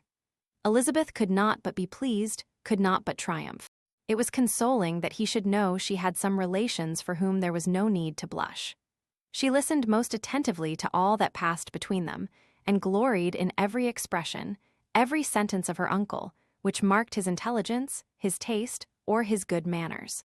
The conversation soon turned upon fishing, and she heard Mr. Darcy invite him, with the greatest civility, to fish there as often as he chose, while he continued in the neighborhood, offering at the same time to supply him with fishing tackle and pointing out those parts of the stream where there was usually most sport. Mrs. Gardiner, who was walking arm in arm with Elizabeth, gave her a look expressive of her wonder. Elizabeth said nothing, but it gratified her exceedingly. The compliment must be all for herself. Her astonishment, however, was extreme, and continually was she repeating, "Why is he so altered? From what can it proceed? It cannot be for me, it cannot be for my sake that his manners are thus softened. My reproofs at Hunsford could not work such a change as this. It is impossible that he should still love me." After walking some time in this way, the two ladies in front, the two gentlemen behind, on resuming their places, after descending to the brink of the river for the better inspection of some curious water plant, there chanced to be a little alteration. It originated in Mrs. Gardiner, who, fatigued by the exercise of the morning, found Elizabeth's arm inadequate to her support, and consequently preferred her husband, S. Mr. Darcy took her place by her niece, and they walked on together. After a short silence, the lady first spoke. She wished him to know that she had been assured of his absence before she came to the place, and accordingly began by observing that his arrival had been very unexpected, for your housekeeper, she added, informed us that you would certainly not be here till tomorrow. And, indeed, before we left Bakewell, we understood that you were not immediately expected in the country. He acknowledged the truth of it all, and said that business with his steward had occasioned his coming forward a few hours before the rest of the party with whom he had been traveling. They will join me early tomorrow, he continued, and among them are some who will claim an acquaintance with you, Mr. Bingley and his sisters. Elizabeth answered only by a slight bow. Her thoughts were instantly driven back to the time when Mr. Bingley's name had been last mentioned between them, and if she might judge from his complexion, his mind was not very differently engaged. There is also one other person in the party, he continued after a pause, who more particularly wishes to be known to you. Will you allow me, or do I ask too much, to introduce my sister to your acquaintance during your stay at Lambton? The surprise of such an application was great indeed. It was too great for her to know in what manner she acceded to it. She immediately felt that whatever desire Miss Darcy might have of being acquainted with her must be the work of her brother, and without looking farther, it was satisfactory. It was gratifying to know that his resentment had not made him think really ill of her. They now walked on in silence, each of them deep in thought. Elizabeth was not comfortable, that was impossible, but she was flattered and pleased. His wish of introducing his sister to her was a compliment of the highest kind. They soon outstripped the others, and when they had reached the carriage, Mr. and Mrs. Gardiner were half a quarter of a mile behind. He then asked her to walk into the house, but she declared herself not tired, and they stood together on the lawn. At such a time much might have been said, and silence was very awkward. She wanted to talk, but there seemed an embargo on every subject. At last she recollected that she had been traveling, and they talked of Matlock and Dovedale with great perseverance. Yet time and her aunt moved slowly and her patience, and her ideas were nearly worn out before the tete-a-tete was over. On Mr. and Mrs. Gardiner's coming up, they were all pressed to go into the house and take some refreshment, but this was declined, and they parted on each side with the utmost politeness. Mr. Darcy handed the ladies into the carriage, and when it drove off, Elizabeth saw him walking slowly towards the house. The observations of her uncle and aunt now began, and each of them pronounced him to be infinitely superior to anything they had expected. "He is perfectly well behaved, polite, and unassuming," said her uncle. "There is something a little stately in him, to be sure," replied her aunt, "but it is confined to his air and is not unbecoming. I can now say with the housekeeper that though some people may call him proud, I have seen nothing of it. I was never more surprised than by his behavior to us. It was more than civil, it was really attentive, and there was no necessity for such attention. His acquaintance with Elizabeth was very trifling." "To be sure, Lizzie," said her aunt, "he is not so handsome as Wickham, or rather he has not Wickham's countenance, for his features are perfectly good. But how came you to tell us that he was so disagreeable?" Elizabeth excused herself as well as she could, said that she had liked him better when they met in Kent than before, and that she had never seen him so pleasant as this morning. "But perhaps he may be a little whimsical in his civilities," replied her uncle. "Your great men often are, and therefore I shall not take him at his word about fishing, as he might change his mind another day and warn me off his grounds." Elizabeth felt that they had entirely mistaken his character, but said nothing. "From what we have seen of him," continued Mrs. Gardiner, "I really should not have thought that he could have behaved in so cruel a way by anybody as he has done by poor Wickham. He has not an ill-natured look. On the contrary, there is something pleasing about his mouth when he speaks, and there is something of dignity in his countenance that would not give one an unfavorable idea of his heart. But to be sure, the good lady who showed us the house did give him a most flaming character. I could hardly help laughing aloud sometimes. But he is a liberal master, I suppose, and that, in the eye of a servant, comprehends every virtue." Elizabeth here felt herself called on to say something in vindication of his behavior to Wickham, and therefore gave them to understand, in as guarded a manner as she could, that by what she had heard from his relations in Kent, his actions were capable of a very different construction, and that his character was by no means so faulty, nor Wickham's so amiable, as they had been considered in Hertfordshire. In confirmation of this, she related the particulars of all the pecuniary transactions in which they had been connected, without actually naming her authority, but stating it to be such as might be relied on. Mrs. Gardiner was surprised and concerned, but as they were now approaching the scene of her former pleasures, every idea gave way to the charm of recollection, and she was too much engaged in pointing out to her husband all the interesting spots in its environs to think of anything else. Fatigued as she had been by the morning's walk, they had no sooner dined than she set off again in quest of her former acquaintance, and the evening was spent in the satisfactions of an intercourse renewed after many years' discontinuance. The occurrences of the day were too full of interest to leave Elizabeth much attention for any of these new friends, and she could do nothing but think, and think with wonder, of Mr. Darcy's civility, and, above all, of his wishing her to be acquainted with his sister. Illustration. Chapter XLIV. Illustration.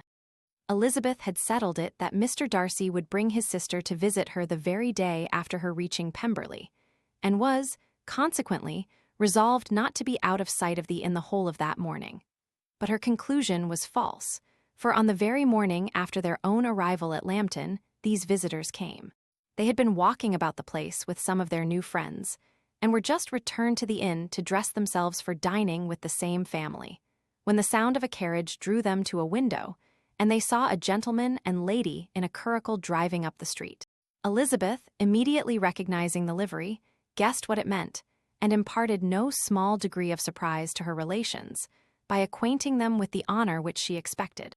Her uncle and aunt were all amazement, and the embarrassment of her manner as she spoke, joined to the circumstance itself, and many of the circumstances of the preceding day, opened to them a new idea on the business.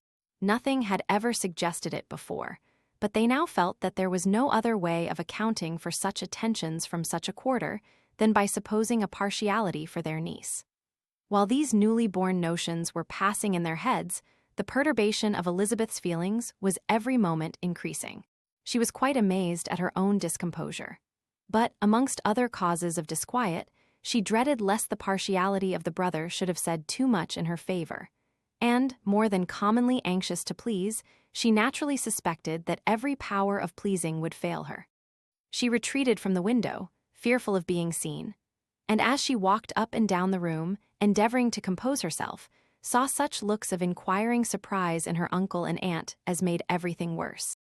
Miss Darcy and her brother appeared, and this formidable introduction took place. With astonishment did Elizabeth see that her new acquaintance was at least as much embarrassed as herself. Since her being at Lambton, she had heard that Miss Darcy was exceedingly proud, but the observation of a very few minutes convinced her that she was only exceedingly shy. She found it difficult to obtain even a word from her beyond a monosyllable. Miss Darcy was tall and on a larger scale than Elizabeth, and though little more than 16, her figure was formed and her appearance womanly and graceful. She was less handsome than her brother, but there was sense and good humor in her face, and her manners were perfectly unassuming and gentle.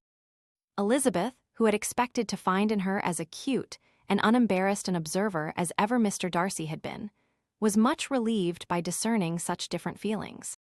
They had not been long together before Darcy told her that Bingley was also coming to wait on her, and she had barely time to express her satisfaction and prepare for such a visitor, when Bingley's quick step was heard on the stairs, and in a moment he entered the room.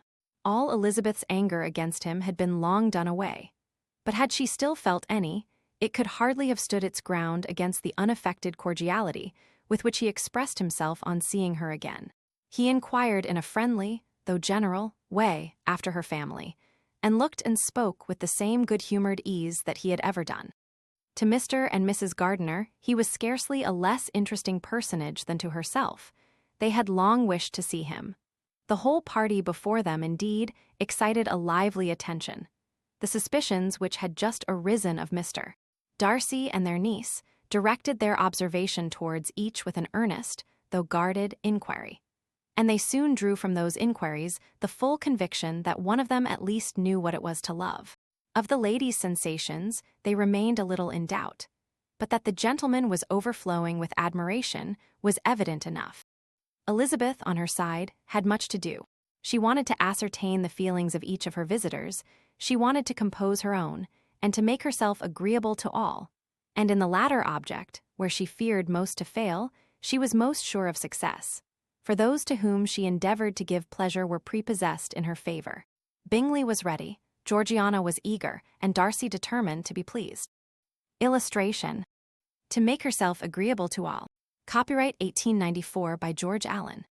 In seeing Bingley, her thoughts naturally flew to her sister, and oh, how ardently did she long to know whether any of his were directed in a like manner. Sometimes she could fancy that he talked less than on former occasions, and once or twice pleased herself with the notion that, as he looked at her, he was trying to trace a resemblance. But, though this might be imaginary, she could not be deceived as to his behavior to Miss Darcy, who had been set up as a rival to Jane. No look appeared on either side that spoke particular regard. Nothing occurred between them that could justify the hopes of his sister. On this point she was soon satisfied, and 2 or 3 little circumstances occurred ere they parted, which, in her anxious interpretation, denoted a recollection of Jane, not untinctured by tenderness, and a wish of saying more that might lead to the mention of her, had he dared. He observed to her, at a moment when the others were talking together, and in a tone which had something of real regret, that it was a very long time since he had had the pleasure of seeing her. And, before she could reply, he added, "It is above 8 months. We have not met since the 26th of November, when we were all dancing together at Netherfield." Elizabeth was pleased to find his memory so exact, and he afterwards took occasion to ask her, when unattended to by any of the rest, whether all her sisters were at Longbourn. There was not much in the question, nor in the preceding remark, but there was a look and a manner which gave them meaning. It was not often that she could turn her eyes on Mr. Darcy himself. but whenever she did catch a glimpse, she saw an expression of general complacence. And in all that he said, she heard an accent so far removed from hauteur or disdain of his companions, as convinced her that the improvement of manners which she had yesterday witnessed, however temporary its existence might prove, had at least outlived one day. When she saw him thus seeking the acquaintance and courting the good opinion of people with whom any intercourse a few months ago would have been a disgrace, when she saw him thus civil, not only to herself, but to the very relations whom he had openly disdained, and recollected their last lively scene in Hunsford Parsonage, the difference, the change was so great, and struck so forcibly on her mind, that she could hardly restrain her astonishment from being visible. Never, even in the company of his dear friends at Netherfield, or his dignified relations at Rosings, had she seen him so desirous to please, so free from self-consequence or unbending reserve, as now, when no importance could result from the success of his endeavors, and when even the acquaintance of those to whom his attentions were addressed would draw down the ridicule and censure of the ladies, both of Netherfield and Rosings. Their visitors stayed with them above half an hour, and when they arose to depart, Mr. Darcy called on his sister to join him in expressing their wish of seeing Mr. and Mrs. Gardiner and Miss Bennet to dinner at Pemberley before they left the country. Miss Darcy, though with a diffidence which marked her little in the habit of giving invitations, readily obeyed. Mrs. Gardiner looked at her niece, desirous of knowing how she, whom the invitation most concerned, felt disposed as to its acceptance, but Elizabeth had turned away her head. Presuming, however, that this studied avoidance spoke rather a momentary embarrassment than any dislike of the proposal, and seeing in her husband, who was fond of society, a perfect willingness to accept it, she ventured to engage for her attendance, and the day after the next was fixed on. Bingley expressed great pleasure in the certainty of seeing Elizabeth again, having still a great deal to say to her, and many inquiries to make after all their Hertfordshire friends. Elizabeth, construing all this into a wish of hearing her speak of her sister, was pleased, and on this account, as well as some others, found herself, when their visitors left them, capable of considering the last half-hour with some satisfaction, though while it was passing the enjoyment of it had been little. Eager to be alone, and fearful of inquiries or hints from her uncle and aunt, she stayed with them only long enough to hear their favorable opinion of Bingley, and then hurried away to dress. But she had no reason to fear Mr. and Mrs. Gardiner's curiosity. It was not their wish to force her communication. It was evident that she was much better acquainted with Mr. Darcy than they had before any idea of. It was evident that he was very much in love with her. They saw much to interest, but nothing to justify inquiry. Of Mr. Darcy, it was now a matter of anxiety to think well, and as far as their acquaintance reached, there was no fault to find. They could not be untouched by his politeness, and had they drawn his character from their own feelings and his servant's report, without any reference to any other account, the circle in Hertfordshire to which he was known would not have recognized it for Mr. Darcy. There was now an interest, however, in believing the housekeeper, and they soon became sensible that the authority of a servant, who had known him since he was 4 years old, and whose own manners indicated respectability, was not to be hastily rejected. Neither had anything occurred in the intelligence of their Lambton friends that could materially lessen its weight. They had nothing to accuse him of but pride. Pride he probably had, and if not, it would certainly be imputed by the inhabitants of a small market town where the family did not visit. It was acknowledged, however, that he was a liberal man and did much good among the poor. With respect to Wickham, the travellers soon found that he was not held there in much estimation. For though the chief of his concerns with the son of his patron were imperfectly understood, it was yet a well-known fact that, on his quitting Derbyshire, he had left many debts behind him, which Mr. Darcy afterwards discharged. As for Elizabeth, her thoughts were at Pemberley this evening more than the last, and the evening, though as it passed it seemed long, was not long enough to determine her feelings towards one in that mansion, and she lay awake 2 whole hours, endeavoring to make them out. She certainly did not hate him. No, hatred had vanished long ago, and she had almost as long been ashamed of ever feeling a dislike against him, that could be so called. The respect created by the conviction of his valuable qualities, though at first unwillingly admitted, had for some time ceased to be repugnant to her feelings. and it was now heightened into somewhat of a friendlier nature by the testimony so highly in his favor, and bringing forward his disposition in so amiable a light, which yesterday had produced. But above all, above respect and esteem, there was a motive within her of good, will which could not be overlooked. It was gratitude, not merely for having once loved her, but for loving her still well enough to forgive all the petulance and acrimony of her manner in rejecting him, and all the unjust accusations accompanying her rejection. He who, she had been persuaded, would avoid her as his greatest enemy, seemed, on this accidental meeting, most eager to preserve the acquaintance, and without any indelicate display of regard or any peculiarity of manner, where their two selves only were concerned, was soliciting the good opinion of her friends, and bent on making her known to his sister. Such a change in a man of so much pride excited not only astonishment, but gratitude for to love, ardent love, it must be attributed, and as such, its impression on her was of a sort to be encouraged, as by no means unpleasing, though it could not be exactly defined. She respected, she esteemed, she was grateful to him, she felt a real interest in his welfare, and she only wanted to know how far she wished that welfare to depend upon herself, and how far it would be for the happiness of both that she should employ the power, which her fancy told her she still possessed, of bringing on the renewal of his addresses.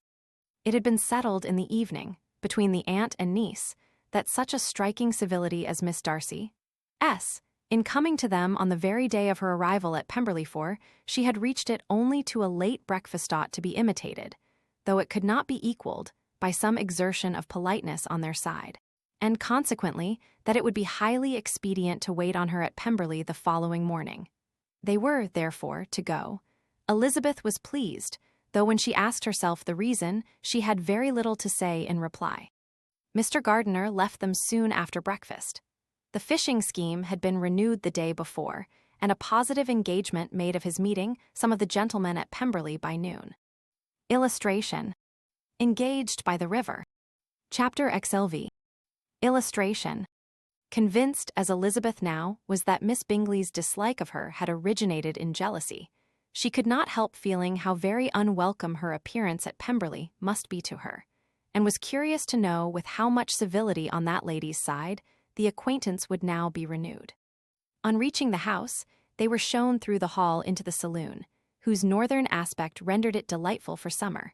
Its windows, opening to the ground, admitted a most refreshing view of the high woody hills behind the house, and of the beautiful oaks and Spanish chestnuts which were scattered over the intermediate lawn.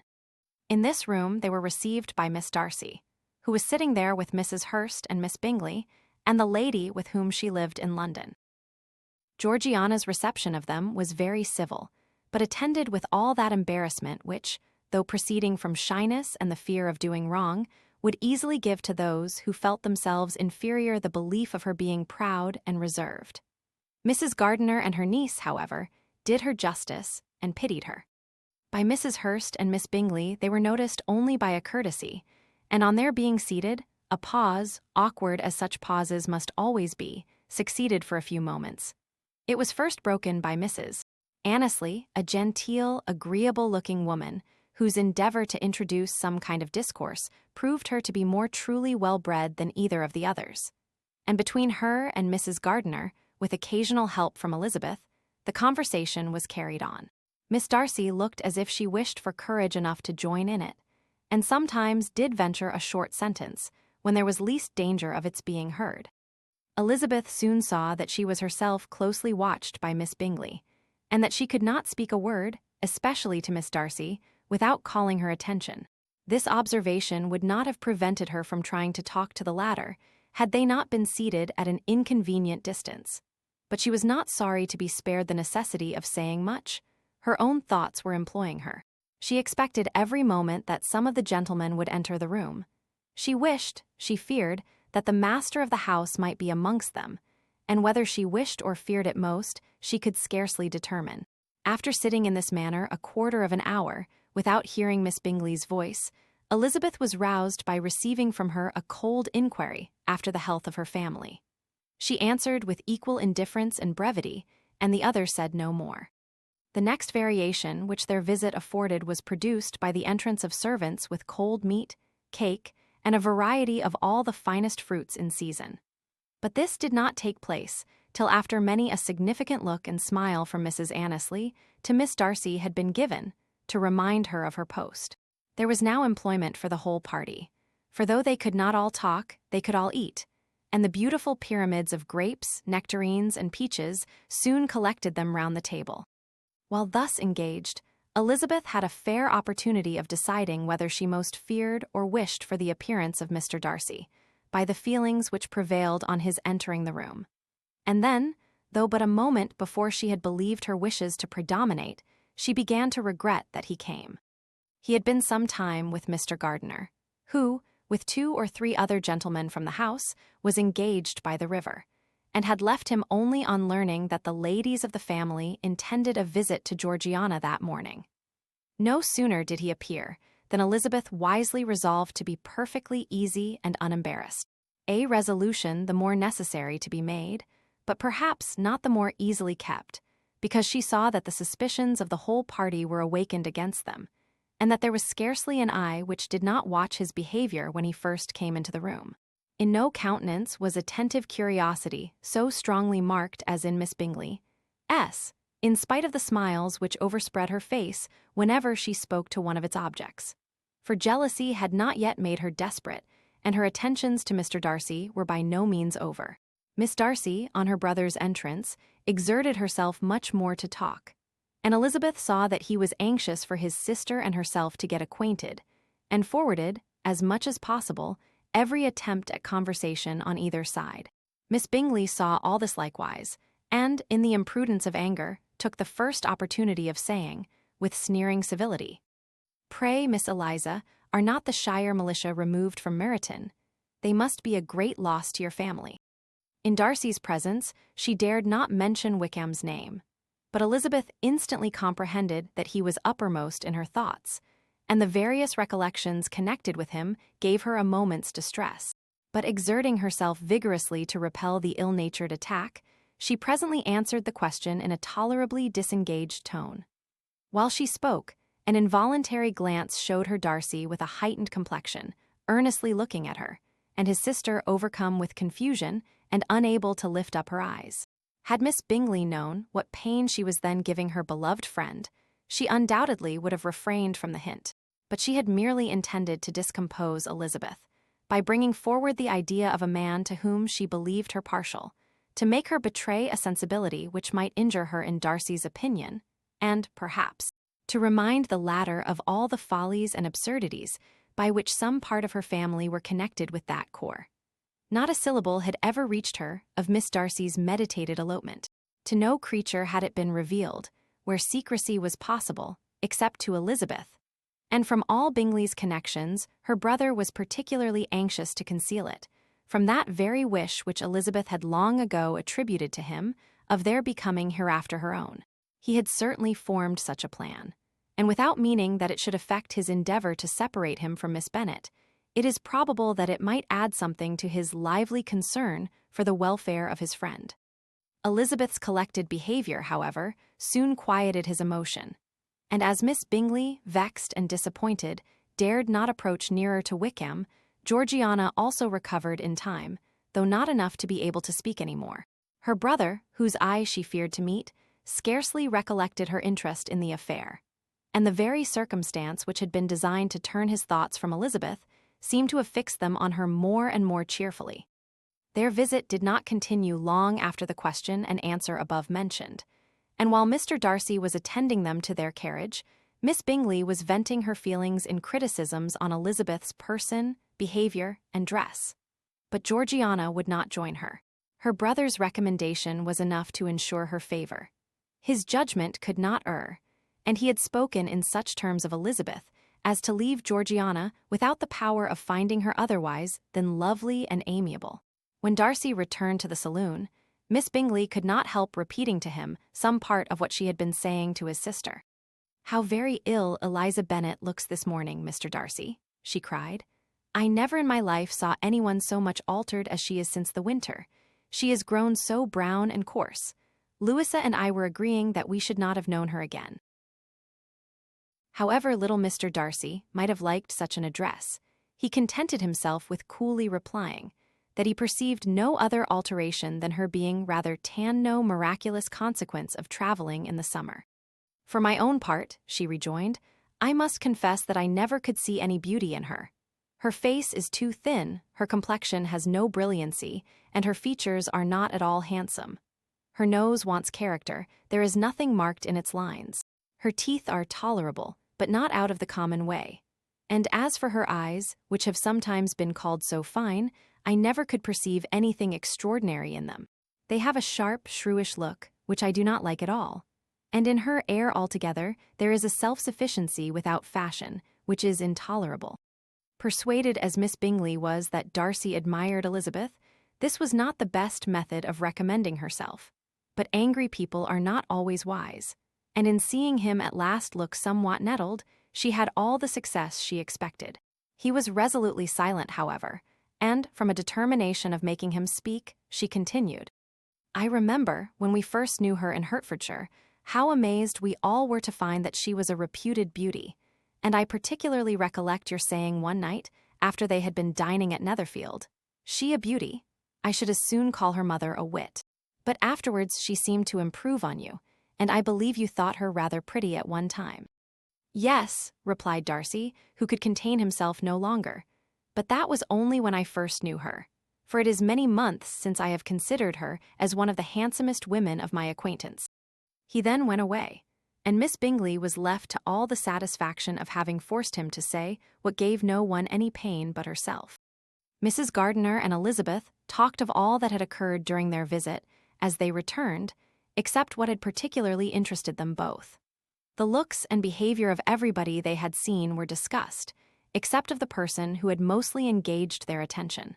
They talked of his sister, his friends, his house, his fruit, of everything but himself. Yet Elizabeth was longing to know what Mrs. Gardiner thought of him, and Mrs. Gardiner would have been highly gratified by her niece's beginning the subject. Illustration. Chapter XLVI. Illustration. Elizabeth had been a good deal disappointed in not finding a letter from Jane on their first arrival at Lambton, and this disappointment had been renewed on each of the mornings that had now been spent there. But on the third her repining was over, and her sister justified by the receipt of 2 letters from her at once, on one of which was marked that it had been sent elsewhere. Elizabeth was not surprised at it, as Jane had written the direction remarkably ill. They had just been preparing to walk as the letters came in, and her uncle and aunt, leaving her to enjoy them in quiet, set off by themselves. The one sent must be first attended to. It had been written 5 days ago. The beginning contained an account of all their little parties and engagements, with such news as the country afforded, but the latter half, which was dated a day later and written in evident agitation, gave more important intelligence. It was to this effect. Since writing the above, dearest Lizzie, something has occurred of a most unexpected and serious nature, but I am afraid of alarming you. Be assured that we are all well. What I have to say relates to poor Lydia. An express came at 12 last night, just as we were all gone to bed, from Colonel Forster, to inform us that she was gone off to Scotland with one of his officers. To own the truth, with Wickham. Imagine our surprise. To Kitty, however, it does not seem so wholly unexpected. I am very, very sorry. So imprudent a match on both sides, but I am willing to hope the best, and that his character has been misunderstood. Thoughtless and indiscreet, I can easily believe him, but this step, and let us rejoice over it, marks nothing bad at heart. His choice is disinterested at least, for he must know my father can give her nothing. Our poor mother is sadly grieved. My father bears it better. How thankful am I that we never let them know what has been said against him. We must forget it ourselves. They were off Saturday night about 12, as is conjectured, but were not missed till yesterday morning at 8. The express was sent off directly. My dear Lizzie, they must have passed within 10 miles of us. Colonel Forster gives us reason to expect him here soon. Lydia left a few lines for his wife, informing her of their intention. I must conclude, for I cannot be long from my poor mother. I am afraid you will not be able to make it out, but I hardly know what I have written. Without allowing herself time for consideration, and scarcely knowing what she felt, Elizabeth, on finishing this letter, instantly seized the other, and opening it with the utmost impatience, read as follows. It had been written a day later than the conclusion of the first. By this time, my dearest sister, you have received my hurried letter. I wish this may be more intelligible, but though not confined for time, my head is so bewildered that I cannot answer for being coherent. Dearest Lizzie, I hardly know what I would write, but I have bad news for you, and it cannot be delayed. Imprudent as a marriage between Mr. Wickham and our poor Lydia would be, we are now anxious to be assured it has taken place, for there is but too much reason to fear they are not gone to Scotland. Colonel Forster came yesterday, having left Brighton the day before, not many hours after the express. Though Lydia's short letter to Mrs. F. gave them to understand that they were going to Gretna Green, something was dropped by Denny expressing his belief that W. never intended to go there, or to marry Lydia at all, which was repeated to Colonel F., who, instantly taking the alarm, set off from B, intending to trace their route. He did trace them easily to Clapham, but no farther, for on entering that place, they removed into a hackney coach and dismissed the chaise that brought them from Epsom. All that is known after this is that they were seen to continue the London road. I know not what to think. After making every possible inquiry on that side of London, Colonel F. came on into Hertfordshire, anxiously renewing them at all the turnpikes and at the inns in Barnet and Hatfield, but without any success. No such people had been seen to pass through. With the kindest concern he came on to Longbourn, and broke his apprehensions to us in a manner most creditable to his heart. I am sincerely grieved for him and Mrs. F., but no one can throw any blame on them. Our distress, my dear Lizzie, is very great. My father and mother believe the worst, but I cannot think so ill of him. Many circumstances might make it more eligible for them to be married privately in town than to pursue their first plan. And even if he could form such a design against a young woman of Lydia's connections, which is not likely, can I suppose her so lost to everything? Impossible. I grieve to find, however, that Colonel F. is not disposed to depend upon their marriage. He shook his head when I expressed my hopes and said he feared W. was not a man to be trusted. My poor mother is really ill and keeps her room. Could she exert herself, it would be better, but this is not to be expected. And as to my father, I never in my life saw him so affected. Poor Kitty has anger for having concealed their attachment, but as it was a matter of confidence, one cannot wonder. I am truly glad, dearest Lizzie, that you have been spared something of these distressing scenes. But now, as the first shock is over, shall I own that I long for your return? I am not so selfish, however, as to press for it, if inconvenient. Adieu. I take up my pen again to do what I have just told you I would not. But circumstances are such that I cannot help earnestly begging you all to come here as soon as possible. I know my dear uncle and aunt so well that I am not afraid of requesting it, though I have still something more to ask of the former. My father is going to London with Colonel Forster instantly to try to discover her. What he means to do, I am sure I know not, but his excessive distress will not allow him to pursue any measure in the best and safest way, and Colonel Forster is obliged to be at Brighton again tomorrow evening. In such an exigence, my uncle's advice and assistance would be everything in the world. He will immediately comprehend what I must feel, and I rely upon his goodness. Oh, where is my uncle? Cried Elizabeth, darting from her seat as she finished the letter, in eagerness to follow him, without losing a moment of the time so precious. But as she reached the door, it was opened by a servant, and Mr. Darcy appeared. Her pale face and impetuous manner made him start, and before he could recover himself enough to speak, she, in whose mind every idea was superseded by Lydia's situation, hastily exclaimed, "I beg your pardon, but I must leave you. I must find Mr. Gardiner this moment on business that cannot be delayed. I have not an instant to lose." "Good God, what is the matter?" cried he, with more feeling than politeness, then recollecting himself. "I will not detain you a minute. But let me, or let the servant, go after Mr. and Mrs. Gardiner. You are not well enough, you cannot go yourself." Elizabeth hesitated, but her knees trembled under her, and she felt how little would be gained by her attempting to pursue them. Calling back the servant, therefore, she commissioned him, though in so breathless an accent as made her almost unintelligible, to fetch his master and mistress home instantly.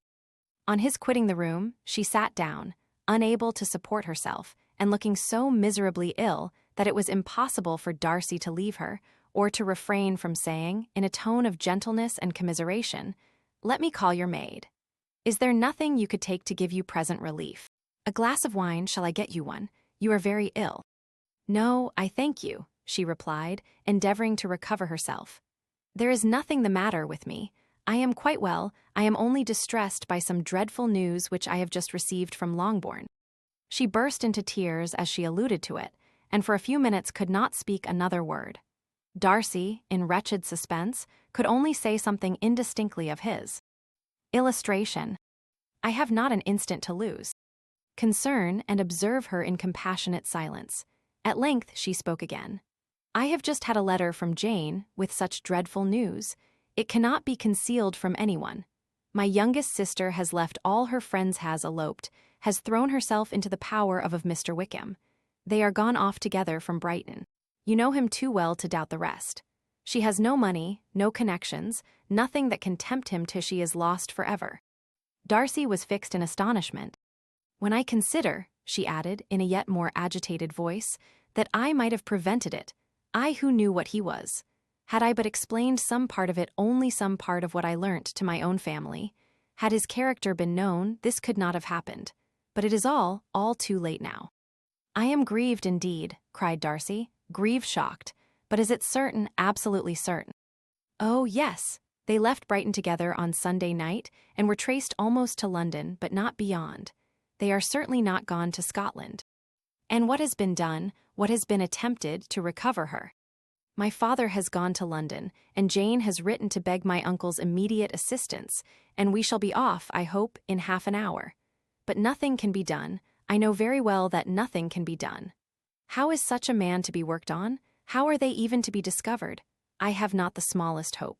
It is every way horrible." Darcy shook his head in silent acquiescence. "When my eyes were opened to his real character, oh, had I known what I ought, what I dared to do, but I knew not, I was afraid of doing too much. Wretched, wretched mistake."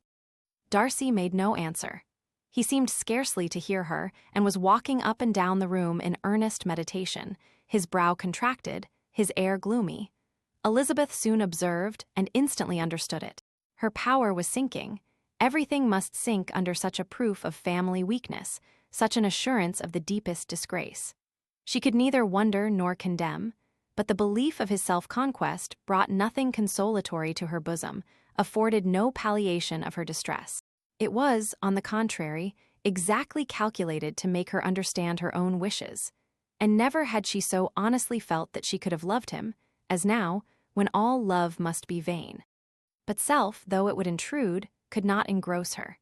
Lydia, the humiliation, the misery she was bringing on them all soon swallowed up every private care, and covering her face with her handkerchief, Elizabeth was soon lost to everything else, and after a pause of several minutes was only recalled to a sense of her situation by the voice of her companion, who, in a manner which, though it spoke compassion, spoke likewise restraint, said, "I am afraid you have been long desiring my absence, nor have I anything to plead in excuse of my stay, but real, though unavailing concern. Would to heaven that anything could be either said or done on my part that might offer consolation to such distress. But I will not torment you with vain wishes, which may seem purposely to ask for your thanks. This unfortunate affair will, I fear, prevent my sisters having the pleasure of seeing you at Pemberley today. Oh, yes, be so kind as to apologize for us to Miss Darcy. Say that urgent business calls us home immediately. Conceal the unhappy truth as long as it is possible. I know it cannot be long." He readily assured her of his secrecy, again expressed his sorrow for her distress, wished it a happier conclusion than there was at present reason to hope, and, leaving his compliments for her relations, with only one serious parting look, went away.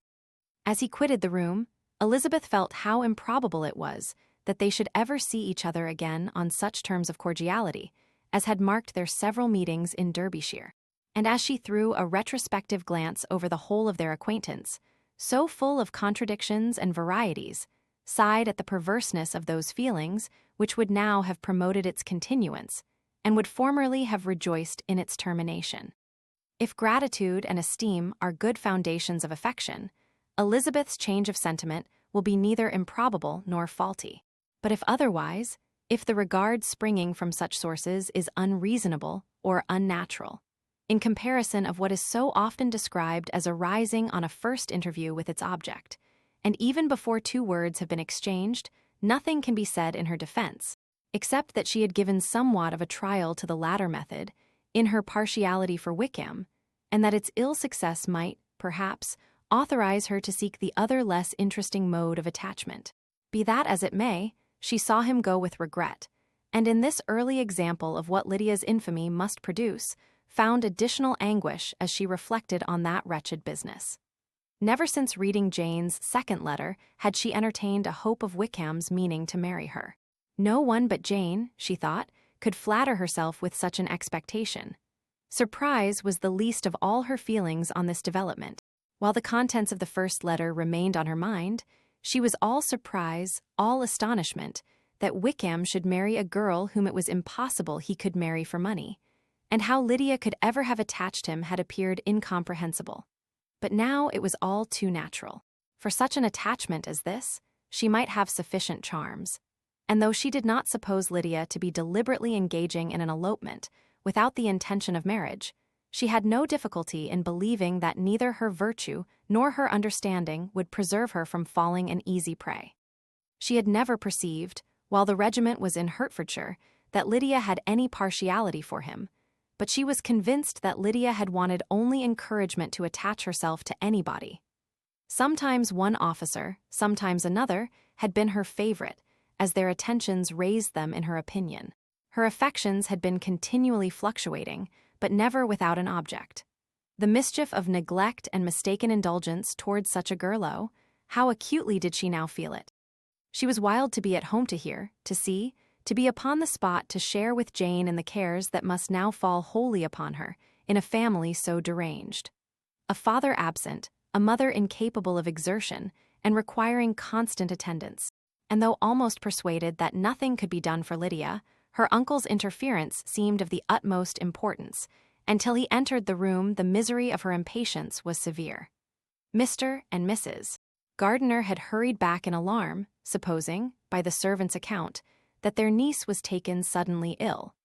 But satisfying them instantly on that head, she eagerly communicated the cause of their summons, reading the 2 letters aloud, and dwelling on the postscript of the last with trembling energy. Though Lydia had never been a favorite with them, Mr. and Mrs. Gardiner could not but be deeply affected. Not Lydia only, but all were concerned in it. And after the first exclamations of surprise and horror, Mr. Gardiner readily promised every assistance in his power. Elizabeth, though expecting no less, thanked him with tears of gratitude, and all 3 being actuated by one spirit, everything relating to their journey was speedily settled. They were to be off as soon as possible. "But what is to be done about Pemberley?" cried Mrs. Gardiner. "John told us Mr. Darcy was here when you sent for us, was it so?" "Yes, and I told him we should not be able to keep our engagement. That is all settled." "What is all settled?" repeated the other, as she ran into her room to prepare. "And are they upon such terms as for her to disclose the real truth? Oh, that I knew how it was." But wishes were vain, or, at best, could serve only to amuse her in the hurry and confusion of the following hour. Had Elizabeth been at leisure to be idle, she would have remained certain that all employment was impossible to one so wretched as herself. But she had her share of business as well as her aunt, and amongst the rest there were notes to be written to all their friends at Lambton, with false excuses for their sudden departure. An hour, however, saw the whole completed, and Mr. Gardiner, meanwhile, having settled his account at the inn, nothing remained to be done but to go. And Elizabeth, after all the misery of the morning, found herself, in a shorter space of time than she could have supposed, seated in the carriage and on the road to Longbourn. Illustration. The first pleasing earnest of their welcome. Chapter XLVII. Illustration. "I have been thinking it over again, Elizabeth," said her uncle, as they drove from the town. "And really, upon serious consideration, I am much more inclined than I was to judge as your eldest sister does of the matter. It appears to me so very unlikely that any young man should form such a design against a girl, who is by no means unprotected or friendless, and who is actually staying in his colonel's family, that I am strongly inclined to hope the best. Could he expect that her friends would not step forward? Could he expect to be noticed again by the regiment after such an affront to Colonel Forster? His temptation is not adequate to the risk. "Do you really think so?" cried Elizabeth, brightening up for a moment. "Upon my word," said Mrs. Gardiner, "I begin to be of your uncle's opinion. It is really too great a violation of decency, honor, and interest for him to be guilty of it. I cannot think so very ill of Wickham. Can you, yourself, Lizzie, so wholly give him up as to believe him capable of it? Not perhaps of neglecting his own interest, but of every other neglect I can believe him capable, if indeed it should be so, but I dare not hope it. Why should they not go on to Scotland, if that had been the case?" "In the first place," replied Mr. Gardiner, "there is no absolute proof that they are not gone to Scotland." "Oh, but their removing from the chaise into a hackney coach is such a presumption. And, besides, no traces of them were to be found on the Barnet Road." "Well, then supposing them to be in London they may be there, though for the purpose of concealment, for no more exceptionable purpose. It is not likely that money should be very abundant on either side, and it might strike them that they could be more economically, though less expeditiously, married in London than in Scotland. But why all this secrecy? Why any fear of detection? Why must their marriage be private? Oh, no, this is not likely. His most particular friend, you see by Jane's account, was persuaded of his never intending to marry her. Wickham will never marry a woman without some money. He cannot afford it. And what claims has Lydia? What attractions has she beyond youth, health, and good humor, that could make him for her sake forego every chance of benefiting himself by marrying well? As to what restraint the apprehensions of disgrace in the corps might throw on a dishonorable elopement with her, I am not able to judge, for I know nothing of the effects that such a step might produce. But as to your other objection, I am afraid it will hardly hold good. Lydia has no brothers to step forward, and he might imagine, from my father's behavior, from his indolence, and the little attention he has ever seemed to give to what was going forward in his family, that he would do as little and think as little about it as any father could do in such a matter. But can you think that Lydia is so lost to everything but love of him, as to consent to live with him on any other terms than marriage? It does seem, and it is most shocking indeed, replied Elizabeth, with tears in her eyes, that a sister's sense of decency and virtue in such a point should admit of doubt. But really, I know not what to say. Perhaps I am not doing her justice, but she is very young. She has never been taught to think on serious subjects, and for the last half-year, nay, for a 12-month, she has been given up to nothing but amusement and vanity. She has been allowed to dispose of her time in the most idle and frivolous manner, and to adopt any opinions that came in her way. Since the Shire were first quartered in Meryton, nothing but love, flirtation, and officers have been in her head.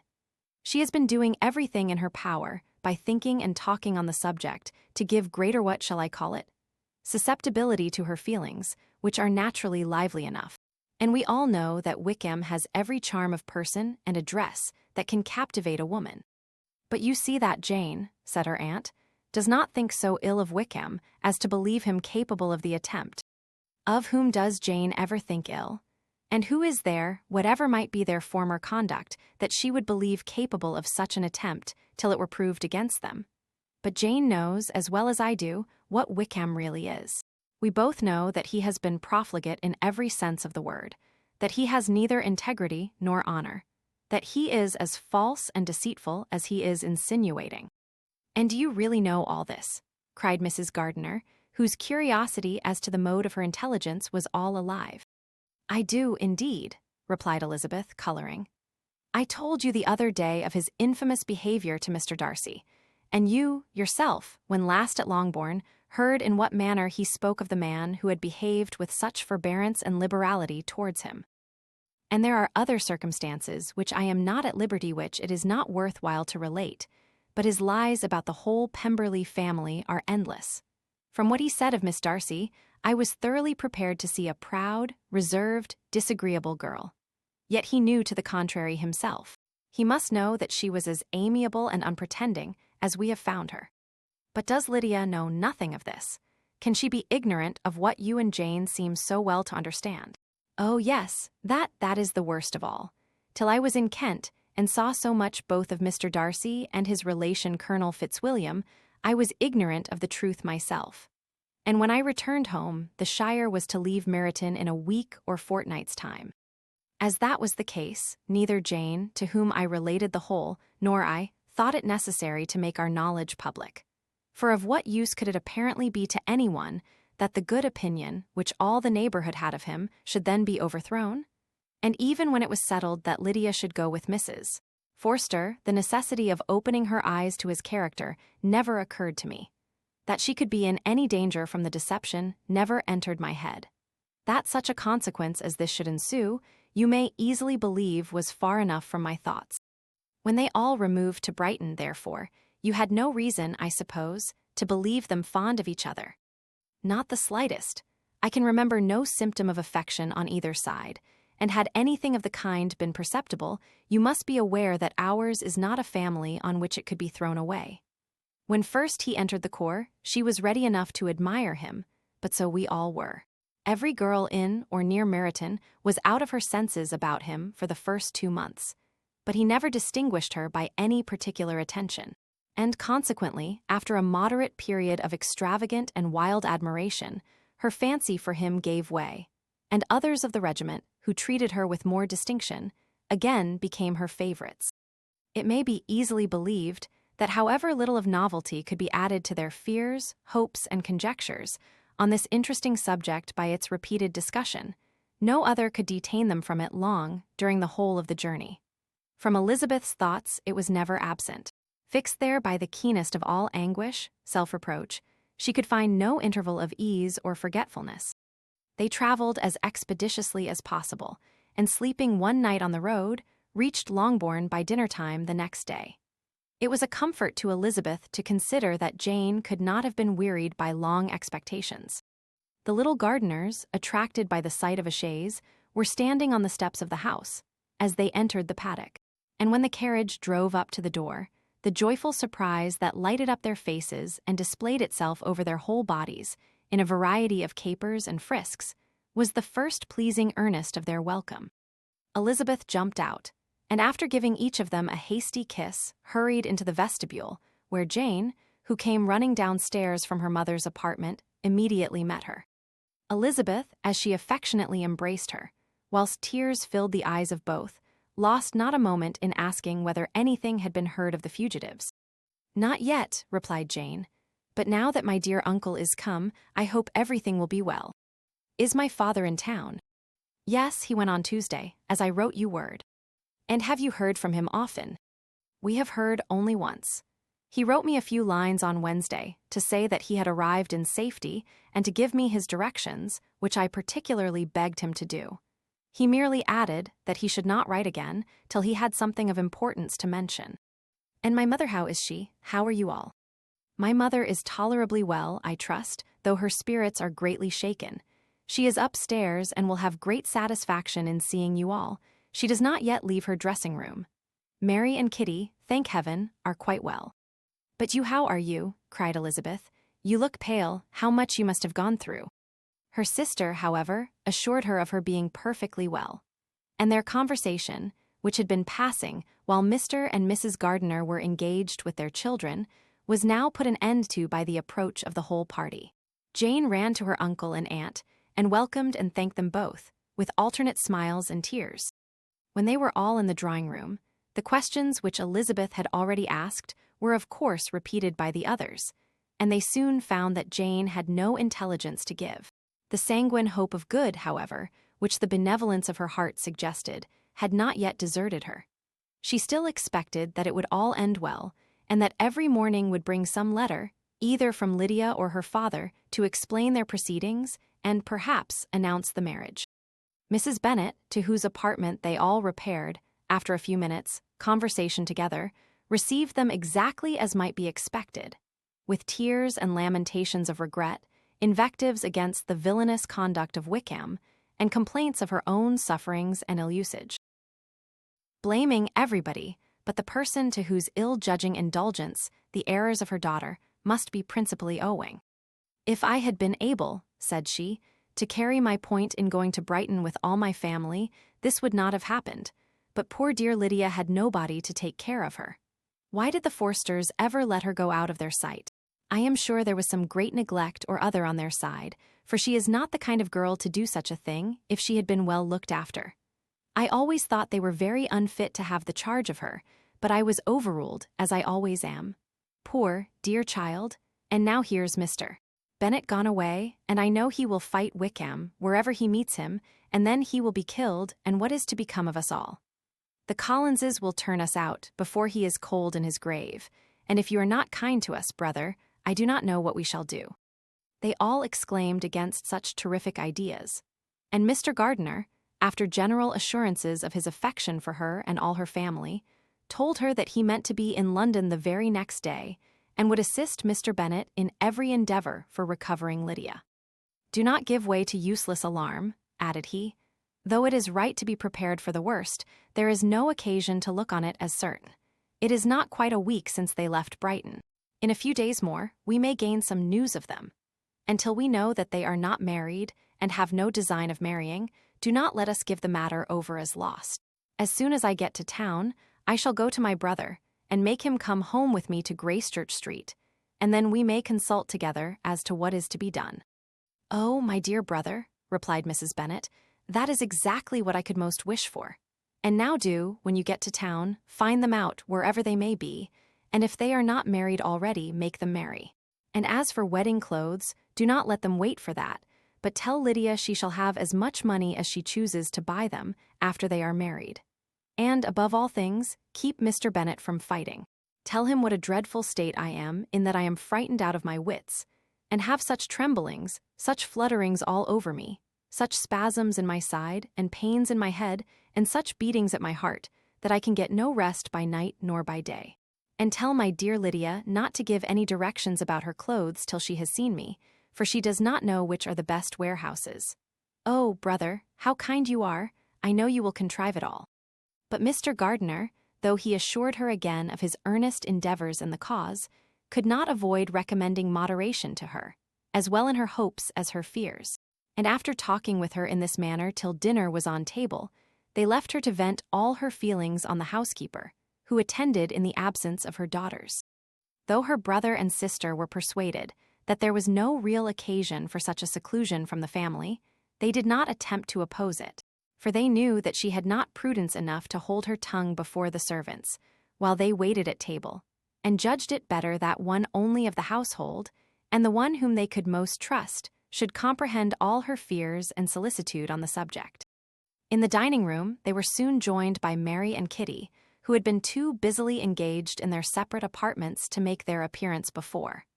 One came from her books, and the other from her toilette. The faces of both, however, were tolerably calm, and no change was visible in either, except that the loss of her favourite sister, or the anger which she had herself incurred in the business, had given something more of fretfulness than usual to the accents of Kitty. As for Mary, she was mistress enough of herself to whisper to Elizabeth, with a countenance of grave reflection, soon after they were seated at table. This is a most unfortunate affair, and will probably be much talked of. But we must stem the tide of malice, and pour into the wounded bosoms of each other the balm of sisterly consolation.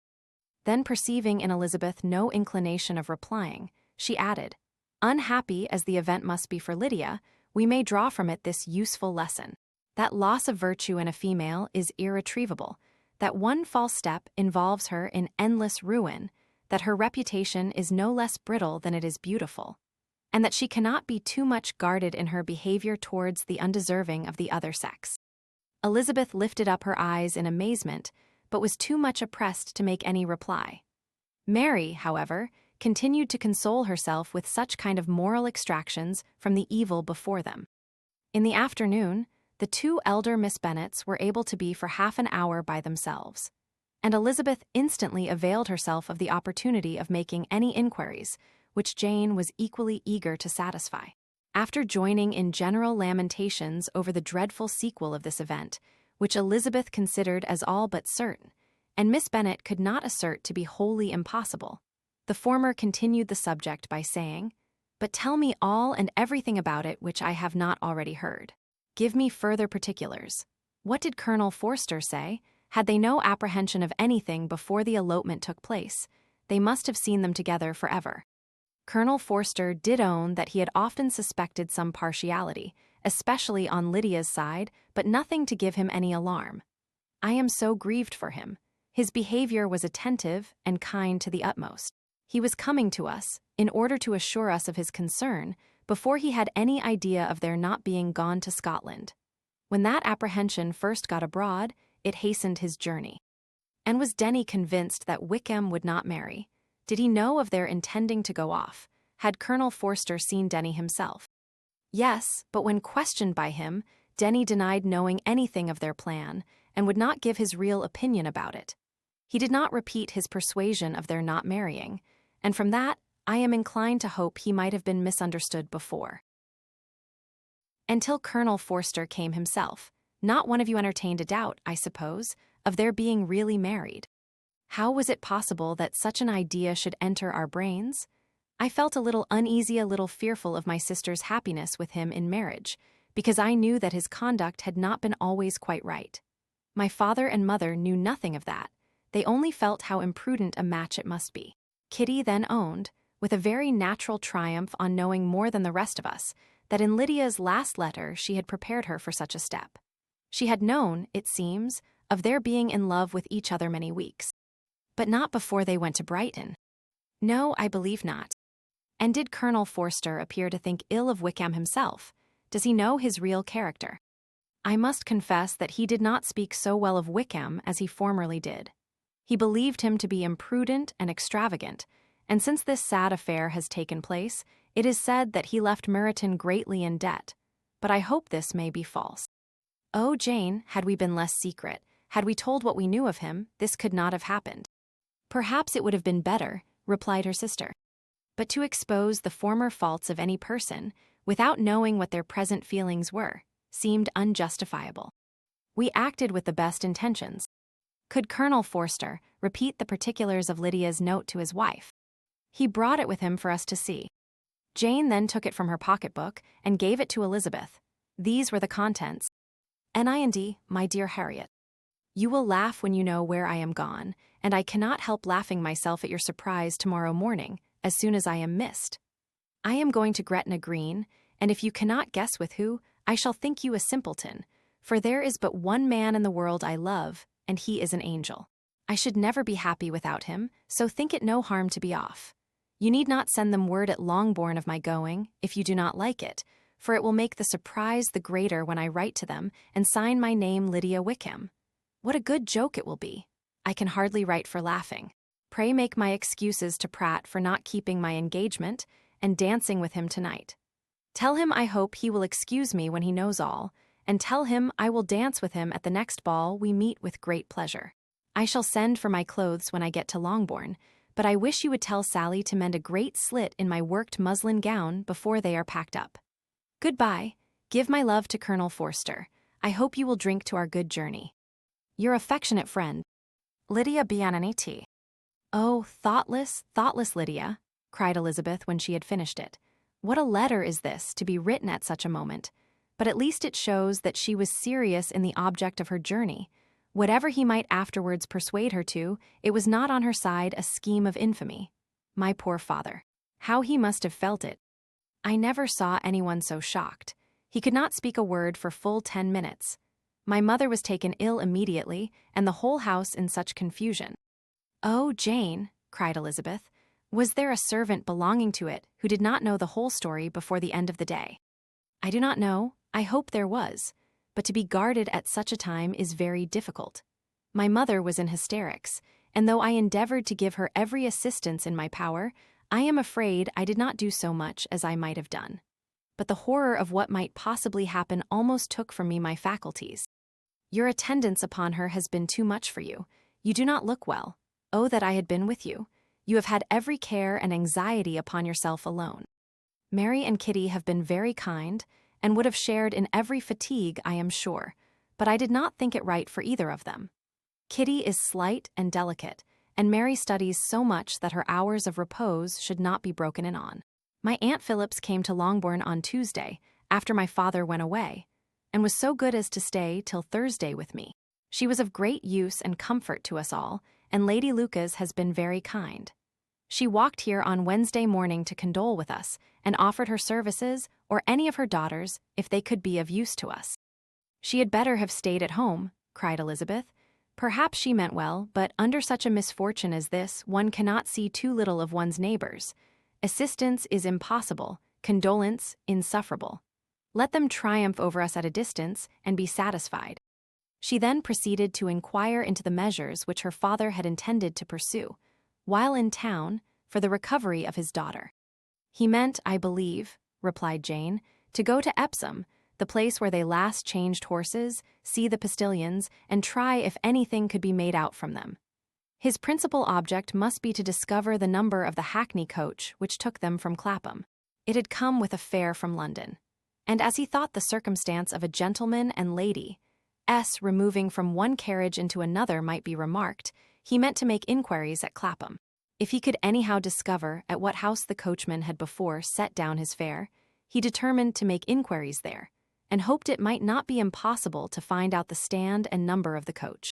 I do not know of any other designs that he had formed, but he was in such a hurry to be gone, and his spirits so greatly discomposed, that I had difficulty in finding out even so much as this.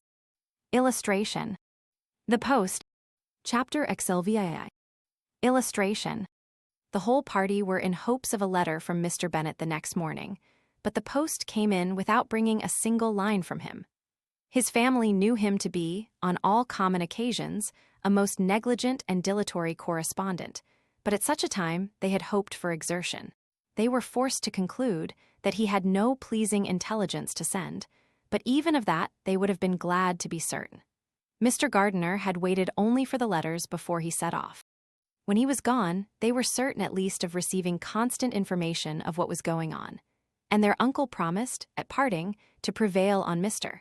Bennet to return to Longbourn as soon as he could, to the great consolation of his sister, who considered it as the only security for her husband's not being killed in a duel.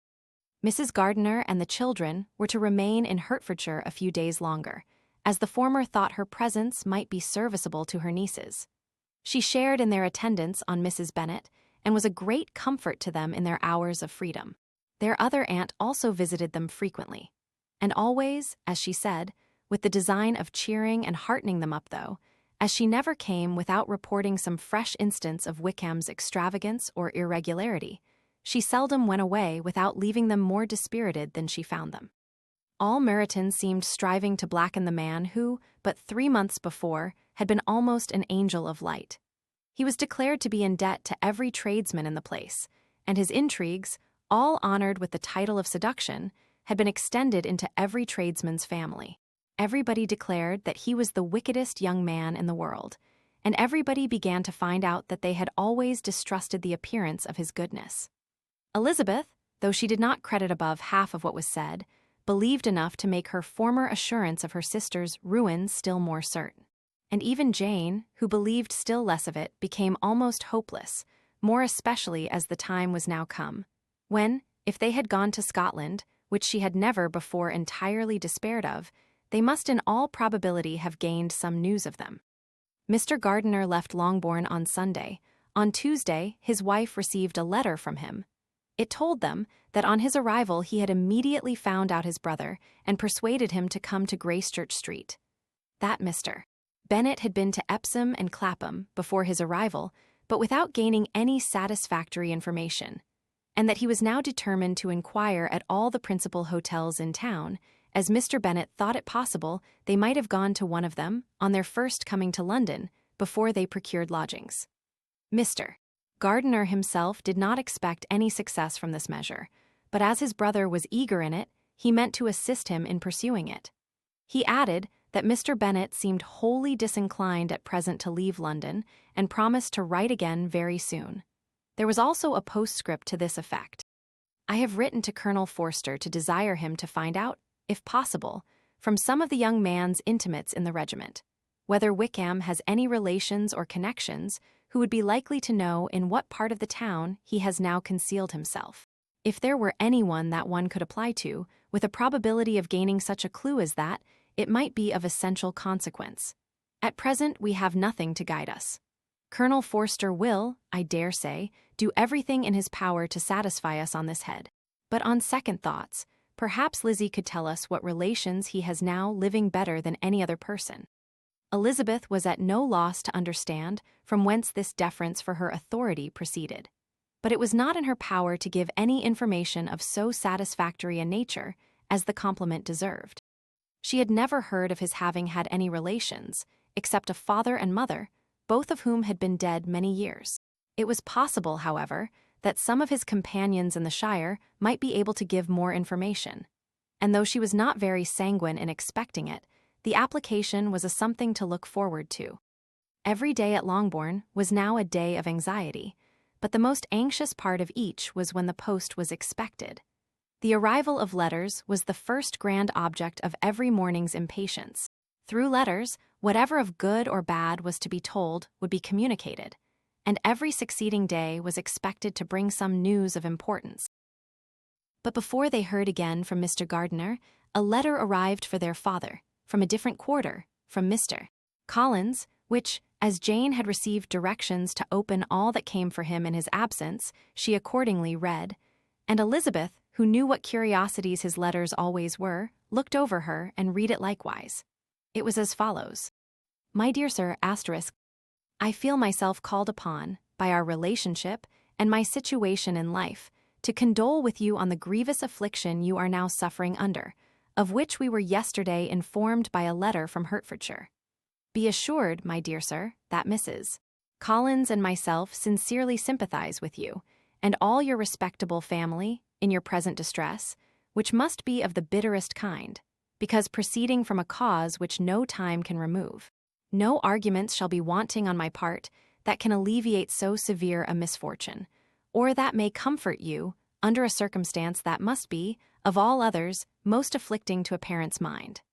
The death of your daughter would have been a blessing in comparison of this, and it is the more to be lamented, because there is reason to suppose, as my dear Charlotte informs me, that this licentiousness of behavior in your illustration, to whom I have related the affair, copyright 1894 by George Allen, daughter has proceeded from a faulty degree of indulgence, though, at the same time, for the consolation of yourself and Mrs. Bennet, I am inclined to think that her own disposition must be naturally bad, or she could not be guilty of such an enormity at so early an age.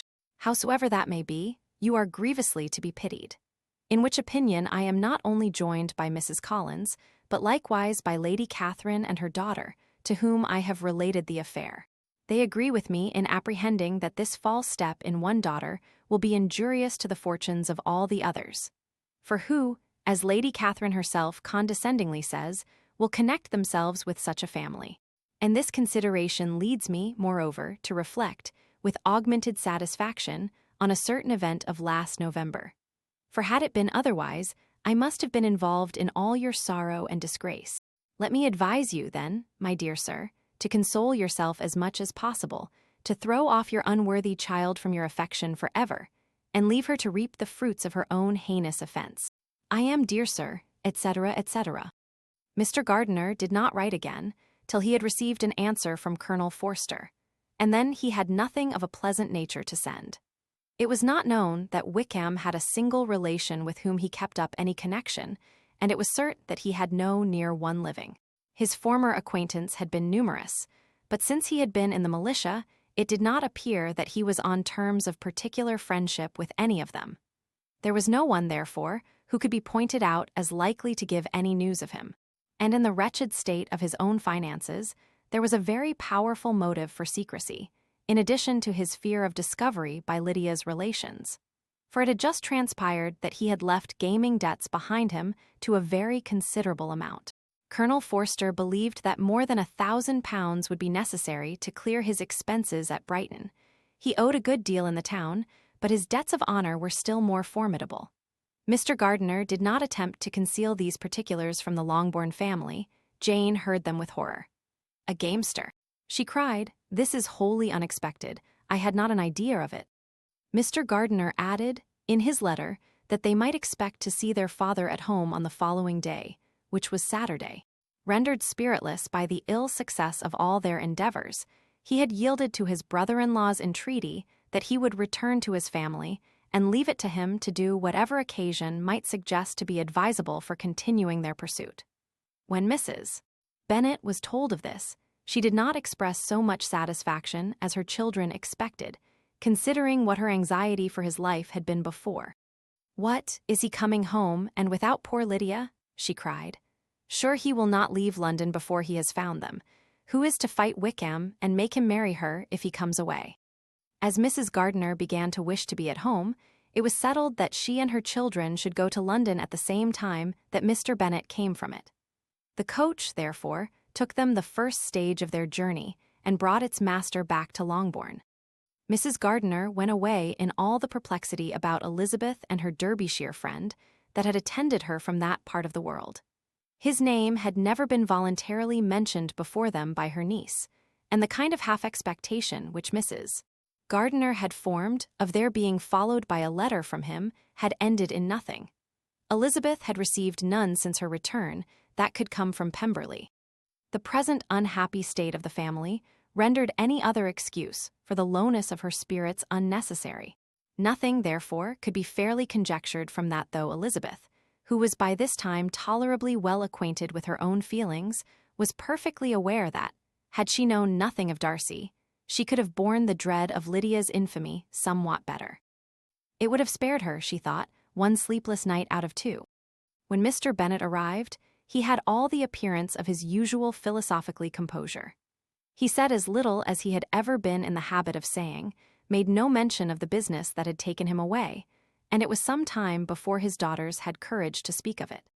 It was not till the afternoon, when he joined them at tea, that Elizabeth ventured to introduce the subject, and then, on her briefly expressing her sorrow for what he must have endured, he replied, "Say nothing of that. Who should suffer but myself? It has been my own doing, and I ought to feel it." "You must not be too severe upon yourself," replied Elizabeth. "You may well warn me against such an evil. Human nature is so prone to fall into it. No, Lizzie, let me once in my life feel how much I have been to blame. I am not afraid of being overpowered by the impression. It will pass away soon enough." "Do you suppose them to be in London?" "Yes, where else can they be so well concealed?" "And Lydia used to want to go to London," added Kitty. "She is happy then," said her father dryly, "and her residence there will probably be of some duration." Then, after a short silence, he continued, "Lizzie, I bear you no ill will for being justified in your advice to me last May, which, considering the event, shows some greatness of mind." They were interrupted by Miss Bennet, who came to fetch her mother's tea. "This is a parade," cried he, "which does one good. It gives such an elegance to misfortune. Another day I will do the same. I will sit in my library, in my nightcap and powdering gown, and give as much trouble as I can, or perhaps I may defer it till Kitty runs away." "I am not going to run away, Papa," said Kitty fretfully. "If I should ever go to Brighton, I would behave better than Lydia." "You go to Brighton? I would not trust you so near it as Eastbourne, for £50. No, Kitty, I have at least learnt to be cautious, and you will feel the effects of it. No officer is ever to enter my house again, nor even to pass through the village. Balls will be absolutely prohibited, unless you stand up with one of your sisters.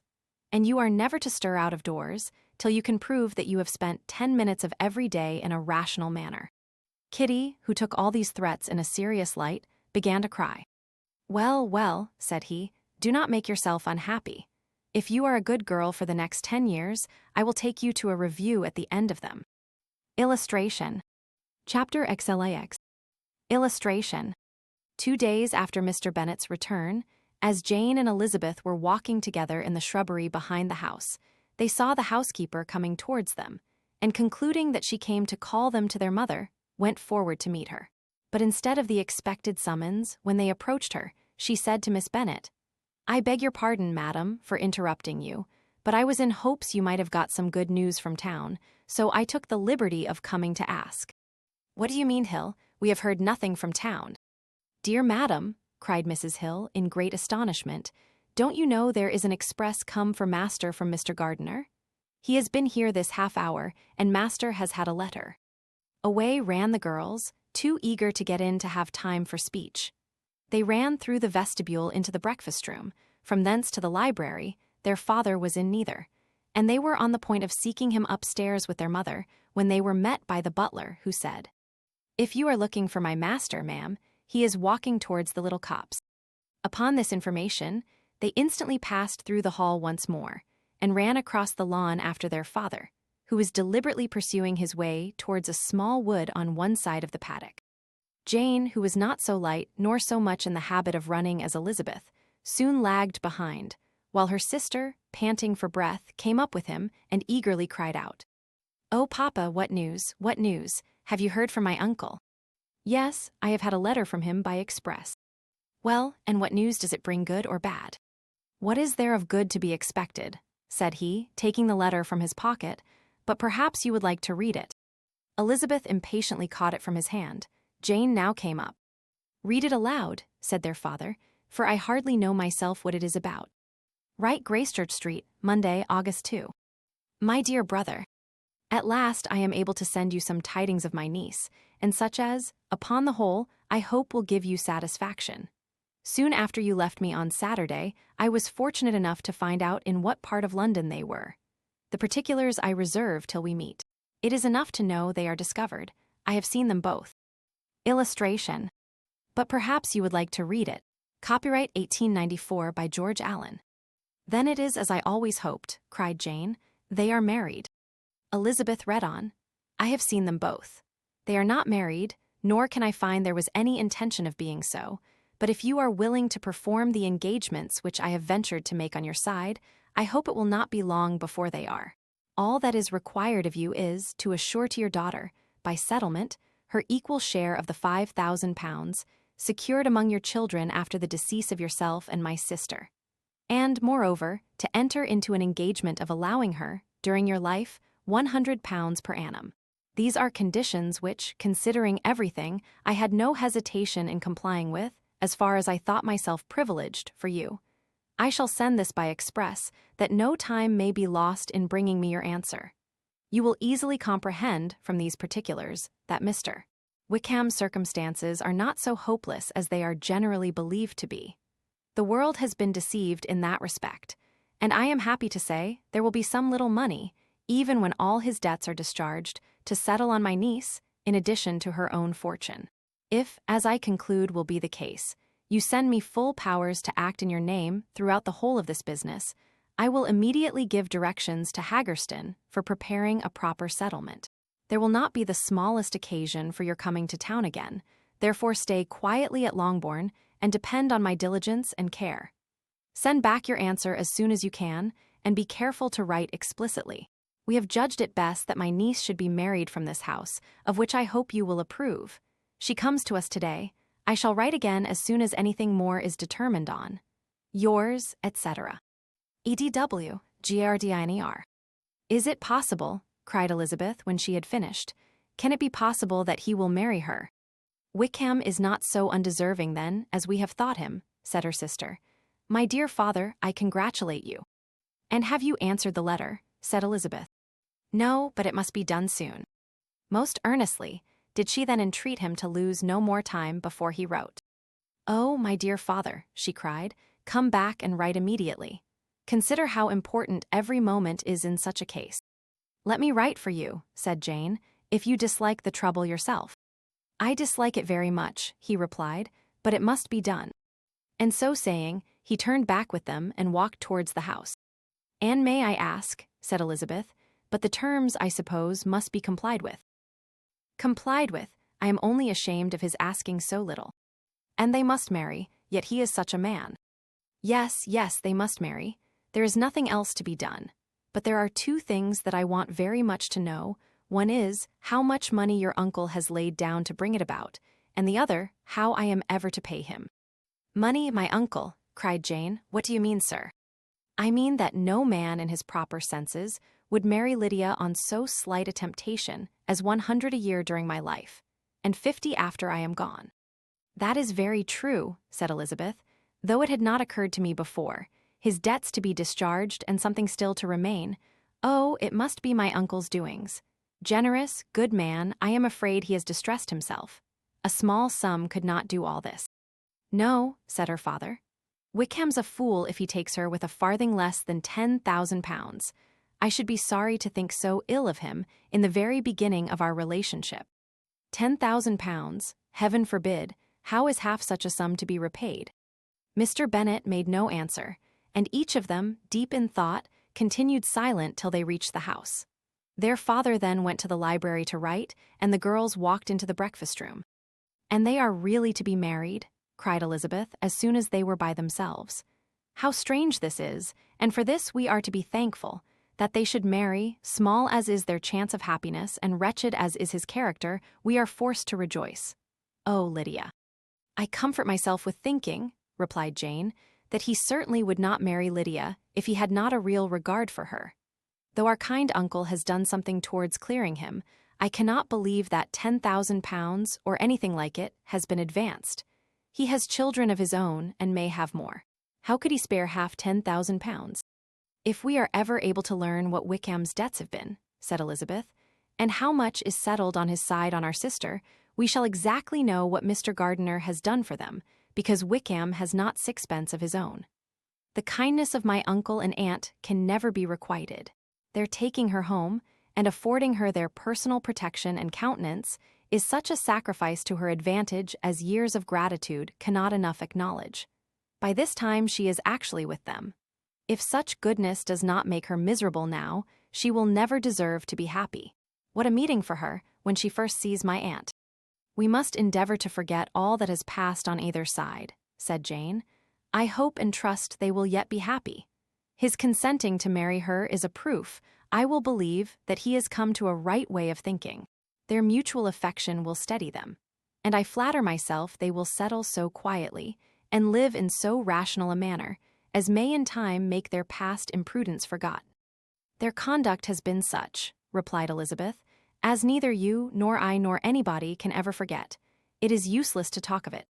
It now occurred to the girls that their mother was in all likelihood perfectly ignorant of what had happened. They went to the library, therefore, and asked their father whether he would not wish them to make it known to her.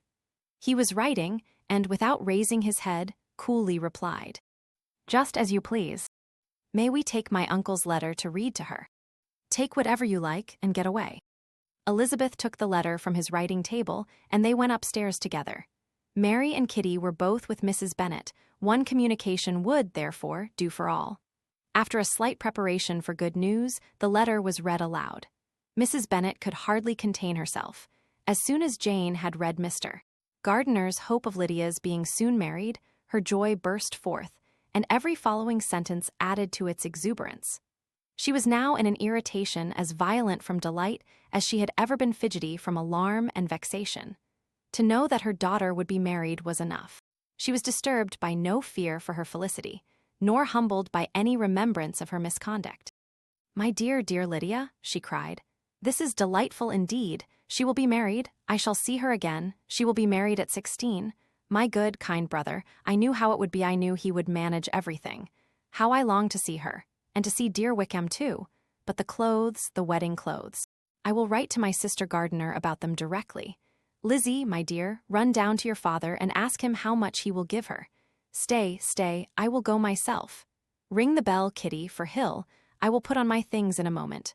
My dear, dear Lydia, how merry we shall be together when we meet." Her eldest daughter endeavored to give some relief to the violence of these transports, by leading her thoughts to the obligations which Mr. Gardiner's behavior laid them all under. "For we must attribute this happy conclusion," she added, "in a great measure to his kindness. We are persuaded that he has pledged himself to assist Mr. Wickham with money." "Well," cried her mother, "it is all very right. Who should do it but her own uncle? If he had not had a family of his own, I and my children must have had all his money, you know, and it is the first time we have ever had anything from him except a few presents. Well, I am so happy. In a short time I shall have a daughter married. Mrs. Wickham, how well it sounds, and she was only 16 last June. My dear Jane, I am in such a flutter that I am sure I can't write, so I will dictate and you write for me. We will settle with your father about the money afterwards, but the things should be ordered immediately." She was then proceeding to all the particulars of calico, muslin, and cambric, and would shortly have dictated some very plentiful orders, had not Jane, though with some difficulty, persuaded her to wait till her father was at leisure to be consulted. One day's delay, she observed, would be of small importance, and her mother was too happy to be quite so obstinate as usual. Other schemes, too, came into her head. "I will go to Meryton," said she, "as soon as I am dressed and tell the good news to my sister Phillips. And as I come back, I can call on Lady Lucas and Mrs. Long. Kitty, run down and order the carriage. An airing would do me a great deal of good, I am sure. Girls, can I do anything for you in Meryton? Oh, here comes Hill. My dear Hill, have you heard the good news? Miss Lydia is going to be married, and you shall all have a bowl of punch to make merry at her wedding." Mrs. Hill began instantly to express her joy. Elizabeth received her congratulations amongst the rest, and then, sick of this folly, took refuge in her own room that she might think with freedom. Poor Lydia's situation must, at best, be bad enough, but that it was no worse, she had need to be thankful. She felt it so, and though, in looking forward, neither rational happiness nor worldly prosperity could be justly expected for her sister, in looking back to what they had feared only 2 hours ago, she felt all the advantages of what they had gained. Illustration: The Spiteful Old Ladies. Copyright 1894 by George Allen. Chapter L. Illustration. Mr. Bennet had very often wished, before this period of his life, that instead of spending his whole income, he had laid by an annual sum for the better provision of his children and of his wife if she survived him. He now wished it more than ever. Had he done his duty in that respect, Lydia need not have been indebted to her uncle for whatever of honor or credit could now be purchased for her. The satisfaction of prevailing on one of the most worthless young men in Great Britain to be her husband might then have rested in its proper place. He was seriously concerned that a cause of so little advantage to anyone should be forwarded at the sole expense of his brother-in-law, and he was determined, if possible, to find out the extent of his assistance and to discharge the obligation as soon as he could. When first Mr. Bennet had married, economy was held to be perfectly useless, for, of course, they were to have a son. This son was to join in cutting off the entail as soon as he should be of age, and the widow and younger children would by that means be provided for. 5 daughters successively entered the world, but yet the son was to come, and Mrs. Bennet, for many years after Lydia's birth, had been certain that he would. This event had at last been despaired of, but it was then too late to be saving. Mrs. Bennet had no turn for economy, and her husband's love of independence had alone prevented their exceeding their income. £5,000 was settled by marriage articles on Mrs. Bennet and the children, but in what proportions it should be divided amongst the latter depended on the will of the parents. This was one point, with regard to Lydia at least, which was now to be settled, and Mr. Bennet could have no hesitation in acceding to the proposal before him. In terms of grateful acknowledgment for the kindness of his brother, though expressed most concisely, he then delivered on paper his perfect approbation of all that was done, and his willingness to fulfill the engagements that had been made for him. He had never before supposed that, could Wickham be prevailed on to marry his daughter, it would be done with so little inconvenience to himself as by the present arrangement. He would scarcely be £10 a year the loser, by the 100 that was to be paid them. For, what with her board and pocket allowance, and the continual presents in money which passed to her through her mother's hands, Lydia's expenses had been very little within that sum. That it would be done with such trifling exertion on his side, too, was another very welcome surprise, for his chief wish at present was to have as little trouble in the business as possible. When the first transports of rage which had produced his activity in seeking her were over, he naturally returned to all his former indolence. His letter was soon dispatched, for though dilatory in undertaking business, he was quick in its execution. He begged to know further particulars of what he was indebted to his brother, but was too angry with Lydia to send any message to her. The good news quickly spread through the house, and with proportionate speed through the neighborhood. It was borne in the latter with decent philosophy. To be sure, it would have been more for the advantage of conversation, had Miss Lydia Bennet come upon the town, or, as the happiest alternative, been secluded from the world in some distant farmhouse. But there was much to be talked of, in marrying her, and the good-natured wishes for her well-doing, which had proceeded before from all the spiteful old ladies in Meryton, lost but little of their spirit in this change of circumstances, because with such a husband, her misery was considered certain. It was a fortnight since Mrs. Bennet had been downstairs, but on this happy day she again took her seat at the head of her table, and in spirits oppressively high. No sentiment of shame gave a damp to her triumph. The marriage of a daughter, which had been the first object of her wishes since Jane was 16, was now on the point of accomplishment, and her thoughts and her words ran wholly on those attendants of elegant nuptials, fine muslins, new carriages, and servants. She was busily searching through the neighborhood for a proper situation for her daughter, and, without knowing or considering what their income might be, rejected many as deficient in size and importance. Hay Park might do, said she, if the Goodings would quit it, or the great house at Stoke if the drawing-room were larger, but Ashworth is too far off.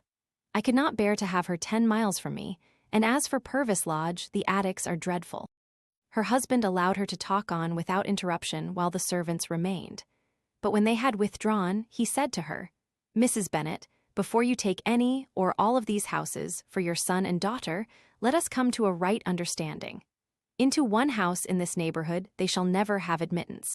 I will not encourage the imprudence of either, by receiving them at Longbourn."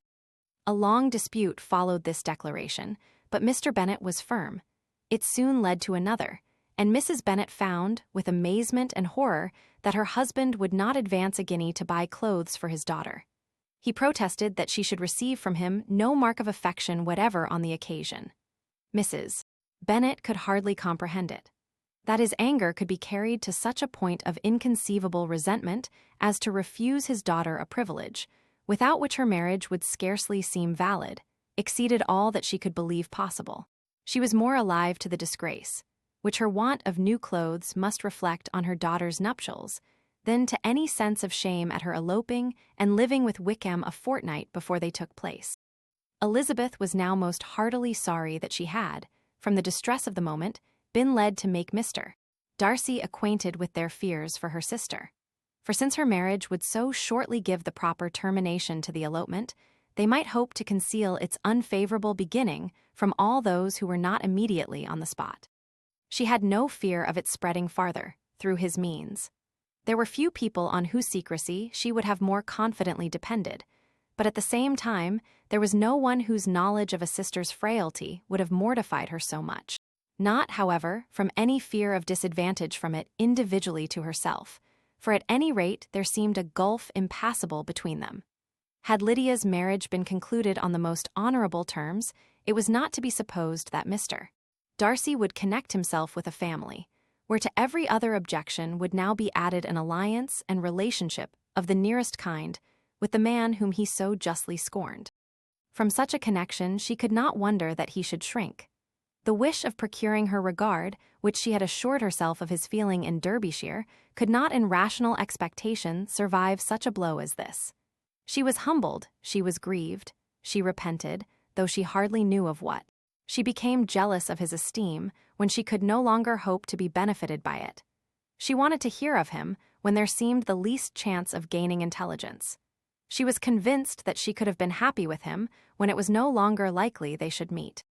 What a triumph for him, as she often thought, could he know that the proposals which she had proudly spurned only 4 months ago would now have been gladly and gratefully received. He was as generous, she doubted not, as the most generous of his sex.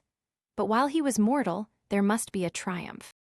She began now to comprehend that he was exactly the man who, in disposition and talents, would most suit her. His understanding and temper, though unlike her own, would have answered all her wishes. It was an union that must have been to the advantage of both. By her ease and liveliness, his mind might have been softened, his manners improved. And from his judgment, information, and knowledge of the world, she must have received benefit of greater importance. But no such happy marriage could now teach the admiring multitude what connubial felicity really was. An union of a different tendency, and precluding the possibility of the other, was soon to be formed in their family. How Wickham and Lydia were to be supported in tolerable independence she could not imagine. But how little of permanent happiness could belong to a couple who were only brought together because their passions were stronger than their virtue, she could easily conjecture. Mr. Gardiner soon wrote again to his brother. To Mr. Bennet's acknowledgments he briefly replied, with assurances of his eagerness to promote the welfare of any of his family, and concluded with entreaties that the subject might never be mentioned to him again. The principal purport of his letter was to inform them that Mr. Wickham had resolved on quitting the militia.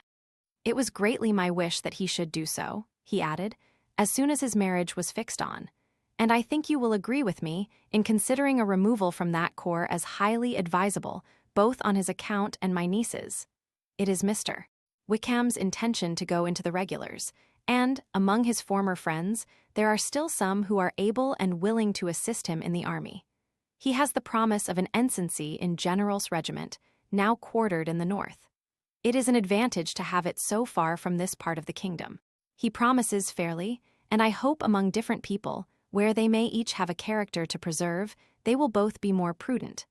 I have written to Colonel Forster to inform him of our present arrangements, and to request that he will satisfy the various creditors of Mr. Wickham in and near Brighton with assurances of speedy payment, for which I have pledged myself. And will you give yourself the trouble of carrying similar assurances to his creditors in Meryton, of whom I shall subjoin a list, according to his information. He has given in all his debts. I hope at least he has not deceived us. Haggerston has our directions, and all will be completed in a week. They will then join his regiment, unless they are first invited to Longbourn, and I understand from Mrs. Gardiner that my niece is very desirous of seeing you all before she leaves the South. She is well, and begs to be dutifully remembered to you and her mother. Yours, etc. Egardiner. Mr. Bennet and his daughters saw all the advantages of Wickham's removal from the shire, as clearly as Mr. Gardiner could do. But Mrs. Bennet was not so well pleased with it. Lydia's being settled in the north, just when she had expected most pleasure and pride in her company, for she had by no means given up her plan of their residing in Hertfordshire, was a severe disappointment. And besides, it was such a pity that Lydia should be taken from a regiment where she was acquainted with everybody, and had so many favorites. She is so fond of Mrs. Forster, said she, it will be quite shocking to send her away, and there are several of the young men, too, that she likes very much. The officers may not be so pleasant in General's regiment. His daughter's request, for such it might be considered, of being admitted into her family again, before she set off for the north, received at first an absolute negative. But Jane and Elizabeth, who agreed in wishing, for the sake of their sister's feelings and consequence, that she should be noticed on her marriage by her parents, urged him so earnestly, yet so rationally and so mildly, to receive her and her husband at Longbourn as soon as they were married, that he was prevailed on to think as they thought and act as they wished. And their mother had the satisfaction of knowing that she should be able to show her married daughter in the neighborhood before she was banished to the north. When Mr. Bennet wrote again to his brother, therefore, he sent his permission for them to come, and it was settled that, as soon as the ceremony was over, they should proceed to Longbourn. Elizabeth was surprised, however, that Wickham should consent to such a scheme, and, had she consulted only her own inclination, any meeting with him would have been the last object of her wishes. Illustration. With an affectionate smile. Copyright 1894 by George Allen. Chapter LI. Illustration. Their sister's wedding day arrived, and Jane and Elizabeth felt for her probably more than she felt for herself. The carriage was sent to meet them at, and they were to return in it by dinner time. Their arrival was dreaded by the elder Miss Bennet and Jane more especially, who gave Lydia the feelings which would have attended herself, had she been the culprit, and was wretched in the thought of what her sister must endure. They came. The family were assembled in the breakfast-room to receive them. Smiles decked the face of Mrs. Bennet as the carriage drove up to the door. Her husband looked impenetrably grave, her daughters alarmed, anxious, uneasy. Lydia's voice was heard in the vestibule, the door was thrown open, and she ran into the room. Her mother stepped forwards, embraced her, and welcomed her with rapture, gave her hand with an affectionate smile to Wickham, who followed his lady, and wished them both joy with an alacrity which showed no doubt of their happiness. Their reception from Mr. Bennet, to whom they then turned, was not quite so cordial. His countenance rather gained in austerity, and he scarcely opened his lips. The easy assurance of the young couple, indeed, was enough to provoke him. Elizabeth was disgusted, and even Miss Bennet was shocked. Lydia was Lydia still, untamed, unabashed, wild, noisy, and fearless. She turned from sister to sister, demanding their congratulations. And when at length they all sat down, looked eagerly round the room, took notice of some little alteration in it, and observed, with a laugh, that it was a great while since she had been there. Wickham was not at all more distressed than herself. But his manners were always so pleasing, that, had his character and his marriage been exactly what they ought, his smiles and his easy address, while he claimed their relationship, would have delighted them all. Elizabeth had not before believed him quite equal to such assurance, but she sat down, resolving within herself to draw no limits in future to the impudence of an impudent man. She blushed, and Jane blushed, but the cheeks of the two who caused their confusion suffered no variation of color. There was no want of discourse. The bride and her mother could neither of them talk fast enough, and Wickham, who happened to sit near Elizabeth, began inquiring after his acquaintance in that neighborhood with a good-humored ease which she felt very unable to equal in her replies. They seemed each of them to have the happiest memories in the world. Nothing of the past was recollected with pain, and Lydia led voluntarily to subjects which her sisters would not have alluded to for the world. "Only think of its being 3 months," she cried, "since I went away. It seems but a fortnight, I declare, and yet there have been things enough happened in the time. Good gracious! When I went away, I am sure I had no more idea of being married till I came back again, though I thought it would be very good fun if I was." Her father lifted up his eyes, Jane was distressed, Elizabeth looked expressively at Lydia. But she, who never heard nor saw anything of which she chose to be insensible, gaily continued. "Oh, mamma, do the people hereabouts know I am married today? I was afraid they might not. And we overtook William Gooding in his curricle, so I was determined he should know it. And so I let down the side glass next to him, and took off my glove and let my hand just rest upon the window frame, so that he might see the ring, and then I bowed and smiled like anything." Elizabeth could bear it no longer. She got up and ran out of the room, and returned no more, till she heard them passing through the hall to the dining parlor. She then joined them soon enough to see Lydia, with anxious parade, walk up to her mother's right hand, and hear her say to her eldest sister, "Ah, Jane, I take your place now, and you must go lower because I am a married woman." It was not to be supposed that time would give Lydia that embarrassment from which she had been so wholly free at first. Her ease and good spirits increased. She longed to see Mrs. Phillips, the Lucases, and all their other neighbors, and to hear herself called Mrs. Wickham by each of them. And in the meantime she went after dinner to show her ring and boast of being married to Mrs. Hill and the 2 housemaids. "Well, mamma," said she, when they were all returned to the breakfast-room, "and what do you think of my husband? Is not he a charming man? I am sure my sisters must all envy me. I only hope they may have half my good luck. They must all go to Brighton. That is the place to get husbands. What a pity it is, mamma, we did not all go." "Very true, and if I had my will we should. But my dear Lydia, I don't at all like your going such a way off. Must it be so?" "Oh, Lord, yes, there is nothing in that. I shall like it of all things. You and Papa and my sisters must come down and see us. We shall be at Newcastle all the winter, and I dare say there will be some balls, and I will take care to get good partners for them all." "I should like it beyond anything," said her mother.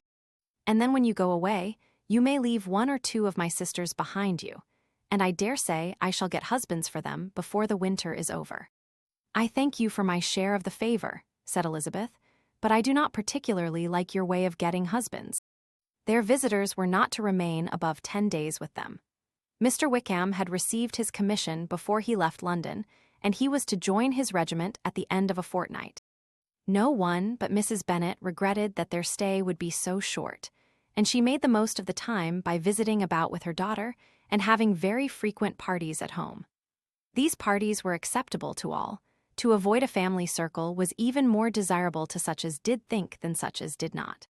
Wickham's affection for Lydia was just what Elizabeth had expected to find it, not equal to Lydia's for him. She had scarcely needed her present observation to be satisfied, from the reason of things, that their elopement had been brought on by the strength of her love rather than by his, and she would have wondered why, without violently caring for her, he chose to elope with her at all, had she not felt certain that his flight was rendered necessary by distress of circumstances. And if that were the case, he was not the young man to resist an opportunity of having a companion. Lydia was exceedingly fond of him. He was her dear Wickham on every occasion. No one was to be put in competition with him. He did everything best in the world, and she was sure he would kill more birds on the 1st of September than anybody else in the country. One morning, soon after their arrival, as she was sitting with her 2 elder sisters, she said to Elizabeth, "Lizzie, I never gave you an account of my wedding, I believe. You were not by when I told Mamma and the others all about it. Are not you curious to hear how it was managed?" "No, really," replied Elizabeth. "I think there cannot be too little said on the subject." "La, you are so strange, but I must tell you how it went off. We were married, you know, at St. Clement S, because Wickham's lodgings were in that parish, and it was settled that we should all be there by 11 o'clock. My uncle and aunt and I were to go together, and the others were to meet us at the church. Well, Monday morning came, and I was in such a fuss. I was so afraid, you know, that something would happen to put it off, and then I should have gone quite distracted. And there was my aunt, all the time I was dressing, preaching and talking away just as if she was reading a sermon. However, I did not hear above 1 word in 10, for I was thinking, you may suppose, of my dear Wickham. I longed to know whether he would be married in his blue coat. Well, and so we breakfasted at 10 as usual. I thought it would never be over. For, by the by, you are to understand that my uncle and aunt were horrid unpleasant all the time I was with them. If you'll believe me, I did not once put my foot out of doors, though I was there a fortnight. Not one party, or scheme, or anything. To be sure, London was rather thin, but however, the little theatre was open. Well, and so, just as the carriage came to the door, my uncle was called away upon business to that horrid man, Mr. Stone. And then, you know, when once they get together, there is no end of it. Well, I was so frightened I did not know what to do, for my uncle was to give me away, and if we were beyond the hour, we could not be married all day. But luckily, he came back again in 10 minutes' time, and then we all set out. However, I recollected afterwards that if he had been prevented going, the wedding need not be put off, for Mr. Darcy might have done as well. "Mr. Darcy," repeated Elizabeth in utter amazement. "Oh, yes, he was to come there with Wickham, you know, but gracious me, I quite forgot. I ought not to have said a word about it. I promised them so faithfully. What will Wickham say? It was to be such a secret." "If it was to be a secret," said Jane, "say not another word on the subject. You may depend upon my seeking no further." "Oh, certainly," said Elizabeth, though burning with curiosity. "We will ask you no questions." "Thank you," said Lydia. "For if you did, I should certainly tell you all, and then Wickham would be so angry." On such encouragement to ask, Elizabeth was forced to put it out of her power, by running away. But to live in ignorance on such a point was impossible, or at least it was impossible not to try for information. Mr. Darcy had been at her sister's wedding. It was exactly a scene, and exactly among people, where he had apparently least to do, and least temptation to go.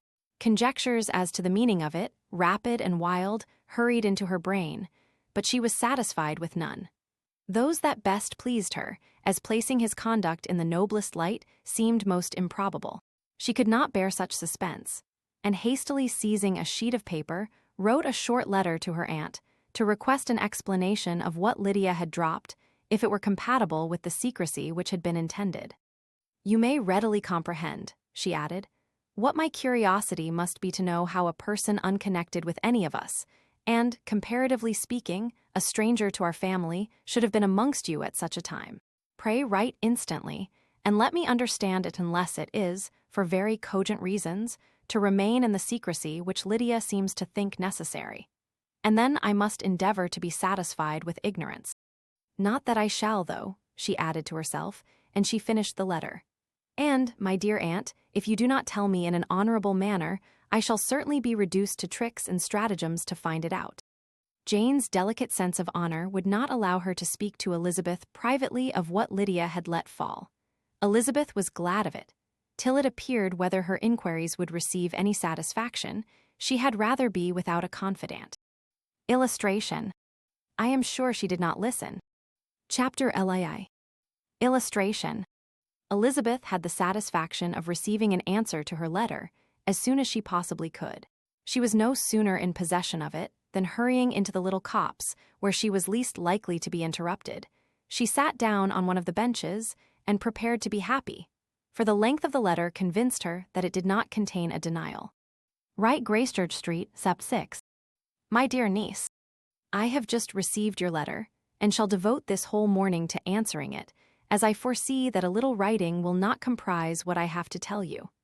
I must confess myself surprised by your application. I did not expect it from you.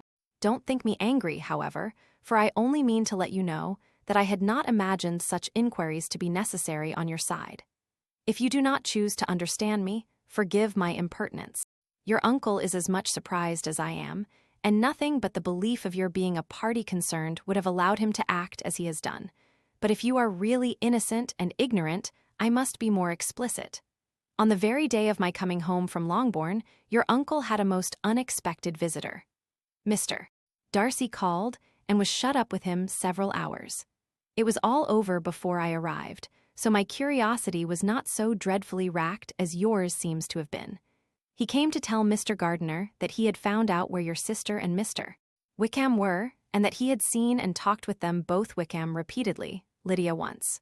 From what I can collect, he left Derbyshire only one day after ourselves, and came to town with the resolution of hunting for them.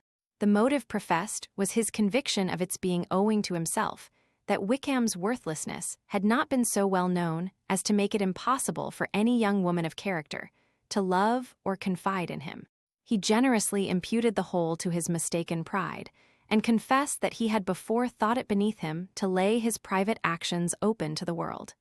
His character was to speak for itself. He called it, therefore, his duty to step forward and endeavor to remedy an evil which had been brought on by himself. If he had another motive, I am sure it would never disgrace him. He had been some days in town before he was able to discover them, but he had something to direct his search, which was more than we had, and the consciousness of this was another reason for his resolving to follow us. There is a lady, it seems, a Mrs. Young, who was some time ago governess to Miss Darcy, and was dismissed from her charge on some cause of disapprobation, though he did not say what. She then took a large house in Edward Street, and has since maintained herself by letting lodgings. This Mrs. Young was, he knew, intimately acquainted with Wickham, and he went to her for intelligence of him as soon as he got to town. But it was 2 or 3 days before he could get from her what he wanted. She would not betray her trust, I suppose, without bribery and corruption, for she really did know where her friend was to be found. Wickham, indeed, had gone to her on their first arrival in London, and had she been able to receive them into her house, they would have taken up their abode with her.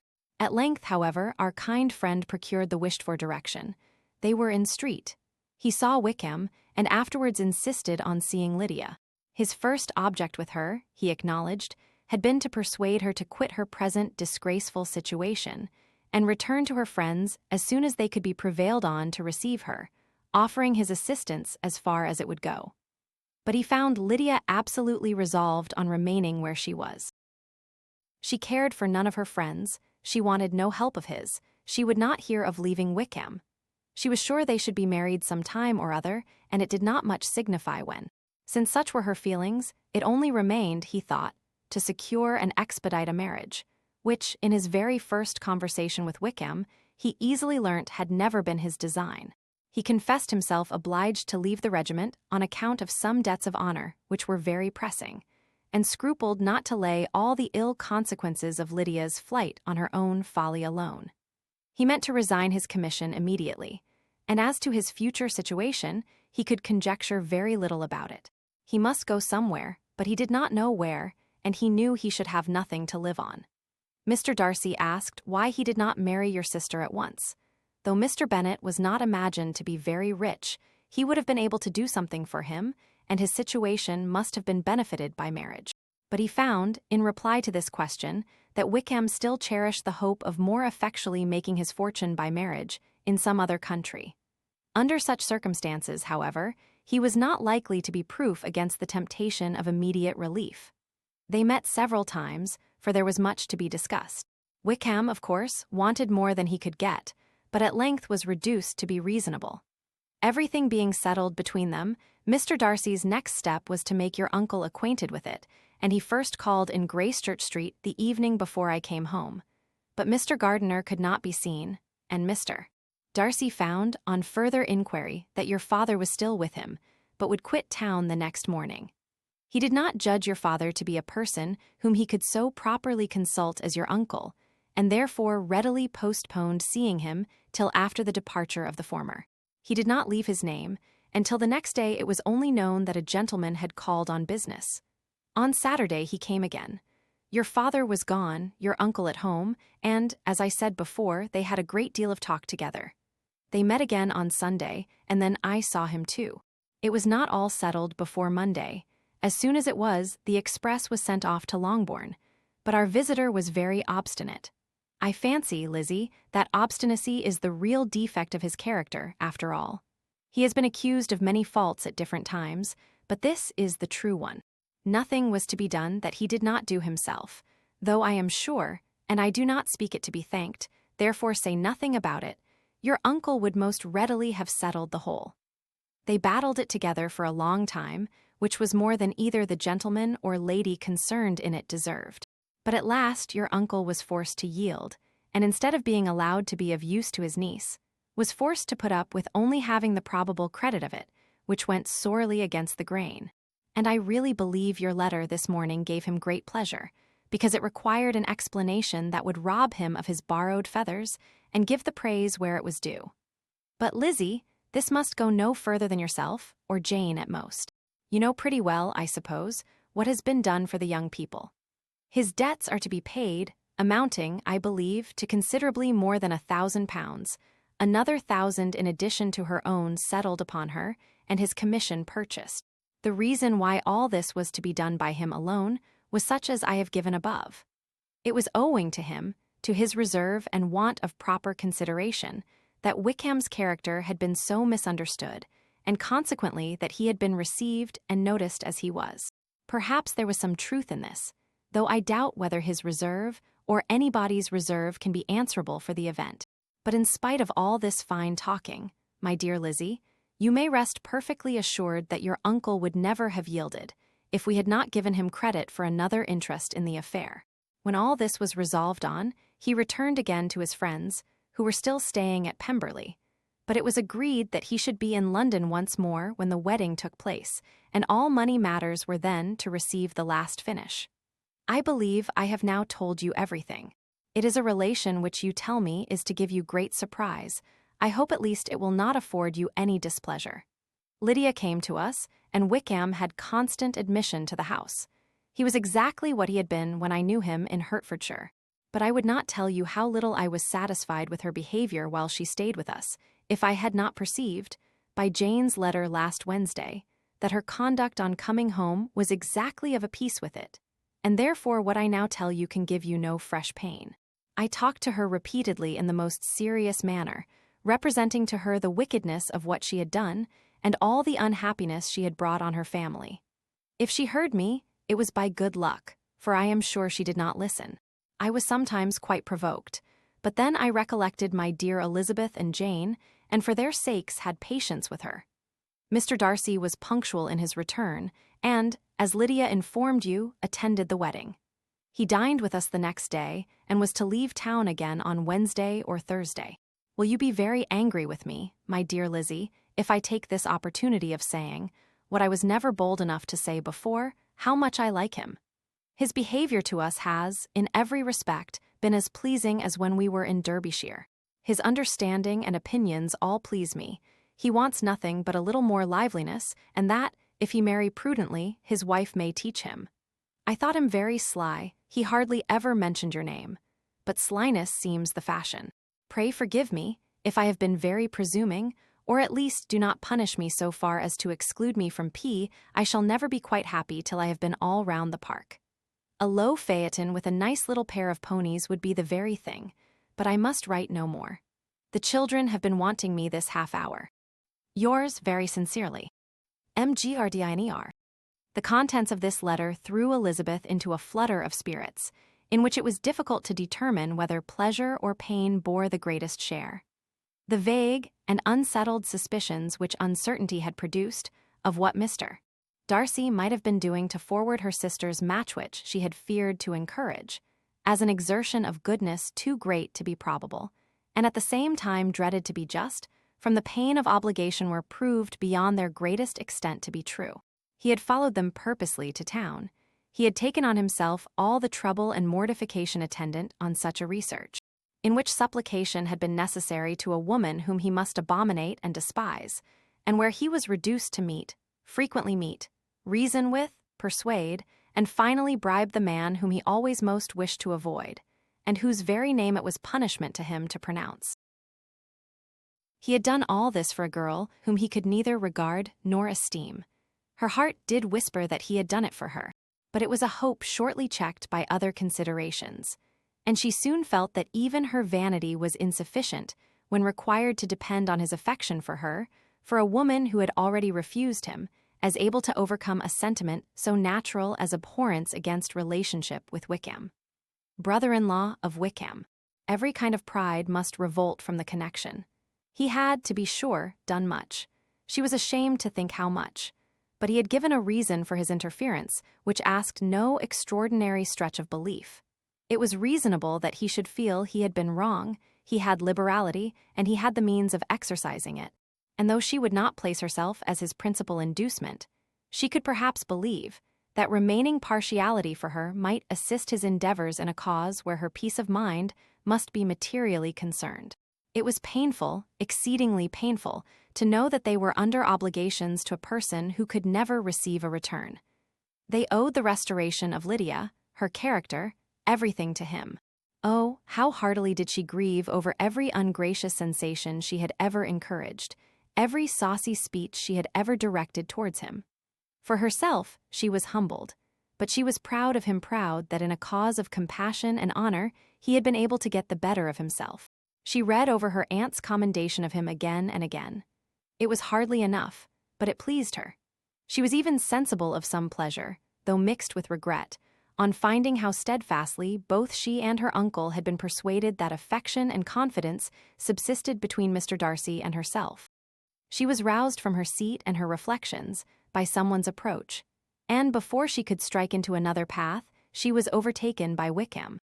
"I am afraid I interrupt your solitary ramble, my dear sister," said he, as he joined her. "You certainly do," she replied with a smile, "but it does not follow that the interruption must be unwelcome. I should be sorry indeed if it were. We were always good friends, and now we are better." "True. Are the others coming out?" "I do not know. Mrs. Bennet and Lydia are going in the carriage to Meryton. And so, my dear sister, I find from our uncle and aunt that you have actually seen Pemberley." She replied in the affirmative. "I almost envy you the pleasure, and yet I believe it would be too much for me, or else I could take it in my way to Newcastle. And you saw the old housekeeper, I suppose? Poor Reynolds, she was always very fond of me. But of course she did not mention my name to you." "Yes, she did." "And what did she say?" "That you were gone into the army, and she was afraid had not turned out well. At such a distance as that, you know, things are strangely misrepresented." "Certainly," he replied, biting his lips. Elizabeth hoped she had silenced him, but he soon afterwards said, "I was surprised to see Darcy in town last month. We passed each other several times. I wonder what he can be doing there." "Perhaps preparing for his marriage with Miss de Bourgh," said Elizabeth. "It must be something particular to take him there at this time of year." "Undoubtedly. Did you see him while you were at Lambton? I thought I understood from the gardeners that you had."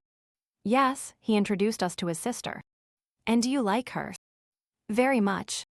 I have heard, indeed, that she is uncommonly improved within this year or two. When I last saw her, she was not very promising. I am very glad you liked her. I hope she will turn out well." "I dare say she will. She has got over the most trying age." "Did you go by the village of Kimpton?" "I do not recollect that we did. I mention it because it is the living which I ought to have had. A most delightful place. Excellent parsonage house. It would have suited me in every respect." "How should you have liked making sermons?" "Exceedingly well. I should have considered it as part of my duty, and the exertion would soon have been nothing. One ought not to repine, but to be sure it would have been such a thing for me. The quiet, the retirement of such a life would have answered all my ideas of happiness, but it was not to be. Did you ever hear Darcy mention the circumstance when you were in Kent? I have heard from authority, which I thought is good, that it was left you conditionally only and at the will of the present patron. You have, yes, there was something in that. I told you so from the first, you may remember. I did hear, too, that there was a time when sermon-making was not so palatable to you as it seems to be at present, that you actually declared your resolution of never taking orders, and that the business had been compromised accordingly. You did, and it was not wholly without foundation. You may remember what I told you on that point when first we talked of it. They were now almost at the door of the house, for she had walked fast to get rid of him, and unwilling, for her sister's sake, to provoke him, she only said in reply, with a good-humored smile, "Come, Mr. Wickham, we are brother and sister, you know. Do not let us quarrel about the past. In future, I hope we shall be always of one mind." She held out her hand. He kissed it with affectionate gallantry, though he hardly knew how to look, and they entered the house. Illustration. Mr. Darcy with him. Chapter LAI. Illustration. Mr. Wickham was so perfectly satisfied with this conversation that he never again distressed himself or provoked his dear sister Elizabeth by introducing the subject of it, and she was pleased to find that she had said enough to keep him quiet. The day of his and Lydia's departure soon came, and Mrs. Bennet was forced to submit to a separation, which, as her husband by no means entered into her scheme of their all going to Newcastle, was likely to continue at least a 12-month.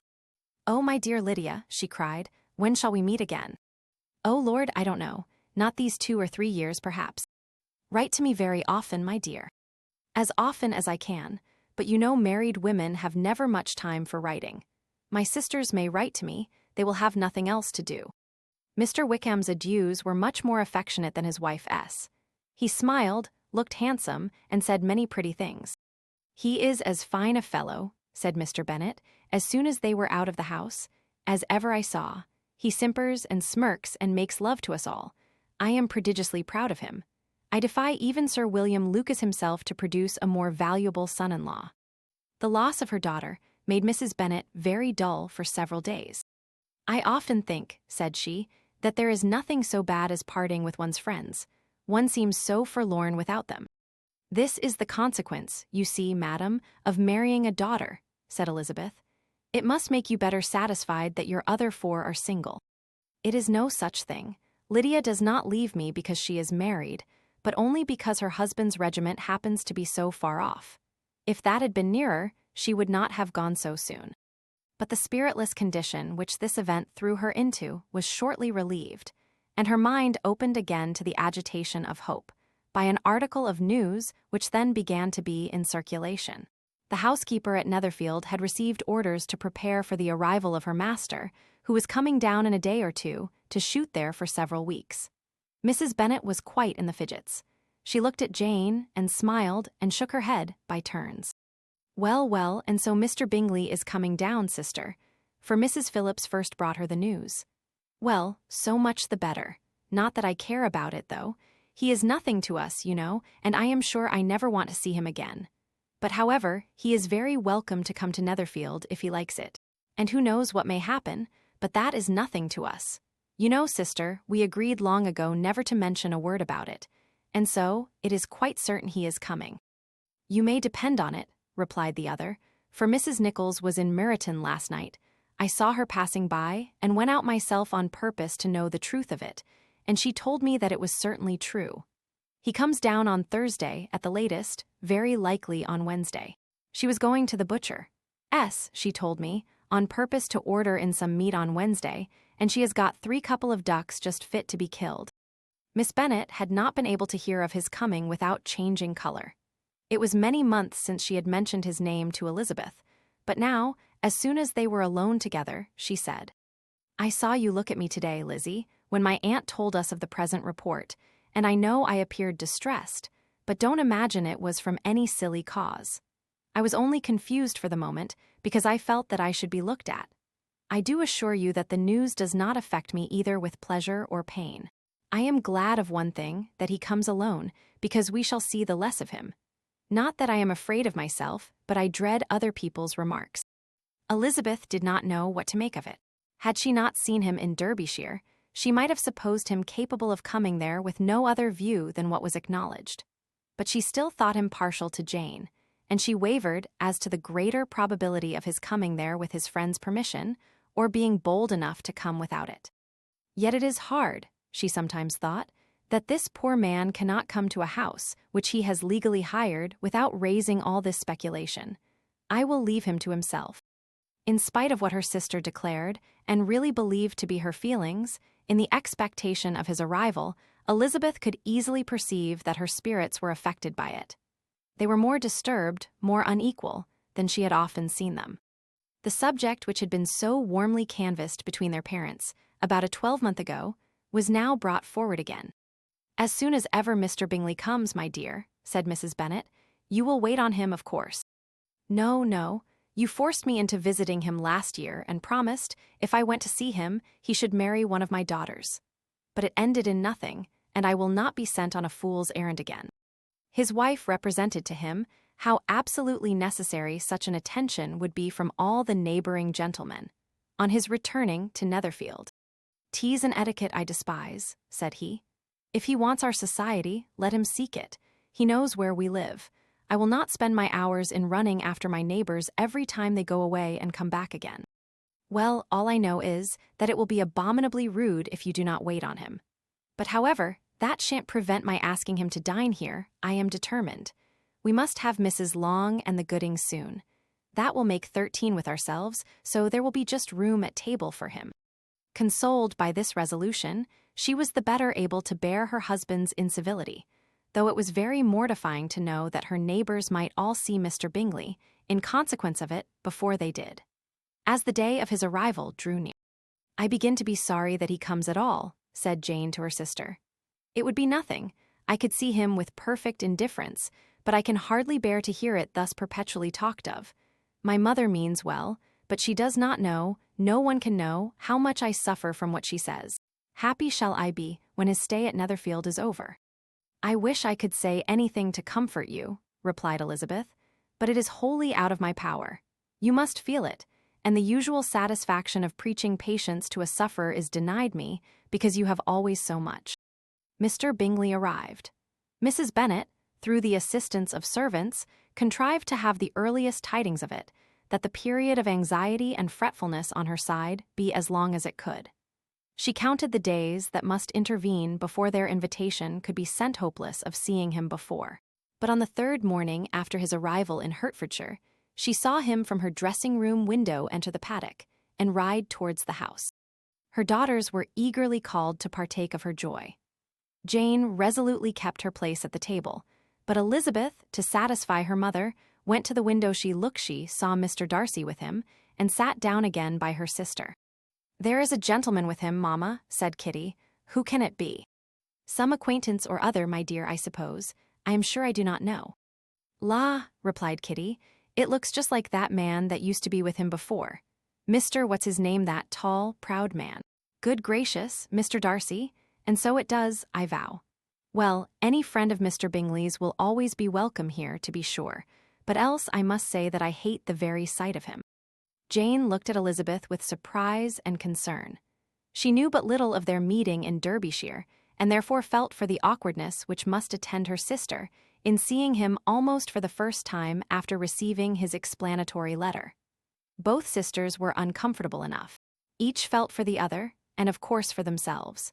And their mother talked on of her dislike of Mr. Darcy, and her resolution to be civil to him only as Mr. Bingley's friend, without being heard by either of them. But Elizabeth had sources of uneasiness which could not yet be suspected by Jane, to whom she had never yet had courage to show Mrs. Gardiner's letter, or to relate her own change of sentiment towards him. To Jane, he could be only a man whose proposals she had refused, and whose merits she had undervalued. But to her own more extensive information, he was the person to whom the whole family were indebted for the first of benefits, and whom she regarded herself with an interest, if not quite so tender, at least as reasonable and just, as what Jane felt for Bingley. Her astonishment at his coming to Netherfield, to Longbourn, and voluntarily seeking her again, was almost equal to what she had known on first witnessing his altered behavior in Derbyshire. The color which had been driven from her face returned for half a minute with an additional glow, and a smile of delight added luster to her eyes, as she thought for that space of time that his affection and wishes must still be unshaken. But she would not be secure. "Let me first see how he behaves," said she. "It will then be early enough for expectation."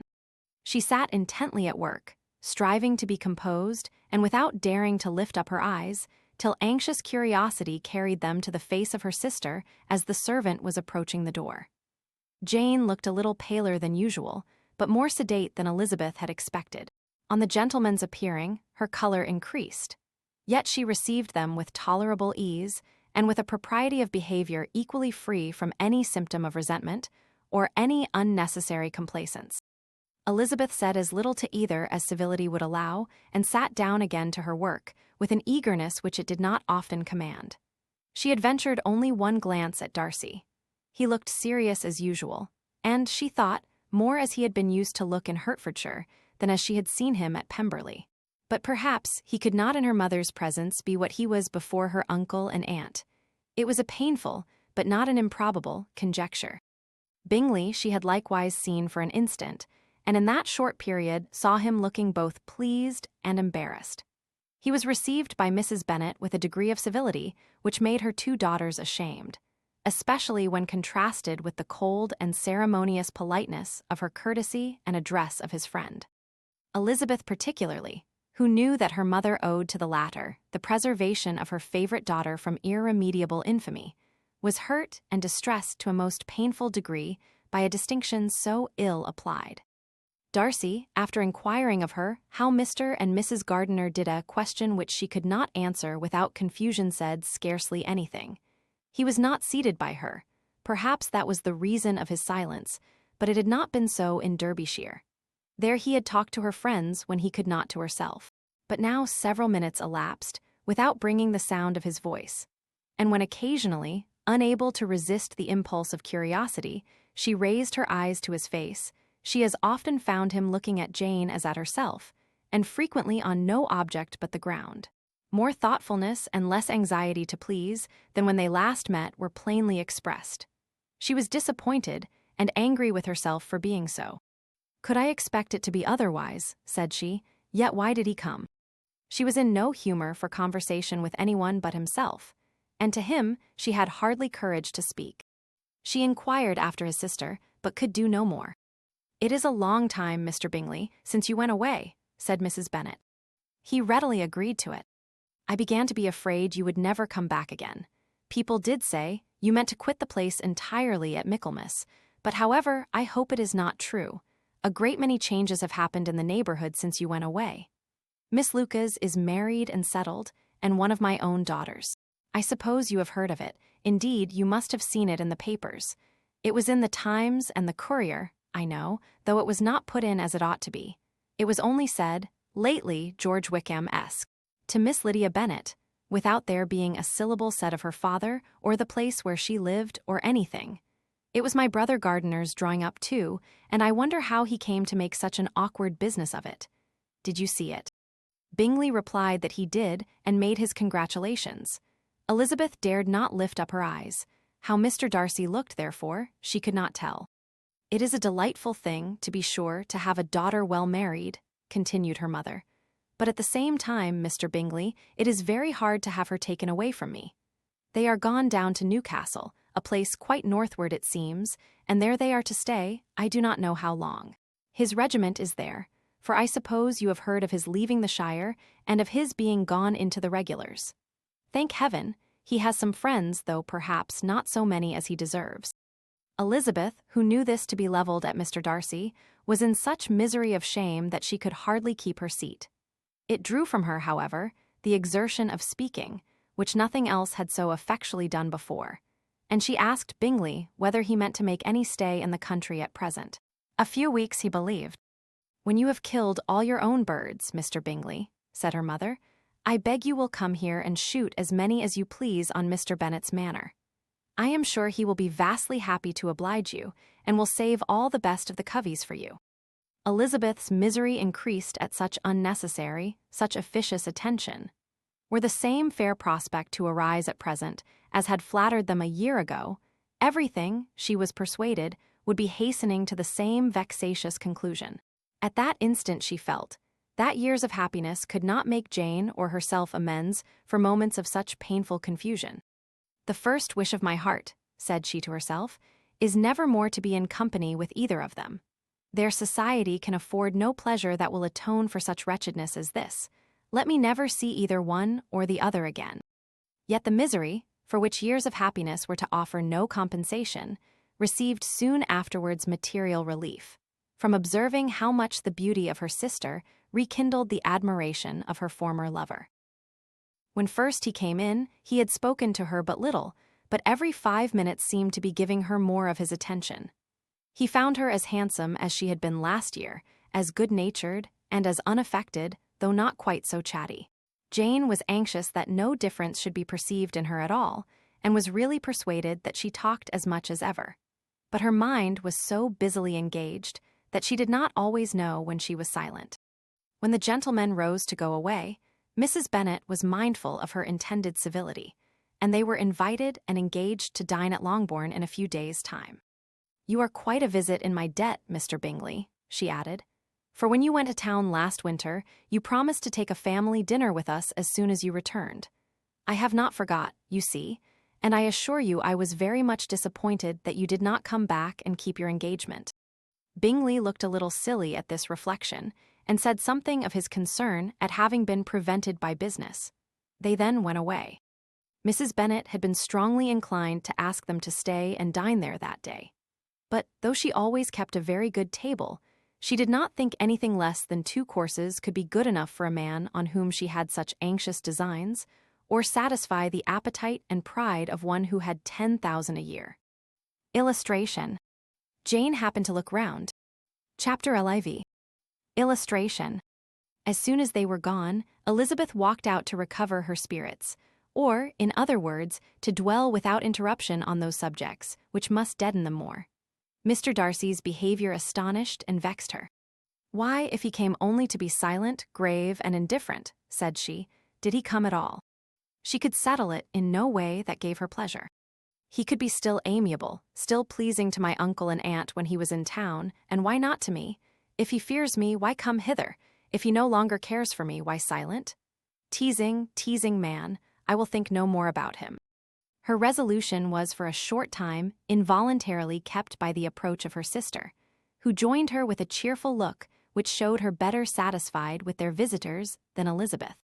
"Now," said she, "that this first meeting is over, I feel perfectly easy. I know my own strength, and I shall never be embarrassed again by his coming. I am glad he dines here on Tuesday. It will then be publicly seen that on both sides we meet only as common and indifferent acquaintance." "Yes, very indifferent indeed," said Elizabeth laughingly. "Oh, Jane, take care." "My dear Lizzie, you cannot think me so weak as to be in danger now." "I think you are in very great danger of making him as much in love with you as ever." They did not see the gentlemen again till Tuesday, and Mrs. Bennet, in the meanwhile, was giving way to all the happy schemes which the good humour and common politeness of Bingley, in half an hour's visit, had revived. On Tuesday there was a large party assembled at Longbourn, and the two who were most anxiously expected, to the credit of their punctuality as sportsmen, were in very good time.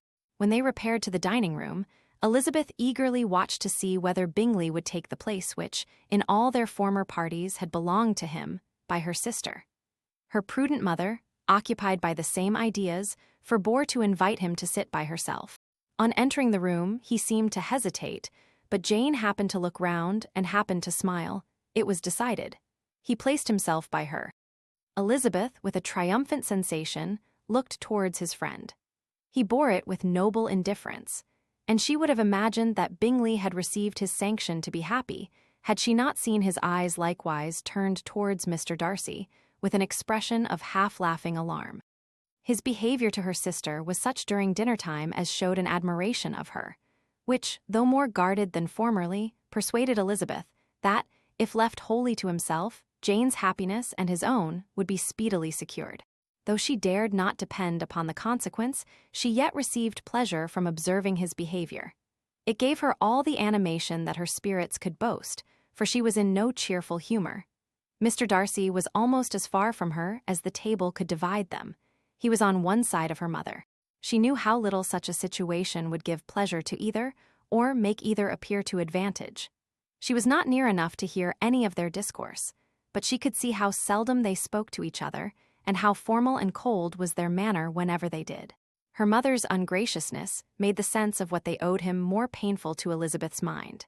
And she would, at times, have given anything to be privileged to tell him that his kindness was neither unknown nor unfelt by the whole of the family.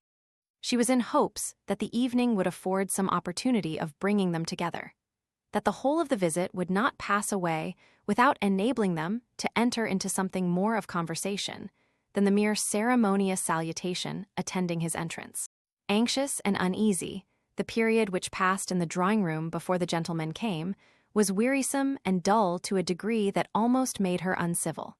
She looked forward to their entrance as the point on which all her chance of pleasure for the evening must depend. "If he does not come to me then," said she, "I shall give him up forever." The gentleman came, and she thought he looked as if he would have answered her hopes. But alas! The ladies had crowded round the table, where Miss Bennet was making tea, and Elizabeth pouring out the coffee in so close a confederacy that there was not a single vacancy near her which would admit of a chair.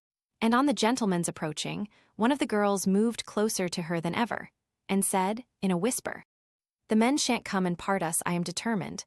We want none of them, do we?" Darcy had walked away to another part of the room. She followed him with her eyes, envied everyone to whom he spoke, had scarcely patience enough to help anybody to coffee, and then was enraged against herself for being so silly. A man who has once been refused, how could I ever be foolish enough to expect a renewal of his love? Is there one among the sex who would not protest against such a weakness as a second proposal to the same woman? There is no indignity so abhorrent to their feelings. She was a little revived, however, by his bringing back his coffee cup himself, and she seized the opportunity of saying, "Is your sister at Pemberley still?" "Yes, she will remain there till Christmas." "And quite alone? Have all her friends left her?" "Mrs. Annesley is with her. The others have been gone on to Scarborough these 3 weeks." She could think of nothing more to say, but if he wished to converse with her, he might have better success. He stood by her, however, for some minutes in silence, and at last, on the young ladies whispering to Elizabeth again, he walked away. When the tea things were removed and the card tables placed, the ladies all rose, and Elizabeth was then hoping to be soon joined by him, when all her views were overthrown, by seeing him fall a victim to her mother's rapacity for whist players, and in a few moments after seated with the rest of the party. She now lost every expectation of pleasure. They were confined for the evening at different tables, and she had nothing to hope but that his eyes were so often turned towards her side of the room as to make him play as unsuccessfully as herself. Mrs. Bennet had designed to keep the 2 Netherfield gentlemen to supper, but their carriage was, unluckily, ordered before any of the others, and she had no opportunity of detaining them. "Well, girls," said she, as soon as they were left to themselves, "what say you to the day? I think everything has passed off uncommonly well, I assure you. The dinner was as well dressed as any I ever saw. The venison was roasted to a turn and everybody said they never saw so fat a haunch. The soup was 50 times better than what we had at the Lucases last week, and even Mr. Darcy acknowledged that the partridges were remarkably well done, and I suppose he has 2 or 3 French cooks at least. And, my dear Jane, I never saw you look in greater beauty. Mrs. Long said so too, for I asked her whether you did not. And what do you think she said besides? Ah, Mrs. Bennet, we shall have her at Netherfield at last. She did, indeed. I do think Mrs. Long is as good a creature as ever lived, and her nieces are very pretty behaved girls, and not at all handsome. I like them prodigiously. Illustration. Mrs. Long and her nieces. Mrs. Bennet, in short, was in very great spirits. She had seen enough of Bingley's behavior to Jane to be convinced that she would get him at last, and her expectations of advantage to her family, when in a happy humor, were so far beyond reason that she was quite disappointed at not seeing him there again the next day to make his proposals. "It has been a very agreeable day," said Miss Bennet to Elizabeth. "The party seemed so well selected, so suitable one with the other. I hope we may often meet again." Elizabeth smiled. Lizzie, you must not do so. You must not suspect me. It mortifies me. I assure you that I have now learnt to enjoy his conversation as an agreeable and sensible young man without having a wish beyond it. I am perfectly satisfied, from what his manners now are, that he never had any design of engaging my affection. It is only that he is blessed with greater sweetness of address, and a stronger desire of generally pleasing, than any other man. You are very cruel, said her sister. You will not let me smile, and are provoking me to it every moment.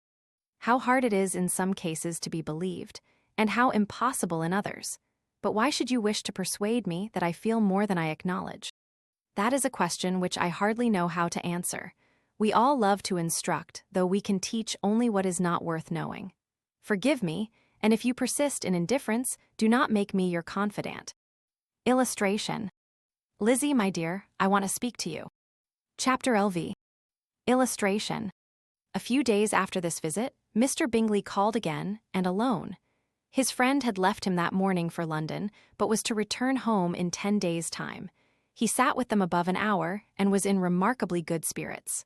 Mrs. Bennet invited him to dine with them, but, with many expressions of concern, he confessed himself engaged elsewhere. Next time you call, said she, I hope we shall be more lucky. He should be particularly happy at any time, etc., etc., and if she would give him leave, would take an early opportunity of waiting on them. Can you come tomorrow? Yes, he had no engagement at all for tomorrow, and her invitation was accepted with alacrity. He came, and in such very good time that the ladies were none of them dressed. In ran Mrs. Bennet to her daughter's room, in her dressing gown, and with her hair half finished, crying out, My dear Jane, make haste and hurry down. He is come, Mr. Bingley is come. He is, indeed. Make haste, make haste. Here, Sarah, come to Miss Bennet this moment, and help her on with her gown. Never mind Miss Lizzie's hair. We will be down as soon as we can, said Jane. But I dare say Kitty is forwarder than either of us, for she went upstairs half an hour ago. Oh, hang Kitty, what has she to do with it? Come, be quick, where is your sash, my dear? But when her mother was gone, Jane would not be prevailed on to go down without one of her sisters. The same anxiety to get them by themselves was visible again in the evening. After tea, Mr. Bennet retired to the library, as was his custom, and Mary went upstairs to her instrument.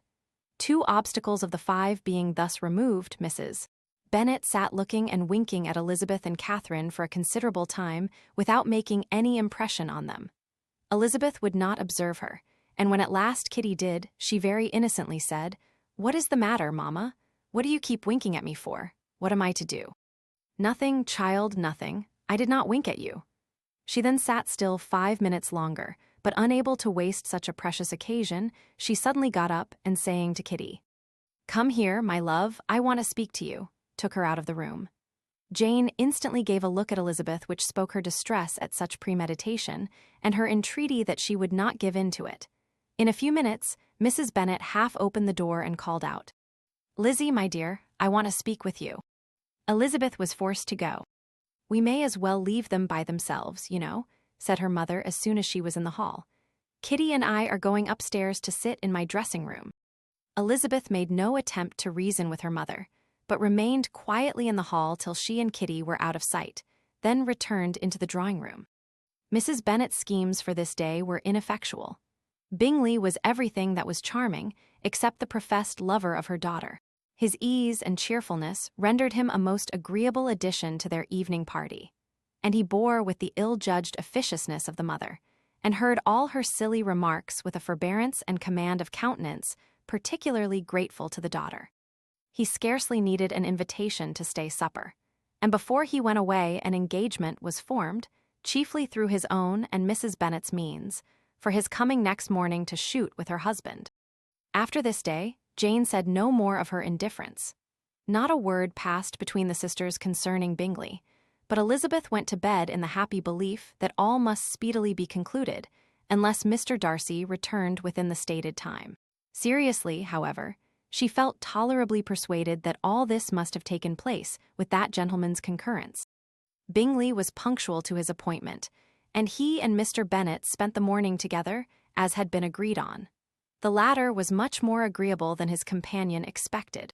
There was nothing of presumption or folly in Bingley that could provoke his ridicule or disgust him into silence, and he was more communicative and less eccentric than the other had ever seen him.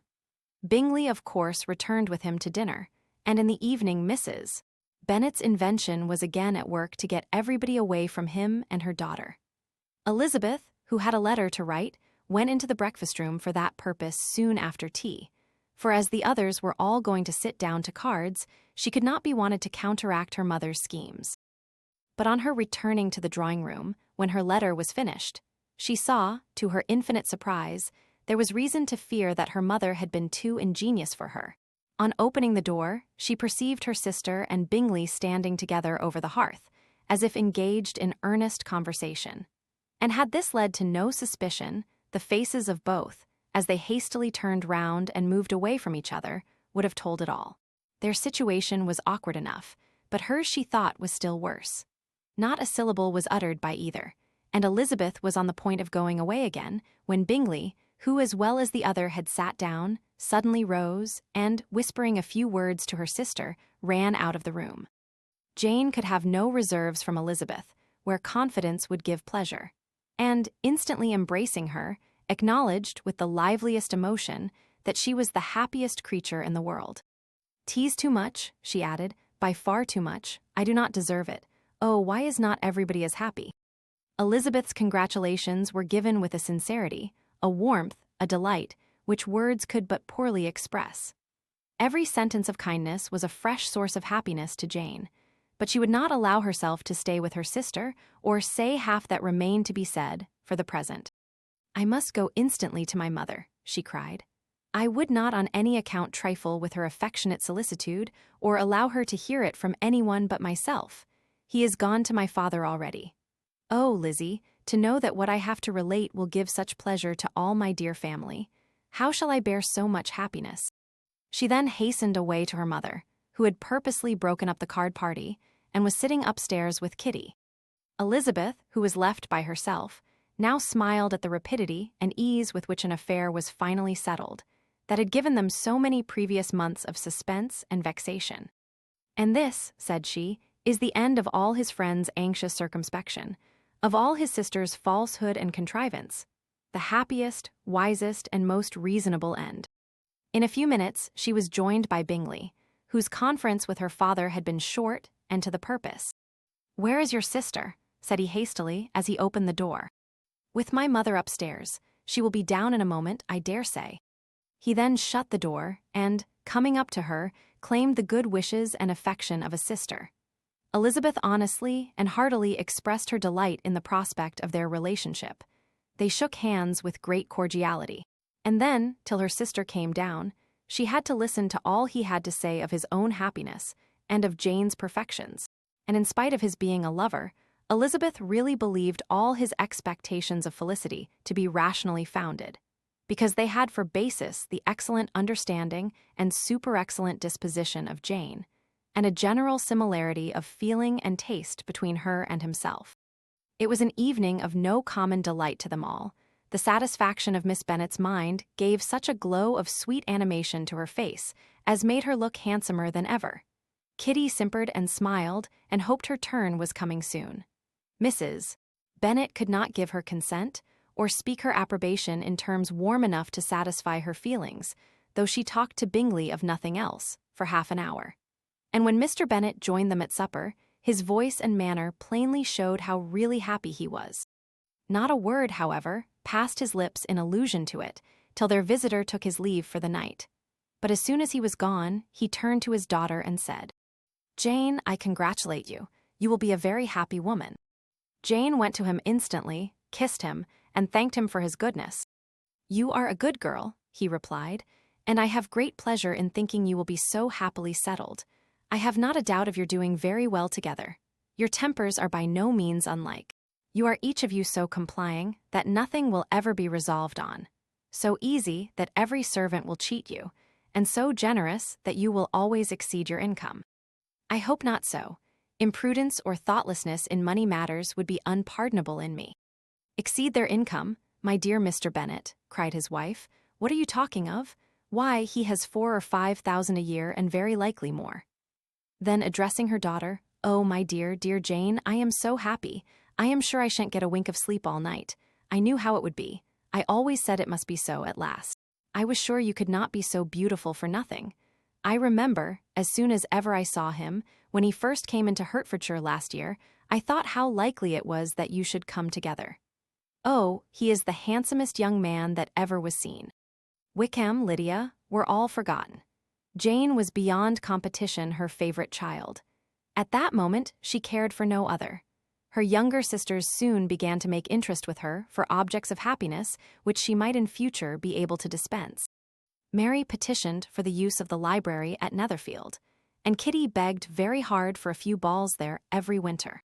Bingley, from this time, was of course a daily visitor at Longbourn, coming frequently before breakfast and always remaining till after supper, unless when some barbarous neighbor, who could not be enough detested, had given him an invitation to dinner, which he thought himself obliged to accept. Elizabeth had now but little time for conversation with her sister, for while he was present, Jane had no attention to bestow on anyone else. But she found herself considerably useful to both of them in those hours of separation that must sometimes occur. In the absence of Jane, he always attached himself to Elizabeth for the pleasure of talking of her, and when Bingley was gone, Jane constantly sought the same means of relief. "He has made me so happy," said she, one evening, "by telling me that he was totally ignorant of my being in town last spring. I had not believed it possible." "I suspected as much," replied Elizabeth, "but how did he account for it?" "It must have been his sister's doing. They were certainly no friends to his acquaintance with me, which I cannot wonder at, since he might have chosen so much more advantageously in many respects. But when they see, as I trust they will, that their brother is happy with me, they will learn to be contented, and we shall be on good terms again, though we can never be what we once were to each other." "That is the most unforgiving speech," said Elizabeth, "that I ever heard you utter. Good girl, it would vex me indeed to see you again the dupe of Miss Bingley's pretended regard. Would you believe it, Lizzie, that when he went to town last November, he really loved me, and nothing but a persuasion of my being indifferent would have prevented his coming down again. He made a little mistake, to be sure, but it is to the credit of his modesty." This naturally introduced a panegyric from Jane on his diffidence, and the little value he put on his own good qualities. Elizabeth was pleased to find that he had not betrayed the interference of his friend.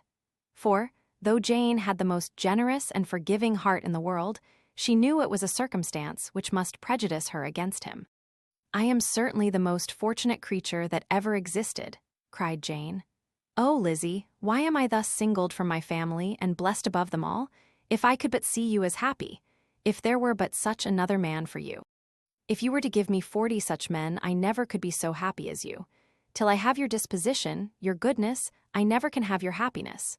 No, no, let me shift for myself, and perhaps, if I have very good luck, I may meet with another Mr. Collins in time." The situation of affairs in the Longbourn family could not be long a secret. Mrs. Bennet was privileged to whisper it to Mrs. Phillips, and she ventured, without any permission, to do the same by all her neighbors in Meryton. The Bennets were speedily pronounced to be the luckiest family in the world, though only a few weeks before, when Lydia had first run away, they had been generally proved to be marked out for misfortune. Illustration. Chapter LVI. Illustration. One morning, about a week after Bingley's engagement with Jane had been formed, as he and the females of the family were sitting together in the dining-room, their attention was suddenly drawn to the window by the sound of a carriage, and they perceived a chaise and 4 driving up the lawn. It was too early in the morning for visitors, and besides, the equipage did not answer to that of any of their neighbors. The horses were post, and neither the carriage nor the livery of the servant who preceded it were familiar to them. As it was certain, however, that somebody was coming, Bingley instantly prevailed on Miss Bennet to avoid the confinement of such an intrusion and walk away with him into the shrubbery. They both set off, and the conjectures of the remaining 3 continued, though with little satisfaction, till the door was thrown open and their visitor entered. It was Lady Catherine de Bourgh. They were of course all intending to be surprised, but their astonishment was beyond their expectation, and on the part of Mrs. Bennet and Kitty, though she was perfectly unknown to them, even inferior to what Elizabeth felt. She entered the room with an air more than usually ungracious, made no other reply to Elizabeth's salutation than a slight inclination of the head, and sat down without saying a word. Elizabeth had mentioned her name to her mother on her ladyship's entrance, though no request of introduction had been made. Mrs. Bennet, all amazement, though flattered by having a guest of such high importance, received her with the utmost politeness. After sitting for a moment in silence, she said, very stiffly, to Elizabeth, "I hope you are well, Miss Bennet. That lady, I suppose, is your mother." Elizabeth replied very concisely that she was. "And that, I suppose, is one of your sisters." "Yes, madam," said Mrs. Bennet, delighted to speak to a Lady Catherine. "She is my youngest girl but one. My youngest of all is lately married, and my eldest is somewhere about the ground, walking with a young man, who, I believe, will soon become a part of the family." "You have a very small park here," returned Lady Catherine, after a short silence. "It is nothing in comparison of Rosings, my lady, I dare say, but I assure you, it is much larger than Sir William Lucas's. This must be a most inconvenient sitting-room for the evening in summer. The windows are full west." Mrs. Bennet assured her that they never sat there after dinner, and then added, "May I take the liberty of asking your ladyship whether you left Mr. and Mrs. Collins well?" "Yes, very well. I saw them the night before last." Elizabeth now expected that she would produce a letter for her from Charlotte, as it seemed the only probable motive for her calling. But no letter appeared, and she was completely puzzled. Mrs. Bennet, with great civility, begged her ladyship to take some refreshment, but Lady Catherine very resolutely, and not very politely, declined eating anything, and then, rising up, said to Elizabeth, "Miss Bennet, there seemed to be a prettyish kind of a little wilderness on one side of your lawn. I should be glad to take a turn in it, if you will favor me with your company." "Go, my dear," cried her mother, "and show her ladyship about the different walks. I think she will be pleased with the hermitage." Elizabeth obeyed, and, running into her own room for her parasol, attended her noble guest downstairs. As they passed through the hall, Lady Catherine opened the doors into the dining parlour and drawing-room, and pronouncing them, after a short survey, to be decent-looking rooms, walked on. Her carriage remained at the door, and Elizabeth saw that her waiting-woman was in it. They proceeded in silence along the gravel walk that led to the copse. Elizabeth was determined to make no effort for conversation with a woman who was now more than usually insolent and disagreeable. Illustration. After a short survey. Copyright 1894 by George Allen. "How could I ever think her like her nephew?" said she, as she looked in her face. As soon as they entered the copse, Lady Catherine began in the following manner. "You can be at no loss, Miss Bennet, to understand the reason of my journey hither. Your own heart, your own conscience, must tell you why I come." Elizabeth looked with unaffected astonishment. "Indeed, you are mistaken, madam. I have not been at all able to account for the honor of seeing you here." "Miss Bennet," replied her ladyship in an angry tone, "you ought to know that I am not to be trifled with. But however insincere you may choose to be, you shall not find me so. My character has ever been celebrated for its sincerity and frankness, and in a cause of such moment as this, I shall certainly not depart from it. A report of a most alarming nature reached me 2 days ago. I was told that not only your sister was on the point of being most advantageously married, but that you, that Miss Elizabeth Bennet, would, in all likelihood, be soon afterwards united to my nephew, my own nephew, Mr. Darcy. Though I know it must be a scandalous falsehood, though I would not injure him so much as to suppose the truth of it possible, I instantly resolved on setting off for this place, that I might make my sentiments known to you." "If you believed it impossible to be true," said Elizabeth, coloring with astonishment and disdain, "I wonder you took the trouble of coming so far. What could your ladyship propose by it?" "At once to insist upon having such a report universally contradicted." "Your coming to Longbourn, to see me and my family," said Elizabeth coolly, "will be rather a confirmation of it if, indeed, such a report is in existence. If, do you then pretend to be ignorant of it? Has it not been industriously circulated by yourselves? Do you not know that such a report is spread abroad?" "I never heard that it was." "And can you likewise declare that there is no foundation for it?" "I do not pretend to possess equal frankness with your ladyship. You may ask questions which I shall not choose to answer." "This is not to be borne. Miss Bennet, I insist on being satisfied. Has my nephew made you an offer of marriage? Your ladyship has declared it to be impossible. It ought to be so, it must be so, while he retains the use of his reason. But your arts and allurements may, in a moment of infatuation, have made him forget what he owes to himself and to all his family. You may have drawn him in. If I have, I shall be the last person to confess it. Miss Bennet, do you know who I am? I have not been accustomed to such language as this. I am almost the nearest relation he has in the world, and am entitled to know all his dearest concerns. But you are not entitled to know mine, nor will such behavior as this ever induce me to be explicit. Let me be rightly understood. This match, to which you have the presumption to aspire, can never take place. No, never. Mr. Darcy is engaged to my daughter. Now, what have you to say? Only this, that, if he is so, you can have no reason to suppose he will make an offer to me. Lady Catherine hesitated for a moment, and then replied, The engagement between them is of a peculiar kind. From their infancy, they have been intended for each other. It was the favorite wish of his mother, as well as of hers. While in their cradles, we planned the union. And now, at the moment when the wishes of both sisters would be accomplished, is their marriage to be prevented by a young woman of inferior birth, of no importance in the world, and wholly unallied to the family? Do you pay no regard to the wishes of his friends to his tacit engagement with Miss de Bourgh? Are you lost to every feeling of propriety and delicacy? Have you not heard me say that from his earliest hours he was destined for his cousin? Yes, and I had heard it before. But what is that to me? If there is no other objection to my marrying your nephew, I shall certainly not be kept from it by knowing that his mother and aunt wished him to marry Miss de Bourgh. You both did as much as you could in planning the marriage. Its completion depended on others. If Mr. Darcy is neither by honor nor inclination confined to his cousin, why is not he to make another choice? And if I am that choice, why may not I accept him? Because honor, decorum, prudence, nay, interest forbid it.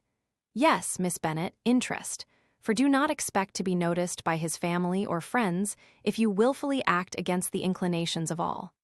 You will be censured, slighted, and despised by everyone connected with him. Your alliance will be a disgrace. Your name will never even be mentioned by any of us. These are heavy misfortunes, replied Elizabeth. But the wife of Mr. Darcy must have such extraordinary sources of happiness necessarily attached to her situation, that she could, upon the whole, have no cause to repine. Obstinate, headstrong girl, I am ashamed of you. Is this your gratitude for my attentions to you last spring? Is nothing due to me on that score? Let us sit down. You are to understand, Miss Bennet, that I came here with the determined resolution of carrying my purpose, nor will I be dissuaded from it. I have not been used to submit to any person's whims. I have not been in the habit of brooking disappointment. That will make your ladyship's situation at present more pitiable, but it will have no effect on me. I will not be interrupted. Hear me in silence. My daughter and my nephew are formed for each other. They are descended, on the maternal side, from the same noble line, and, on the father's, from respectable, honorable, and ancient, though untitled families. Their fortune on both sides is splendid. They are destined for each other by the voice of every member of their respective houses, and what is to divide them? The upstart pretensions of a young woman without family, connections, or fortune. Is this to be endured? But it must not, shall not be. If you were sensible of your own good, you would not wish to quit the sphere in which you have been brought up. In marrying your nephew, I should not consider myself as quitting that sphere. He is a gentleman, I am a gentleman's daughter, so far we are equal. True, you are a gentleman's daughter, but what was your mother? Who are your uncles and aunts? Do not imagine me ignorant of their condition. Whatever my connections may be, said Elizabeth, if your nephew does not object to them, they can be nothing to you. Tell me once for all, are you engaged to him? Though Elizabeth would not, for the mere purpose of obliging Lady Catherine, have answered this question, she could not but say, after a moment's deliberation, I am not. Lady Catherine seemed pleased. And will you promise me never to enter into such an engagement? I will make no promise of the kind. Miss Bennet, I am shocked and astonished. I expected to find a more reasonable young woman. But do not deceive yourself into a belief that I will ever recede. I shall not go away till you have given me the assurance I require. And I certainly never shall give it. I am not to be intimidated into anything so wholly unreasonable. Your ladyship wants Mr. Darcy to marry your daughter, but would my giving you the wished-for promise make their marriage at all more probable? Supposing him to be attached to me, would my refusing to accept his hand make him wish to bestow it on his cousin? Allow me to say, Lady Catherine, that the arguments with which you have supported this extraordinary application have been as frivolous as the application was ill-judged. You have widely mistaken my character, if you think I can be worked on by such persuasions as these. How far your nephew might approve of your interference in his affairs, I cannot tell, but you have certainly no right to concern yourself in mine. I must beg, therefore, to be importuned no further on the subject. Not so hasty, if you please. I have by no means done. To all the objections I have already urged, I have still another to add. I am no stranger to the particulars of your youngest sister's infamous elopement. I know it all, that the young man's marrying her was a patched-up business at the expense of your father and uncle. And is such a girl to be my nephew's sister? Is her husband, who is the son of his late father's steward, to be his brother? Heaven and earth, of what are you thinking? Are the shades of Pemberley to be thus polluted? You can now have nothing further to say, she resentfully answered. You have insulted me in every possible method. I must beg to return to the house.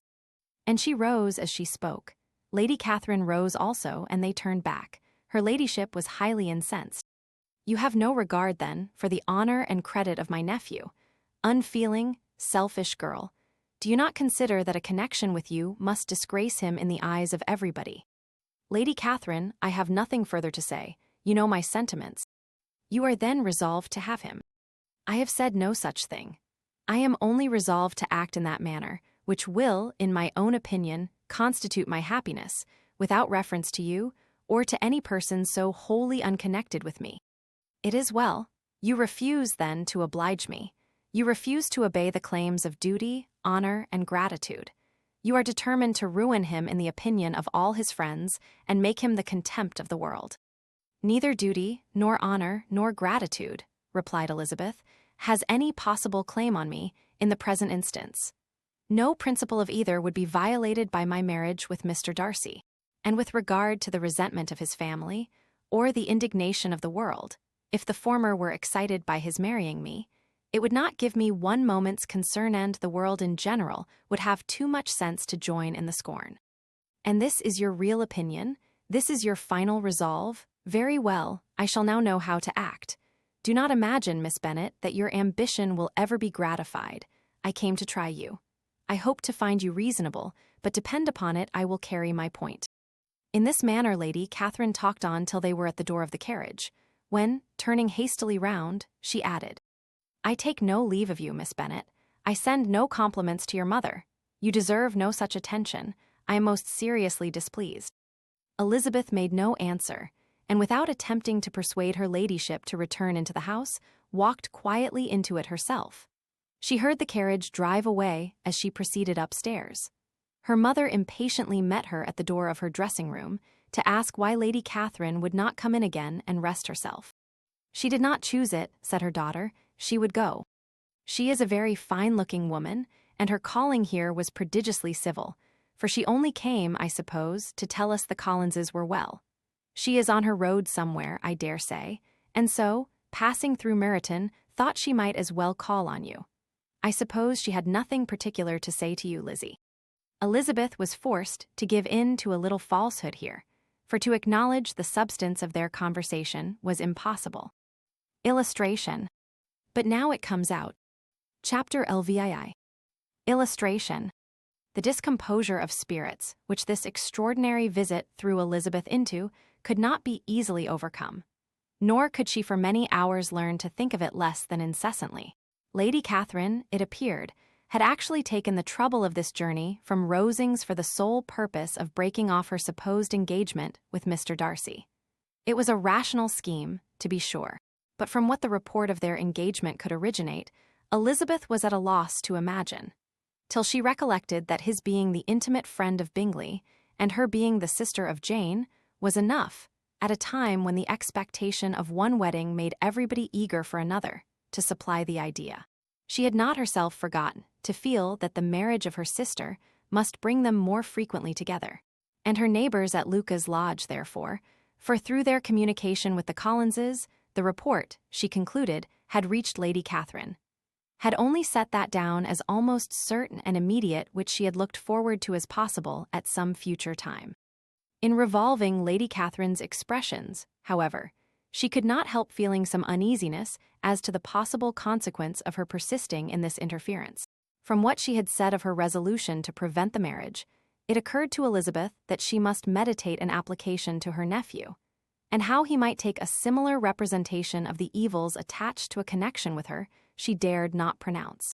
She knew not the exact degree of his affection for his aunt or his dependence on her judgment, but it was natural to suppose that he thought much higher of her ladyship than she could do, and it was certain that in enumerating the miseries of a marriage with one whose immediate connections were so unequal to his own, his aunt would address him on his weakest side.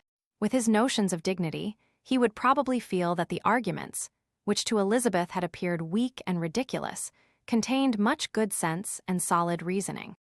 If he had been wavering before as to what he should do, which had often seemed likely, the advice and entreaty of so near a relation might settle every doubt, and determine him at once to be as happy as dignity unblemished could make him.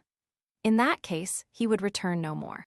Lady Catherine might see him in her way through town, and his engagement to Bingley of coming again to Netherfield must give way. If, therefore, an excuse for not keeping his promise should come to his friend within a few days, she added, I shall know how to understand it. I shall then give over every expectation, every wish of his constancy. If he is satisfied with only regretting me, when he might have obtained my affections and hand, I shall soon cease to regret him at all. The surprise of the rest of the family, on hearing who their visitor had been, was very great, but they obligingly satisfied it with the same kind of supposition which had appeased Mrs. Bennet's curiosity, and Elizabeth was spared from much teasing on the subject. The next morning, as she was going downstairs, she was met by her father, who came out of his library with a letter in his hand. Lizzie, said he, I was going to look for you. Come into my room. She followed him thither, and her curiosity to know what he had to tell her was heightened by the supposition of its being in some manner connected with the letter he held. It suddenly struck her that it might be from Lady Catherine, and she anticipated with dismay all the consequent explanations. She followed her father to the fireplace, and they both sat down. He then said, I have received a letter this morning that has astonished me exceedingly. As it principally concerns yourself, you ought to know its contents. I did not know before that I had 2 daughters on the brink of matrimony. Let me congratulate you on a very important conquest. The color now rushed into Elizabeth's cheeks in the instantaneous conviction of its being a letter from the nephew, instead of the aunt. And she was undetermined whether most to be pleased that he explained himself at all, or offended that his letter was not rather addressed to herself, when her father continued, You look conscious. Young ladies have great penetration in such matters as these, but I think I may defy even your sagacity to discover the name of your admirer. This letter is from Mr. Collins. From Mr. Collins, and what can he have to say? Something very much to the purpose, of course. He begins with congratulations on the approaching nuptials of my eldest daughter, of which, it seems, he has been told by some of the good-natured, gossiping Lucases. I shall not sport with your impatience by reading what he says on that point. What relates to yourself is as follows. Having thus offered you the sincere congratulations of Mrs. Collins and myself on this happy event, let me now add a short hint on the subject of another, of which we have been advertised by the same authority. Your daughter Elizabeth, it is presumed, will not long bear the name of Bennet, after her eldest sister has resigned it, and the chosen partner of her fate may be reasonably looked up to as one of the most illustrious personages in this land. Can you possibly guess, Lizzie, who is meant by this? This young gentleman is blessed, in a peculiar way, with everything the heart of mortal can most desire: splendid property, noble kindred, and extensive patronage.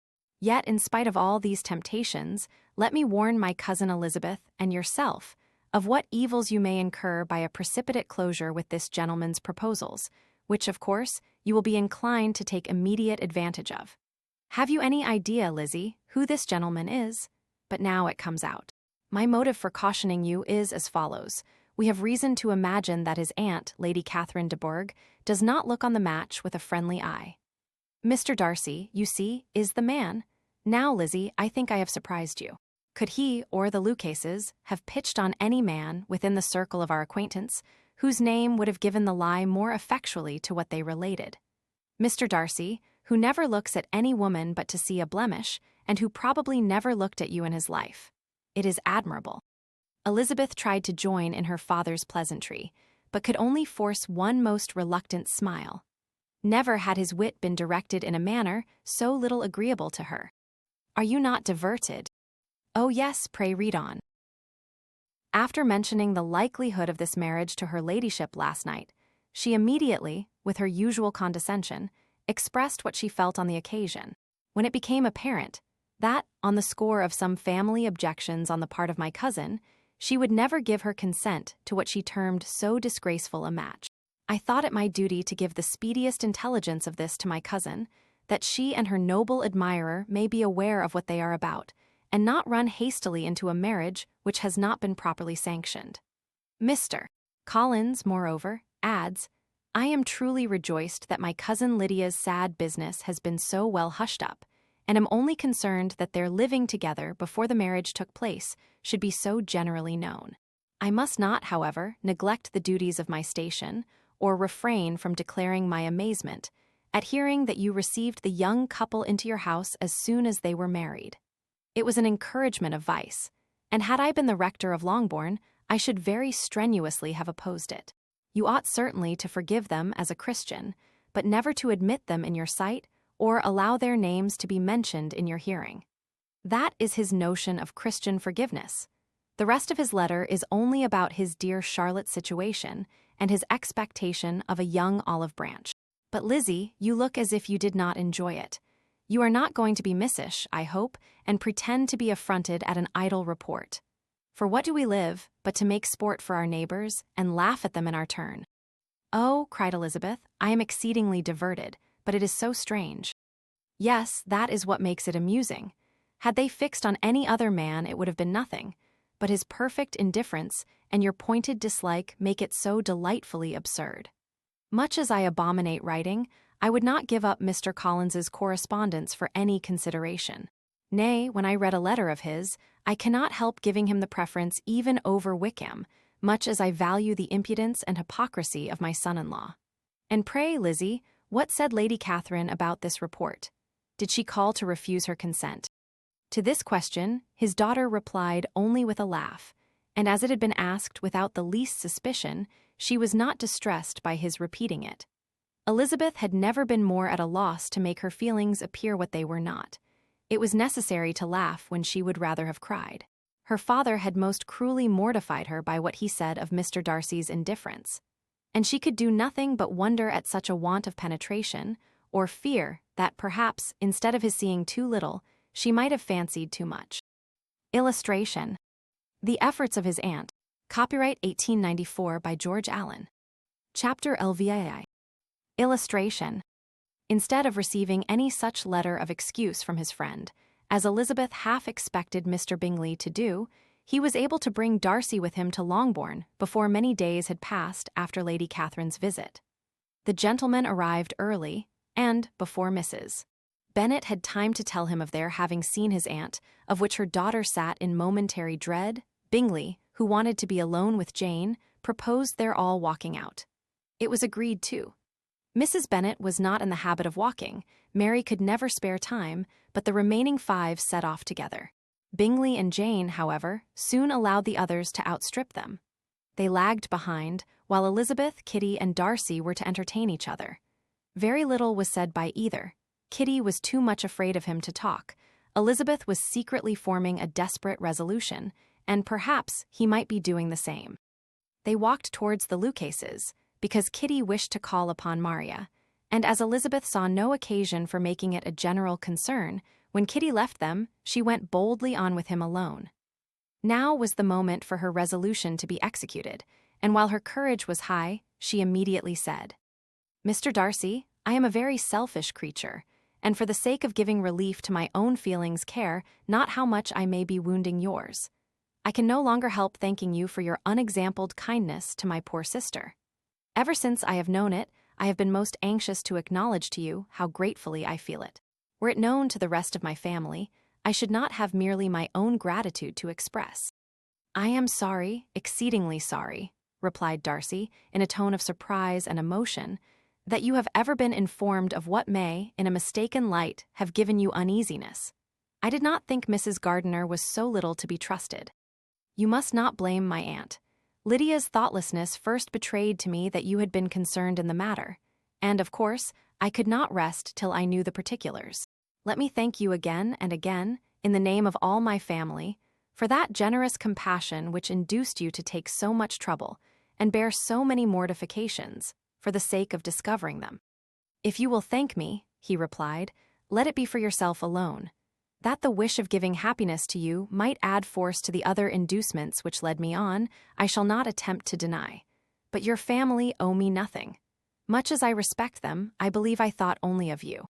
Elizabeth was too much embarrassed to say a word. After a short pause, her companion added, You are too generous to trifle with me. If your feelings are still what they were last April, tell me so at once. My affections and wishes are unchanged, but one word from you will silence me on this subject forever.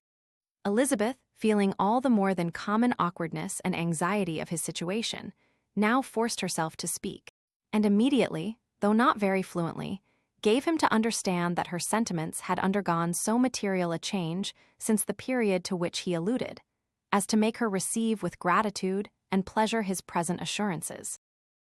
The happiness which this reply produced was such as he had probably never felt before, and he expressed himself on the occasion as sensibly and as warmly as a man violently in love can be supposed to do. Had Elizabeth been able to encounter his eyes, she might have seen how well the expression of heartfelt delight diffused over his face became him. But though she could not look, she could listen, and he told her of feelings which, in proving of what importance she was to him, made his affection every moment more valuable. They walked on without knowing in what direction. There was too much to be thought, and felt, and said, for attention to any other objects. She soon learnt that they were indebted for their present good understanding to the efforts of his aunt, who did call on him in her return through London, and there relate her journey to Longbourn, its motive, and the substance of her conversation with Elizabeth, dwelling emphatically on every expression of the latter, which, in her ladyship's apprehension, peculiarly denoted her perverseness and assurance, in the belief that such a relation must assist her endeavours to obtain that promise from her nephew which she had refused to give. But unluckily for her ladyship, its effect had been exactly contrariwise. It taught me to hope, said he, as I had scarcely ever allowed myself to hope before. I knew enough of your disposition to be certain that had you been absolutely, irrevocably decided against me, you would have acknowledged it to Lady Catherine frankly and openly. Elizabeth coloured and laughed as she replied, Yes, you know enough of my frankness to believe me capable of that. After abusing you so abominably to your face, I could have no scruple in abusing you to all your relations. What did you say of me that I did not deserve? For though your accusations were ill-founded, formed on mistaken premises, my behaviour to you at the time had merited the severest reproof. It was unpardonable. I cannot think of it without abhorrence. We will not quarrel for the greater share of blame annexed to that evening, said Elizabeth. The conduct of neither, if strictly examined, will be irreproachable, but since then we have both, I hope, improved in civility. I cannot be so easily reconciled to myself. The recollection of what I then said, of my conduct, my manners, my expressions during the whole of it, is now, and has been many months, inexpressibly painful to me. Your reproof, so well applied, I shall never forget.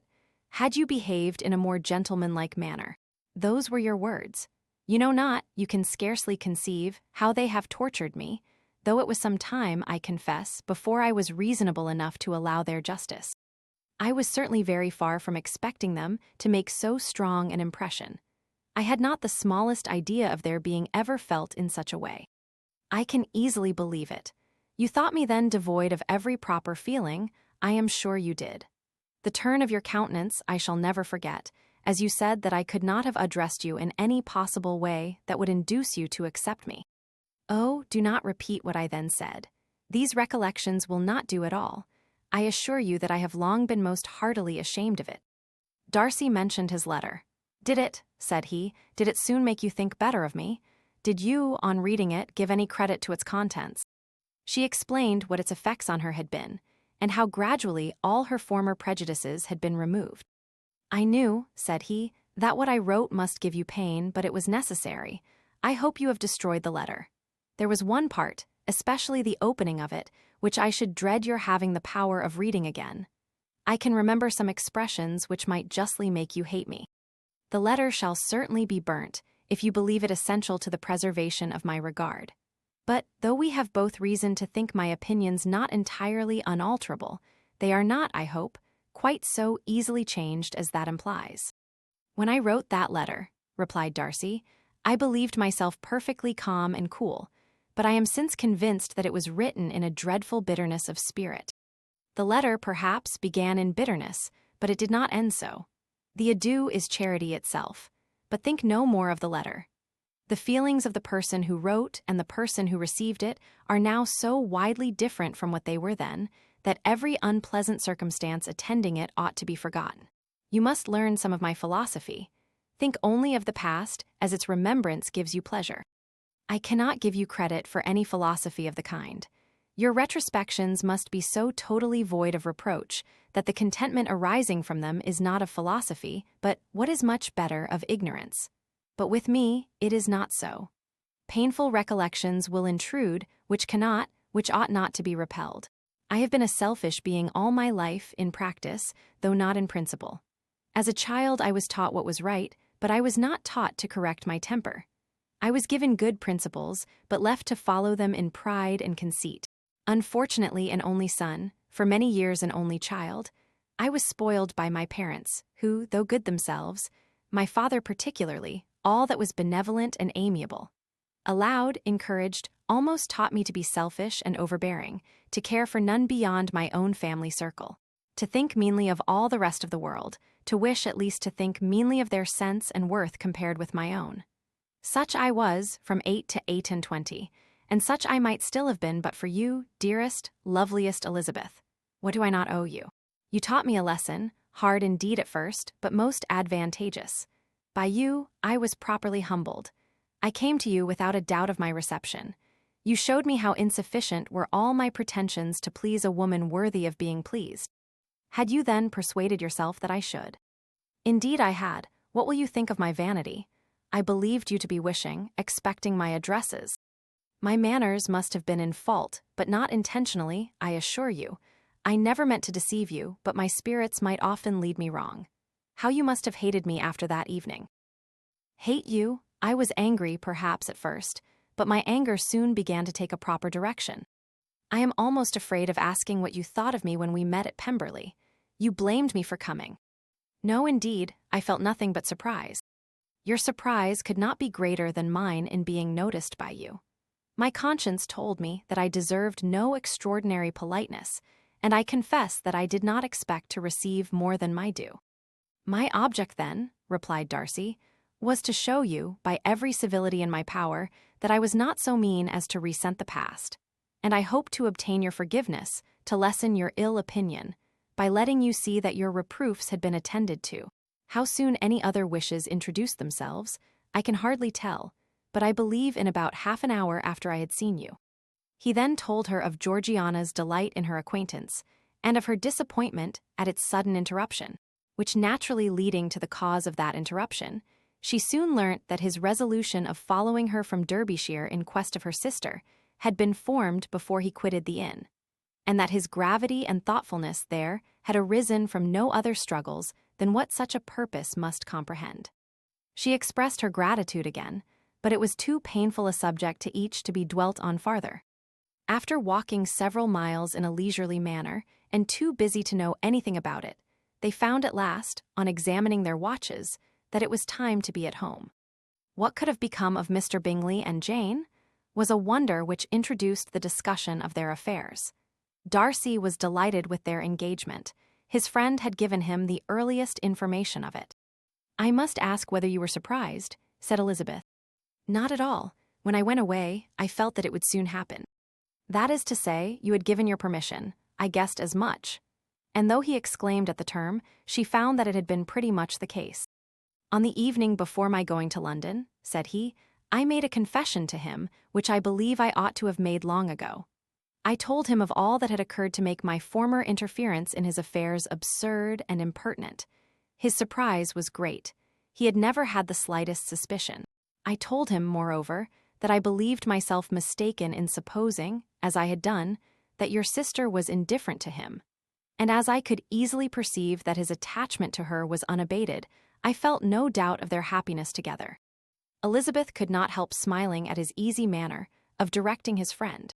Did you speak from your own observation, said she, when you told him that my sister loved him, or merely from my information last spring? From the former. I had narrowly observed her during the 2 visits which I had lately made her here, and I was convinced of her affection. And your assurance of it, I suppose, carried immediate conviction to him. It did. Bingley is most unaffectedly modest. His diffidence had prevented his depending on his own judgment in so anxious a case, but his reliance on mine made everything easy. I was obliged to confess one thing, which for a time, and not unjustly, offended him. I could not allow myself to conceal that your sister had been in town 3 months last winter, that I had known it, and purposely kept it from him. He was angry, but his anger, I am persuaded, lasted no longer than he remained in any doubt of your sister's sentiments. He has heartily forgiven me now. Elizabeth longed to observe that Mr. Bingley had been a most delightful friend, so easily guided that his worth was invaluable, but she checked herself. She remembered that he had yet to learn to be laughed at, and it was rather too early to begin. In anticipating the happiness of Bingley, which of course was to be inferior only to his own, he continued the conversation till they reached the house. In the hall they parted. Illustration. Unable to utter a syllable. Copyright 1894 by George Allen. Chapter LIX. Illustration. My dear Lizzie, where can you have been walking to? Was a question which Elizabeth received from Jane as soon as she entered the room, and from all the others when they sat down to table. She had only to say in reply that they had wandered about till she was beyond her own knowledge. She colored as she spoke, but neither that nor anything else awakened a suspicion of the truth. The evening passed quietly, unmarked by anything extraordinary. The acknowledged lovers talked and laughed, the unacknowledged were silent. Darcy was not of a disposition in which happiness overflows in mirth, and Elizabeth, agitated and confused, rather knew that she was happy than felt herself to be so. For, besides the immediate embarrassment, there were other evils before her. She anticipated what would be felt in the family when her situation became known. She was aware that no one liked him but Jane, and even feared that with the others it was a dislike which not all his fortune and consequence might do away. At night she opened her heart to Jane. Though suspicion was very far from Miss Bennet's general habits, she was absolutely incredulous here. You are joking, Lizzie. This cannot be. Engaged to Mr. Darcy. No, no, you shall not deceive me. I know it to be impossible. This is a wretched beginning, indeed. My sole dependence was on you, and I am sure nobody else will believe me if you do not. Yet, indeed, I am in earnest. I speak nothing but the truth. He still loves me, and we are engaged. Jane looked at her doubtingly. Oh, Lizzie, it cannot be. I know how much you dislike him. You know nothing of the matter. That is all to be forgot. Perhaps I did not always love him so well as I do now, but in such cases as these a good memory is unpardonable. This is the last time I shall ever remember it myself. Miss Bennet still looked all amazement. Elizabeth again, and more seriously, assured her of its truth. Good heaven, can it be really so? Yet now I must believe you, cried Jane. My dear, dear Lizzie, I do congratulate you. But are you certain, forgive the question, are you quite certain that you can be happy with him? There can be no doubt of that. It is settled between us already that we are to be the happiest couple in the world. But are you pleased, Jane? Shall you like to have such a brother? Very, very much. Nothing could give either Bingley or myself more delight, but we considered it, we talked of it as impossible. And do you really love him quite well enough? Oh, Lizzie, do anything rather than marry without affection. Are you quite sure that you feel what you ought to do? Oh, yes, you will only think I feel more than I ought to do when I tell you all. What do you mean? Why, I must confess that I love him better than I do Bingley. I am afraid you will be angry. My dearest sister, now be serious. I want to talk very seriously. Let me know everything that I am to know without delay. Will you tell me how long you have loved him? It has been coming on so gradually that I hardly know when it began. But I believe I must date it from my first seeing his beautiful grounds at Pemberley. Another entreaty that she would be serious, however, produced the desired effect, and she soon satisfied Jane by her solemn assurances of attachment. When convinced on that article, Miss Bennet had nothing further to wish. Now I am quite happy, said she, for you will be as happy as myself. I always had a value for him. Were it for nothing but his love of you, I must always have esteemed him. But now, as Bingley's friend and your husband, there can be only Bingley and yourself more dear to me. But Lizzie, you have been very sly, very reserved with me. How little did you tell me of what passed at Pemberley and Lambton? I owe all that I know of it to another, not to you. Elizabeth told her the motives of her secrecy. She had been unwilling to mention Bingley, and the unsettled state of her own feelings had made her equally avoid the name of his friend. But now she would no longer conceal from her his share in Lydia's marriage. All was acknowledged, and half the night spent in conversation. Good gracious, cried Mrs. Bennet, as she stood at a window the next morning, if that disagreeable Mr. Darcy is not coming here again with our dear Bingley. What can he mean by being so tiresome as to be always coming here? I had no notion but he would go a-shooting, or something or other, and not disturb us with his company. What shall we do with him? Lizzie, you must walk out with him again, that he may not be in Bingley's way. Elizabeth could hardly help laughing at so convenient a proposal, yet was really vexed that her mother should be always giving him such an epithet. As soon as they entered, Bingley looked at her so expressively, and shook hands with such warmth, as left no doubt of his good information. And he soon afterwards said aloud, Mrs. Bennet, have you no more lanes hereabouts in which Lizzie may lose her way again today? I advise Mr. Darcy and Lizzie and Kitty, said Mrs. Bennet, to walk to Oakham Mount this morning. It is a nice long walk, and Mr. Darcy has never seen the view. It may do very well for the others, replied Mr. Bingley, but I am sure it will be too much for Kitty. Won't it, Kitty? Kitty owned that she had rather stay at home. Darcy professed a great curiosity to see the view from the mount, and Elizabeth silently consented.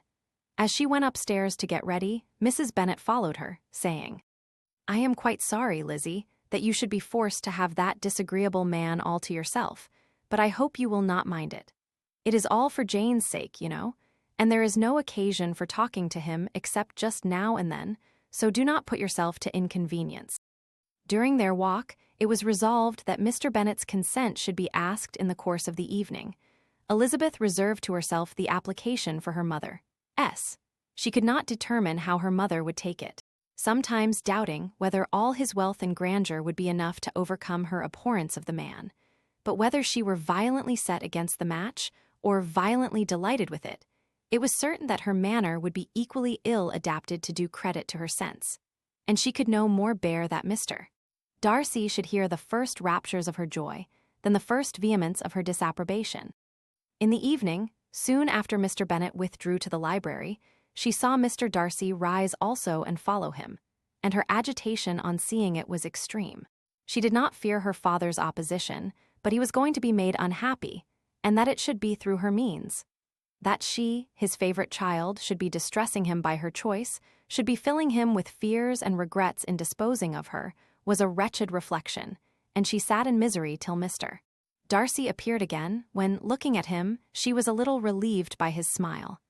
In a few minutes he approached the table where she was sitting with Kitty, and, while pretending to admire her work, said in a whisper, Go to your father, he wants you in the library. She was gone directly. Her father was walking about the room, looking grave and anxious. Lizzie, said he, what are you doing? Are you out of your senses to be accepting this man? Have not you always hated him? How earnestly did she then wish that her former opinions had been more reasonable, her expressions more moderate. It would have spared her from explanations and professions which it was exceedingly awkward to give, but they were now necessary, and she assured him, with some confusion, of her attachment to Mr. Darcy. Or, in other words, you are determined to have him. He is rich, to be sure, and you may have more fine clothes and fine carriages than Jane. but will they make you happy? Have you any other objection, said Elizabeth, than your belief of my indifference? None at all. We all know him to be a proud, unpleasant sort of man, but this would be nothing if you really liked him. I do like him, she replied with tears in her eyes. I love him. Indeed, he has no improper pride. He is perfectly amiable. You do not know what he really is, then pray do not pain me by speaking of him in such terms. Lizzie, said her father, I have given him my consent. He is the kind of man, indeed, to whom I should never dare refuse anything which he condescended to ask. I now give it to you, if you are resolved on having him. But let me advise you to think better of it. I know your disposition, Lizzie. I know that you could be neither happy nor respectable unless you truly esteemed your husband, unless you looked up to him as a superior. Your lively talents would place you in the greatest danger in an unequal marriage. You could scarcely escape discredit and misery. My child, let me not have the grief of seeing you unable to respect your partner in life. You know not what you are about. Elizabeth, still more affected, was earnest and solemn in her reply, and at length, by repeated assurances that Mr. Darcy was really the object of her choice, by explaining the gradual change which her estimation of him had undergone, relating her absolute certainty that his affection was not the work of a day, but had stood the test of many months' suspense, and enumerating with energy all his good qualities. She did conquer her father's incredulity, and reconcile him to the match. Well, my dear, said he, when she ceased speaking, I have no more to say. If this be the case, he deserves you. I could not have parted with you, my Lizzie, to anyone less worthy. To complete the favorable impression, she then told him what Mr. Darcy had voluntarily done for Lydia. He heard her with astonishment. This is an evening of wonders, indeed. And so, Darcy did everything, made up the match, gave the money, paid the fellow's debts, and got him his commission. So much the better. It will save me a world of trouble and economy. Had it been your uncle's doing, I must and would have paid him, but these violent young lovers carry everything their own way.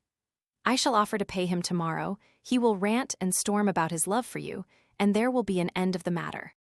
He then recollected her embarrassment a few days before on his reading Mr. Collins's letter, and after laughing at her some time, allowed her at last to go, saying, as she quitted the room, If any young men come for Mary or Kitty, send them in, for I am quite at leisure. Elizabeth's mind was now relieved from a very heavy weight, and, after half an hour's quiet reflection in her own room, she was able to join the others with tolerable composure. Everything was too recent for gaiety, but the evening passed tranquilly away. There was no longer anything material to be dreaded, and the comfort of ease and familiarity would come in time. When her mother went up to her dressing room at night, she followed her and made the important communication.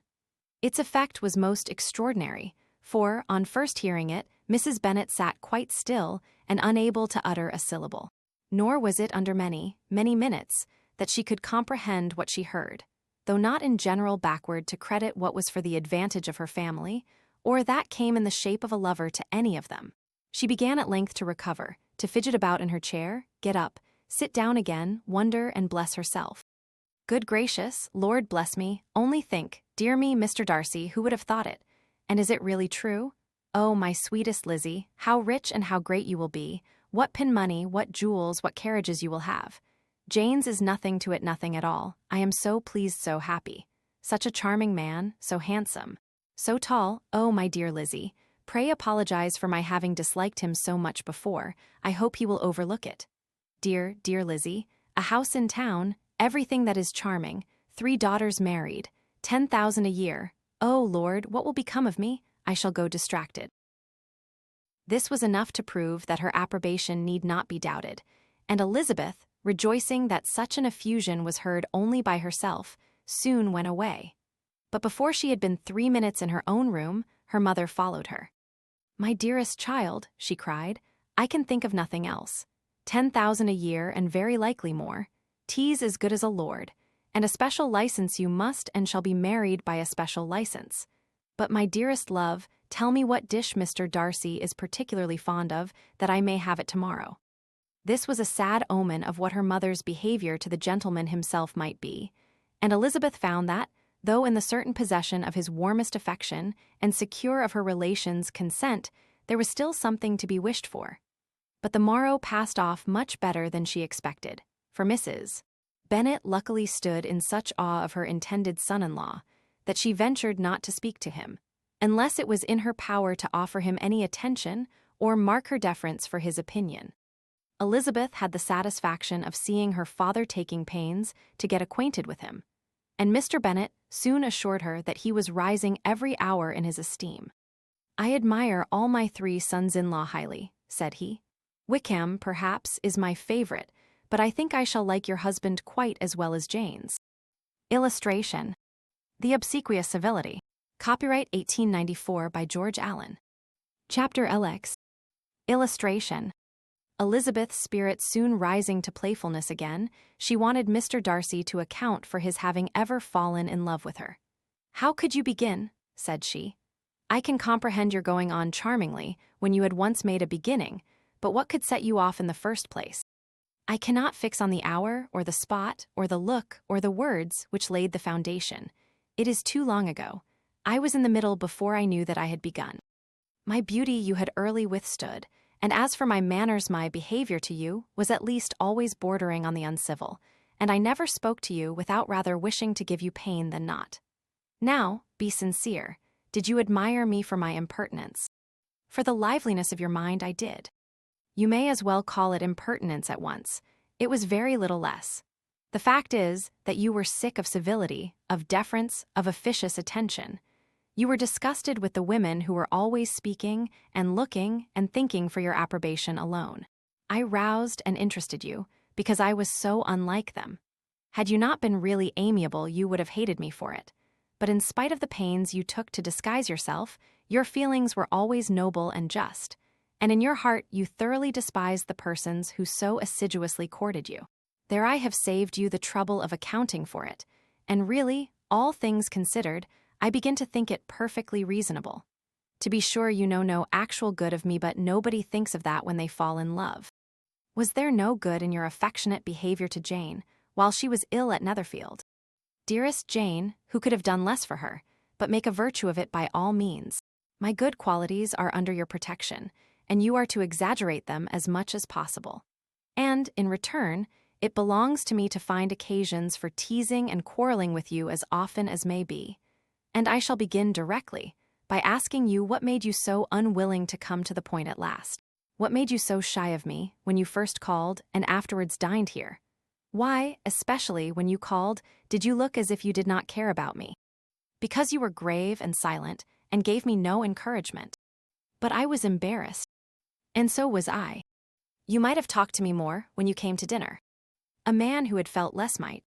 How unlucky that you should have a reasonable answer to give, and that I should be so reasonable as to admit it. But I wonder how long you would have gone on if you had been left to yourself. I wonder when you would have spoken if I had not asked you. My resolution of thanking you for your kindness to Lydia had certainly great effect. Too much, I am afraid. For what becomes of the moral, if our comfort springs from a breach of promise, for I ought not to have mentioned the subject. This will never do. You need not distress yourself. The moral will be perfectly fair. Lady Catherine's unjustifiable endeavors to separate us were the means of removing all my doubts. I am not indebted for my present happiness to your eager desire of expressing your gratitude. I was not in a humor to wait for an opening of yours. My aunt's intelligence had given me hope, and I was determined at once to know everything. Lady Catherine has been of infinite use, which ought to make her happy, for she loves to be of use. But tell me, what did you come down to Netherfield for? Was it merely to ride to Longbourn and be embarrassed, or had you intended any more serious consequences? My real purpose was to see you, and to judge, if I could, whether I might ever hope to make you love me. My avowed one, or what I avowed to myself, was to see whether your sister was still partial to Bingley, and if she were, to make the confession to him which I have since made. Shall you ever have courage to announce to Lady Catherine what is to befall her? I am more likely to want time than courage, Elizabeth, but it ought to be done, and if you will give me a sheet of paper, it shall be done directly. And if I had not a letter to write myself, I might sit by you and admire the evenness of your writing, as another young lady once did. But I have an aunt, too, who must not be longer neglected. From an unwillingness to confess how much her intimacy with Mr. Darcy had been overrated, Elizabeth had never yet answered Mrs. Gardiner's long letter. But now, having that to communicate which she knew would be most welcome, she was almost ashamed to find that her uncle and aunt had already lost 3 days of happiness, and immediately wrote as follows. I would have thanked you before, my dear aunt, as I ought to have done, for your long, kind, satisfactory detail of particulars. But to say the truth, I was too cross to write. You supposed more than really existed. But now suppose as much as you choose. Give a loose to your fancy, indulge your imagination in every possible flight which the subject will afford, and unless you believe me actually married, you cannot greatly err. You must write again very soon, and praise him a great deal more than you did in your last. I thank you again and again for not going to the lakes.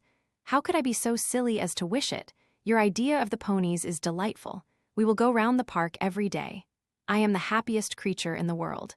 Perhaps other people have said so before, but no one with such justice. I am happier even than Jane. She only smiles, I laugh. Mr. Darcy sends you all the love in the world that can be spared from me. You are all to come to Pemberley at Christmas. Yours, etc. Mr. Darcy's letter to Lady Catherine was in a different style, and still different from either was what Mr. Bennet sent to Mr. Collins in return for his last. Dear Sir Asterisk, I must trouble you once more for congratulations. Elizabeth will soon be the wife of Mr. Darcy. Console Lady Catherine as well as you can, but if I were you, I would stand by the nephew. He has more to give. Yours sincerely, etc. Miss Bingley's congratulations to her brother on his approaching marriage were all that was affectionate and insincere.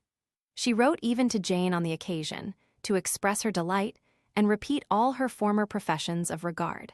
Jane was not deceived, but she was affected, and though feeling no reliance on her, could not help writing her a much kinder answer than she knew was deserved. The joy which Miss Darcy expressed on receiving similar information was as sincere as her brother, S., in sending it. 4 sides of paper were insufficient to contain all her delight, and all her earnest desire of being loved by her sister. Before any answer could arrive from Mr. Collins, or any congratulations to Elizabeth from his wife, the Longbourn family heard that the Collinses were come themselves to Lucas Lodge. The reason of this sudden removal was soon evident. Lady Catherine had been rendered so exceedingly angry by the contents of her nephew's letter, that Charlotte, really rejoicing in the match, was anxious to get away till the storm was blown over. At such a moment, the arrival of her friend was a sincere pleasure to Elizabeth, though in the course of their meetings she must sometimes think the pleasure dearly bought, when she saw Mr. Darcy exposed to all the parading and obsequious civility of her husband. He bore it, however, with admirable calmness. He could even listen to Sir William Lucas, when he complimented him on carrying away the brightest jewel of the country, and expressed his hopes of their all meeting frequently at St. James, S., with very decent composure. If he did shrug his shoulders, it was not till Sir William was out of sight. Mrs. Phillips's vulgarity was another, and, perhaps, a greater tax on his forbearance. And though Mrs. Phillips, as well as her sister, stood in too much awe of him to speak with the familiarity which Bingley's good humour encouraged, yet, whenever she did speak, she must be vulgar. Nor was her respect for him, though it made her more quiet, at all likely to make her more elegant. Elizabeth did all she could to shield him from the frequent notice of either, and was ever anxious to keep him to herself, and to those of her family with whom he might converse without mortification. And though the uncomfortable feelings arising from all this took from the season of courtship much of its pleasure, it added to the hope of the future, and she looked forward with delight to the time when they should be removed from society so little pleasing to either, to all the comfort and elegance of their family party at Pemberley. Illustration. Chapter Elixir. Illustration. Happy for all her maternal feelings was the day on which Mrs. Bennet got rid of her 2 most deserving daughters. With what delighted pride she afterwards visited Mrs. Bingley and talked of Mrs. Darcy may be guessed. I wish I could say, for the sake of her family, that the accomplishment of her earnest desire in the establishment of so many of her children produced so happy an effect as to make her a sensible, amiable, well-informed woman for the rest of her life. Though, perhaps, it was lucky for her husband, who might not have relished domestic felicity in so unusual a form, that she still was occasionally nervous and invariably silly. Mr. Bennet missed his second daughter exceedingly. His affection for her drew him oftener from home than anything else could do. He delighted in going to Pemberley, especially when he was least expected. Mr. Bingley and Jane remained at Netherfield only a 12-month. So near a vicinity to her mother and Meryton relations was not desirable even to his easy temper or her affectionate heart. The darling wish of his sisters was then gratified. He bought an estate in a neighboring county to Derbyshire, and Jane and Elizabeth, in addition to every other source of happiness, were within 30 miles of each other. Kitty, to her very material advantage, spent the chief of her time with her 2 elder sisters. In society so superior to what she had generally known, her improvement was great. She was not of so ungovernable a temper as Lydia, and, removed from the influence of Lydia's example, she became, by proper attention and management, less irritable, less ignorant, and less insipid. From the further disadvantage of Lydia's society, she was of course carefully kept, and though Mrs. Wickham frequently invited her to come and stay with her, with the promise of balls and young men, her father would never consent to her going. Mary was the only daughter who remained at home, and she was necessarily drawn from the pursuit of accomplishments by Mrs. Bennet's being quite unable to sit alone. Mary was obliged to mix more with the world, but she could still moralize over every morning visit. And as she was no longer mortified by comparisons between her sisters' beauty and her own, it was suspected by her father that she submitted to the change without much reluctance. As for Wickham and Lydia, their characters suffered no revolution from the marriage of her sisters. He bore with philosophy the conviction that Elizabeth must now become acquainted with whatever of his ingratitude and falsehood had before been unknown to her, and, in spite of everything, was not wholly without hope that Darcy might yet be prevailed on to make his fortune. The congratulatory letter which Elizabeth received from Lydia on her marriage explained to her that, by his wife at least, if not by himself, such a hope was cherished. The letter was to this effect: "My dear Lizzie, I wish you joy. If you love Mr. Darcy half so well as I do my dear Wickham, you must be very happy. It is a great comfort to have you so rich, and when you have nothing else to do, I hope you will think of us. I am sure Wickham would like a place at court very much, and I do not think we shall have quite money enough to live upon without some help. Any place would do of about 300 or 400 a year, but however, do not speak to Mr. Darcy about it, if you had rather not. Yours, etc." As it happened that Elizabeth had much rather not, she endeavored in her answer to put an end to every entreaty and expectation of the kind. Such relief, however, as it was in her power to afford, by the practice of what might be called economy in her own private expenses, she frequently sent them.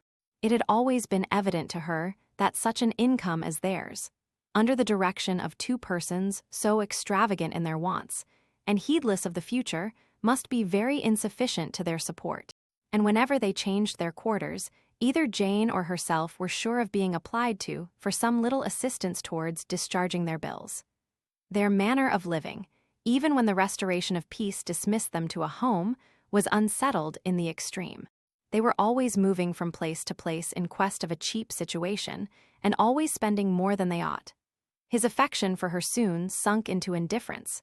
Hers lasted a little longer, and, in spite of her youth and her manners, she retained all the claims to reputation which her marriage had given her. Though Darcy could never receive him at Pemberley, yet, for Elizabeth's sake, he assisted him further in his profession. Lydia was occasionally a visitor there, when her husband was gone to enjoy himself in London or Bath. And with the Bingleys, they both of them frequently stayed so long, that even Bingley's good humor was overcome, and he proceeded so far as to talk of giving them a hint to be gone.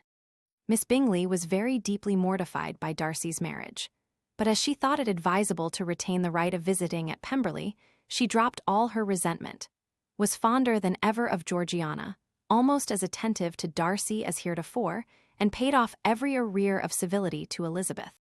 Pemberley was now Georgiana's home, and the attachment of the sisters was exactly what Darcy had hoped to see. They were able to love each other, even as well as they intended.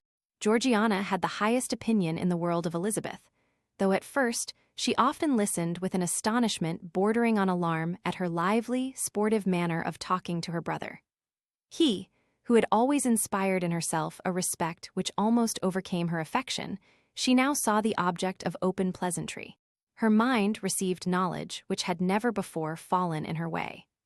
By Elizabeth's instructions, she began to comprehend that a woman may take liberties with her husband, which a brother will not always allow in a sister more than 10 years younger than himself.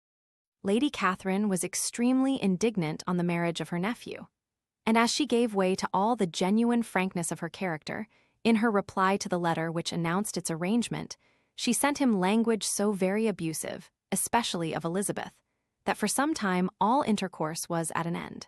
But at length, by Elizabeth's persuasion, he was prevailed on to overlook the offense and seek a reconciliation. And, after a little further resistance on the part of his aunt, her resentment gave way, either to her affection for him or her curiosity to see how his wife conducted herself. And she condescended to wait on them at Pemberley, in spite of that pollution which its woods had received, not merely from the presence of such a mistress, but the visits of her uncle and aunt from the city. With the Gardiners they were always on the most intimate terms. Darcy, as well as Elizabeth, really loved them, and they were both ever sensible of the warmest gratitude towards the persons who, by bringing her into Derbyshire, had been the means of uniting them. Illustration. The End. CHISWACK Press, Charles WHITTNGHAM and Co. TOOKS Court, Chancery Lane, London. Thanks for listening to Pride and Prejudice by Jane Austen.